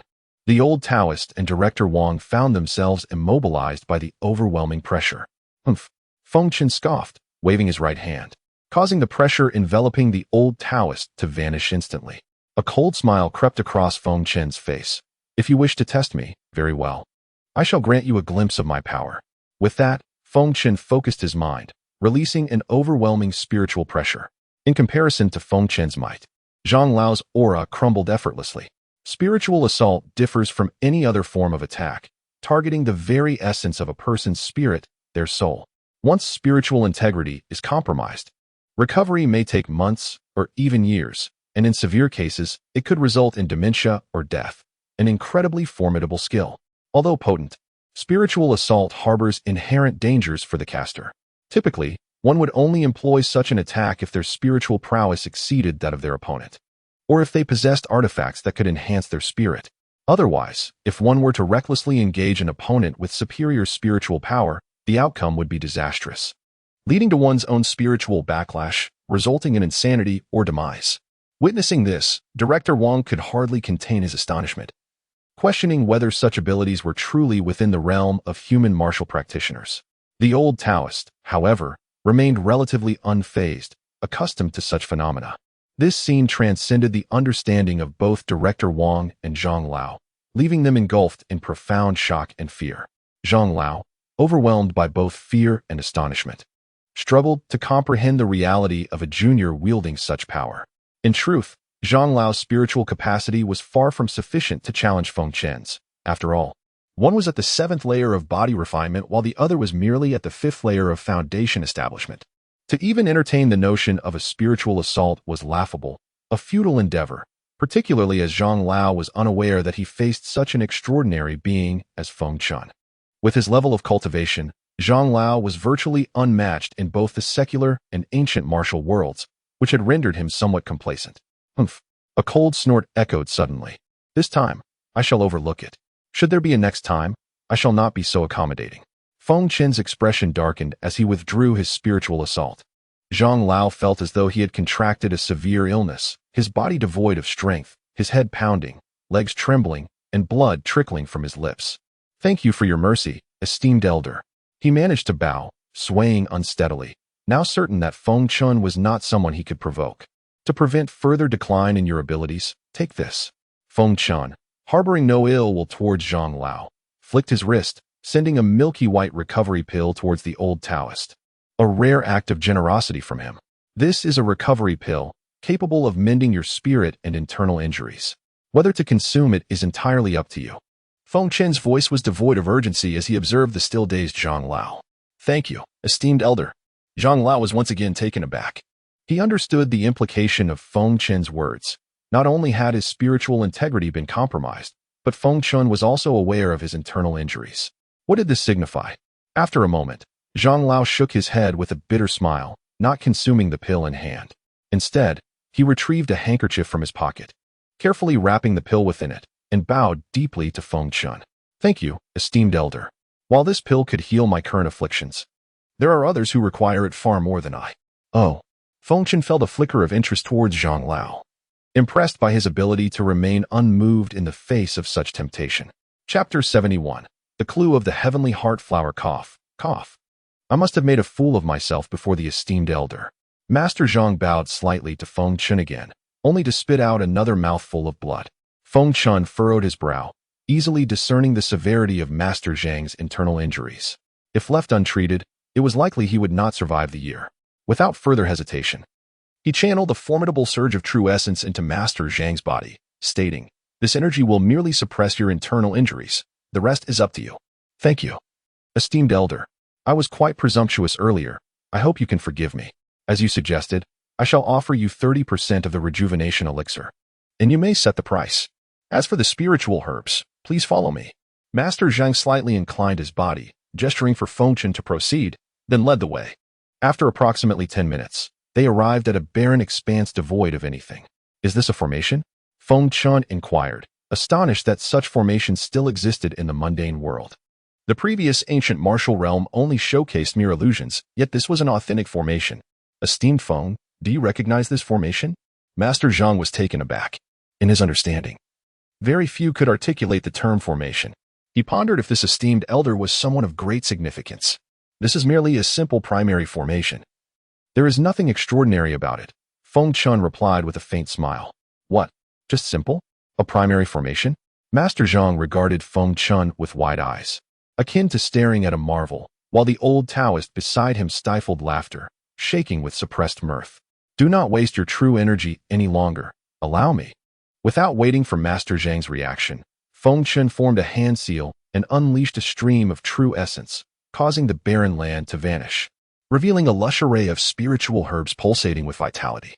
Master Zhang and Director Wang gaped, speechless at the sight of their own formation being so effortlessly dismantled. Old man, may I take any of these herbs? Feng Chen raised an eyebrow, a devilish smile gracing his lips. Cough, esteemed Feng. Take whatever catches your eye.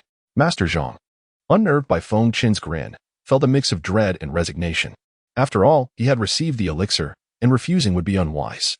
Then I shall not hold back, Feng Chen declared, his fifth-level foundation establishment cultivation radiating outward.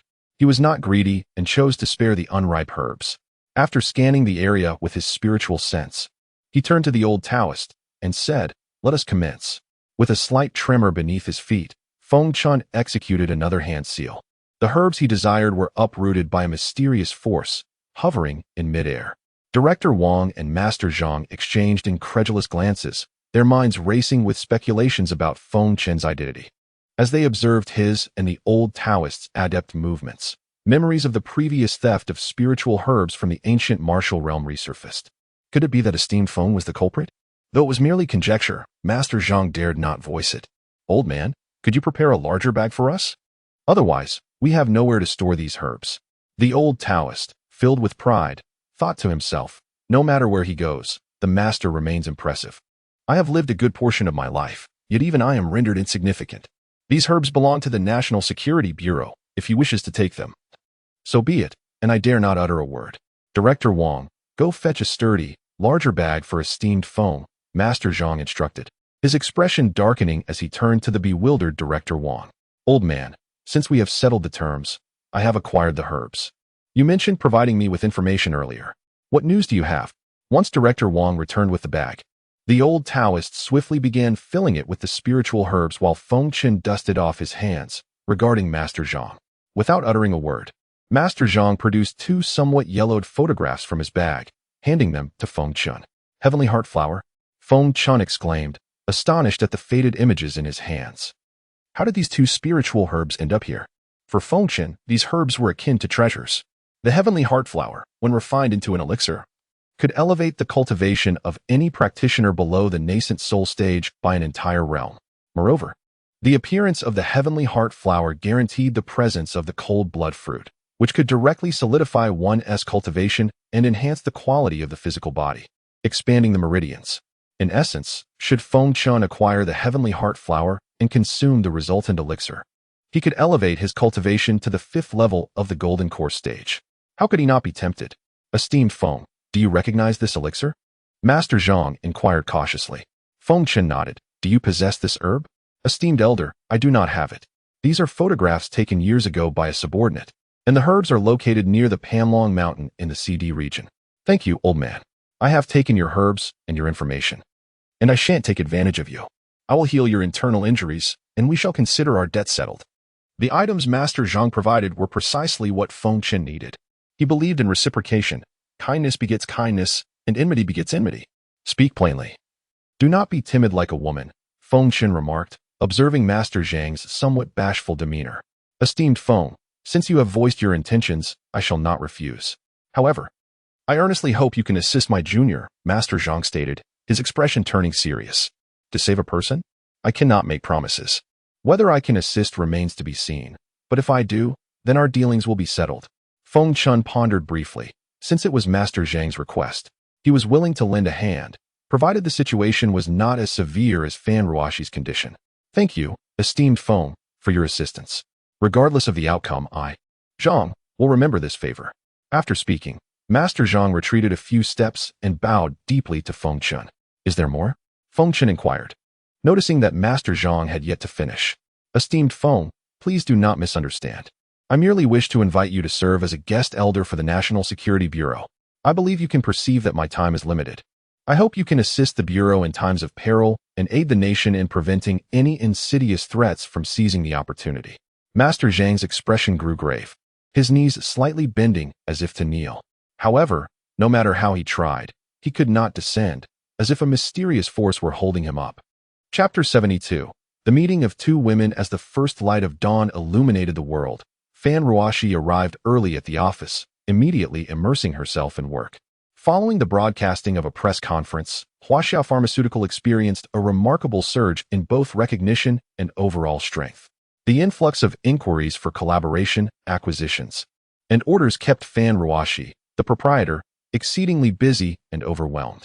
Meanwhile, Liu Ruoyan, having risen early, prepared herself and drove her Mercedes directly to the Huaxiao Pharmaceutical building. Her intent was to procure some rejuvenating elixirs, which held great significance for her, with her mother and sister both bearing scars. And knowing these elixirs had been discontinued in the market, she believed that Feng Chen might still possess some and was determined not to leave empty-handed. Executing a deft drift, she parked smoothly in the company's lot. Good day, may I ask if you have an appointment? The receptionist stood, addressing Liu Ruoyan with polite cordiality. I know both General Manager Fan and General Manager Feng. I've come to discuss some matters with General Manager Feng, Liu Ruoyan replied, removing her sunglasses, her demeanor exuding grace and poise. Apologies, miss, but we do not have a General Manager Feng here, only General Manager Fan. If you do not have an appointment, I'm afraid I must decline your visit, the receptionist informed her, unable to find Feng Chen's name on the company's contact list. At that moment, Fan Ruoxi approached, holding several documents, and encountered Liu Ruoyan, who had been halted by the receptionist, dressed in a simple professional outfit with her hair tied back. Fan Ruoxi's natural beauty was strikingly radiant. Liu Ruoyan, in contrast, wore a delicate light blue jumpsuit, her flowing hair accentuating her graceful features, her long, slender eyebrows, enchanting eyes, and a nose that was elegantly sculpted, with a faint blush on her cheeks. As their gazes locked, the air between them seemed to thicken, charged with an unspoken tension. Hello, General Manager Fan. Liu Ruoyan greeted. Greetings, General Manager Liu. It's a pleasure to see you again. Please, come in, Fan Ruoxi replied, shaking her hand, though a flicker of suspicion danced in her mind. Once in the office, Fan Ruoxi instructed her secretary to bring coffee. I wonder what brings you here today, General Manager Liu. She tucked a loose strand of hair behind her ear, casting a wary glance at Liu Ruoyan. Fan Ruoxi's intuition hinted at a connection between Liu Ruoyan and Feng Chen, the nature of which remained unclear to her. Yet she resolved to seek clarification upon Feng Chen's return from Beijing. Sensing the underlying tension, Liu Ruoyan felt a twinge of awkwardness. Rising, she smiled softly, Sister Ruoxi. Please don't misunderstand. I simply wish to purchase some rejuvenating elixirs for my mother and sister. General Manager Liu, you flatter me. I can hardly accept your calling me sister. As for the elixirs you seek, I currently have none. You may need to wait a few days, Fan Ruoxi hastily replied. alarmed by the unexpected familiarity. "Sir, I'm afraid you cannot enter without an appointment." "Sir," the receptionist's anxious voice echoed through the office. "Humph. Let me see what place is off limits to me," a young man interjected, pushing past the receptionist and entering Fan Ruoxi's office. This young man was Zhang Jie, son of Zhang Yuxing, one of the prominent families in Beijing. Upon entering, Zhang Jie's gaze fell upon the stunningly beautiful Fan Ruoxi and Liu Ruoyan, momentarily stunned. Out. Fan Ruoxi's mood soured instantly, her expression turning icy. "You are Liu Ruoyan, aren't you? I never expected to encounter you here. Su Laosen has been searching everywhere for you, huh?" Zhang Jie exclaimed, his surprise transforming into laughter, completely disregarding Fan Ruoxi's command as he casually settled onto the sofa. "You must be Zhang Jie. Spare me your talk of Su Laosen. You are not welcome here. Please leave," Liu Ruoyan replied, her disdain evident. "Ruoyan, this place doesn't seem to belong to you. We can discuss personal matters later. I presume you are General Manager Fan?" Zhang Jie remarked, ignoring Liu Ruoyan's irritation and turning to Fan Ruoxi. "I have long heard of your esteemed reputation, General Manager Fan. Seeing you in person, it is evident that your talents live up to your name. Allow me to introduce myself. I am from the Zhang family, the Zhang Pharmaceutical in Beijing. I have come to discuss business with you. Regardless of who you are or your intentions, let me be clear, you are unwelcome here. Please leave," Fan Ruoxi replied, her brow furrowed. While she was unaware of the Zhang family's significance, she was well aware of Zhang Pharmaceutical's renown, which overshadowed her own company. "Ah, General Manager Fan, do not be so hasty. I offer you two choices, either submit to our acquisition or provide the formula for the rejuvenating elixirs. You may propose any price or terms you desire." Zhang Jie said with a smirk, his gaze brazenly appraising Fan Ruoxi, his desire unabashedly displayed. Fan Ruoxi recognized the intent in his gaze and approached him with an air of cold defiance. With a swift motion, she delivered a resounding slap across his face. "Begone! What does the Zhang family matter? What does Zhang Pharmaceutical matter? This is the territory of Huaxia Pharmaceutical. Security. Humph, you prefer to refuse my offer? I relish the challenge. There will come a day when you will be begging me," Zhang Jie seethed, glaring at Fan Ruoxi before turning to leave. As Zhang Jie exited, Liu Ruoyan felt a wave of concern wash over her. She understood the weight of Zhang Jie's connections. "Sister Ruoxi, I fear the Zhang family will not let this go lightly. Zhang Jie will not remain passive. Even if I hadn't struck him, he wouldn't have let it go. At least now I feel some satisfaction. What of the Zhang family? What of Zhang Pharmaceutical? Huaxia Pharmaceutical is not to be trifled with. General Manager Liu, who are you?" Fan Ruoxi inquired, her expression contemplative. "Sister Ruoxi, please call me Ruoyan. The Zhang family is one of the 8 prominent families in Beijing and the sole medical lineage. I, too, belong to one of those families, the Liu family. I came to HB to escape an arranged marriage, which happens to be with the Su family that Zhang Jie mentioned," Liu Ruoyan confessed, a hint of self-deprecation in her tone. She sighed deeply, aware that Zhang Jie would undoubtedly disclose her whereabouts in HB, prompting her family and the Su family to retrieve her. For the Su family, her fleeing from the marriage was intolerable. Chapter 73. The tenacious Li Bingbing. The following day, under the radiant sun, Feng Chen donned his usual casual attire and stepped out of his room, making his way toward the hotel entrance. Meanwhile, Zhang Lao personally drove to the inn, with a sleek black Mercedes-Benz currently stationed at the entrance.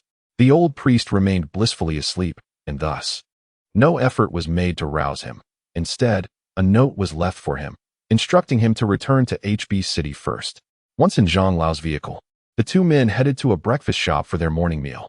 Afterward, Zhang Lao guided the car towards one of the most powerful residences in the capital, the Li family of Beijing. After navigating through 2 main roads and several smaller ones, they found themselves on a less traveled path. Before long, Feng Chen caught sight of a hillside, where a few villas could be faintly discerned. Suddenly, Zhang Lao made a sharp turn and entered another road, arriving shortly at the guardhouse at the foot of the mountain. As they approached, Feng Chen noticed numerous armed soldiers stationed there. The vehicle was halted about 20 meters from the guard post by 2 soldiers, whose eyes sparkled with vigilance as they approached the car, scrutinizing both Zhang Lao and Feng Chen. Zhang Lao retrieved a red identification document from his pocket, which bore a prominent national emblem. Upon receiving the document, the soldiers immediately stood at attention, saluted, and then stepped back slightly, gesturing for the vehicle to pass. Along the way, nearly every intersection was guarded by armed soldiers. In the short span of a few kilometers, the vehicle underwent 6 inspections. Feng Chen could sense that these were merely the visible sentinels, with an unknown number of hidden guards observing from the shadows. Eventually, the car came to a halt in front of a 3-story loft. Stepping out, Feng Chen glanced at the entrance, where a plaque read Li family. It was evident to him that the Li family was not to be trifled with. The heavy military presence was one thing, but the villas themselves were meticulously arranged, forming a simple yet effective formation, resembling a rudimentary spirit-nurturing array. "Senior Feng, please." Zhang Lao gestured slightly aside. "As you may have surmised, this is indeed the Li family of Beijing, the foremost among the 8 prominent families. The precious patient you are to treat is none other than Li Sisi, the granddaughter of the family head." Feng Chen nodded slightly, refraining from inquiring why Zhang Lao had summoned him to heal Li Sisi. "Zhang brother, at last, you have arrived. Please come in." An elderly man dressed in traditional Tang attire, of similar age to Zhang Lao and still quite sprightly, approached and warmly embraced Zhang Lao. This man was none other than Li Lao, the head of the Li family. Feng Chen stood aside, observing the surroundings. "Greetings, Grandpa Zhang." "Hello, Uncle Zhang." Several younger members of the family bowed respectfully to Zhang Lao. "Ah, Zhang brother, where is that famed physician you mentioned?" Li Lao inquired, a hint of surprise evident in his voice. He had received an overnight call from Zhang Lao, stating that he would bring a renowned physician to treat his granddaughter. Yet he did not see the person present, causing him some puzzlement. "Ahem, this is the esteemed physician Feng." Zhang Lao, slightly embarrassed, shot Li Lao a glance before introducing Feng Chen. "Grandpa Zhang, is he truly the physician? Surely you jest." Skepticism flickered in the eyes of some of the Li family members, although Feng Chen remained unfazed. It was clear that Zhang Lao's rapport with the Li family was significant, for otherwise, these young relatives would not dare to jest so openly. Li Lao regarded Feng Chen with a degree of skepticism, the air of authority surrounding him palpable. The Li family was the most powerful among the 8 great families of the capital. With a mere stomp of his foot, he could shake the city to its core. "Young brother, greetings." "Hello, Li Lao." Feng Chen shook hands with Li Lao, who seemed to find the young man's demeanor commendable, neither servile nor arrogant, his smile radiating humility. Given the stringent security measures surrounding them, his composed demeanor was indeed admirable. "Father, surely this isn't some charlatan from the streets? We cannot entrust Wanner's health to someone like him," spoke a woman, her expression laced with urgency and concern. This was Li Bingbing, Li Sisi's aunt, who regarded her niece as if she were her own daughter, having raised her after the loss of her own parents. "Humph, how dare you speak in such a manner? Step back and apologize to this young man at once." Li Lao admonished her, a hint of reproach in his gaze. "Humph, why should I apologize? I will only do so if he can truly cure my niece Wanner. Otherwise, he may as well forget it." In the Li family, only Li Bingbing and Li Sisi dared to speak back to Li Lao. "My young brother, please forgive her. This is Li Bingbing, Wanner's aunt. She is merely overly concerned, so I hope you will not take offense." Li Lao chuckled, attempting to appease Feng Chen. "Let us first attend to the patient and discuss matters thereafter," Feng Chen replied with a mild smile, unfazed by Li Bingbing's words. Eager to expedite the treatment and return to HB. "Wait, Grandpa Zhang. Dad, you all claim he is a divine physician. Well then, I have an ailment as well. Unless he can cure me, I will not allow him to treat Wanner. You know her condition cannot withstand too much turmoil," Li Bingbing interjected, blocking Feng Chen's path. Her concern for Wanner was palpable, as she had raised the girl as her own. "Enough. Stand down." Li Lao's expression darkened, his voice heavy with authority. "Li Lao, it is of no consequence. If she is indeed unwell, I am a physician. If I cannot treat her, then I have no right to call myself one."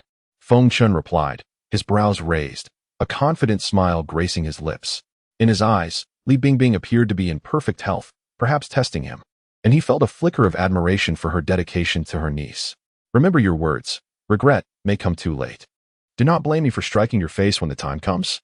Li Bingbing showed no signs of yielding, convinced that Feng Chen was merely a young fraud, perhaps due to his youthfulness. Chapter 74. This illness is quite peculiar. Since Feng Chen had spoken, Zhang Lao felt it inappropriate to continue his remarks. While the members of the Li family, standing nearby, observed with keen interest, even Li Lao appeared to be lost in contemplation.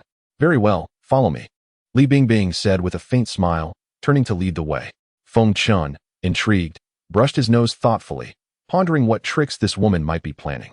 "Brother Zhang, Is this young man truly a divine doctor? Li Lao inquired, tugging at Zhang Lao's sleeve as soon as Feng Chen left. Li brother, do you really doubt my words? If even Senior Feng cannot cure her, then I fear no one else in this world can, Zhang Lao sighed, watching Feng Chen's retreating figure. Senior Feng. Li Lao's eyes widened in astonishment. He understood precisely who Zhang Lao was and realized the significance of Zhang Lao referring to the seemingly youthful man as senior. Since Senior Feng has yet to speak, let them handle it themselves, Zhang Lao remarked, preempting Li Lao's intention to reprimand Li Bingbing. Li Bingbing led Feng Chen into her room, her heart racing despite her youth. Though she was not yet 30, she remained single, not due to a lack of suitors, but because her standards were exceedingly high, leaving her as an unmarried woman of considerable age. Feng Chen initially stood at the door, about to speak when Li Bingbing abruptly pulled him inside and locked the door. A wave of heat coursed through her, and she forced herself to reassure, "It's fine, don't be afraid, he is just a fraud, and frauds often act this way." Feng Chen furrowed his brow, his expression somewhat despondent as he mused inwardly. What ailment is she trying to address? The two remained silent. The room enveloped in an unusual stillness. Only the sound of their breathing could be heard. Li Bingbing's cheeks flushed with a hint of shyness. It was then that Feng Chen began to appraise Li Bingbing, clad in a form-fitting red rose attire with a flowing emerald skirt. She was a vision of beauty, captivating in every smile and frown. "What are you staring at, young man?" she snapped, immediately branding him a lecher in her mind. Clearing his throat, Feng Chen said, "Miss, the commotion has subsided. You are not ill. You are merely pretending." Li Bingbing hesitated but quickly retorted, "Nonsense. I am not well at all. You must simply be incapable of recognizing my condition." Her excitement mirrored a mouse spotting a cat. "Fine, let's assume I said nothing. Now, what exactly is wrong with you? Where do you feel discomfort?" Feng Chen surmised the situation. "All right, if this is a game you wish to play, then I shall indulge you." He paused, then continued. "You know, diagnosing requires observation and inquiry. Please describe your discomfort, so I may prescribe accordingly." I feel pressure in my chest," she stammered, pointing to her bosom, a gesture that startled even her. Feng Chen, taken aback by her boldness, felt a flush of embarrassment wash over him, unsure of how to proceed. After a prolonged silence, perhaps due to her shyness, Li Bingbing remained quiet. Feng Chen, self-deprecatingly shaking his head, decided to play along. "Miss Li, are you certain this is the area causing you distress?" He pointed gently to her bosom, stating, "There are many reasons for discomfort in this region. It could be due to, well, menstrual issues, or perhaps your undergarments are too tight. This ailment is rather unusual. If you trust me, I could take a look." As he spoke, he fixed his gaze on her, a smirk playing at the corners of his mouth, silently taunting. "You think you can outwit me?" Li Bingbing, despite her calm demeanor, felt a twinge of panic. "This boy must be deceiving me. Surely he has ulterior motives," she thought, puffing out her chest and regarding him with disdain. "I am not on my period, and my sizing is perfectly adequate. If you cannot diagnose my condition, just say so instead of playing tricks. Miss Li, as I mentioned earlier, either you are indeed healthy and merely toying with me, or if you are genuinely unwell, I would need to examine you to provide treatment." Feng Chen's words cornered her, leaving her with a dilemma. If she claimed to be healthy, it would confirm her jest. If she admitted to being ill, would she truly have to undress before him? While Li Bingbing grappled with her response, Feng Chen's calm voice broke the silence. "I understand your current feelings and actions. Firstly, I genuinely am a divine doctor. As for your niece's condition, I cannot guarantee a cure until I have assessed her.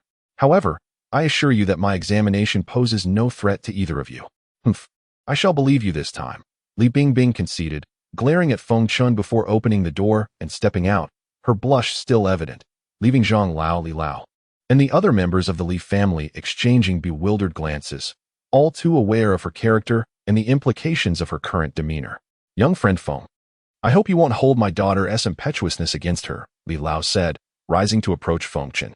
"Rest assured, if Feng can aid, he will do so to the best of his abilities, without reservation." It was evident that both Li Lao and Zhang Lao were genuinely concerned for the well-being of others. Li Lao guided Feng Chen, Zhang Lao, and Li Bingbing to Li Cici's room, where she sat gazing vacantly out the window, her expression blank, lost in thoughts unknown to those around her. Within, a sense of discontent brewed. At just over 20, was her vibrant youth truly to be squandered? Chapter 75. Farewell to Chen Ruolin Wanner. How have you been? Li Lao, with a benevolent expression, hurriedly approached his granddaughter. "Grandpa, You came to see Wano again.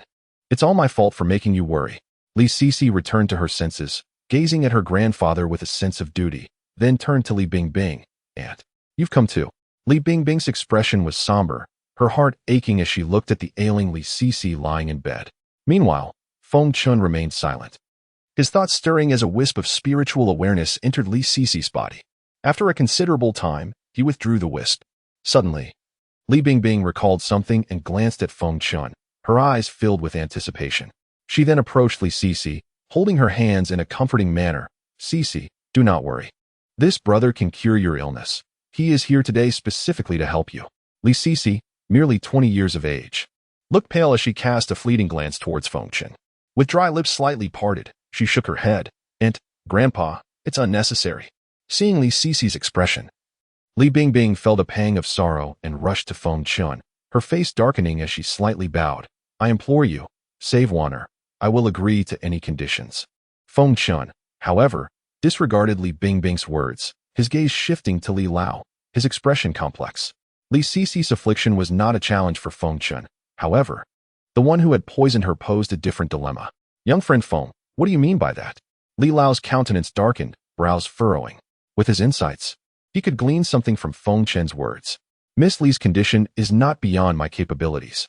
To put it plainly, it is not an illness. Rather, she has been designated as aiding Lu by someone else, nurtured within her heart until a certain time, when the caster will perform their spell and simultaneously absorb her maiden essence to enhance their own cultivation."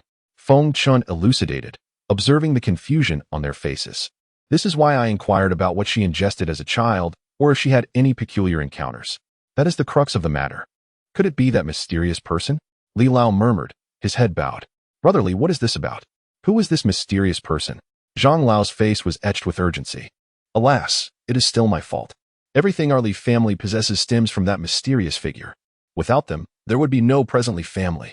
I recall 15 years ago, a mysterious individual approached me, claiming they could elevate our family and ensure our safety for generations. However, the condition was that they had their sights set on Sisi, requiring her to consume a pill from their hand. I acquiesced at the time." After speaking, Li Lao's gaze became vacant, as if he had aged a decade in an instant. Feng Chen understood. The mysterious person Li Lao spoke of was undoubtedly a cultivator. Yet, to transform someone into a Ding Lu required at least the strength of a golden core cultivator. If he acted recklessly now, the caster would certainly sense it and take notice of him. If they possessed golden core strength, they must be from the upper realm, a level unattainable in the current ancient martial world. "Zhang Lao, how much do you know about the upper realm?" Feng Chen turned to the elder beside him. He would not act without clarity, as his current cultivation was insufficient to confront the so-called upper realm, necessitating thorough preparation. "Senior Feng, you are not from the upper realm?" Zhang Lao was astonished. A person of Feng Chen's caliber was not from the upper realm. By all accounts, the highest cultivation in the current secular world and ancient martial world was Zhang Lao himself.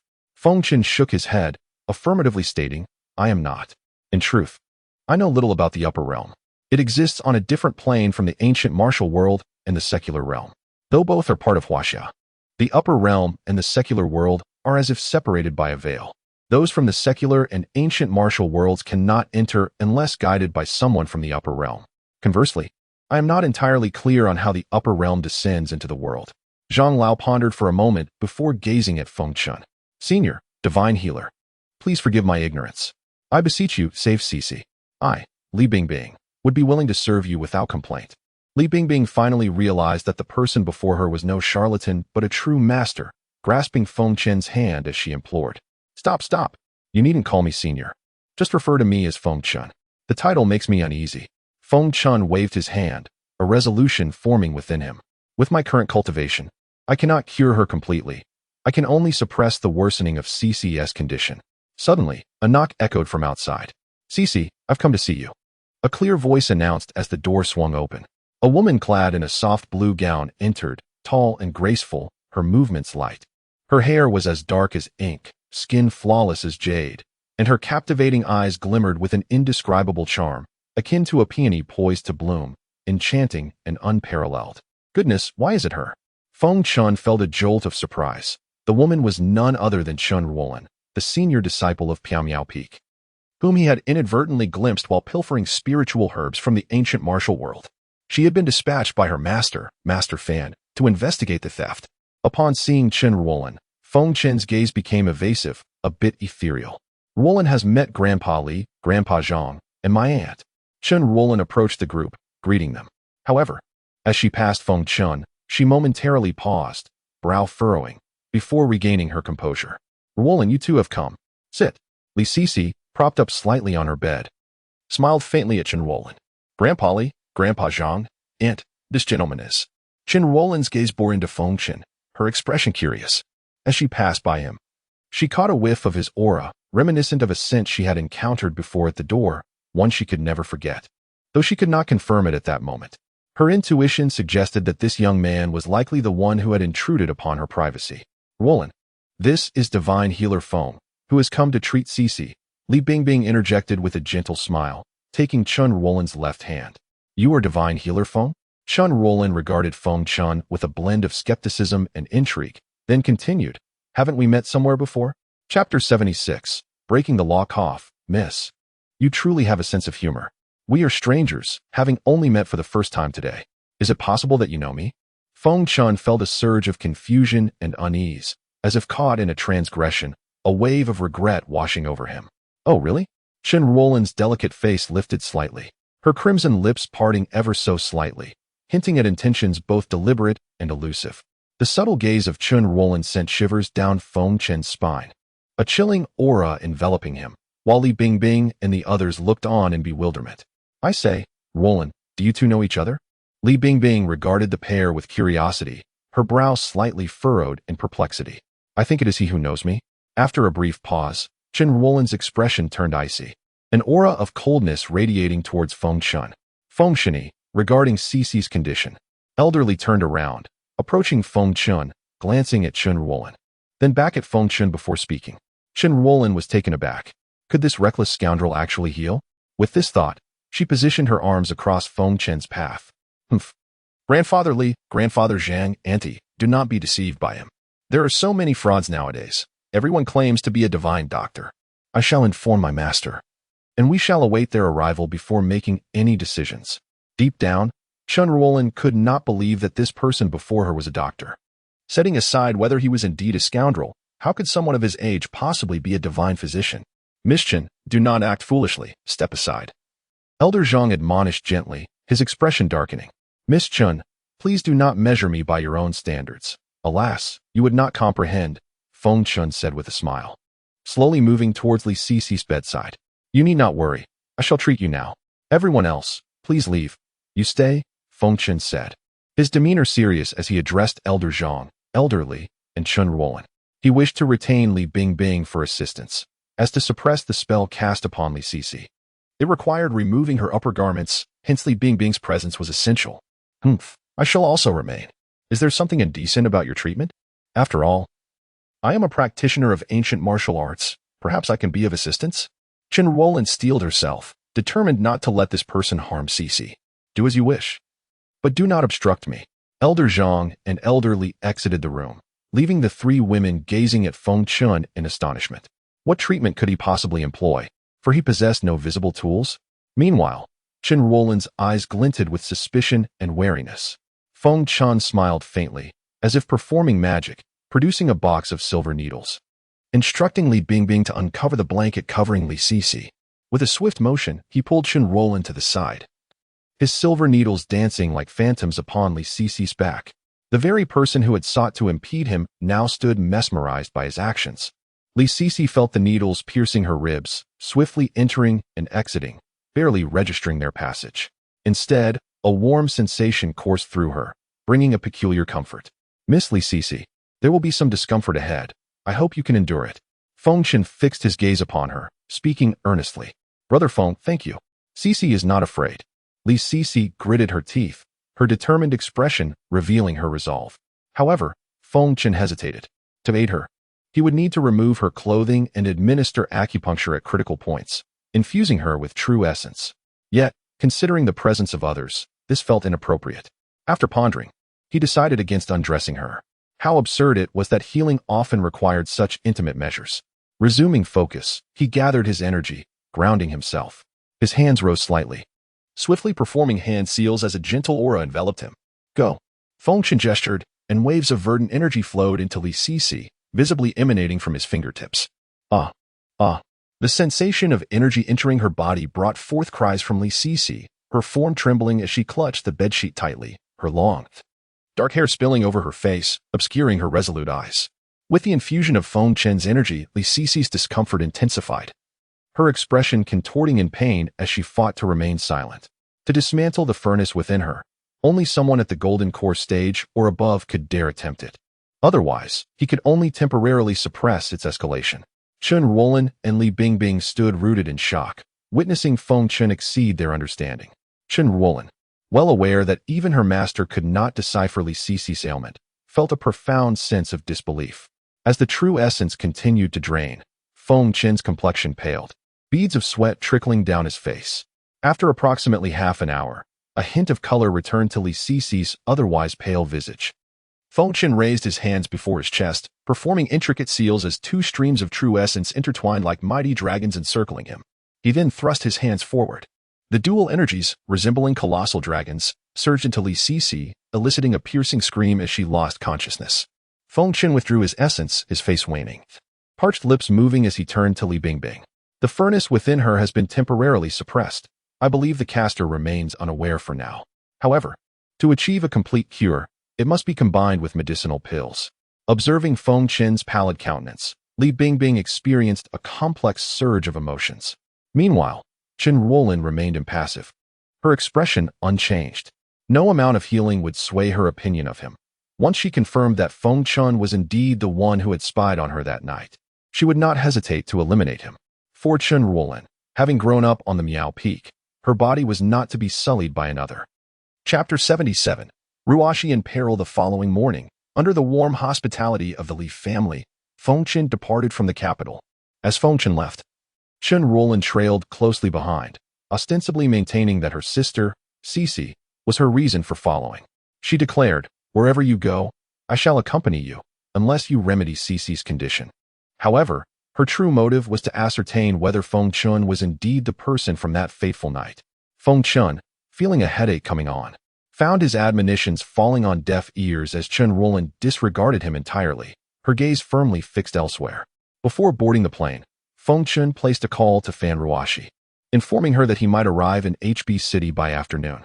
Naturally, Fan Ruoxi was elated. Despite a series of unsettling events that had left her distressed, inspections from the Tax Bureau and Business Administration, undoubtedly instigated by the Zhang family and other nefarious forces, Feng Chen's news dispelled her turmoil. With a smile gracing her lips, she pondered whether to visit the supermarket to procure some treats for Feng Chen. Having organized her office, Fan Ruoxi slung her bag over her shoulder and exited the Huaxia Pharmaceutical Building, making her way to the underground parking lot. "President Fan, do not move. Please cooperate and come with us," a group of mysterious masked individuals brandishing firearms threatened, pressing the guns against her waist. "I advise you to comply, otherwise, you will bear the consequences. Who are you? What do you want?"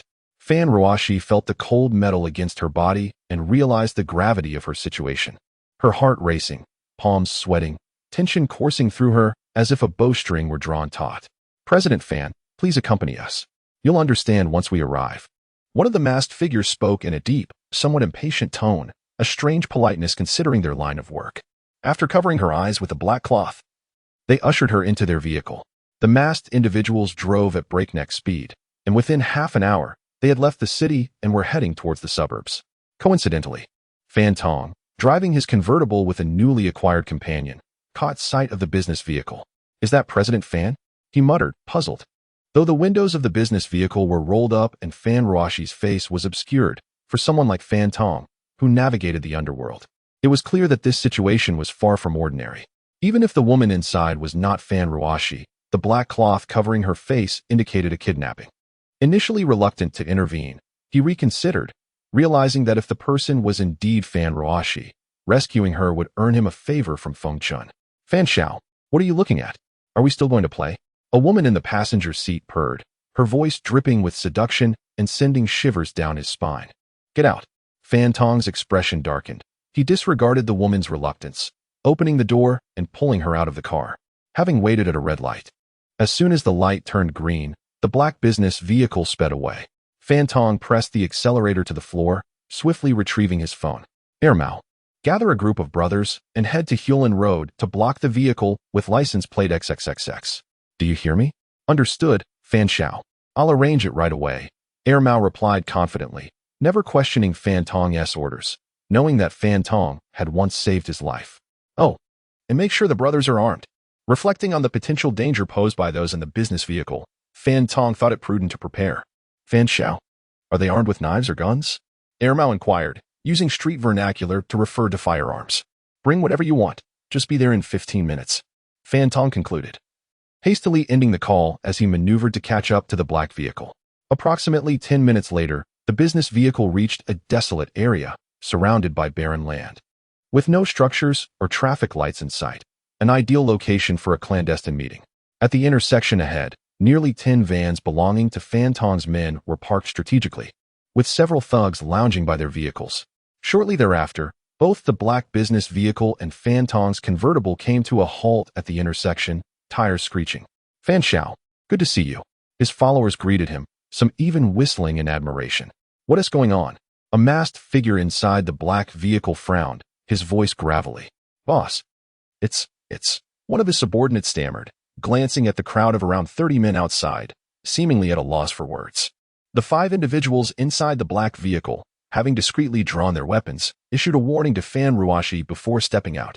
To whom do we owe the displeasure? If we have offended, I humbly ask for your forgiveness, the leader of the masked men stated, clasping his hands together in a gesture of respect. Eyes fixed on Fan Tong and his crew. Offended? I'm simply displeased with your presence. What else with the black cloth? You look ridiculous. Fan Tong's cohorts erupted in laughter before he could respond, their bravado evident. The masked men exchanged wary glances, their expressions hardening, though they remained composed. My friend, if we have indeed caused any offense, let us discuss terms amicably. We can part ways peacefully, the masked leader reiterated, his tone grave. Fan Tong approached his convertible, settled into the driver's seat, lit a cigarette, and exhaled a puff of smoke towards the masked men before asking, "What's in the vehicle?" That question seems unnecessary. Speak plainly, how much? The leader replied, his hand inching towards his waistband, poised to draw his weapon, if necessary. Chapter 78. Fan Tong's display of power with a swift motion. Airmao drew the pistol tucked at his waist and aimed directly at the thigh of the masked man, firing without hesitation. Airmao, seasoned in the underworld, was well aware of the masked man's intentions. Even if he were to mistakenly target the wrong person, there would be no room for reasoning in such a world. Behind him, his gang members followed suit, brandishing their weapons, while those without firearms revealed gleaming knives. A cry of agony escaped the masked man as he clutched his wounded leg and collapsed to the ground. The other 4 masked individuals, alarmed, drew their guns in response. The sudden gunfire left them momentarily bewildered, their expressions revealing disbelief that the seemingly ordinary group before them was armed and audacious enough to fire. A tense standoff ensued, with 4 handguns trained on a dozen. The masked men began to feel the weight of their predicament, realizing they might be up against a formidable opposition. Don't move. I swear I will shoot. One of the masked men threatened, wavering his gun between Fan Tong and his subordinates. You may test your luck, but know that numbers and firepower are on my side. Either you vanish quickly, or I shall pretend I saw nothing.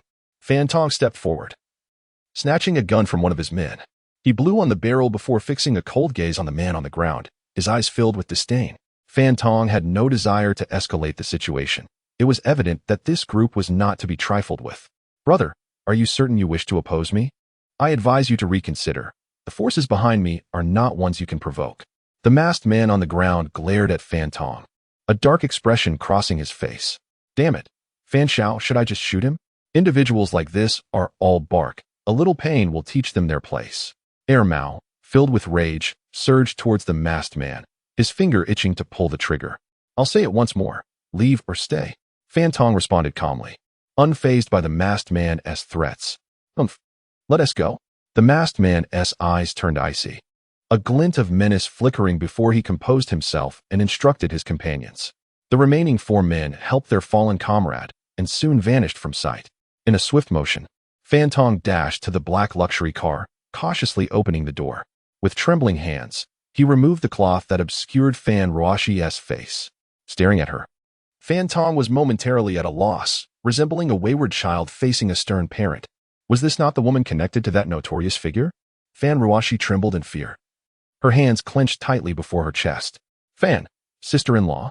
Fan Tong glanced at the frightened Fan Ruoxi, unsure of how to address her, ultimately settling on sister-in-law.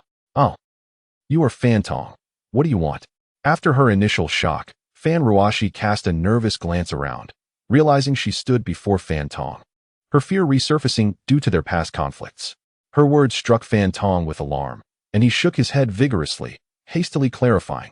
Sister-in-law, please don't misunderstand. I did not kidnap you. It was those masked men who took you.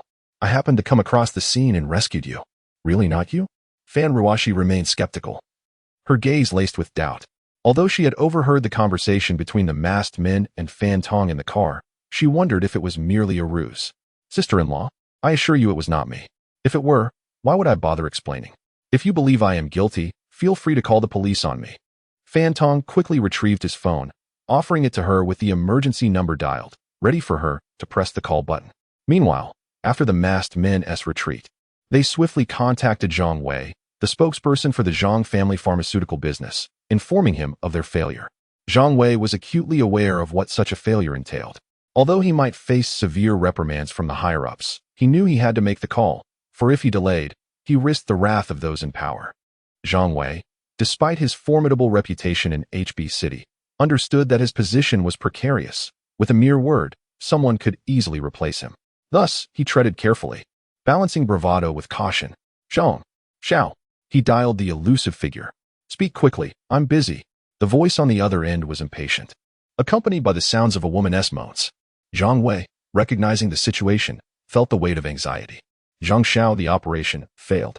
Cold sweat trickled down his forehead as he spoke, feeling utterly drained. What do you mean you couldn't manage this? What use are you to me?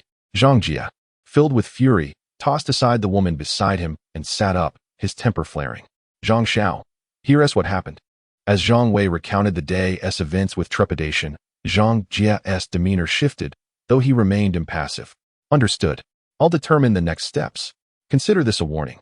If you fail again, you'll have to face the consequences. Meanwhile, Fan Tong drove his convertible towards the Huaxiao pharmaceutical building, with 5 vans flanking them, creating a striking spectacle in the city. Many turned their heads, captivated by the unusual sight. Chapter 79. The sealed intent of murder. Around 3 in the afternoon, an aircraft descended gracefully, landing at the airport of HB City.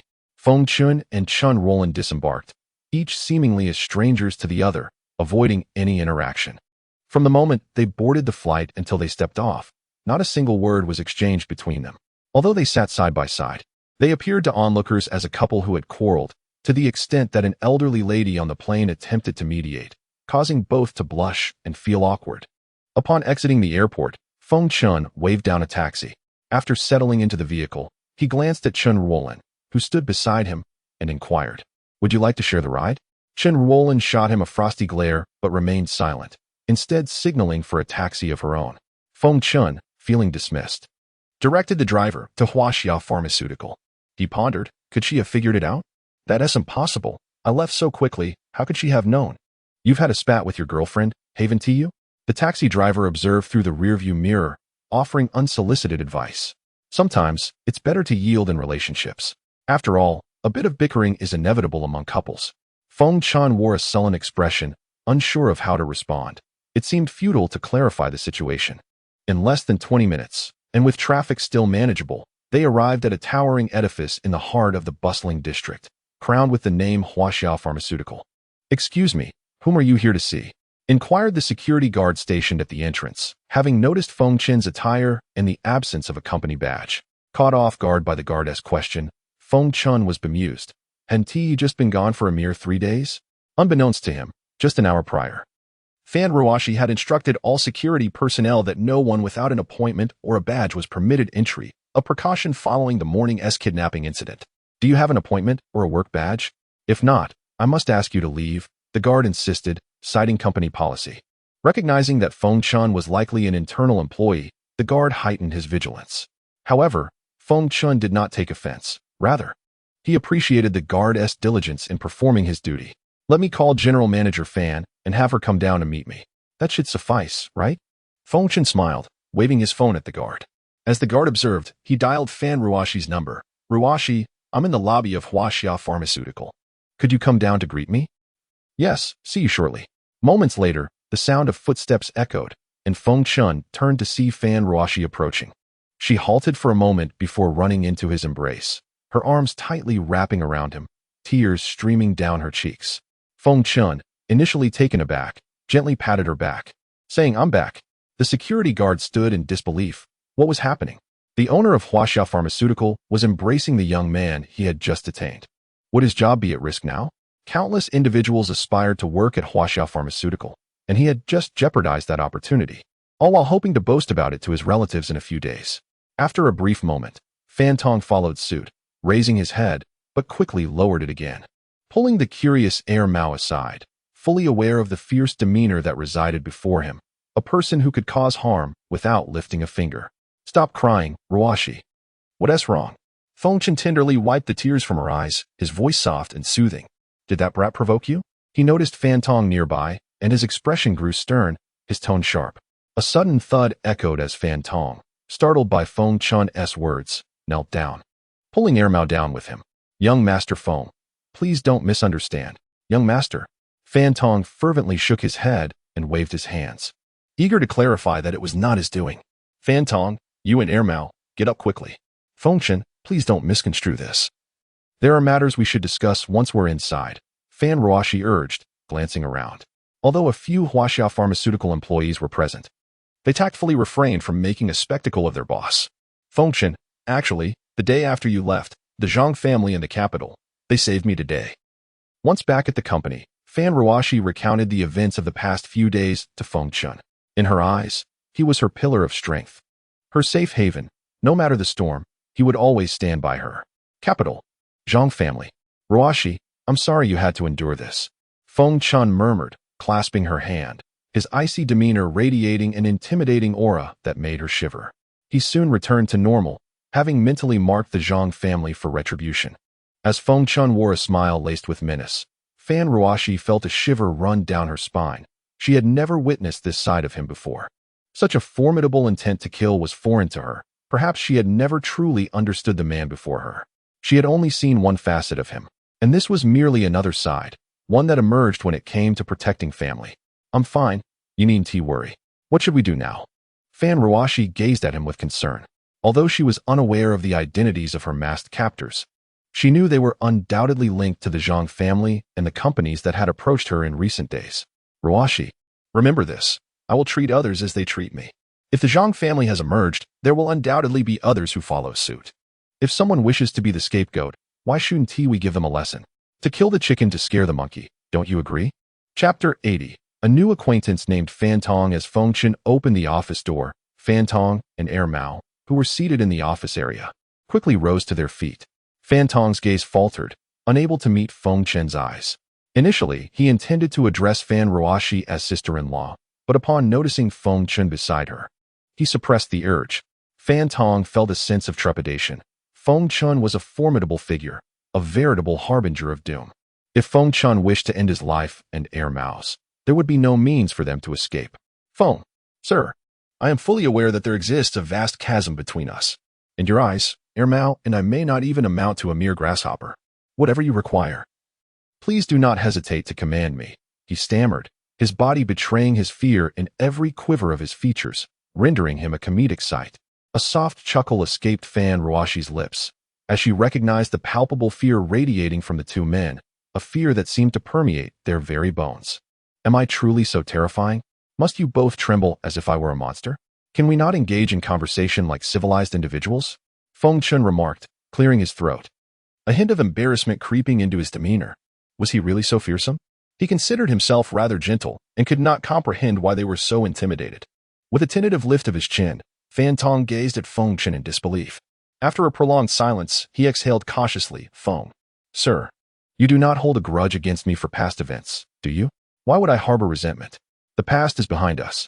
Today, I owe you my gratitude for saving Ruoxi's life.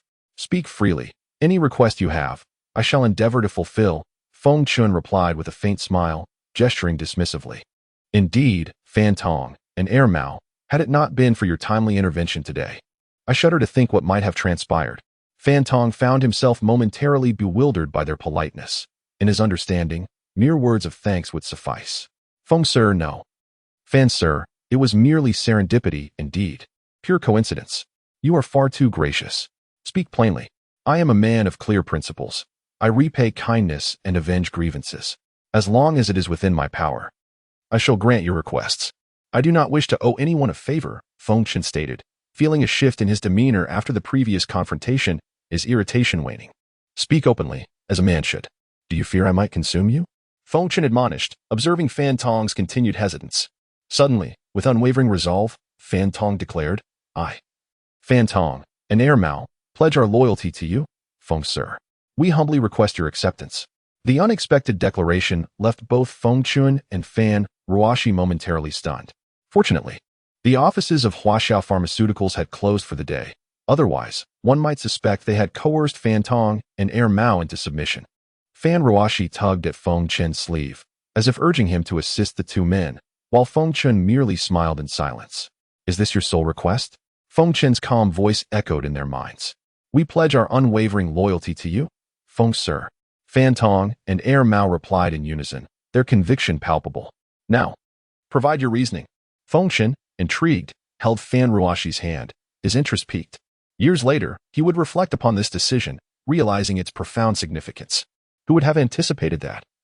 After accepting these two, the mere mention of Fan Tong and Heir Mao would instill fear across various circles, transforming the very notion of the underworld into something formidable. Feng Sir, I understand that I may seem inconsequential in your eyes. Although I am unaware of your true capabilities, I recognize your character. Thus, I wish to follow you and carve out a path for myself, Fan Tong asserted, fixing his determined gaze upon Feng Chen. Feng Sir, I am but a simple man, lacking in education. Fan Gu speaks for me. I too pledge my loyalty to you, Heir Mao echoed, his eyes mirroring the same conviction. Rise. I invite you both to dinner, Feng Chen chuckled, embracing the rare opportunity to treat others. Feng Sir, unless you agree, we shall remain kneeling here until you acquiesce. Fan Tong insisted, adopting a posture that suggested he would not relent. Did I ever declare that I would refuse? Very well, if you choose not to dine, I shall take my leave. Come, Ruoxi, let us depart, Feng Chen said, a smile gracing his face as he took Ruoxi's hand, preparing to walk away. Feng Sir, does this mean you accept? Fan Tong and Heir Mao hastily scrambled to their feet, their movements swift. They exchanged grins. How could we allow our leader to treat us? It is our duty as junior members to host. Heir Mao, quickly call Tianrun Hotel and reserve the VIP 888 suite. Upon hearing the mention of Tianrun Hotel, Feng Chen's expression darkened. He felt an overwhelming urge to confront Fan Tong, wishing to deliver a reprimand for bringing up such a topic. Very well, let it be Tianrun Hotel. It presents an opportunity to visit my sister, Ruoyan, Fan Ruoxi remarked, casting a sidelong glance at Feng Chen, a sly smile gracing her lips. Sister Ruoyan? You speak so familiarly after only one meeting. I fail to comprehend the workings of your minds, ladies, Feng Chen mused, subtly probing for information. Fan Ruoxi, fully aware of Feng Chen's ulterior motives, responded with a slight smirk. Indeed, just the other day.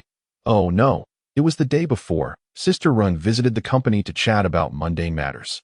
It has been a few days since I last saw her. I find myself missing her. By the way, what of Lao Dao? We should extend an invitation to him as well. Feng Chen quickly diverted the conversation, fully aware of Fan Ruoxi's propensity for divulging too much information, which could lead to unintended revelations. Lao Dao departed yesterday. The equipment blueprints you sketched have been produced, so he has gone to oversee the quality control, she replied. Half an hour later, the group arrived at the entrance of Tianrun Hotel in Fan Ruoxi's crimson BMW. The two junior members rushed to open the car doors for her and Feng Chen, eager to display their attentiveness. Meanwhile, Liu Ruoyan, adorned in light makeup and comfortable flat shoes, exuded an aura that captivated those around her, leaving them entranced. Liu Ruoyan's presence at the hotel entrance was no coincidence. Heir Mao had earlier informed the Tianrun staff with boisterous enthusiasm, I am hosting my superior and the owner of Huaxiao Pharmaceuticals for dinner. Clear the room. The receptionist, well aware of Huaxiao Pharmaceuticals' stature, was understandably alarmed. Liu Ruoyan had previously instructed that any matters involving the company be escalated to her, hence her attendance. Ruoxi, you've arrived. Liu Ruoyan exclaimed warmly, grasping Feng Ruoxi's hand. However, her eyes cast a slight reproachful glance at Feng Chen, seemingly holding him accountable for the previous incidents regarding the elixirs. Chapter 81. The defeat of Su Peng. Under the arrangement of Liu Ruoyan, the owner of the Tianrun Grand Hotel, the group entered the private room. The kitchen promptly began serving dishes, and Liu Ruoyan took her seat, joining Feng Chen and the others for the meal. Feng Chen cast a surprised glance at Liu Ruoyan, who responded with a fierce glare, causing him to quickly avert his gaze. Although Feng Chen's actions were skillful enough to evade the attention of Feng Ruoxi, who was engrossed in her phone, they did not escape the notice of Fan Tong sitting opposite him. Fan Tong understood the implications and silently acknowledged. It seems that this manager Liu has an intricate relationship with the boss. Once the dishes were served, the group began to eat. Boss, sister-in-law, I raise my glass to you, Fan Tong declared, lifting his wine glass and downing the red wine in one gulp. Hearing the title sister-in-law, Liu Ruoyan felt a sudden jolt. She understood its meaning and had contemplated that Feng Chen was fond of Feng Ruoxi. But hearing it spoken aloud stirred a different sentiment within her. A melancholy expression crossed her face, which she quickly masked with self-deprecation before it faded away. Ruoyan, I toast you a drink.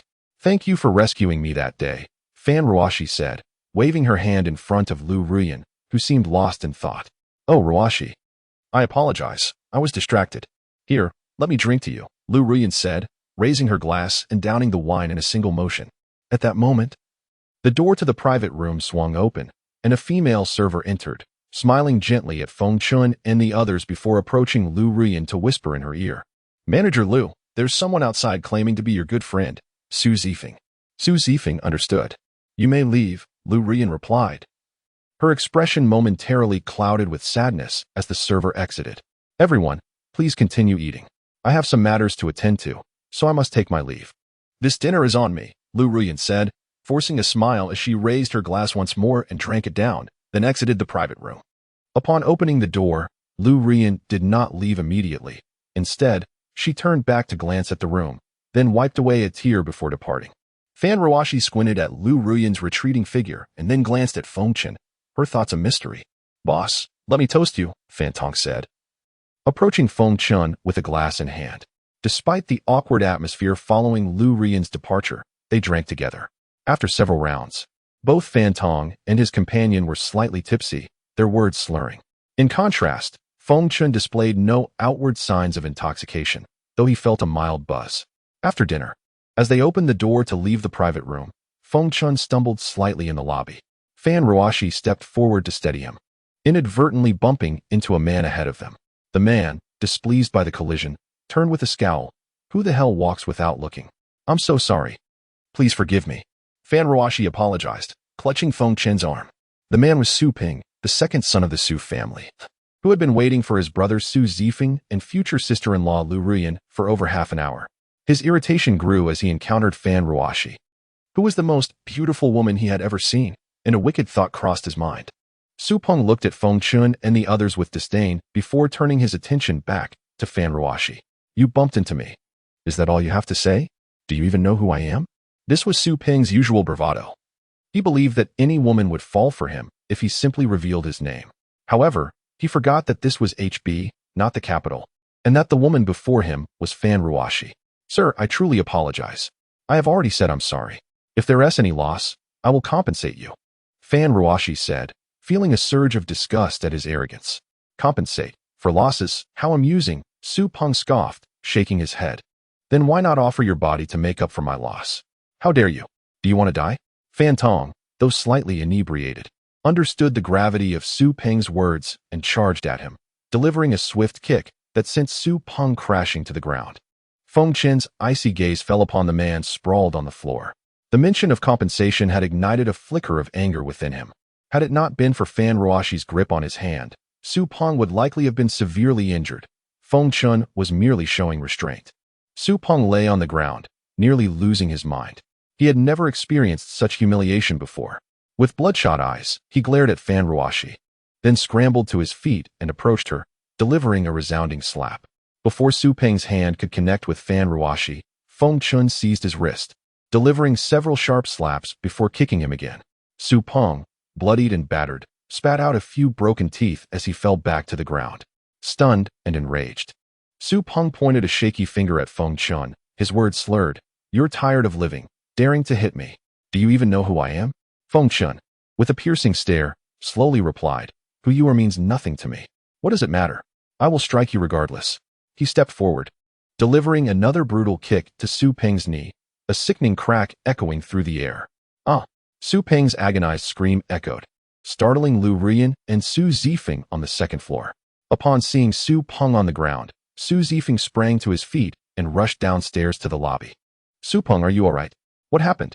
Su Zifeng knelt beside his brother, his face darkening as he surveyed Feng Chen and the others with a scowl. Chapter 82. He is my man. Although Su Zifeng was taken aback and seething with anger, his expression remained composed. "Brother, he dares to strike me. I will make him wish he were dead." With Su Zifeng's support, Su Peng slowly rose to his feet and raged at Feng Chen. "You have quite the audacity. I hope you remain so calm and courageous in a moment." Su Zifeng regarded Feng Chen with an impassive stare, akin to gazing upon a corpse for him. The dignity of the Su family in the capital was not to be trifled with. "Ruoyan, Feng Chen, are you all right?" A hurried voice approached, tinged with a hint of panic. "Sister Ruoyan, I am fine." Fan Ruoxi smiled, though her eyes betrayed a flicker of disdain towards Su Zifeng and Su Peng. At that moment, Su Zifeng forcibly suppressed his fury, a shadow passing over his face. It was disheartening that Liu Ruoyan seemed indifferent to him, yet overly concerned for Feng Chen and his companions. "Ruoyan, is this your friend?" Su Zifeng scoffed, having discerned Fan Ruoxi's identity as the owner of Huaxiao Pharmaceutical. "Sister Ruoyan, what is happening here?" Liu Ruoyan, however, did not respond to Su Zifeng's inquiry and did not even glance his way. Just now, Feng Chen. Fan Ruoxi recounted the earlier events. He was unreasonable and spoke harshly. "Damn it, you filthy bitch, you're seeking death." Su Peng raged at Fan Ruoxi, seemingly on the verge of striking out, if not for Su Zifeng's restraint. "Seeking death," Feng Chen sneered, suddenly stepping forward and appearing before Su Peng in the blink of an eye. Two resounding slaps echoed, followed by a swift kick to Su Peng's chest. The crowd was taken aback. Feng Chen's foot had already connected with Su Peng's abdomen, leaving Su Zifeng, who was supporting his brother, unable to react in time as Su Peng was sent sprawling. As the astonishment of the onlookers lingered, Feng Chen approached Su Peng, standing over him before lifting his right foot and stamping down, producing a sickening crunch as he crushed the man's left leg. The surrounding atmosphere fell into an eerie silence. Even other diners gaped in shock at the unfolding scene. With a heart-wrenching scream, Su Peng clutched his shattered leg, the sound piercing and haunting. "I do not initiate conflict, but if provoked, I will repay it tenfold." Feng Chen's frigid voice turned towards Su Zifeng, also serving as a warning for him to manage his brother.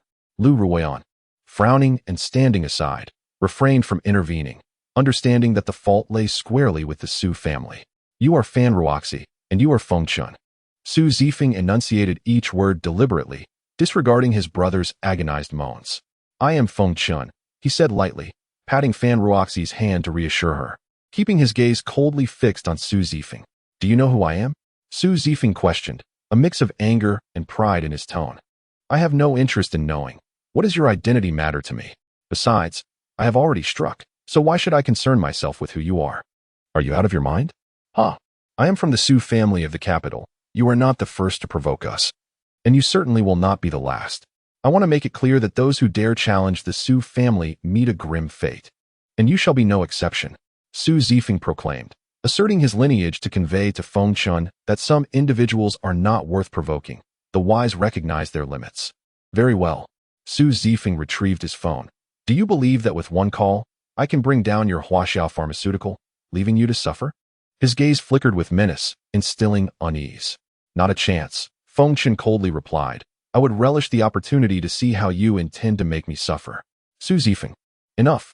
Leave now. Liu Ruoyan's countenance turned icy as she glared at Su Zifeng. "Liu Ruoyan, what do you mean? Remember your place. Don't overestimate your importance. Who am I to you? Who is he to you?" Su Zifeng bared his fangs in this tense environment, indifferent to the recent decline of the Liu family, viewing Liu Ruoyan merely as a fleeting plaything. "Su Zifeng, let me be very clear. He is my concern, not yours. What does it matter to you? He is my boyfriend. He is my man. And so what? If you are unwelcome here, please leave."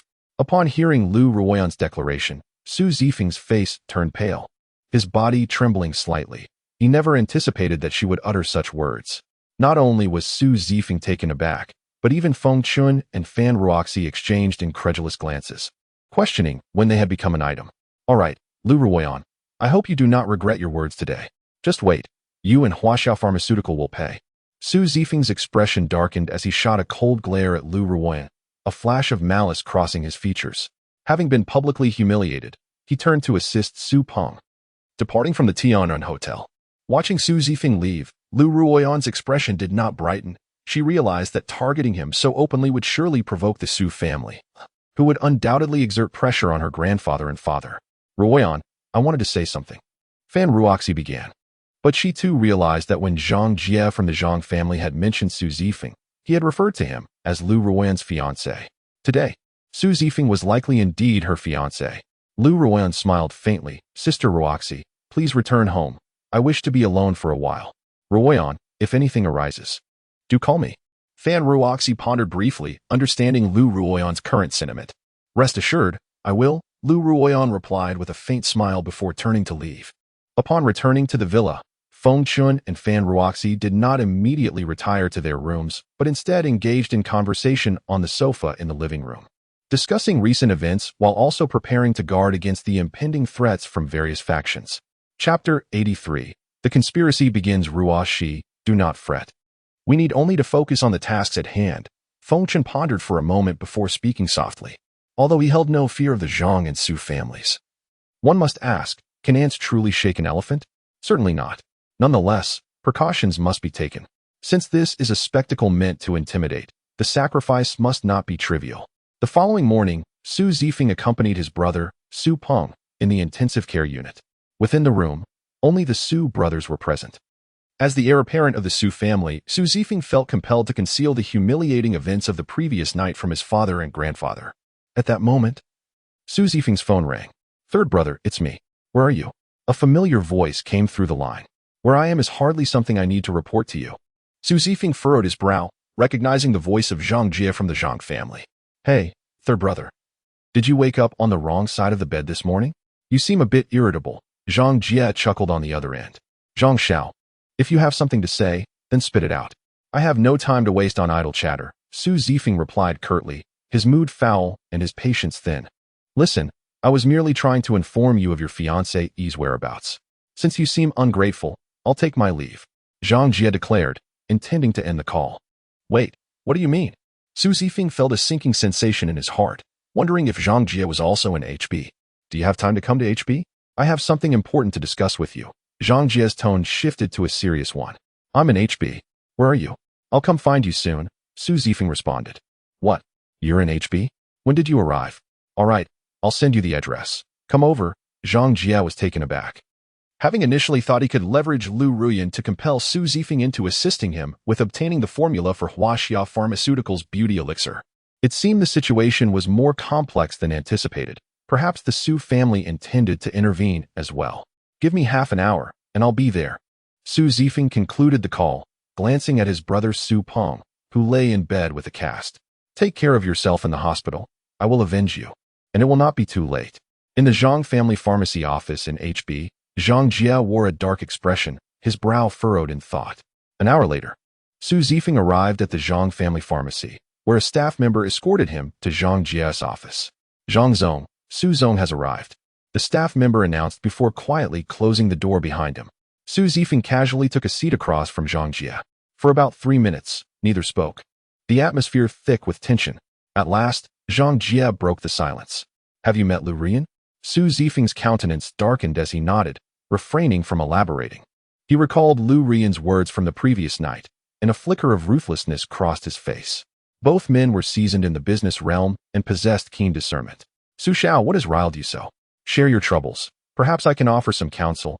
Zhang Jie observed the fury on Su Zifeng's face, aware that reading emotions was essential for those navigating both business and political landscapes. After a prolonged silence, Su Zifeng finally spoke. Last night, I encountered Liu Ruoyan at Tianren Hotel. He recounted the events of the previous night, deliberately omitting Liu Ruoyan's public declaration that Feng Chen was her partner, for he valued the reputation of the Su family highly. Oh, Fan Ruoxi and Feng Chen, Zhang Jie pieced together the situation, grasping Su Zifeng's current demeanor. How fortuitous. You know my purpose for being in HB. I can assist you in eliminating Feng Chen and Fan Ruoxi, avenging your grievances. Zhang Shao. I believe that will not be necessary. At least for now, I do not regard Fan Ruoxi and Feng Chen as significant threats, Su Zifeng replied, fully aware that Zhang Jie's offer came with ulterior motives. Despite their camaraderie, neither would engage in actions devoid of mutual benefit. The Zhang family was no different from the Su family in that regard. Su Shao, let us not beat around the bush. You understand my intentions. I seek the formula for the Huaxia pharmaceutical beauty elixir. I can eliminate Feng Chen and Fan Ruoxi for you at no cost. And I can even arrange for you to enjoy the company of Fan Ruoxi. I trust you find her intriguing. However, the condition is that you must not interfere with my plans. Zhang Jie revealed his hand, cautioning Su Zifeng of the potential consequences should he attempt to obstruct his objectives. Zhang Shao, are you suggesting that the Zhang family wishes to monopolize this opportunity? Su Zifeng frowned, perceiving the implicit warning in Zhang Jie's words. Su Shao, the Zhang family does not shy away from challenges. I have made my intentions clear. I can offer you a 10% share of the profits from the beauty elixir if you assist me. Zhang Jie contemplated the situation, recalling a recent call from his father regarding the involvement of the military and possibly the Li family, the foremost of the 8 great families in the capital. He treaded cautiously, uncertain of the Li family's engagement. If they were involved, the prize at hand would not be easily secured. Chapter 84. Comparing goods to discard. As the two were on the verge of retreating to their chambers for rest, Feng Chen turned to Fan Ruoxi and inquired, Ruoxi, how's your practice of the 9 nether frost technique progressing? Have you experienced any discomfort? Over the past few days, the multitude of affairs at the company had preoccupied her, leaving little room for her to focus on cultivation. In truth, she had not given her training a second thought until Feng Chen prompted her. Ruoxi, release your mind and refrain from using your true energy. Allow your true energy to converge along the pathways of the technique into your dantian. I shall assist you in examining your condition. Feng Chen sighed, recognizing the folly of a person with a profound Yin constitution neglecting their training. After saying this, he swiftly approached Fan Ruoxi, gently lifting her wrist and channeling a sliver of true essence into her. He guided his spiritual awareness to accompany the true essence into her body. After a thorough examination, he found nothing amiss. Yet, something felt off. Feng Chen's mouth fell agape, though no sound escaped. Fan Ruoxi, sensing his bewilderment, waved her hand before him. Goodness, can one not live in peace? In this world, where spiritual energy is scarce, and considering how little Ruoxi has cultivated, it is astonishing that she has broken free from the shackles of her Yin constitution. Her cultivation has surged from the 8th level of a martial artist to the pinnacle of the 10th level. Were this in the realm of cultivation, such an achievement would equate to the golden core stage. If the old Taoist were to learn of this, he would surely be driven to fury. Such is the nature of comparison.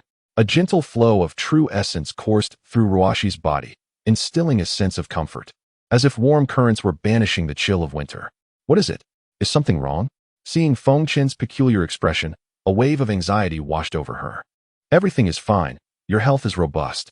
Just remember to practice the techniques I have taught you whenever you have the chance. Also, the necklace I previously gifted you, ensure you carry it with you at all times. It is a safeguard for your well-being. By the way, Ruoxi, once the old Taoist returns tomorrow, I will discuss the preparation of the beauty elixir. Additionally, I plan to bring Fan Tong and Air Mao to Huaxia Pharmaceuticals as security.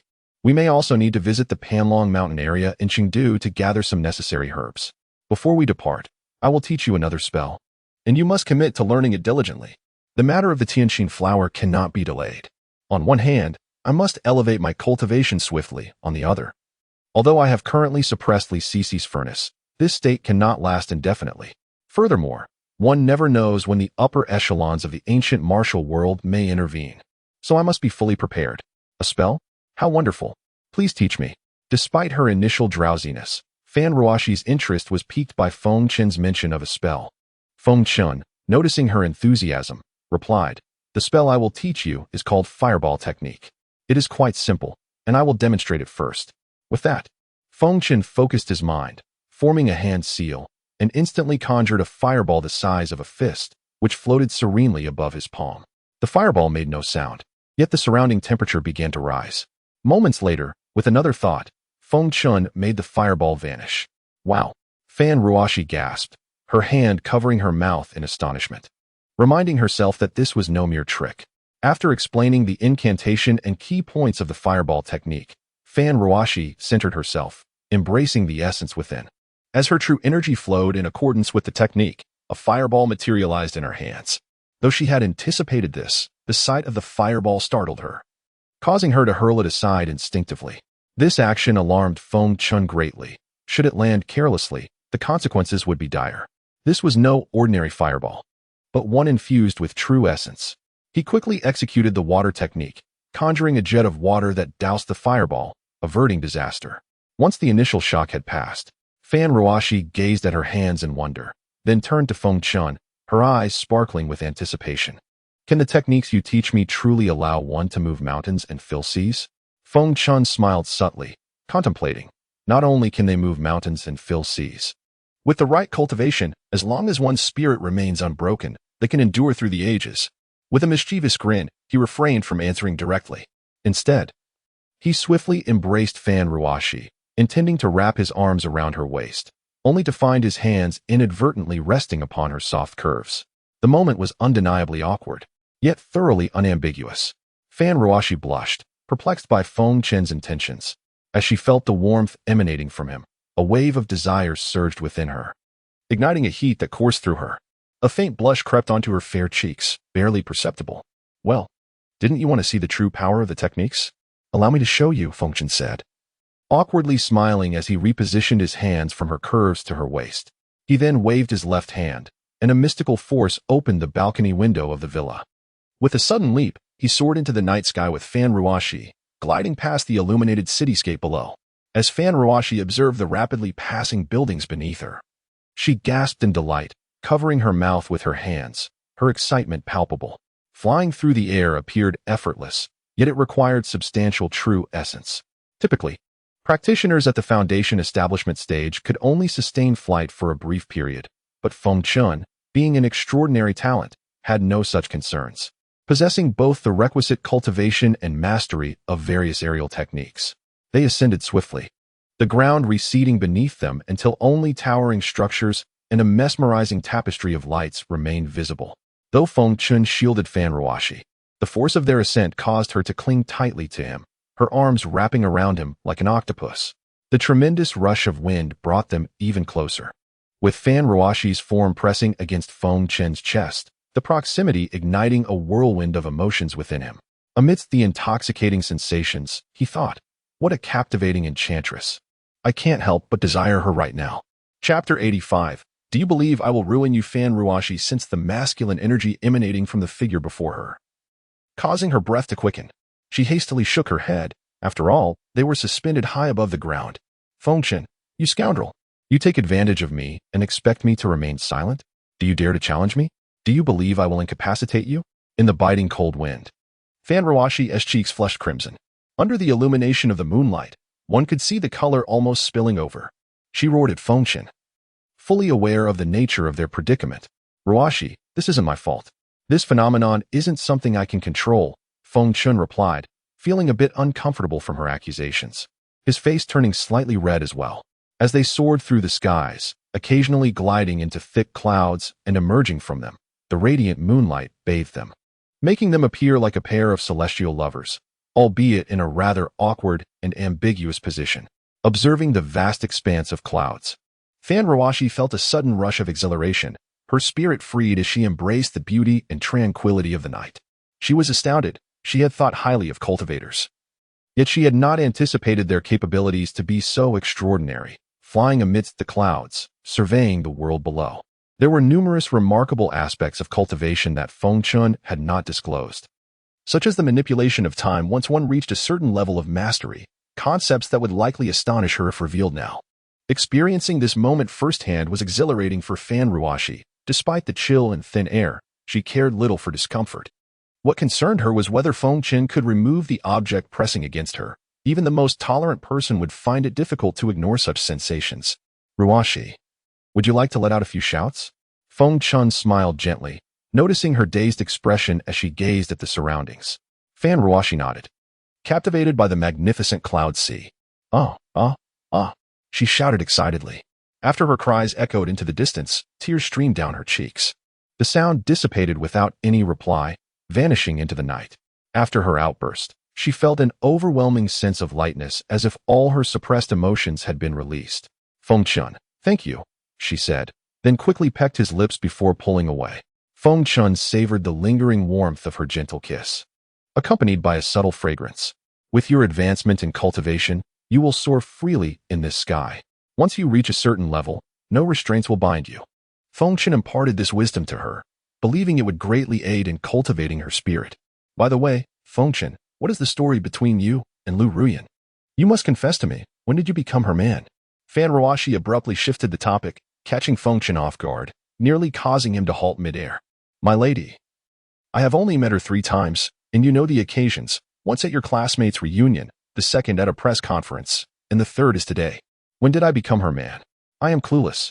Feng Chen hastily explained, concealing another encounter he dared not mention, one where he had inadvertently seen her in a compromising state along with another girl, Yu Kellen. Even if he were to confess, Fan Ruoxi would hardly believe him. Really? You're not deceiving me? Fan Ruoxi trusted his words enough to tease him today. Of course it's true. I mean, look at me. I'm someone who can withstand temptation. Right? Feng Chen chuckled, his demeanor somewhat lewd. Humph, withstand temptation. Then remove that thing of yours. It's been pressing against me for ages. If you're capable, do it now. Fan Ruoxi retorted, her anger flaring at Feng Chen's response. Feng Chen silently mocked himself, realizing he had gone too far with his bravado. Ruoxi, it's getting late. Shall we return? You need your rest for tomorrow's trip to CD Panlong Mountain. He hastily changed the subject, knowing such opportunities were rare. Yes.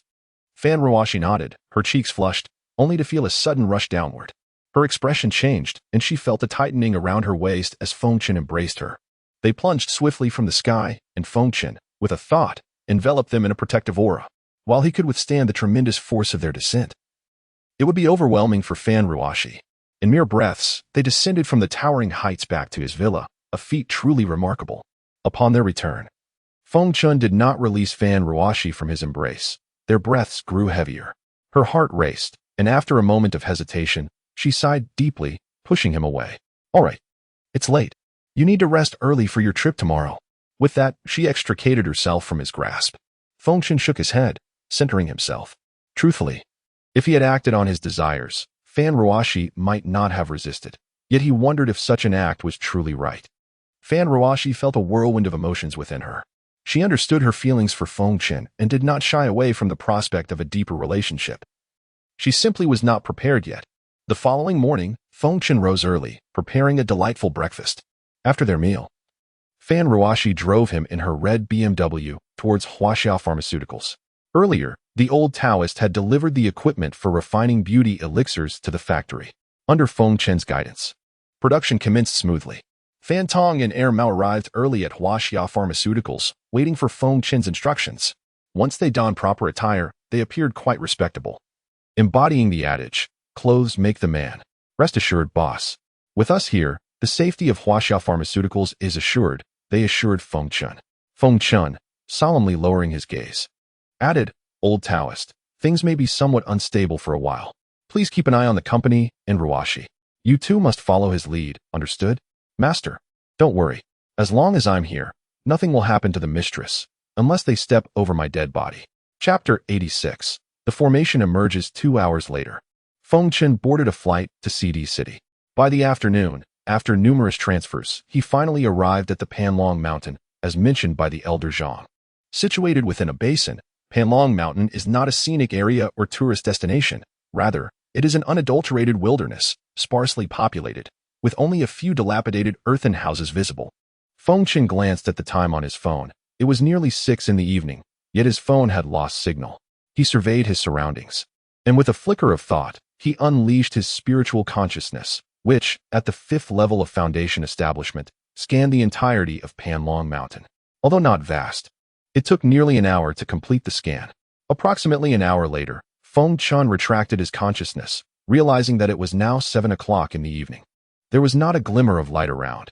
Even the few crumbling houses offered no illumination.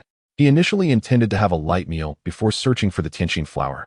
But suddenly, a chill crept over him. The atmosphere was shrouded in a gray haze, devoid of vitality, and even the vegetation appeared lifeless. The faint aura that had previously lingered had vanished entirely. Something was amiss. Feng Chen furrowed his brow, a sense of unease settling in. "Hey, who is there? Show yourself," he called out, a cold snort escaping his lips. Despite the individual's adept concealment, he had sensed a presence now, likely just recently arrived. "If you don't reveal yourself soon, I want to hold back," Feng Chen declared, raising his left hand. A fireball, roughly the size of a fist, appeared, flickering energetically. A figure emerged, adorned in a pale blue dress, her long, lustrous black hair cascading like a waterfall. With gracefully arched eyebrows and an enchanting visage, her beauty was striking.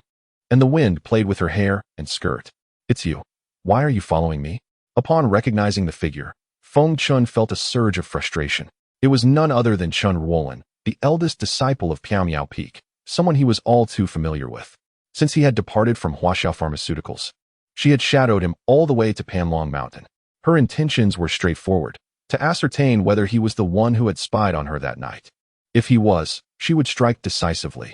If she failed, she would end her own life on the spot. "I told you, I will follow you wherever you go. Unless you cure Cece's illness." Chen Ruolin's icy gaze flickered over Feng Chen. "Miss Chen, are you unwell?" Feng Chen retorted, pointing at his own head in exasperation. While most would consider having a stunning beauty in their company a stroke of fortune, for Feng Chen, this was a burden he could scarcely bear. "Rest assured, I want to interfere with your affairs. Although I remain unaware of your purpose here, I shall not divulge a word of this matter to anyone. Should I breach this vow, may heaven and earth punish me," Chen Ruolin declared solemnly, choosing silence thereafter. To Feng Chen, Chen Ruolin posed no threat. Their cultivation levels were worlds apart, and their strengths were not on the same plane. "Do as you wish, but don't say I didn't warn you. This place is not your ancient martial world. It's not as safe as you might think," he replied, turning to survey the desolate surroundings. "You know about the ancient martial world?" Chen Ruolin interjected suddenly. Didn't Elder Zhang mention it? Aren't he from Piao Peak?" Feng Chen thought to himself, almost revealing too much. Humph. Chen Ruolin's expression was as cold as frost, and Feng Chen frowned, perplexed by her seemingly antagonistic demeanor. Did she suspect something?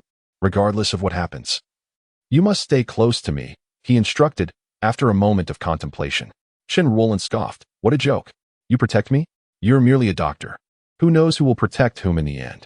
Feng Chen, wishing to avoid further entanglement with her, resolved to focus on locating the tianqing flower and the hanxue fruit, intending to return promptly to concoct elixirs and enhance his cultivation. The recent unrest in HB City made it imperative to be prepared, as eyes were keenly fixed on Huaxiao Pharmaceuticals. "Well, thank you for your concern," he said, self-mockingly, as Chen Ruolin ignored him. Initially, he had considered her a decent girl, but her condescending attitude now irked him. He waved his hand dismissively, turning to stride ahead. Although Feng Chen had previously used his spiritual awareness to investigate and found no immediate threats, he knew dangers lurked unseen. The presence of the tianqing flower and hanxue fruit indicated that perilous entities might also be nearby, and one misstep could lead to disaster. After approximately half an hour of walking, he finally reached the foot of Panlong Mountain. Under the moonlight, he looked up. The mountain's peak was no more than 400 to 500 meters high. The stillness of the night was occasionally pierced by the calls of distant birds, creating an eerie atmosphere. Chen Ruolin maintained a distance of about 2 meters behind him, and Feng Chen paid her no mind as he activated his spiritual consciousness, meticulously scanning the area. 2 hours passed in this pursuit, yet he found nothing. After thoroughly examining Panlong Mountain, he was left perplexed. Logically, wherever spiritual herbs grew, spiritual energy should also be present. The tianqing flower and hanxue fruit were among the most esteemed spiritual herbs. How could they be absent? Had Elder Zhang spoken falsely? If his words held truth, why could he not sense the presence of the herbs, or even the aura of spiritual energy? Could it be that something was obstructing his perception of the tianqing flower and hanxue fruit? Shaking his head, he dismissed this notion. In a world already deficient in spiritual energy, who possessed the cultivation or formations to shield his senses? A formation. Could it be a naturally occurring formation? Feng Chen steadied himself. This was the only conclusion that made sense. Otherwise, how could he fail to sense anything in such a vast area of Panlong Mountain? Chapter 87. Breaking the formation. Feng Chen's lips curled slightly, his spirit expanding as he summoned a wisp of spiritual awareness to slowly perceive everything around Panlong Mountain. His instincts informed him that this mountain was far from ordinary. He walked ahead, with Chen Ruolin trailing behind him, maintaining a distance of approximately 2 meters. Ah, this is the spot. I sensed the fluctuations of the formation. A trace of the formation's energy reached Feng Chen's awareness, prompting him to exclaim in delight. Creak! A chilling sound echoed from behind. Without a moment to ponder, Feng Chen swiftly turned around, only to find emptiness behind him. Chen Ruolin had vanished without a trace, seemingly evaporated into thin air. Miss Chen, Miss Chen. A surge of alarm gripped Feng Chen as he called out. But only his own echo responded amidst the mountains. After mobilizing his entire spiritual awareness and searching repeatedly, beads of sweat began to trickle down his forehead. Feng Chen collected his thoughts and calmed himself. Could it be the formation's doing? The Panlong Mountain before him was an independently formed natural formation, a marvel of nature's craftsmanship. With his understanding of the grand formations, he deduced that the formation here served only to conceal, lacking any lethal or imprisoning elements. In other words, Chen Ruolin was not in immediate danger. Once he dismantled the formation, she would be safe. Breaking a formation was significantly more challenging than establishing one. Every formation has its weaknesses, which can be exploited with formation flags, immense external force, or by locating and destroying its core. Clearly, Feng Chen opted for the latter, aiming to find the formation's core and obliterate it, causing the formation to dissipate instantly.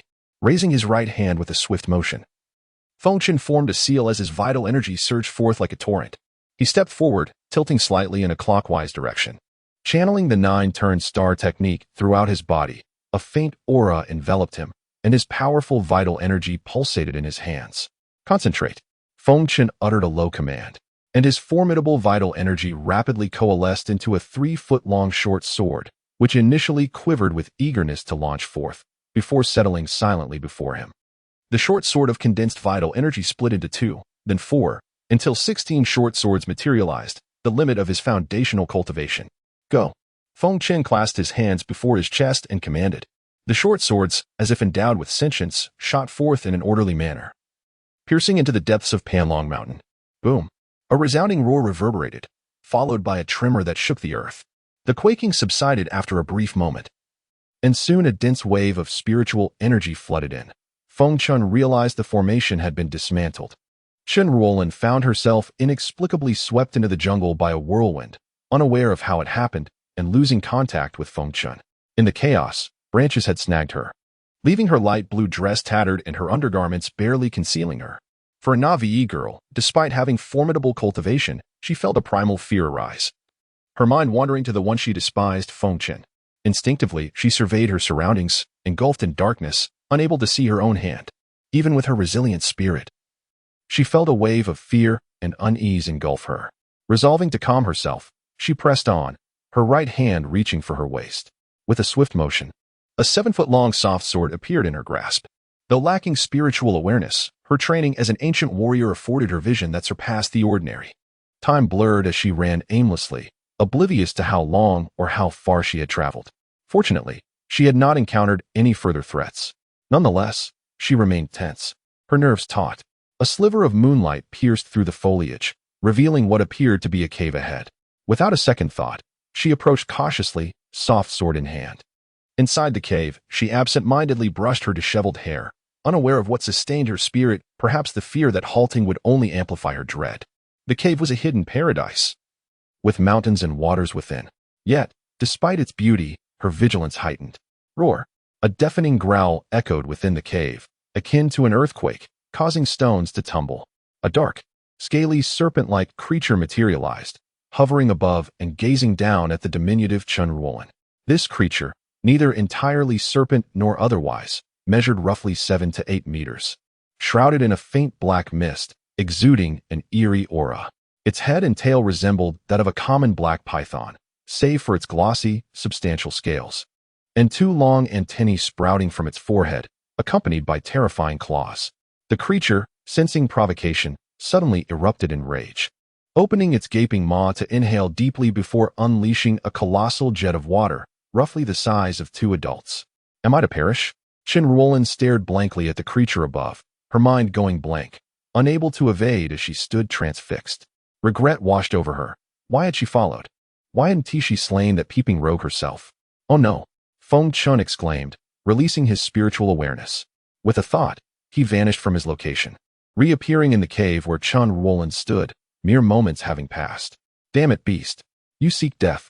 Feng Chen executed a series of hand seals, conjuring a barrage of fireballs the size of basins, which struck the water jet, diverting its course.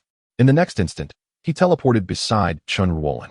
Lost in her muddled thoughts, she suddenly found herself enveloped by powerful arms, colliding with a sturdy embrace. Chapter 88. The ink serpent Feng Chen swiftly enveloped Chen Ruolin in his arms and instantly teleported away, distancing themselves approximately 7 or 8 zhang from the monstrous creature. The wind howled in Chen Ruolin's ears as her body pressed against Feng Chen's chest, instinctively raising her head and opening her eyes. Feng Chen. It was indeed Feng Chen. The realization struck her with astonishment. He had saved her at the critical moment of peril. The creature, perceiving Feng Chen's actions, felt provoked and suddenly erupted with rage. Its deep blue eyes glinted menacingly, and with a terrifying roar, it unleashed another jet of black liquid towards the pair. Feng Chen quickly tightened his embrace around Chen Ruolin, gently pushing forward with his warm vital energy, smoothly sending her 5 zhang away. Hurry! Feng Chen bellowed at Chen Ruolin, who remained immobile. Get out of here! He yelled again, his voice filled with urgency. Without hesitation, Feng Chen clenched his fists and, with a powerful strike, met the oncoming torrent of black liquid with a forceful punch. A resounding boom echoed as the liquid was scattered across the ground. It was revealed to be an ink serpent. Feng Chen gazed upward at the creature suspended in midair, pondering the nature of this beast. With his knowledge, he understood that if this ink serpent were fully grown, it would measure at least 100 zhang in length, and he would have no choice but to flee. Clearly, the creature before him was still in its juvenile stage, but he could not afford to be careless. A single misstep could cost him his life. Be careful, Chen Ruolin suddenly warned, snapping back to reality. She was unaware of why she felt compelled to caution him, but the instinct came from her heart. Strangely, her resentment towards Feng Chen began to dissipate. Could it be that he had saved her life? Feng Chen, too preoccupied to look back, merely smiled knowingly. The ink serpent emitted a piercing shriek, its voice amplifying several times over, as it opened its maw and expelled a pool of black liquid akin to ink. The viscous substance cascaded from above like rain, hissing ominously as it contaminated the surrounding vegetation, which quickly withered and turned to dust, showcasing the potency of its venom. Seeking death, Feng Chen's eyes narrowed, his expression darkening. A sword, forged from his vital energy, materialized in his hand. He positioned it before him, lightly caressing its surface. Instantly, the sword's brilliance intensified, illuminating the cavern. With a determined leap, he soared into the air, swinging the sword with force, unleashing a torrent of sword energy towards the ink serpent. The sound of clashing metal reverberated as the sword energy sliced through the serpent's venomous liquid, cutting a path straight toward the beast. In an instant, the serpent's protective scales were knocked off, accompanied by droplets of blood, which only served to enrage it further. With a fierce roar, the ink serpent unleashed a continuous, chilling cry that echoed throughout the cavern. Seeing the creature falter, Feng Chen felt a surge of elation, his movements unrelenting as he prepared his next attack. A surge of unwavering, potent energy surged forth, striking the wounded ink serpent with lightning speed. Boom! Feng Chen's immense power slammed the creature down from midair, causing it to crash into the ground, leaving a deep chasm in its wake. Chen Ruolin, watching from a distance, widened her eyes in disbelief. She had always perceived Feng Chen as merely a doctor, perhaps possessing a modicum of martial skill. Yet now he surpassed her wildest expectations of the martial realm. For her, as a cultivator of the 8th tier, even executing some of Feng Chen's techniques was beyond her capability, let alone soaring through the air as he did. A strange noise echoed, and the cavern began to tremble. In an instant, a shadow darted past. The ink serpent reappeared, its form now elongated to over 10 zhang, its body thicker, and only faint scars remaining from its previous wounds. Most astonishingly, sharp black horns sprouted from its head, gleaming ominously, while a pair of razor-sharp claws emerged from its abdomen. A forced elevation in rank. Feng Chen's expression darkened. An icy aura enveloped the surroundings. If the ink serpent had previously lacked a rank, it had now forcibly ascended to the 1st tier, its power doubled, far beyond what Feng Chen could contend with. The ink serpent dove towards him, tail whipping violently. Feng Chen extended his arms, directing his vital energy in all directions. With a resounding thud, his entire vital energy was shattered by the overwhelming force, sending him hurtling through the air in an arc.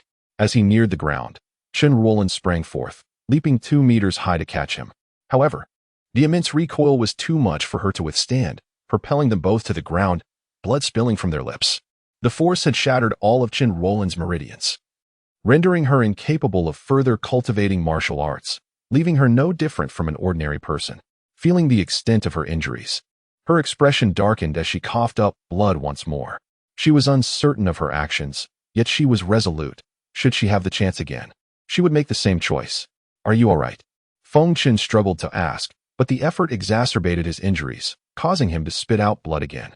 Chen Ruolin, laboriously rising from the ground, wiped the blood from her lips and shook her head, remaining silent.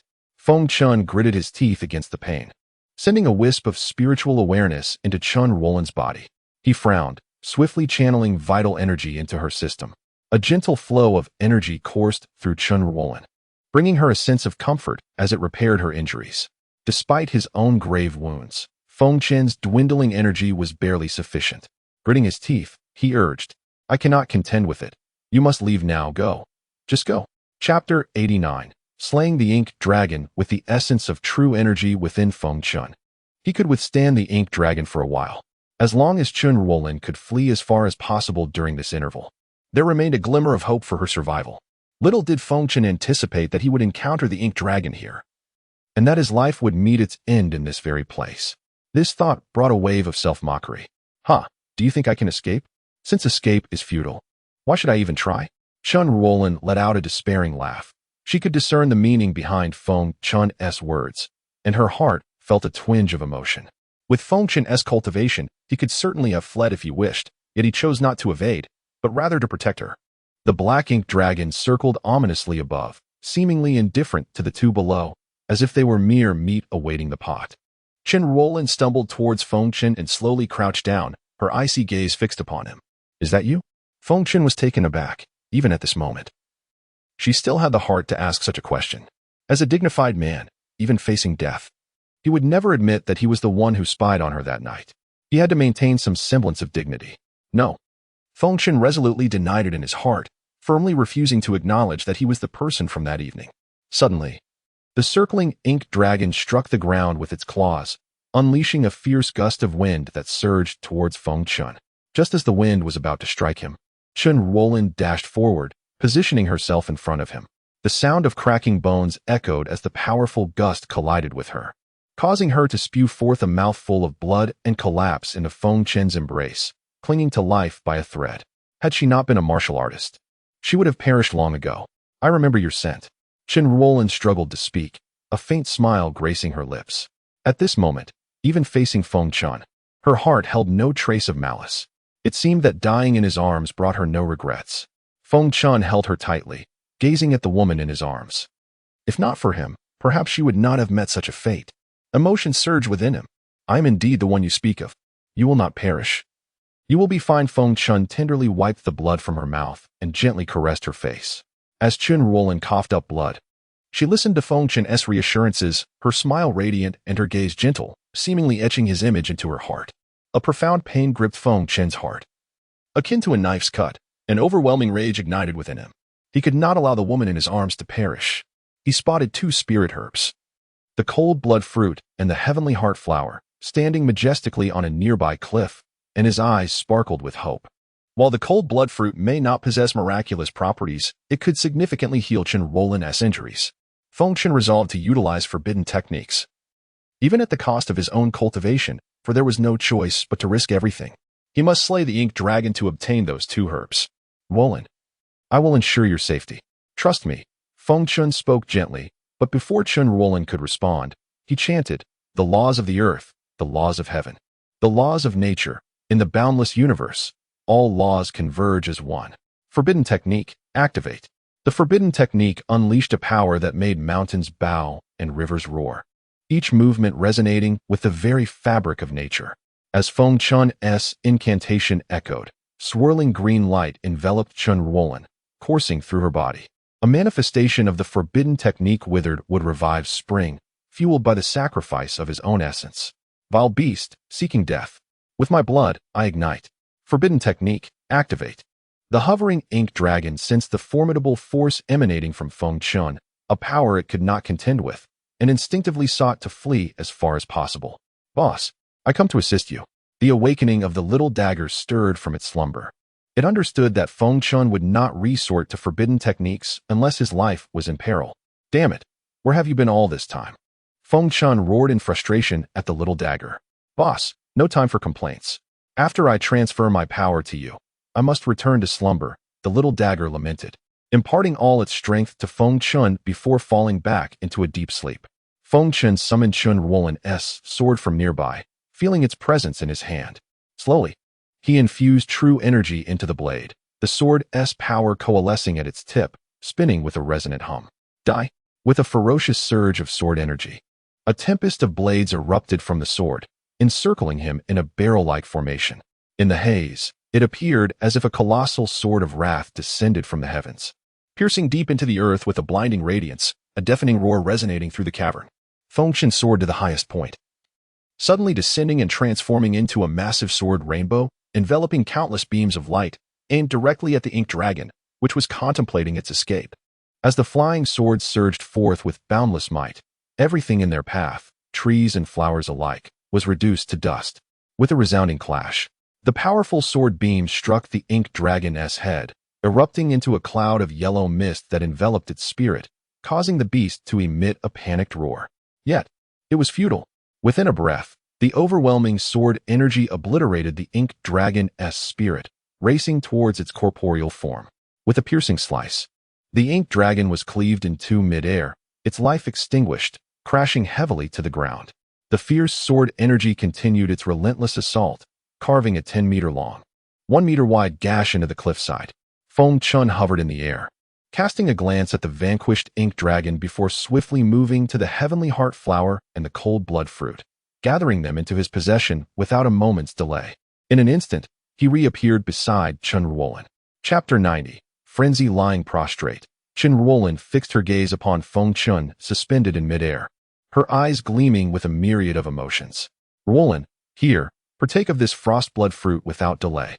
Feng Chen, after assisting Chen Ruolin to her feet, produced a frost blood fruit, wiped it clean, and offered it to her lips, his voice laced with urgency, apprehension, and solicitude.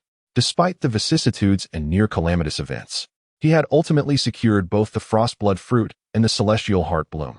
"Nay, it is better you consume it. What use is it to one on the verge of demise? Nay, I possess an abundance of them. Behold, is this not one? Heed my words, this fruit, known as the frost blood fruit, shall mend the wounds within you." Feng Chen vehemently shook his head, producing several more crimson fruits from his pouch. Chen Ruolin, her gaze filled with doubt, turned to Feng Chen, who nodded in affirmation. She accepted the fruit and bit into it, whereupon a surge of boundless heat emanated from within, akin to a fiery ember searing her throat and coursing down her body. This intense heat, like molten lava, surged through her abdomen, swiftly reaching her viscera and spreading to every limb. Feng Chen followed suit, seizing a frost blood fruit and consuming it before assuming a cross-legged posture. The frost blood fruit, akin to a foundation establishment pill, served to fortify and reshape the meridians and sinews. In mere moments, both were drenched in perspiration. Chen Ruolin's azure gown, already tattered from her desperate flight, now clung to her form, revealing glimpses of her rounded, voluptuous bosom and the delicate contours of her cleavage. Her alabaster thighs were strikingly exposed, and her verdant undergarments, though seemingly concealing, only heightened the allure. Feng Chen, captivated by the scene, audibly gulped. As time elapsed, their pallid complexions gradually regained their rosy hue, and the frost blood fruit began to mend their internal injuries. Feng Chen, through a stroke of serendipity, experienced a breakthrough in his cultivation, ascending to the 6th level of the foundation establishment stage, while his depleted true essence was replenished. Chen Ruolin's damaged organs and meridians were gradually restored, though her cultivation remained stagnant, perhaps due to her non-cultivator status.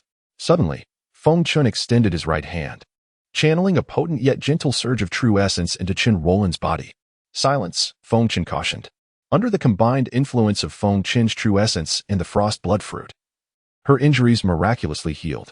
Chen Ruolin, having narrowly escaped the clutches of death, was filled with disbelief. After half an hour, their injuries had largely abated. Recalling her previous demeanor towards Feng Chen, the inadvertent exposure of her body, and his familiar address, Chen Ruolin's face flushed crimson with embarrassment. To her dismay, Feng Chen's gaze lingered upon her chest. She glared at him, reverting to her ethereal, otherworldly demeanor. Have you not gazed enough? Ahem. Feng Chen coughed lightly, slightly abashed at being caught in the act. Now that we have secured the spiritual herbs, let us return. This forsaken place fills me with unease. Chen Ruolin cast a frigid glance at Feng Chen before emitting a disdainful snort. Just then, a fist-sized object flashed past them, hurtling towards the corpse of the ink-scale serpent. Before Feng Chen could react, a cloud of pink mist enveloped the serpent's remains. Carried by the evening breeze, the rosy haze permeated the cavern, saturating the air. The mist originated from the ink-scale serpent's aphrodisiac sac, revealing the serpent to be male. Despite their amorous nature, ink-scale serpents were a rare species, with low fertility rates among the females. Inhaling the mist, Feng Chen felt his true essence stir uncontrollably within him. Calamity. Ruolin, hold your breath. But it was too late. Chen Ruolin's face was flushed, resembling a ripe peach ready for plucking. Feng Chen sat cross-legged, realizing the potency of the mist.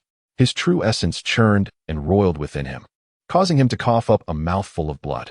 Despite his efforts, Feng Chen knew he could not endure for long. Suppressing the surging true essence and the mounting desire would inevitably lead to his demise. Suddenly, Chen Ruolin's eyes fluttered open, filled with a languid desire as she gazed at Feng Chen. Embrace me. Chen Ruolin, still clinging to a sliver of consciousness, was mortified by her words. Completely enthralled, Chen Ruolin's mind was consumed by a singular desire. The moment her hands touched Feng Chen, she trembled before clinging to him like an octopus. With a soft rustle, Chen Ruolin hooked her arm around Feng Chen's neck, tearing at the fabric of her skirt. Her azure undergarments were now visible. Feng Chen's atoms apple-bobbed as a surge of heat coursed through his body, causing a prominent bulge to form beneath his clothing. I desire, Chen Ruolin whispered, biting her lip. She could not comprehend her own words, yet the yearning that emanated from the depths of her being grew stronger, engulfing her. She craved nothing more than to be intimate with the man before her. As her hands tore at Feng Chen's clothing, her scalding body pressed against his. Feng Chen, unaccustomed to female contact, felt a surge of ardor. He could no longer resist Chen Ruolin's passionate onslaught. With gritted teeth, Feng Chen's pent-up desire erupted as he gazed upon the snowy cleavage revealed by Chen Ruolin's open collar. His hands explored her thighs, her abdomen, and finally, her breasts. The moment Chen Ruolin's hand grasped his arousal, Feng Chen could no longer think. He was consumed by a primal urge to. Feng Chen's senses were overwhelmed as he violently tore away Chen Ruolin's dress and undergarments, revealing her exquisite form. His hands caressed her alabaster skin, tracing the contours of her thighs, her hips, and her breasts. He succumbed to his instincts, pinning Chen Ruolin beneath him, embracing her tightly, and kissing her luscious lips. Chapter 91. The beauty and the departure. Tonight is destined to be a night of madness. Tonight is destined to be an extraordinary night. Under the fervent kiss, Chen Ruolin became enchanted and intoxicated. Although she did not touch him with her hands, Feng Chen could already sense her muddled state. Surrounded by that warm embrace, a beastly roar escaped his throat, and he briefly lost himself in the moment. Chen Ruolin let out a pained cry as Feng Chen penetrated her, sending a wave of excruciating pain through her body. A momentary awakening from her trance, it was her first time. What followed was a natural progression. After a tumultuous encounter, the suppressed fury within them found its release. They engaged in a passionate tumult for what felt like an eternity. However, all good things must come to an end. As dawn broke, upon opening his eyes, he was greeted by an unparalleled beauty and a pair of icy, snow-like eyes. Chen Ruolin lay in his embrace, her body completely bare, curled slightly towards him. Her petite and fair figure incredibly alluring. Yet, at the roots of her creamy, voluptuous thighs and the rounded curve of her posterior, there lay a trace of dried blood. Seeing this, Feng Chen could only manage a bitter smile, fully aware of what had transpired. His other hand continued to explore her soft, ample curves, hinting at an insatiable desire. The silky, soft sensation stirred something within him, igniting a familiar yearning that pressed against her lower abdomen. Awakened by Feng Chen's movements, Chen Ruolin sensed the anomaly, her eyes still closed as she rested against his chest, her cheeks flushed and her breath unsteady. Gradually, she opened her eyes, reason returning to her, her expression stark and frosty as she coldly regarded Feng Chen. Have you had enough? Feng Chen was taken aback. retracting his hand from her curves, yet his desire remained unabated. Embarrassment washed over him, a flurry of confusion filling his mind. Neither had experienced such an encounter before. And now they found themselves entangled in an uncharted relationship. He had envisioned moments with Feng Ruoxi, but never had he anticipated such a connection with Chen Ruolin. Now, Chen Ruolin had irrevocably become his woman. What of Feng Ruoxi? Despite the fact that many powerful cultivators in the celestial realm had numerous partners, he understood he was not that type of individual. If he were, he would not have remained without a partner while ascending to the status of an immortal. Moreover, Feng Ruoxi would never accept the notion of a shared partner. He recognized he was neither a petty man nor a paragon of virtue. And the thought of this realization caused cold sweat to bead upon his forehead. The two of them stared at each other in silence for several long seconds. Unsure of what to say, suddenly, Chen Ruolin's eyes glistened with moisture, tears spilling silently down her cheeks. This was her first experience. She had never engaged in such acts before. Last night had seen her utterly lost and consumed by madness. At this moment, she longed to cleanse herself, to wash away the remnants of the purity she had preserved for over 20 years, now shattered by the very man before her. Perhaps it was fate's cruel jest. With a single hand, Chen Ruolin pushed herself up, her brow furrowing. The pain from her recent experience caused her to falter slightly. What happened between us was merely a mistake. Let us consider it a dream, she said, her face impassive as she brushed her hair aside. Feng Chen could only manage a bitter smile. Just a mistake? Just a dream? He mused. Since the event had already transpired, Chen Ruolin was indeed his woman. No matter where they might go. Ignoring him, she began to gather the remnants of her torn dress scattered on the ground. Feng Chen, recognizing the futility of the tattered fabric, quickly retrieved a set of clothes from his bag and offered them to her. Were this? Chen Ruolin's countenance hardened, frost returning to her expression as she accepted the clothes and donned them before his eyes. She bent to retrieve her soft sword, fastening it at her waist. Preparing to leave, Feng Chen, witnessing her resolve, hastily donned his own clothes and pursued her. Don't follow me, or I will kill you. Chen Ruolin's voice was cold as she halted but did not turn back, continuing her advance. Feng Chen could not allow her to walk away so easily. With a self-deprecating shake of his head, he followed her. Suddenly, with a swift motion, Chen Ruolin drew her sword, pivoting to thrust it into Feng Chen's abdomen. Blood flowed from the wound, staining his garments crimson. Chen Ruolin was taken aback, panic flooding her senses. She had not expected Feng Chen to remain still. With his skill, he could have easily evaded her attack. Tears welled in her eyes as she struggled to suppress them, wanting to question him about his lack of defense. Taking a deep breath, tears streamed down her cheeks. Don't follow me. I truly will kill you. With a sharp sound, she pulled the sword from his body and fled. Feng Chen watched her retreating figure, astonished, not making any effort to heal his wound. He stood there, dazed.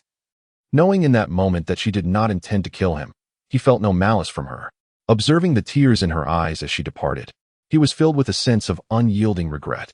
You are my woman, no matter where you go, he murmured softly, casting his gaze in the direction she had vanished. With a decisive gesture, he cast a spell upon his wound, channeling powerful energy to initiate its healing. To his astonishment, he realized that his cultivation, which had been at the 6th level of Foundation establishment just the previous night, had now ascended to the 10th level. He was on the brink of achieving a complete breakthrough. Could it be? Could it be the result of last night? Once outside the cave, Chen Ruolin ran frantically, tears cascading down her face like a torrent, pouring forth her anguish.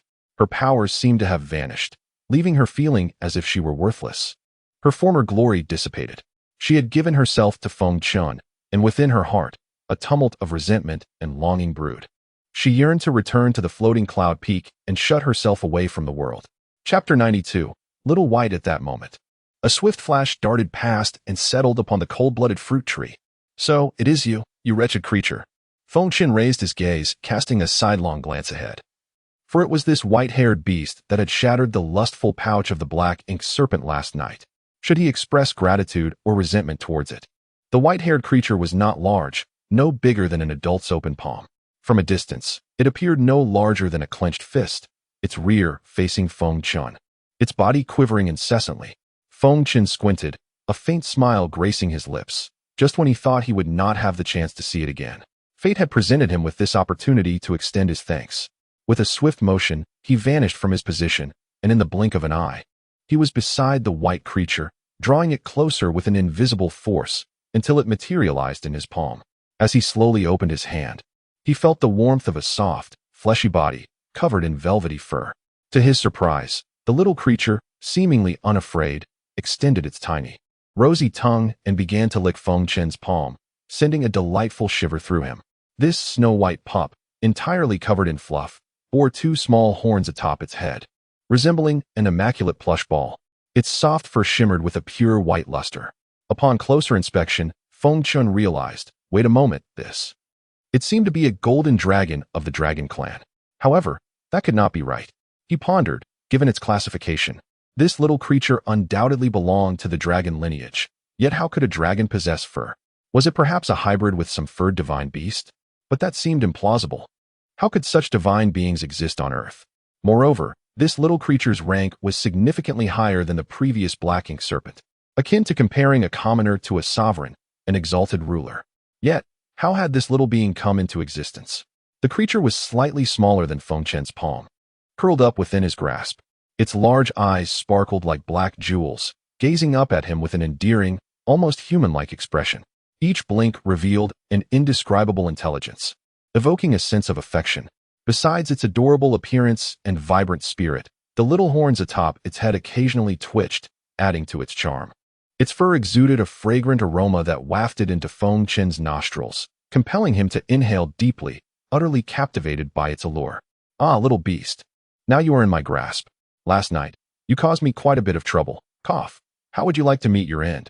I could grant you a swift demise, Feng Chen remarked, poking the creature's head playfully, causing its petite body to sway slightly.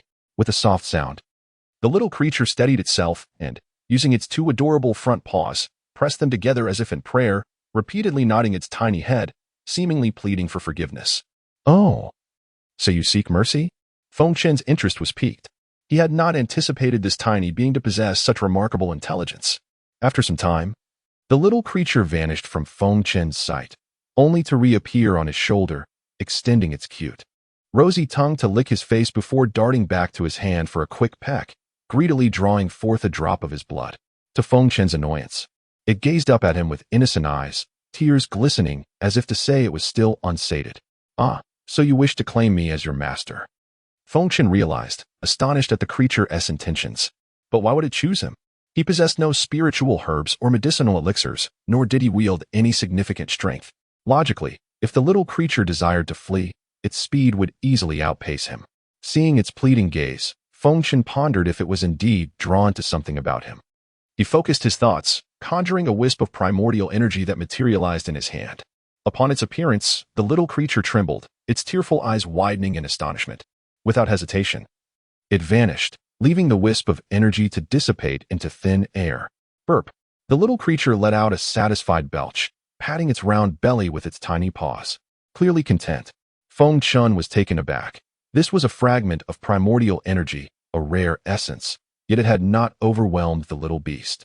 Before long, the little creature had curled up on Feng Chen's shoulder, drifting into slumber, a small trail of drool escaping its mouth. It was evident this was the creature's saliva. Well, I must truly thank you. Feng Chen chuckled bitterly, shaking his head. He gazed fondly at the sleeping creature and decided to name it Little White. He could not keep referring to it as a beast. Looking at the slumbering creature and the cave surrounding him, he reflected on the series of events. First encountering the ink serpent, then a fateful meeting with Chen Ruolin, followed by the discovery of spiritual herbs, an enhancement in his cultivation, and finally, this little being truly, one wave of fortune after another. Lifting his gaze to the cold-blooded fruit tree on the cliff nearby, he sighed. If circumstances allowed, he would love to transport it back to his villa, harvesting its fruits at will. He dismissed such thoughts and formed a few simple hand seals, causing the cold-blooded fruit tree to vanish from sight, hidden from all but those of yuan-ing level cultivation or skilled formation masters. To everyone else, the cliff appeared empty. Perhaps, I shall cherish this as a memory, Feng Chen remarked, glancing around the cave before focusing his mind, vanishing without a trace. As he and the little beast soared through the Panlong Mountain, anyone witnessing this scene would surely exclaim in astonishment, perhaps even suspecting it was a scene from a historical drama being filmed. Around 5 o'clock in the afternoon, after disembarking from the plane, Feng Chen hailed a taxi at the airport. Checking his phone, He noted that it was still before closing time. Feng Ruoxi would likely still be at the office. He instructed the driver to take him to Huaxiao Pharmaceutical. In the taxi, the little creature stirred, its eyes blinking sleepily. It did not fully open its eyes, but alternated between closing and opening them as it crawled out of Feng Chen's pocket, looking up at him before waddling into his embrace. Chapter 93. That is mine. After stepping out of the taxi, I entered the lobby of Huaxiao Pharmaceutical. Once again, the same security guard who had previously barred my entry was present. This time, however, the guard appeared more astute. He observed me from a distance and then greeted me with a respectful nod, gesturing for me to proceed. I merely smiled faintly in acknowledgement and walked past him. I took the elevator to Feng Ruoxi's office, where several longtime employees of Huaxiao Pharmaceutical greeted me warmly. Given their tenure, none were unfamiliar with me. Indeed, one could argue that without my contributions, the current success of Huaxiao Pharmaceutical might not have been possible. My influence was evident, even garnering the attention of the mayor. "Come in." A familiar and long-awaited voice beckoned from within the office. Upon pushing the door open, I entered. Master, Boss, Feng Chen. Various titles were exchanged as I found Lao Dao, Fan Tong, and Air Mao engaged in what seemed to be a discussion. "You're all here. I'm back," I declared with a smile, my gaze sweeping over my companions. Feng Ruoxi's expression was one of excitement, a blush gracing her cheeks. Had it not been for the presence of others, she might have leapt into my arms. "Boss, though we've only been apart for a few days, we've missed you terribly." "Right, sister-in-law?"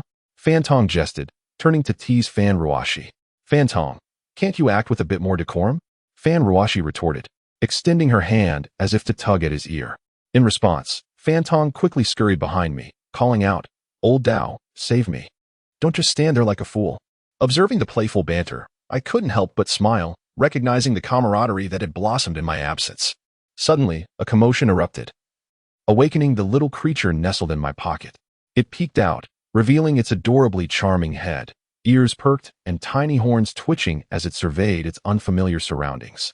Clearly curious about this place that differed from its usual cave. "Hey, a little pup," Fan Tong exclaimed, his gaze fixed on the fluffy being, which bore an uncanny resemblance to a newborn puppy. Feng Ruoxi's eyes sparkled with delight as she watched the little creature emerge from my pocket. With a sudden jolt, the little one's fur bristled, resembling a hedgehog, its wide eyes seemingly protesting. "I am not a dog. I am not a mere pup." "Well, aren't you quite the feisty one? Do you think I fear a little pup?" Fan Tong quipped. "Don't move." I cautioned just as Fan Tong attempted to reach for the creature, but it was too late. In a flash, the creature swiped at Fan Tong's arm, its claws slicing through fabric, leaving a faint trail of blood. Fortunately, as a companion of mine, it had shown some restraint. Otherwise, the outcome could have been dire. With a leap, the little one landed on the coffee table, its fur standing on end as it glared at Fan Tong, seemingly issuing a warning before striking the table with its paws. Crack! The table shattered into pieces, eliciting a shocked gasp from Fan Tong, who recoiled in fear, wary of the creature's formidable strength. The astonishment was palpable among Feng Ruoxi and the others, their expressions a mix of disbelief and confusion. Had they ever encountered an animal so powerful? Was this truly a dog? The little one's prowess far surpassed its adorableness, and the charm it once exuded vanished in the wake of its display of strength. However, as they recalled my unusual abilities, they accepted the presence of yet another peculiar creature. I felt a twinge of concern. If the little one was not properly managed, it could inadvertently cause harm. Upon sensing my gaze, the creature relaxed, its fur returning to its usual state. Tears welled in its eyes as it adopted an innocent demeanor, evoking a sense of affection. It then fluttered onto my shoulder, extending its tiny tongue to lick my cheek, playfully seeking attention. "Little White, I must inform you that your claws are too sharp and can easily inflict harm. Without my command, you must not hurt anyone, understood?" I gently grasped the little one's neck, lifting it to my eye level, my expression serious. The creature, held firmly in my grip, remained still, resembling a docile cat in demeanor. After my admonition, it raised its paws and nodded repeatedly, as if affirming its understanding. All right, that's enough. Don't hurt her. Just let her down," Feng Ruoxi interjected, her heart melting at the sight of the little creature's innocent expression. "Oof, this time I'll let it slide," I replied with a dismissive snort before releasing it. To my surprise, the little one darted onto Feng Ruoxi's shoulder, licking her affectionately as if to express gratitude. Then, It suddenly perked up, sniffing the air and diving toward her chest, seemingly drawn by an intriguing scent. Fan Ruoxi's laughter rang out, while I squinted, realizing that a trace of primordial energy within her was likely what attracted the little creature, providing it warmth and comfort. "Hey, get out here. How dare you steal from me? That is mine," I bellowed in frustration, suddenly recalling that the creature was male. In a swift motion, I moved to Fan Ruoxi's side and yanked the little one by its tail, pulling it away. My words, laden with possessiveness, caused Fan Ruoxi's cheeks to flush crimson, as if she were about to burst with embarrassment, while she cast a fierce glare in my direction. Meanwhile, Lao Dao, Fan Tong, and Air Mao exchanged awkward coughs, with Lao Dao awkwardly remarking, "Well, the moon looks lovely tonight." "Indeed, quite beautiful," he replied hastily, eager to divert attention. I felt a wave of embarrassment wash over me. It was barely 6 o'clock. What moon were they speaking of? Chapter 94. The killer appears. Sue, I am in position. Are you ready on your end? A youth with a somewhat sinister expression sat inside a camper van, clutching a phone in his hand. After having stationed people at Huashao Pharmaceutical for several days, Feng Chen finally made his appearance again. The sight of Feng Chen brought joy to both Zhang Jie and Su Zifeng, prompting them to spring into action. "Zhang, rest assured, I have already contacted one, the eldest disciple of Kaoshiman. He won't arrive until next week at the earliest. However, Zhang, I must insist that you do not kill Feng Chen. Leave him alive for me. I intend to send him off properly." Su Zifeng's fierce voice echoed through the phone, followed by a burst of laughter as he envisioned the scene of Liu Ruoyan submitting to him in front of Feng Chen. "Do not worry, Su. Await my news tonight." Ha ha. Upon hearing that Su Zifeng was prepared, Zhang Jie erupted into a fit of laughter. After ending the call, he dialed another number. "Zhang Wei, I warn you, I do not care about the process. I only desire results. I can elevate you, just as easily as I can elevate others. Should tonight's operation fail, you should know the consequences." "I understand. Please rest assured, Zhang Shao. I will certainly bring Feng Chen before you tonight." Zhang Wei's tone was exceedingly respectful as he held the phone. "Good. I await your news. Do not disappoint me." After Zhang Jie spoke, he hung up and beckoned to a beautiful woman at the other end of the camper. "Zhang Shao, didn't you say you were going to buy me a bag? When shall we go?" A woman clad in sheer, revealing attire sauntered toward Zhang Jie, exuding charm as she cast him flirtatious glances. Zhang Jie smiled faintly, then stood up and, before the woman, removed his pants and sat on the sofa, pulling her head down with force, a look of satisfaction washing over his face. "Feng Chen, how was your trip to Panlong Mountain? Did you sustain any injuries? Let me see, and also share the details about Xiaobai." After the old Taoist and others departed, Fan Ruoxi approached Feng Chen and scrutinized him closely. With an anxious expression, Fan Ruoxi felt Feng Chen's intense gaze upon her, causing her cheeks to flush. "What are you staring at? Are you mute? I'm asking you a question." Feng Chen remained silent, recalling the scene of his battle with Mo Jiao, a shiver running down his spine. He then enveloped Fan Ruoxi in his arms, holding her tightly, a faint silhouette surfacing in his heart. Fortunately, this time was relatively smooth, and I did not suffer any injuries. Feng Chen leaned in close to Fan Ruoxi's ear, warmth enveloping her. "During my trip to Panlong Mountain, I encountered a dragon, albeit a black one." As he held Fan Ruoxi, Feng Chen recounted his adventure gathering spiritual herbs at Panlong Mountain, omitting any mention of his encounter with Chen Ruolin and downplaying his own injuries. "What? There are dragons in this world? Are they real?" Fan Ruoxi exclaimed, her eyes wide with disbelief. "Ruoxi, you must understand that this world is full of wonders. Look, you have a dragon by your side." Feng Chen gazed tenderly at Fan Ruoxi while gesturing at Xiaobai. "What? Xiaobai, it is. A dragon?" Fan Ruoxi hurriedly extricated herself from Feng Chen's embrace, incredulous as she stared at the sleeping Xiaobai on the sofa, astonishment written all over her face. "Ruoxi, do not underestimate this little one. It possesses a significant lineage. It is a golden dragon, the king of the dragon clan. However, I am uncertain why it has white fur. Perhaps only when it matures and regains its memories will we know." Feng Chen elaborated on the little creature's identity. Fan Ruoxi, still in shock, was astonished that this being was not only a dragon but also the ruler of its kind. As their conversation continued, half an hour slipped by. Feng Chen glanced at the time and noted that it was getting late. "Let us tidy up and head home." After they both gathered their belongings, they took the elevator towards the underground parking lot, which was relatively empty at this hour, with numerous parking spaces available. Boss, Feng Chen has emerged. However, Zhang Wei, along with a group of men, concealed themselves in the emergency exit, reporting the situation to Zhang Jie. What do you mean, however? Speak quickly. Upon hearing Feng Chen's name, Zhang Jie felt a surge of excitement, tinged with impatience. Yes, Zhang Shao. Besides Feng Chen, Fan Ruoxi is also with him. What should we do? Zhang Wei understood that today's plan involved capturing Feng Chen alone without mentioning Fan Ruoxi. Fan Ruoxi. Humph. Zhang Jie chuckled coldly, his brows furrowing. The original plan was to kidnap Feng Chen to coerce Fan Ruoxi into surrendering the formula for her beauty elixir. Fan Ruoxi's presence disrupted his scheme. Bring her along as well, but remember, do not harm her. If anything happens to her, it will be your end. Understood. Zhang Shao. Brothers, let's go. Zhang Wei commanded. For today's mission, he had gone to great lengths, even hiring an elite gang called the Butterflies. This organization was not composed of mere street thugs, but rather elite assassins. Around 10 of them approached Feng Chen and Fan Ruoxi, enveloping them completely. Each wore a mask, but each bore a butterfly insignia on their hands. Some wielded long knives while others brandished daggers. Ruoxi, do not fear. I am here. Feng Chen reassured the visibly frightened Fan Ruoxi, patting her shoulder gently. You are Feng Chen and Fan Ruoxi, correct? If you wish to avoid suffering, I advise you to cooperate and come with me. A middle-aged man stepped forward from the crowd, sporting artsy glasses and exuding an air of sophistication that seemed incongruous with the situation. Speak, who sent you? If you cooperate, I may spare you some pain. Feng Chen smiled faintly, amused that the Zhang and Su families dared to take notice of him, a smirk forming at the corners of his mouth, revealing his arrogance. Oh, how amusing. You think the security of Huaxiao Pharmaceutical will come to your rescue? Don't be foolish. They are currently lying on the ground, dreaming. Ha.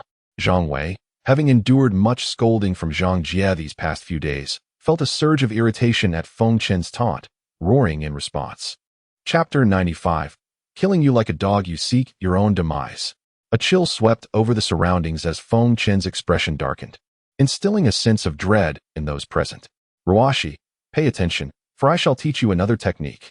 With these words, Feng Chen slowly raised his right hand, gathering strands of true essence. This essence gradually transformed into a shimmering silver sword chi, flickering and pulsating with energy. This technique, known as the sword technique, draws from the essence of the sword. The sword is born from intent, and the mind governs it. The sword embodies the wielder, and wherever it travels, it leaves a mark. The true essence lies within the heart, requiring cultivation of the mind. When the heart reaches, so too does the sword.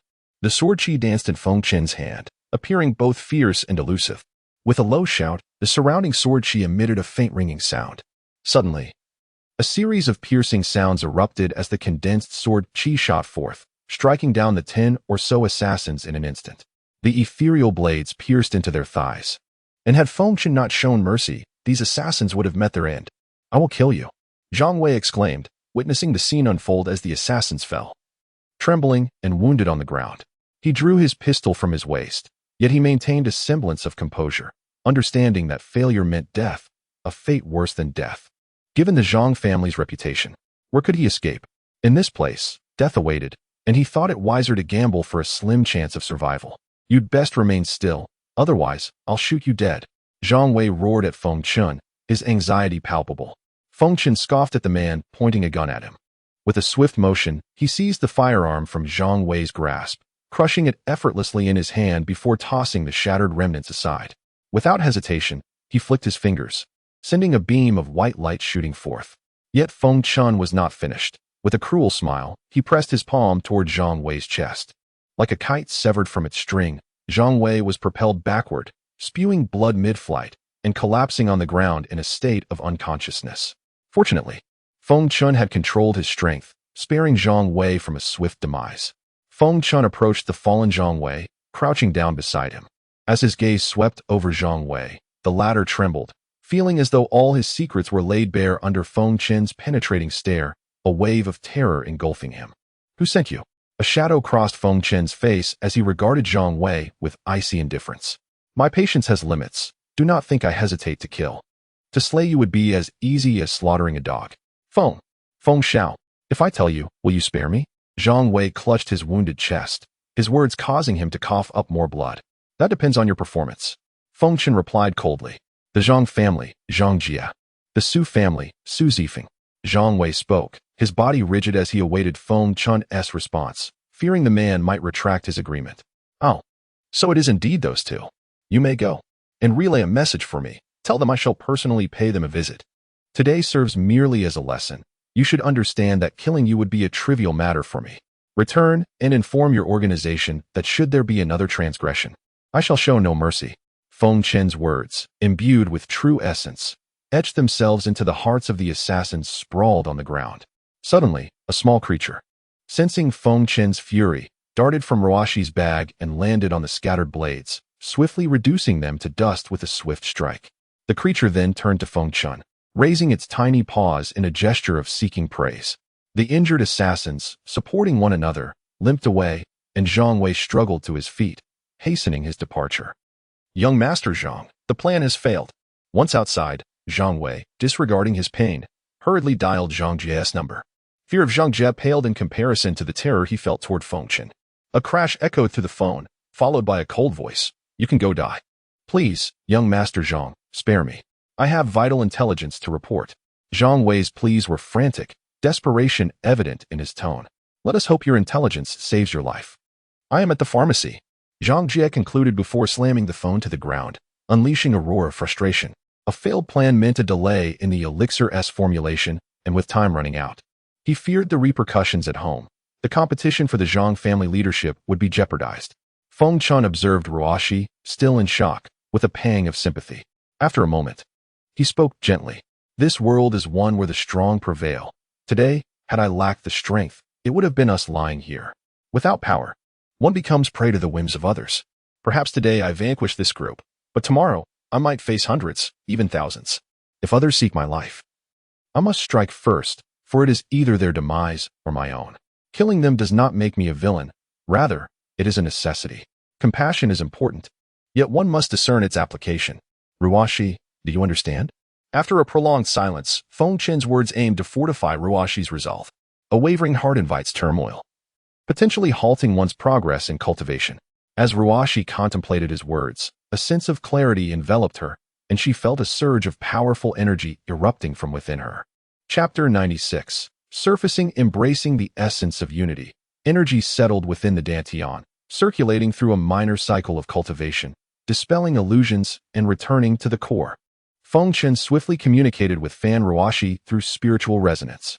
The once-bound martial artist, now at the 10th realm, broke through her limitations, propelled by Feng Chen's earlier words.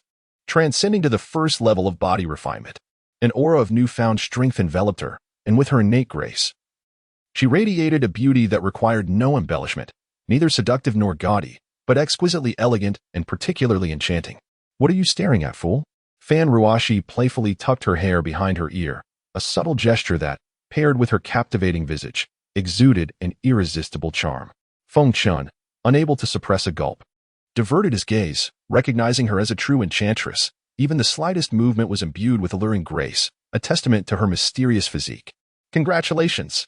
Feng Chen finally managed to utter. Am I beautiful, honestly? Fan Ruoxi approached him, her sudden query catching him off guard. With barely a finger's breadth separating them, she exhaled gently, her lips slightly parted, flushed with a rosy hue. In contrast, Feng Chen trembled involuntarily, his face reddening under her gaze. A sight that did not escape Fan Ruoxi's attention. Beautiful, simply beautiful. After taking a deep breath, Feng Chen exclaimed. Upon hearing this, Fan Ruoxi's blush deepened, and after a playful peck on his lips, she withdrew. Look at how shy you are, she teased, observing his nervous demeanor. Humph. Let us see who gets shy when we return home. Her playful jab ignited Feng Chen's interest, as he noted the lingering blush on her cheeks. Devising a plan to provoke her further, relishing in the thought of her reaction, the little creature flitted between them, occasionally landing on Feng Chen's shoulder, then into Fan Ruoxi's embrace, its adorable eyes darting back and forth, eliciting laughter from both. Feng Chen, judging by the actions of the Zhang and Su families today, they won't rest until they acquire the formula for the rejuvenation pill. I worry about what comes next. Fan Ruoxi's demeanor shifted, becoming serious once more. Humph. I hope tonight's events teach them a lesson. Otherwise, They may tread the same path as the Chen family, Feng Chen remarked, a gentle smile resurfacing as he offered comfort to Fan Ruoxi. Meanwhile, Zhang Wei, nursing his injuries, staggered back to report to Zhang Jie instead of seeking medical attention. Young Master Zhang. Humph, you dare return after such a failure? If your information is worthless, spare me your words. Zhang Jie scowled, the tension in the room palpable. He shot a fierce glare at Zhang Wei before lighting a cigarette, inhaling deeply. Thud. Zhang Wei knelt, clutching his chest. Young master, I assure you the information is invaluable. He's not an ordinary person. As he stumbled over his words, fear gripped him. Go on, Zhang Jie urged, eyes closed. Leaning back on the sofa, releasing a plume of smoke. He possesses martial prowess akin to what one sees on television, capable of killing with a mere gesture. Moreover, he has a little companion whose paws can shatter blades. The mention of Feng Chen's formidable abilities made Zhang Wei break out in a cold sweat. What? You're not deceiving me? Zhang Jie was taken aback, his expression shifting to one of astonishment as he stepped closer, gripping Zhang Wei's collar. Cough, young master. I swear it's true. Not only did I see it, but members of the butterfly organization witnessed it too. Zhang Wei hurriedly insisted, hoping to save himself. After a lengthy silence, Zhang Jie finally spoke. Get out. Humph, Feng Chen, you continue to surprise me with your ancient martial arts prowess. Zhang Jie mused, dialing Su Zifeng. Brother Su, have you captured the target? Su Zifeng's heart leaped at the call. Brother Su, plans have changed. I've learned that Feng Chen is an ancient martial artist. Have your father reach out to the people at Kaoshimen to see if they recognize him. If he is indeed a figure in the ancient martial world, then we must tread carefully. Understood, I'll inquire immediately. After a moment of silence on the other end, Su Zifeng replied. After hanging up, Zhang Wei contacted his father, Zhang Yuxing, to report the developments. All right, I understand. Until we clarify this matter, do not get involved in any trouble, understood? Zhang Yuxing paced thoughtfully in his study, grappling with the unexpected implications of ancient martial arts entangled with Huaxiao Pharmaceuticals. If what Zhang Jie claimed was true, then the Zhang family had indeed stirred a hornet's nest. Without hesitation, he dialed an unfamiliar number. Hello, Master Qiu. This is Zhang Yuxing. I apologize for the intrusion at this hour. Oh, young Zhang, what brings you to call so late? Qiu Yiguo, the head of Wuximen, replied with narrowed eyes, his tone indifferent. The 8 prominent families in the capital each had ties to ancient martial arts sects, maintaining intricate connections. It could be said that these families contributed financially to ensure the survival of the ancient martial community. Master Qiu, I seek information regarding a person named Feng Chen. I wish to know to which sect he belongs. Zhang Yuxing, feeling the weight of the inquiry, recounted the situation in detail. Feng Chen, the rejuvenation pill, ancient martial arts. Qiu Yiguo murmured, contemplating before responding, I will look into it and call you tomorrow. After concluding the call, Qiu Yiguo paced his room before summoning his son, Qiu Changzai, to inquire about Feng Chen. Finding no record of the individual, he dismissed his son, pondering the implications. If Feng Chen was not a practitioner of the ancient martial arts, who could he be?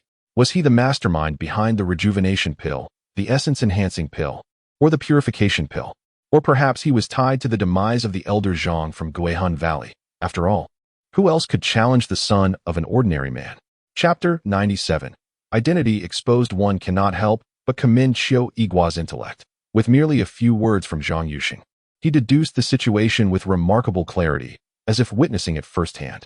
If this matter indeed involves the so-called Feng Chen, then it is likely that he is also connected to the previous incident concerning the theft of spiritual herbs within the ancient martial world. How could such a case remain unresolved for so long, as if it had vanished into thin air, leaving no trace behind?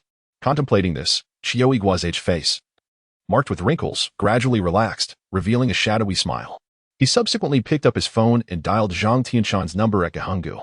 The phone rang, and Zhang Tianshan, the leader of Gehangu, cast a casual glance at the incoming call from Qiu Yiguo of Wuximen. What brings this old man to call me so late? He mused. Speak plainly, spare me the formalities. Zhang Tianshan, he barked upon answering, his voice reflecting the grief of a father and the tension from his long-standing rivalry with Wuximen. Naturally, he was not inclined to be polite. Zhang, your temper remains as fierce as ever. If you seek the truth behind your son's death, come to Wuximen. If not, let us pretend this conversation never occurred. Despite Zhang Tianshan's abruptness, Qiu Yiguo did not seek to warm his cold demeanor. Instead, he ended the call without hesitation. As the disconnection tone echoed, Zhang Tianshan's hand trembled slightly. Xiao Yigua's words had struck a chord, igniting a flicker of hope regarding the cause of his son's demise. Mingled with a surge of agitation, Zhang Tianshan burst through his door, racing toward the entrance of Wuxuanmen. Young brother, please inform Xiao Yigua that Zhang has come to visit in the dead of night. I humbly request an audience. For once, the notoriously hot-tempered Zhang Tianshan showed proper respect. Adhering to the necessary formalities. Master Zhang, please follow me to the reception hall. I will notify the leader at once. A disciple at the gate, astonished by Zhang Tianshan's unexpected courtesy, hurried off to relay the message. You may leave. I am aware of his arrival. Xiao Yigua, hearing the disciple's announcement, thought to himself, this old man should display some humility when seeking assistance. Brother Xiao, I apologize for visiting at such an hour. Zhang Tianshan greeted Xiao Yigua, rising to clasp his fist and salute upon their meeting. Brother Zhang, not at all. Please come in, Xiao Yigua replied with a smile. Pleasantly surprised that this old rival referred to him as brother, he returned the gesture and instructed a waiting disciple, prepare some tea.